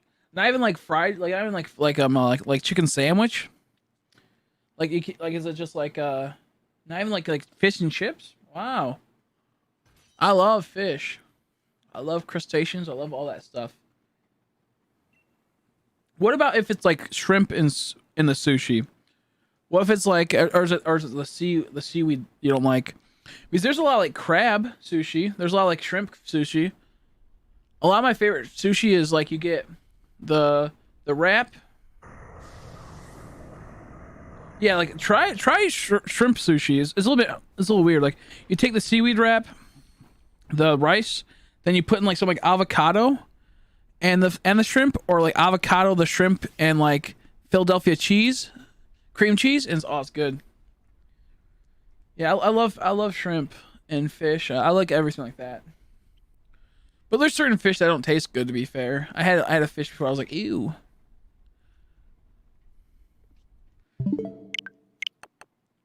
I like sticky rice a whole lot. That's what they use for sushi. It's so good. Bringing fish to my life. Every time my mom gives me a fish, any kind of, I'll just 2000 C mode on. Full chomp mode, full eat mode. I love fish, but I don't get to eat it much because mom's allergic. So I like tuna so much. Tuna sandwich.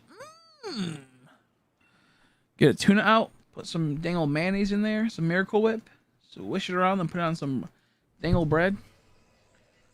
But yeah, I think shrimp sushi is some of my favorites. I love crab. Crab's tastily. I'm trying to think what else I like. That's like, eel's not too bad. I had eel before, eel sushi. I'm willing to taste eel outside of that, but it looks weird. Yeah, tuna with mayo, but with crackers also is so good. Tuna, mayo, crackers. Tasty. I mean, food has to both smell good and taste good. And for fish, almost all the time, it never tastes like it smells. And it's too conflicting. Gotcha. Okay. Yeah, with me, it's like if it's fried and like if it's like a really fried and done right, I feel like the taste and smell can work. But majority of the time, you're totally right. Where like it smells completely different from what it tastes, and thus making it kind of like a what the hell, like such a weird experience. I can totally get that. Like tuna with mayo doesn't smell too great, but tastes a lot better than what it is. Oh my god, you made me hungry again. You're welcome. If I gotta suffer, you gotta suffer. I want some better tasting food that I had a little bit ago. I am tuna's great. What else is really great? I love lobster. That's really good too. Lobster's wild, but you know, I can get that. I can get that. I like steak a whole lot, but also I don't like paying a lot for food, so like I don't get to eat steak much. But I'm also not really picky. I don't mind if a steak is like rough or, you know, not the best quality. It's still steak at the end of the day. That's kind of how I see it. I'm like I was born, I was raised off of like not having much money, not having much, you know, types of, you know, the best quality in food sometimes. So like if I can get a steak that cuts like butter, sure, I'll have that. I'll eat that every day. But is it gonna cost so much money that's not worth it? Oh yeah, all the time. Never had lobster, but everyone tells me it's great with butter. Oh yeah, yeah, shrimp, but super big boy shrimp. Pretty much, yeah. It's like shrimp, but a bit tastier, and it doesn't smell too bad. But with butter, it's like, oh my gosh, it's crazy. It's an experience I would say I'd recommend. The only problem is that like once again, it costs a lot of money. That's what I don't like. I love lobster and crab, but it costs so much. Lobster's better than crab. Crab's pretty decent, but lobster is like, it's good. Crab's really good too, though. But that's for sure something I would recommend. But no, I think steak is great. I love steak, but in fact, have you tried yeah, crab is pretty sweet. Lobster has like the nice balance between crab and shrimp. I think it has the nice balance between the two, and then you add some butter. Holy crap! Oh my god. I like steak though. I've had a few steaks that were like really expensive that tasted amazing, but at the same time it's like it didn't taste amazing enough to pay an extra like $20 or $15. You know, so I was like, I'm good. I'm not picky. I just like I tell like Haley, I always tell her, she goes, "You're so picky." I'm like, I'm not picky. I just prefer things more than others. Like it's just how it is. Sirloin steak with the bacon wrap is the bomb. Let me look at that. I think I had that before. It's like where it's like the cut up and then wrapped with bacon. Those are pretty good. I've had those before.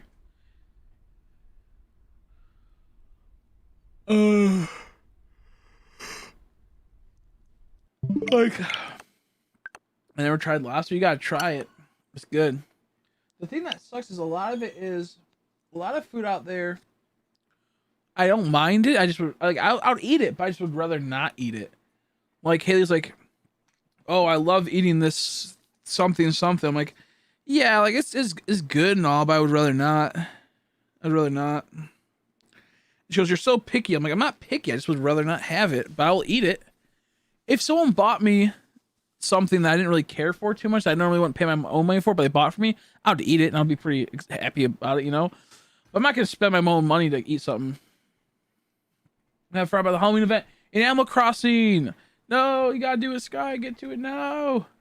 Oh no, it's running out. Time's running out. No, I'm kidding. You get it, though. Yeah, or they do one long bacon strip around the entire steak. Ooh, that's pretty tasty. Yeah, I like to try that one. I only tried like the bacon and wrapped around in the pieces. Pizza's good. How are you, Matthew? Pizza's dang old good. The problem I have with pizza is that I can never have enough.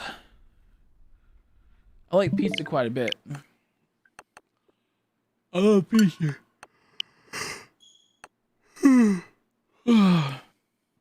I like pizza with very little sauce or no sauce. And then extra cheese. Ooh hoo hoo. Extra cheese. I wish stuffed crust pizza didn't cost so much half the time. I had times cost for like $2 or $3, or it makes you so sad. Or $4. I love stuffed crust. My favorite pizza. I like stuffed crust, and then it goes to probably like deep dish and then normal pizza. It so happens that deep dish costs so much money. You know, the crazy person thing. I can't stop it, man. I like it. Oh, by the way, Meeks, guess what I got today? It was kind of a big deal. Hi, I'm back. Welcome back. Pepperoni ham meatballs. Yeah, that's a pretty good pizza. That's a pretty good pizza.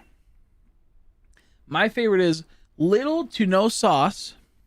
No sauce preferred. Double cheese, ham, onions, mushroom, and that's like, you know, just that. Or you can add green pepper. I don't mind that. Or extra meats. I like extra meats, but I love it. I had deep dish beef pizza before for the first time the other day. A bit too much sauce for my liking. Yeah, I'm not the biggest fan. It depends on like where you get it from. I mostly tell them like scale back on the sauce, add more toppings, and it mostly tastes pretty good. I get this one that's super good. It costs like $35. Super thick. Tons and tons. Oh my gosh, tons of cheese. Oh, there's so much. There's so much. Yeah, cheese and pepperoni. The classic cheese and pepperoni is not bad.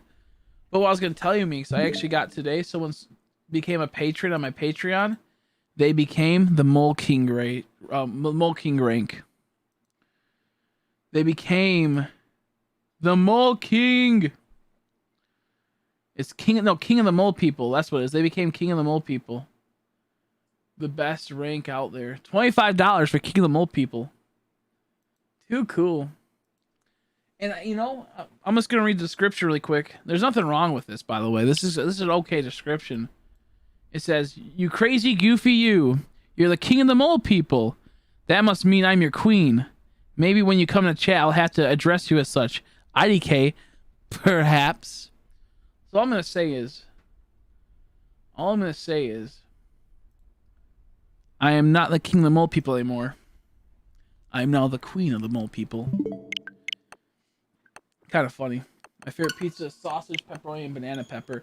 I'm half and half. Okay, I like the residue of banana pepper on the pizza, but not the actual banana pepper itself. Not always. It all depends. Like sometimes I like to have this. This will be like the residue. Gotta go again. He's gonna go get his pizza. He's gonna get his pepperoni pizza. See you later, Leo. Thanks for stopping by.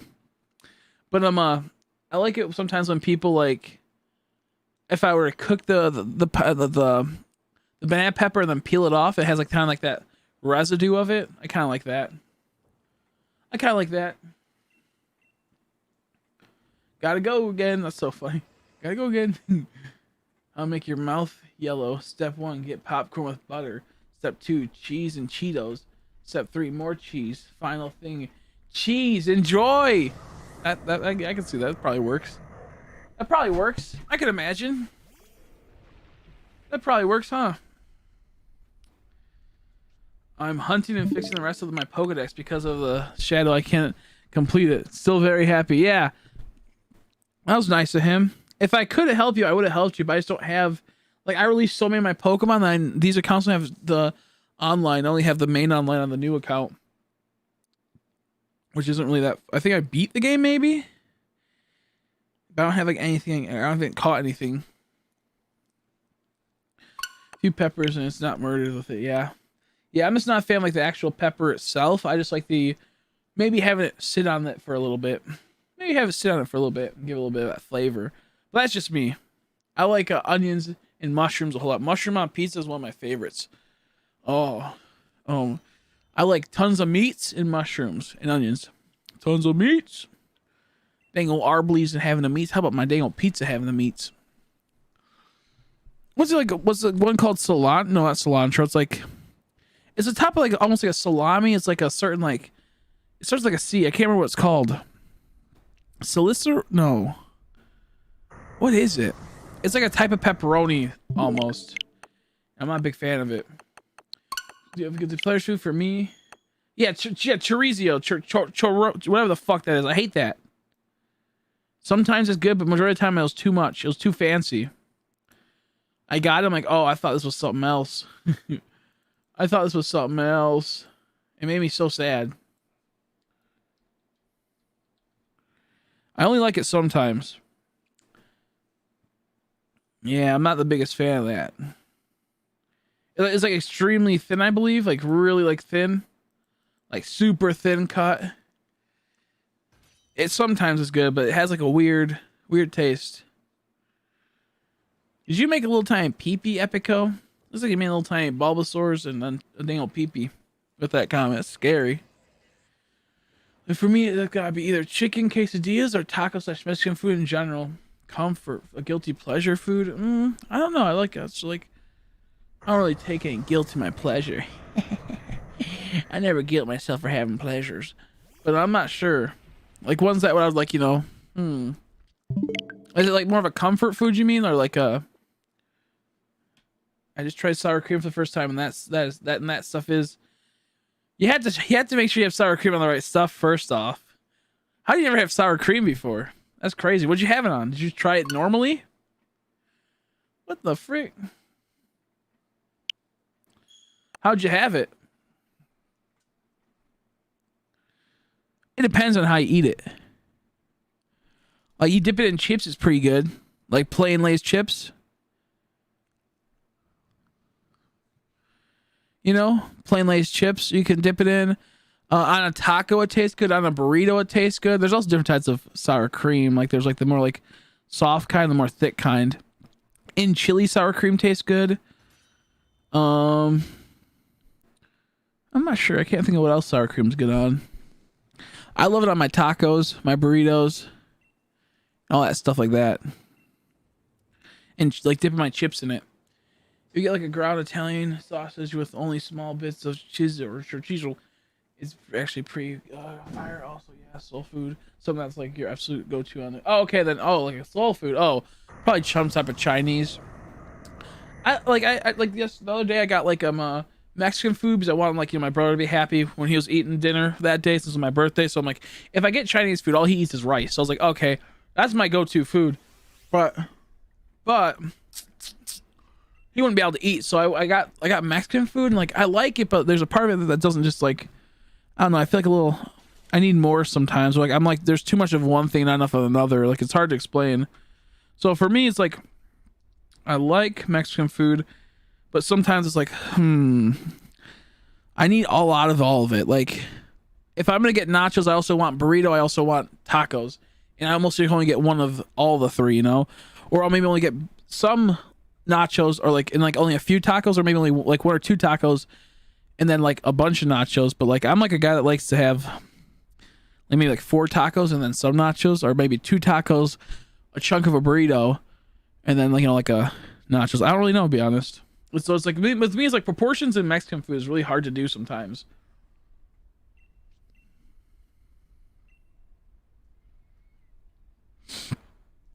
I had a really funny day. I was cooking myself some food, and I got one of the eggs, and I'm not kidding, like give it a bonk. Then I heard like peep peep. I was like, what the F? And then I go to the egg outside. A little birdo came out. He was looking at me. Is that real? That's kind of scary. That's kind of scary. Was there a real dang old little tiny birdie out of that dang old egg you pecked? Where'd you get that dang old egg from? What was it? Outside? Was you actually picking an outside egg? Jeez Louise. Jeez.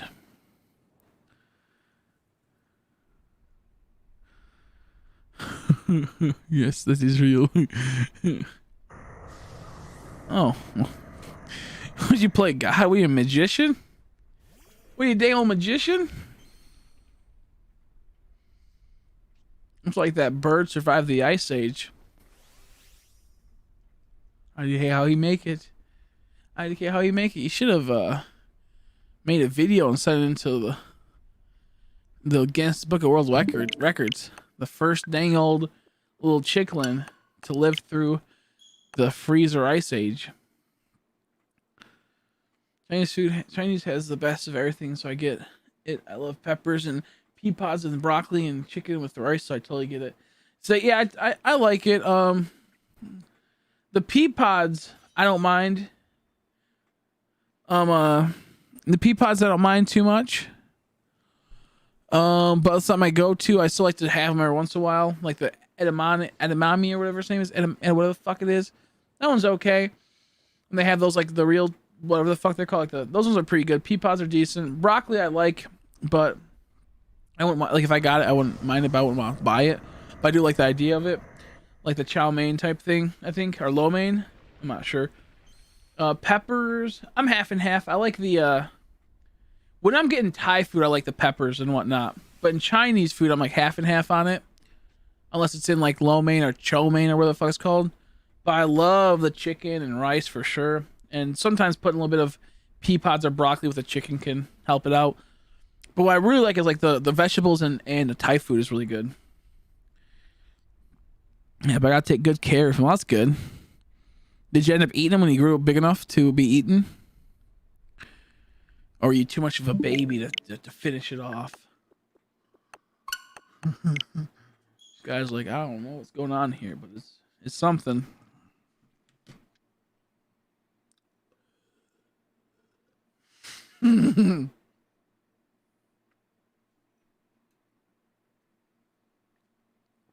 Like what? No. No.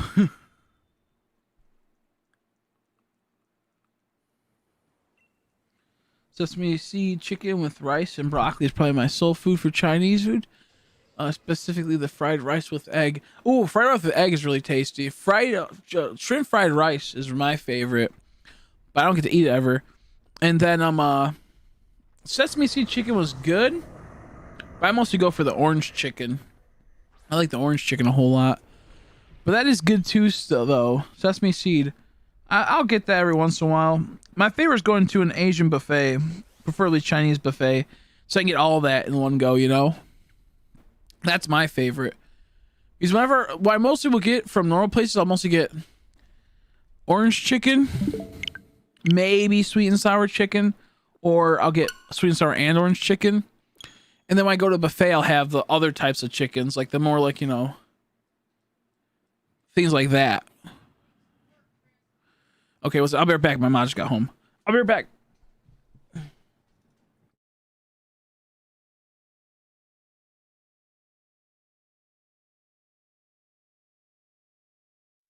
Okay, there you go.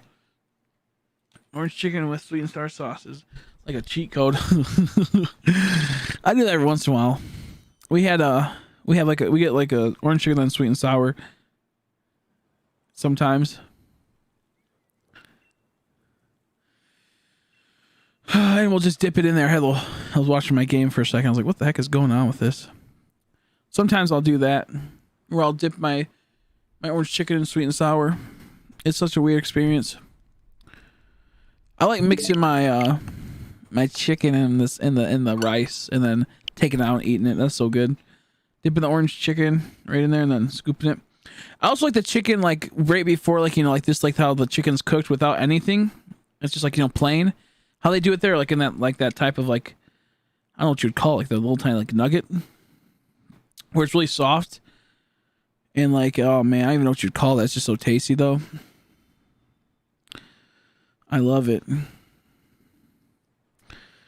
I'm still so sad that the buffet is no longer serving inside. They need to fix this dang old Chrome thing so I can go to the buffet. I miss it so much.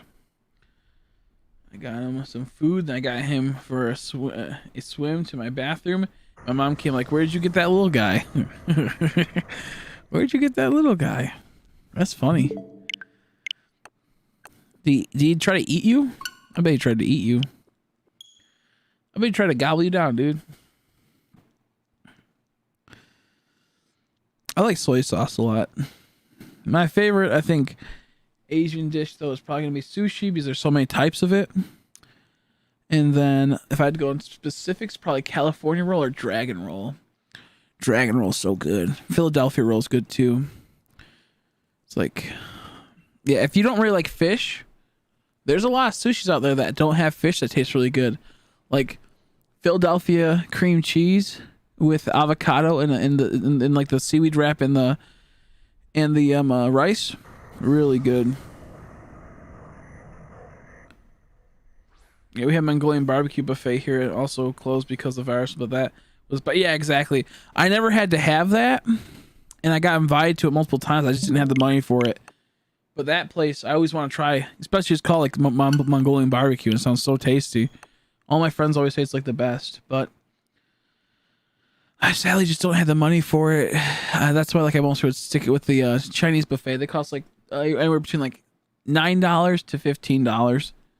I loved it. The first face he saw was mine. I was like, whoa. I think Carolina. My bad. Did I say Carolina? I meant California. California roll is like, what is it? I believe it's crab and some avocado, and then I think celery, and then there's like crunchy like wonton or something on top of it, some type of breading, and then mostly some like mayo sauce. Dragon roll, I believe, is crab or some type of other fish and avocado all across the top, and with some like sweet like savory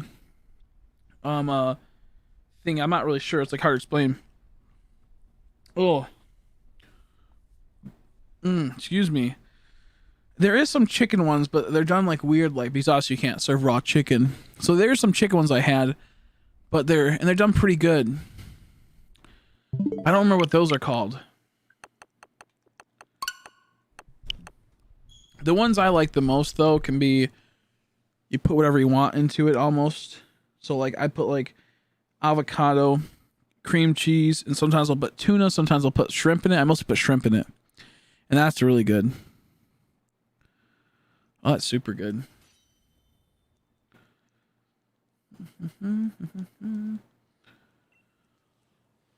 Dragon roll is what I like a whole lot though. The eel one wasn't too bad. Chicken roll and the spice buffalo one, I have had those, but I forgot what they're called. Yeah, I've had the teriyaki chicken roll, but I haven't had the spicy buffalo one. That sounds pretty good. It's for sure weird experience. I just love sushi. I could eat that every day. That's one that I like. The problem with sushi is I feel like I never get enough of it unless I'm going to like the buffet where I can get as much as I want. But majority of the times, like even like 10 pieces, I'm like I need more.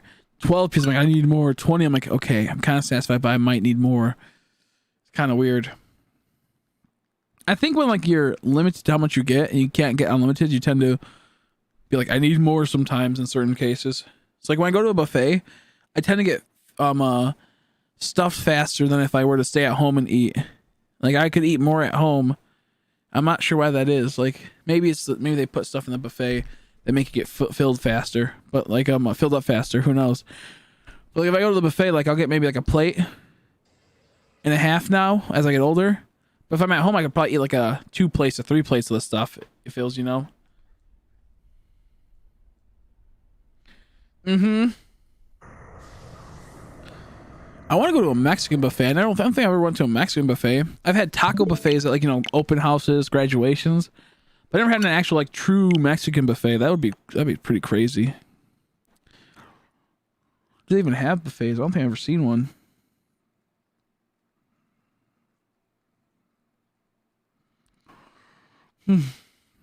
Yeah, they have some good food at the Chinese buffet. They had like even they had like little slices of pizza for the people that, you know, they had the picky eater section where they had like pizza and chicken nuggets, and even the pizza was decent. I was like, oh hey.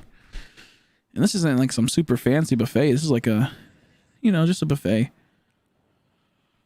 I remember liking Golden Corral when I was a little kid, but I don't remember how good it is now. It's probably not the best, but I bet it's decent. Refried beans and nachos. Mexican buffets are wild. I can imagine. I love refried beans and nachos, but refried beans and nachos with all this stuff is so good. There's so much that's so amazing.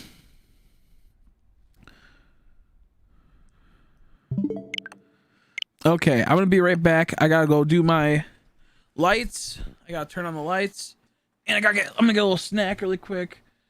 I'll be back in about 5 to 10 minutes. See you guys soon.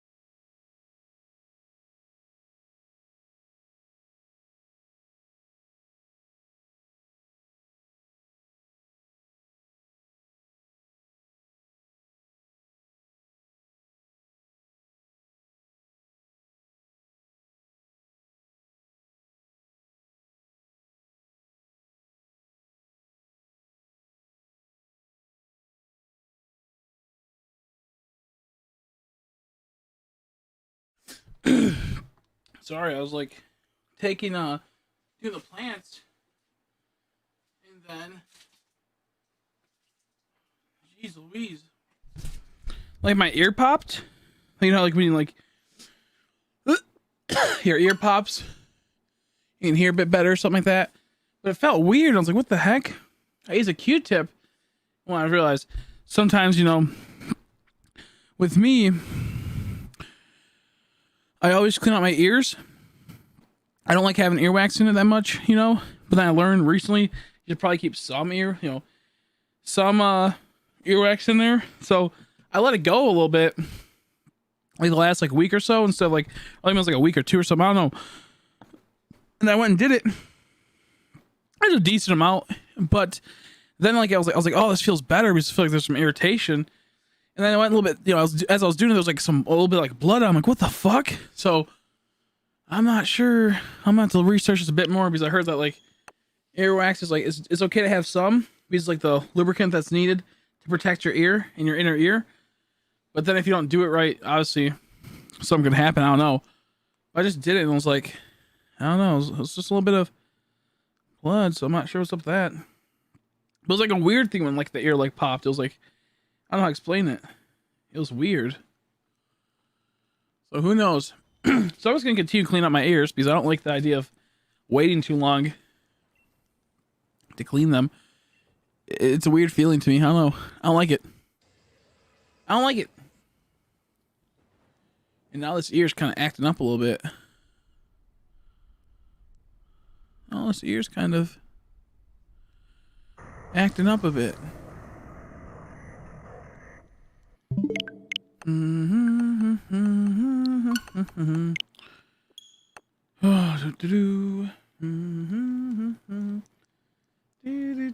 Star Cream's good. Yeah, good. Took you long enough. Those ones up that. I'm at 4K for Regice. Hope you get soon. Thank you, Willies. Hopefully you get one as well. Thank you. I'm at about 9.1K, I'd say. About 9.1K, then about 2.2K for Regigigas. That's what I'm roughly basing around. I might be more. I might be quite a bit more, but roughly around there. I feel kind of like I semi-regret this stream because I really didn't talk. I didn't play much. I just talked a good amount of it and slowly played. I didn't really, you know, kind of sucks. I wish I would have played more than I actually talked. Is what I'm getting at.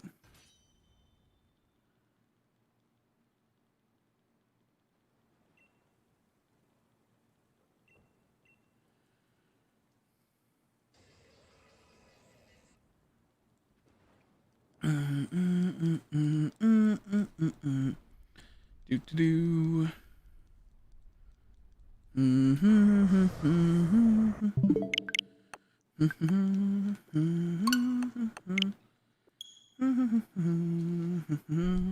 I wish you luck with yours though, Willie. Hope you get it.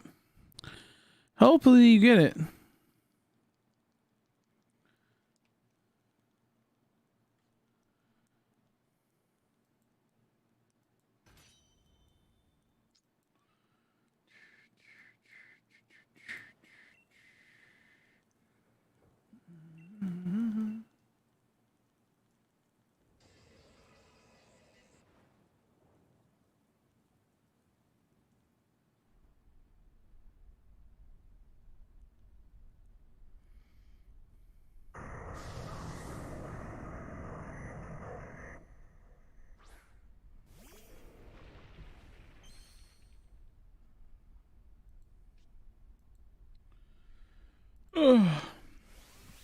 What could it be today? Do do do do do do do do do do do do do. Excuse me. Zygarde before news. Wolf Zygarde after news. Want to trade with Zygarde with Zygarde? Mm-hmm. Hmm. Wholesome. Wholesome. Man, oh man.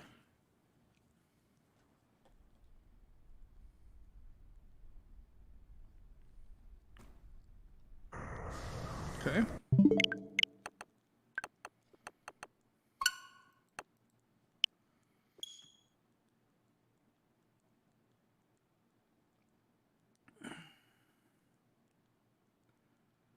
See, what's this? Starter kit reveal X23 X-Men tag. What's that? Stature kit. Oh, stature kit reveal. Okay, never mind.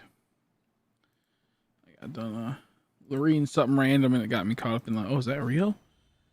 Or is it just clickbait from someone again? Is that real? Is real?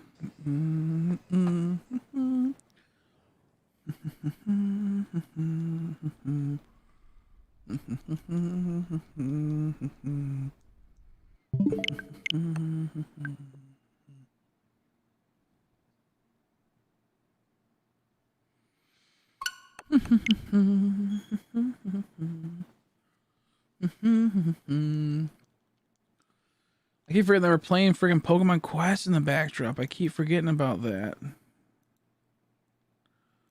Oh my lord. Oh my lord.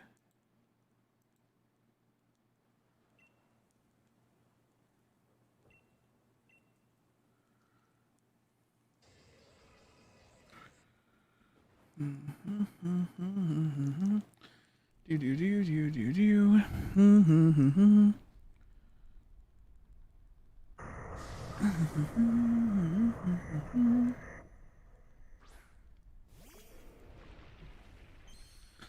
I like Pokemon Quest, but there's a part of me that goes like, this could have been so amazing.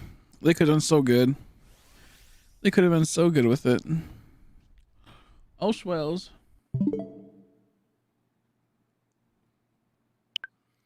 Get out. Let's use more. See, work water, warm water in the ear, and then get out. Something dry airways can cut scraps inside of your ear.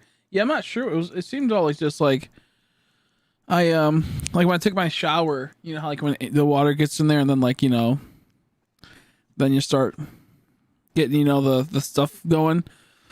Well, it just was like I can hear a bit better now too, but it was, I don't know, it was just weird. And then when I use the thing I itched, I'm like, oh, I use the Q-tip to itch it. Like it felt, I don't even know how to explain it. It just did not feel good to have earwax at all in there. And it was like, it just felt like really moist and wet in there. I'm like, I don't like this. So I'm just gonna do the casual every like, well, however long, whenever it starts feeling kind of weird, I'm just gonna have to do that because that was really uncomfortable. And then like my ear was all like kind of weird, like. I'm not even sure how to explain it. I don't know how to explain it. It could just be a goddamn, it could just be a goddamn thingamaboober. An earwake, possibly. An earwake at this early stages. It's kind of like, it's weird right now. It could have been possibly like, a dry piece of earwax, because I haven't, like I said, I was told not to really use Q-tips, so I stopped for like the last maybe like a week or two. I think like it had to be at least 2 weeks, and it had been that buildup. So I'm like, ugh, and maybe some dry earwax got in there and then cut the inner part of my ear or something. I don't know. Maybe I'll just use some dang old peroxide and get all the gunk out. Who knows? I was watching some earwax extraction videos, and those are gross. They have like a big old huge chunks of earwax caught up in there. They gotta like go in there and use tools and pick it out. I hope mine aren't like that. I hope mine aren't like that.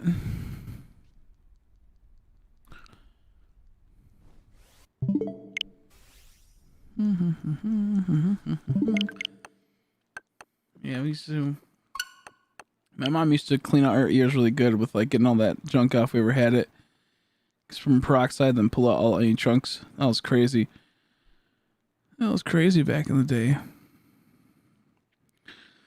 I do say like the pluses of like getting like a cut or something, or hurting yourself. So like we get to use peroxide on that cut. Oh man, that's great. And just bubblies and cleans out the cut. Oh, that's great.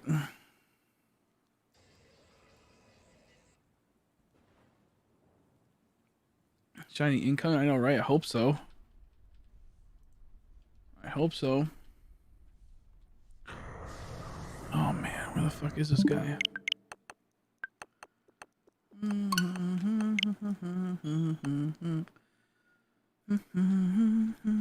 I hope so, man. I need a shiny. It's been so long. Maybe. He's like, maybe. Maybe.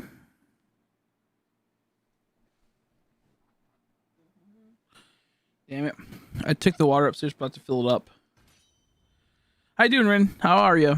Also, yesterday when you came in, you said happy birthday as I ended the stream. I was trying to type out thank you, but I got distracted. But thanks for saying that the other day. I appreciate it. How you doing, Chaos? Nice to see you again, buddy. Excuse me. Excuse me.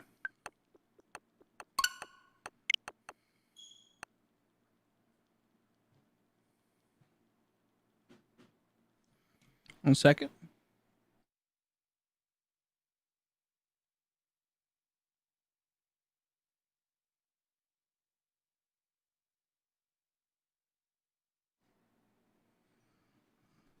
Sorry, Miles talking to me. You just said happy birthday when I was ending the stream. It was just like happy birthday, and then you're like, oh, never mind. You didn't. I don't think you saw it, but I did. That's all I was gonna tell you. I did see it, so I do appreciate that. I was gonna say thank you for the happy birthdays. Oh, it's Halloween. How you doing, Cheese King? It is Halloween, isn't it? Apparently the mailman's outside already. It's 8 in the morning. The mailman's out. Like, what the heck? Why is he out so early?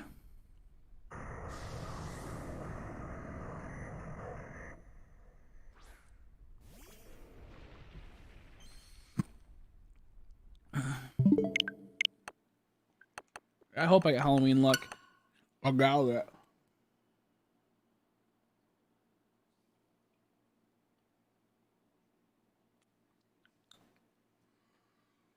Okay, see you later on, Holy. Thanks for stopping by. Thanks for chatting. It was a pleasure. Hope you get some good sleep. Hope you sleep well. I'll see you when I see you. If I said something like, have a great night or enjoy your night. Yeah, no, you just said happy birthday. And then you're like, oh, never mind. Must not have seen it because I ended the stream as you put that. And then I saw the replay, but I was already like 2 minutes after I saw the reply. So I was like, okay, there's no point in typing. They probably already left. So I'll be a little distracted after I pushed end.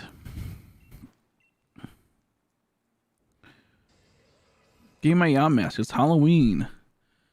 I got Galorian Yam masks a couple months back, and I didn't know I had it until like recently.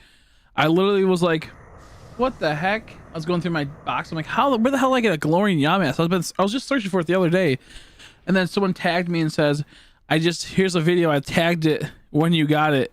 I went back and watched. I'm like, oh, I did get it. I did get a Galorian Yam mask. I was going for Silicobra and Galorian Yam mask and got it. So now I just have to go for Silicobra. Silicobra, whatever its name is.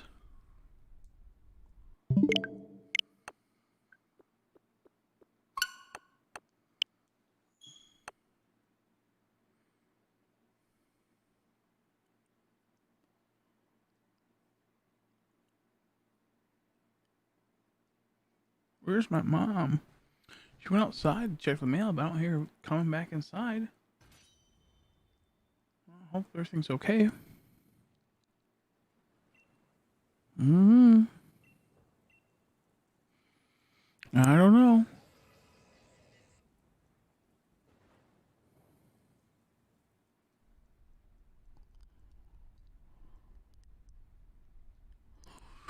I don't think I could forget my shampoo. I get way too excited. Yeah, I think once you get to a certain point, and like you do, like, you know, I stream all the time, I hunt all the time, so like after a while you start forgetting them, and that's just how it hits with me. Certain ones I'll forget. I mostly remember almost all mine, but there's certain ones I forget. After you found a Shine Chris, think of a spooky name. Sadly, the nickname's already taken for some of these Pokemon. For Regice has to be Zelda, and then for Regigigas, I was gonna save it for the person that became a $25 member on Patreon, and see if they want to nickname it if I get it. That's if I get it.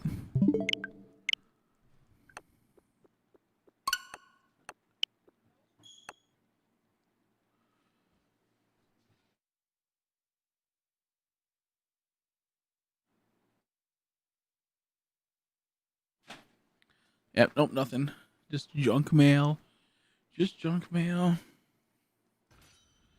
So hopefully the thing comes soon enough that we're waiting for. Man,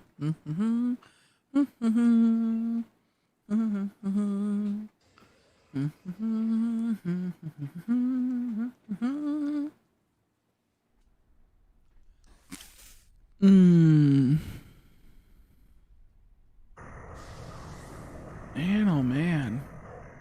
For some reason, it seems like the early morning is always the most tiresome. Like, I'm always just so tired once it starts getting to the early morning. I don't know why. I think it's because the day starts starting, and it's like, I mostly sleep during the day. I mostly start laying down and trying to get to sleep at this time, you know? So my body's just like, it's bedtime, sleepy time. So who really knows? Who really knows?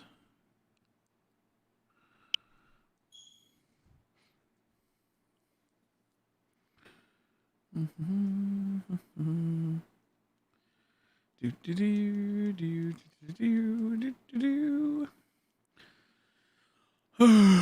wonder what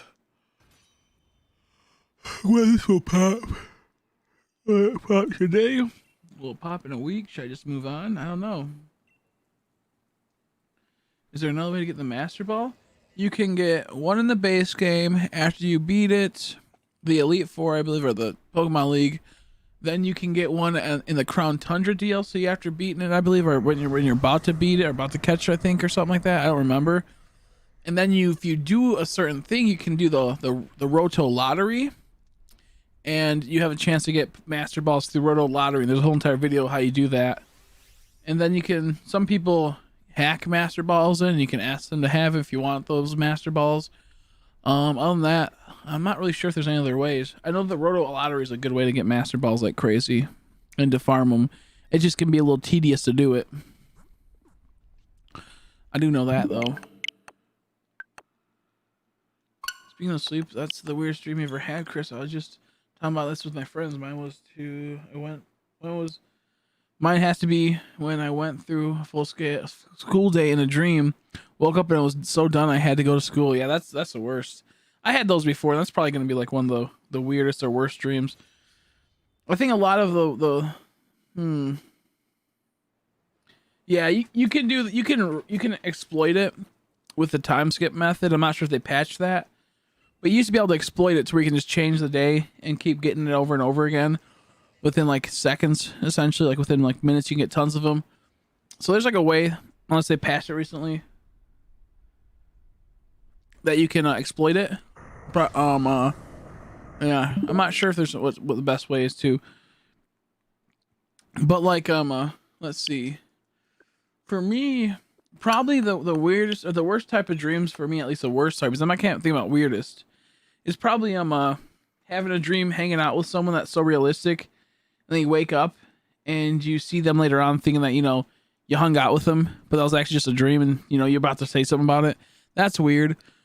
I think the worst type of dreams when it's a family member they love or like a good friend that you love passes away, and you can't wake up from it. You're kind of like stuck in that for a while. That's one of the scariest. I used to have a dream where it was like, it almost was like the opening of Super Mario Bros. 64. Like, how like when it's like the opening is like, it shows the whole valley and it shows like the whole area of Super Mario Bros. 64, and like all those like the little tiny trees, like the landscape. Then it has like the ground that is like a path leading to the castle. I had like almost like something like that going down, but instead of it being a castle, it's like a weird like sci-fi lab. And I went inside the lab and it's really dark, and there's just like one big screen with a bunch of static on it, and then there was a big table with like a big like slab table with like something under it, and a blanket atop of it. I'd walk up and I'd pull it back, and it'd be my mom on the table, and then she'd be like, "I'm dying now," and then she would pass away. And I when I was a kid, I had those dreams a lot, and I'd wake up and I'd be crying when I wake up because like she just would be dead. And that was a scary dream as a kid. That would always, I hate falling asleep at some point because that always scared me. I'd have that dream. It was such a weird dream, like the Nintendo 64, Mario 64 type shit, you know, graphics, opening like scroll. It was weird, dude. Yeah, they patched. Oh, they did. Okay. Yeah, I didn't know. I don't really mess with that type of stuff too much, so I wasn't sure if they ever patched it or not. That's good. Also kind of sucks when you want to manipulate it, you know. Also sucks when you want to manipulate it.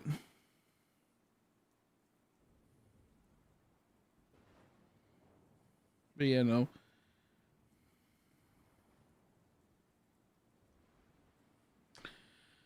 There's ways to manipulate the lotto at CID in a day. Oh, you can still do it? That could be good then, I guess. I'm CIA top 10 most wanted. Nice. How you doing, Colton? Better be keeping your head down low. They might be trying to find you.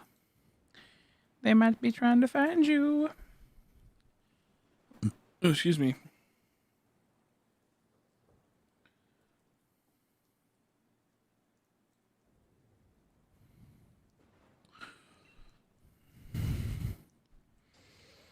Okay, I don't think that's a shiny. Regice doesn't look like it.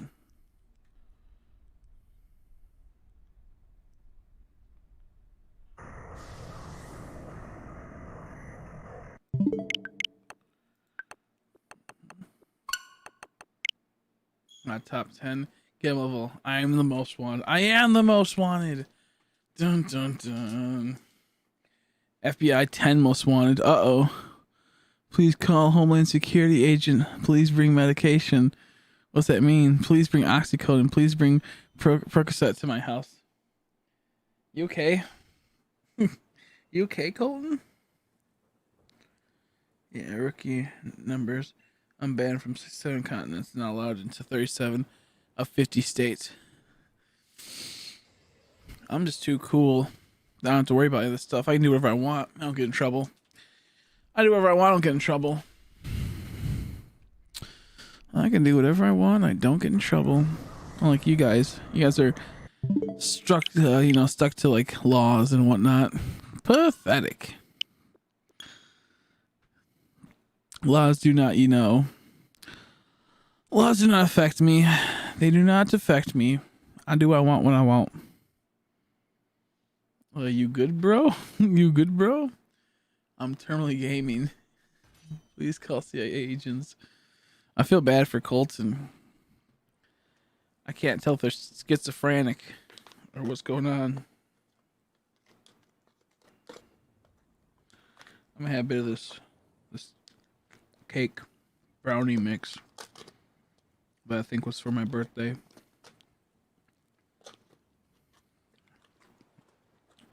USA, Florida. Jeffrey, is that you? Is that Jeffrey? Meeks, I found Jeffrey. Are you only 5'10"? Is your name really Jeffrey?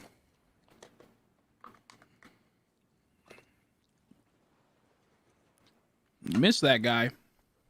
I miss that guy.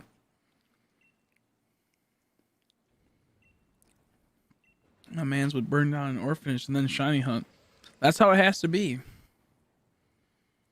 Please send help. Please help me. I don't know how to help you, Colton. Oh no, this could be like an actual like real cry for help for all I know. He might be the person in the orphanage. Burning alive. IMCA top 10 most wanted. Please help me. Send help. Send oxycodone. FBI. Maybe it's top 10 most wanted, and it's that they're trying to find him. He finally found, like, the missing person. Maybe they actually are on the list of, like, people that need help, He's been trafficked into a life of slavery. Poor guy. Please call Homeland Security agent. What's this mean? What's this mean? What type of cryptic language is this? Colton, no! Poor Colton. I can't do anything to help him, though. He's a lost cause. He's on too much wacky tobacco. They drugged him up. Too many times, his mind's lost. Please bring back your Medicaid. I'm gonna be on the news later. It's be like YouTube callously and coldly ridicules Colton A, long lost national treasure, was kidnapped in 1990 after he was just about to graduate high school.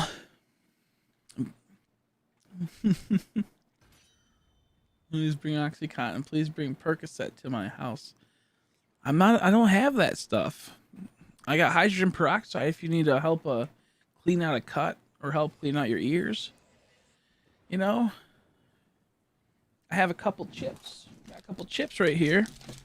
You know, take a chip out, rattle it around, get a little bit of that dip, that cheese dip. I think you need oxytocin. I think you need a hug from a loved one. That's what I think. I think you have too much dopamine in your body. You need some oxytocin, which is generated by love and people you love.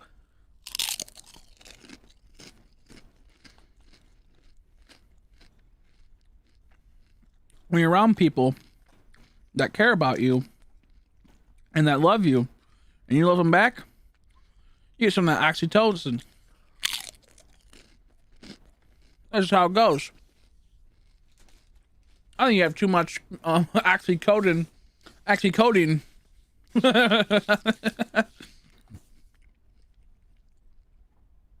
How you doing, Negan? How are you? How you been?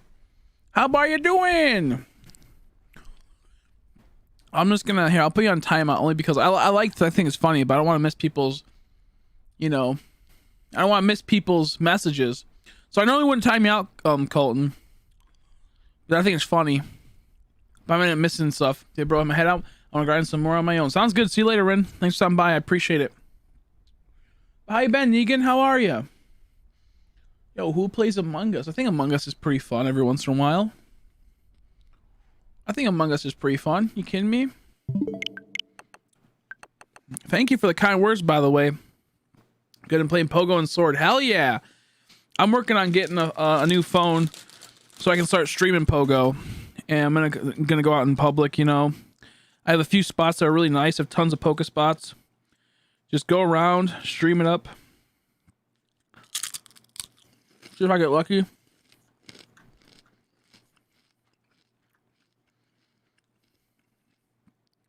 I'm looking forward to it. Well, that won't be for like another month.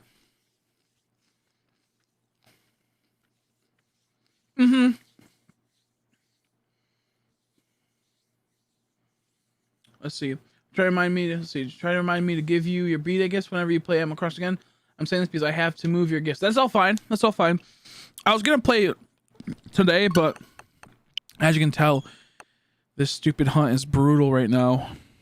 And I feel so, whenever I take a break, I feel so dissatisfied with my stream.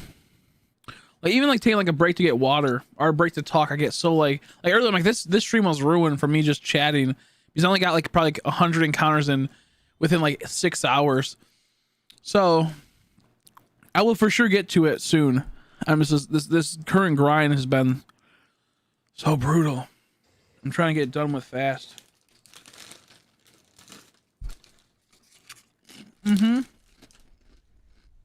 I agree. I think Pokemon Go is just fun. It's a fun game. And you get a little bit of exercise if you want to go out and play it. I might do a little bit of spoofing in the future for times when you can't go out. But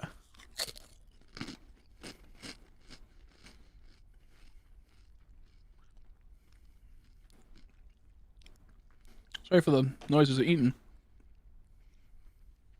Ugh. Yeah, it's just how it is. That's still more encounters than most people streaming shiny hunting hunts that I see. Yeah, this is a brutal hunt. I've been going hard on this hunt with no luck. It's been horrible. It's been horrible. It's been dreadful. But it's been nice to be able to talk to people while I do it and chat with people. You know? And chatting feels more welcoming than just the grind. Yeah, that's true. That's true. That is true. That is true. I get no worries, but do what you gotta do, right? Exactly. I appreciate it, Sky. We'll play Animal Crossing soon. We'll get set up to where I can get the gifts. We will do it soon. I just have to. Man, I'm trying so hard to get this stupid shiny. It's so like dissatisfying after like doing like 7 streams in a row or 7 days of hunting in a row with no results. So it's like, man, oh man. Hey, birthday! Thank you. I appreciate it. I appreciate it. It was the other day, but regardless of the point, I do appreciate it. Not like it's the other day, but I'm like, yeah, it was technically no longer today, but I do still appreciate it. I want to to trick people and think it's my birthday all of a sudden. But I do appreciate it. Thank you, Critical. Hopefully your day's going well. Hopefully your day is going well. I appreciate it. We had a fun birthday stream. I made it to 20 out of 24 hours of the stream. I just was so like getting demotivated for my hunt, and I was so tired. I was like, we'll just call it a day and I'll get some good sleep. So it was nice. I got to get some good sleep, and here we are again at 8 hours, almost 9 hours, and so little of it was hunting. Thank you for the happy belated birthday. I appreciate it. I appreciate it. Oh, Chris, how much are the chances to get a shiny? I think 1 in 1365 or 1 in 4096. The last shiny hunt I've done was over a month for electric. Oh my goodness, that's a pain. That's a pain. I think my worst hunt with nothing out of it was when I used to play like about 8 to 10 games at once. I was playing Pokemon Black and White, going for Yamask, Sandile, or Sandshrew. I was playing 3 games at once. I played it pretty much every couple days, maybe like every other. It'll be like maybe we'll say maybe every other day for about 6 months, 6 to 5 months. I believe it was roughly about there. And what ended up happening was I didn't get anything out of those 3 games, but I got other stuff out of the other games. And of course, it's a 1-8,000 game, so it's gonna be hard to get. So it took me about 5 or 6 months to finally get the shiny. And for some reason, in that day, I got the Sandshrew, the Sandile, and the Yamask all on the same DS, while there was still the other 2. And that day, I switched my normal DS I was using with a different one. Well, it was so weird. I'm just gonna, as much as I enjoy this and I kind of do laugh, I'm just gonna go like that for now. I'm just going like that for now. Like I said, normally I don't mind the spam of like funny stuff, but it just was the same thing. So I was like, eh. It was just the same thing after a bit. So it was like I think it was like about a 5 or 6 month hunt of absolutely nothing. And all of a sudden, just one day, all 3 popped on a new DS I clicked in that game into. I was like, holy shit. It was the most wildest day. So persistence is key. I'm hoping this is kind of what happens, that I get this Regi or Regice, and then all the shinies start coming. Like, then I'll get a Regigigas today, and then maybe a Regieleki tomorrow or something. That's what I'm kind of hoping for, if I just keep pushing on. But that Electrike for sure that's for sure something that, like, it's like, oof. I think I got a random one once. I think I might have got a random one. I could be wrong. No, I did get one. We still live? Is it still going? What the? The question is, it still going? It's probably called tonight. But if not, then I'll continue. Because I have like 2 things going right now. It's weird. Let's see. There was a little lag. Okay. I'll see what happens. If it just cuts off though, guys, I'm probably just gonna end it, just because it's like I don't have to start another, stream up just for another hour or 2. So we'll try to do about 3 more hours, see what happens. Either way, that was weird. Let me check if there's 2 streams going on. Sometimes the double streams go on from that. Okay, no, we're good. We're good. Okay. Let's see. Okay. The best shiny experience I had was during a Nuzlocke of Omega Ruby. Didn't have to use a shiny claws because it was the first thing I encountered on that route. Oh, that's nice. What was it? Nice. How many SRs for shiny Regigigas? We're at, I think, like 2,000 plus. 2,200 to 2,400, I'm assuming. Something like that. Regice is the long one. Oh, it was the Electrike that was? Okay, ironically, yeah, the Electrike, yeah. Or was it a different Electrike? Either way, pretty funny. Pretty funny. Yeah, I'm trying to think my favorite shiny. I couldn't even tell you. I kind of liked just because how crazy it was when Pokemon, a different Electrike. Okay, gotcha. That's funny. One of my favorite ones was I got a shiny. Okay, I think I'm just going to end the stream. It's I guess we can keep going. It's fine now. What the heck? What is this? This is goofy. This is so goofy. It's having so many problems. It's causing a lot of like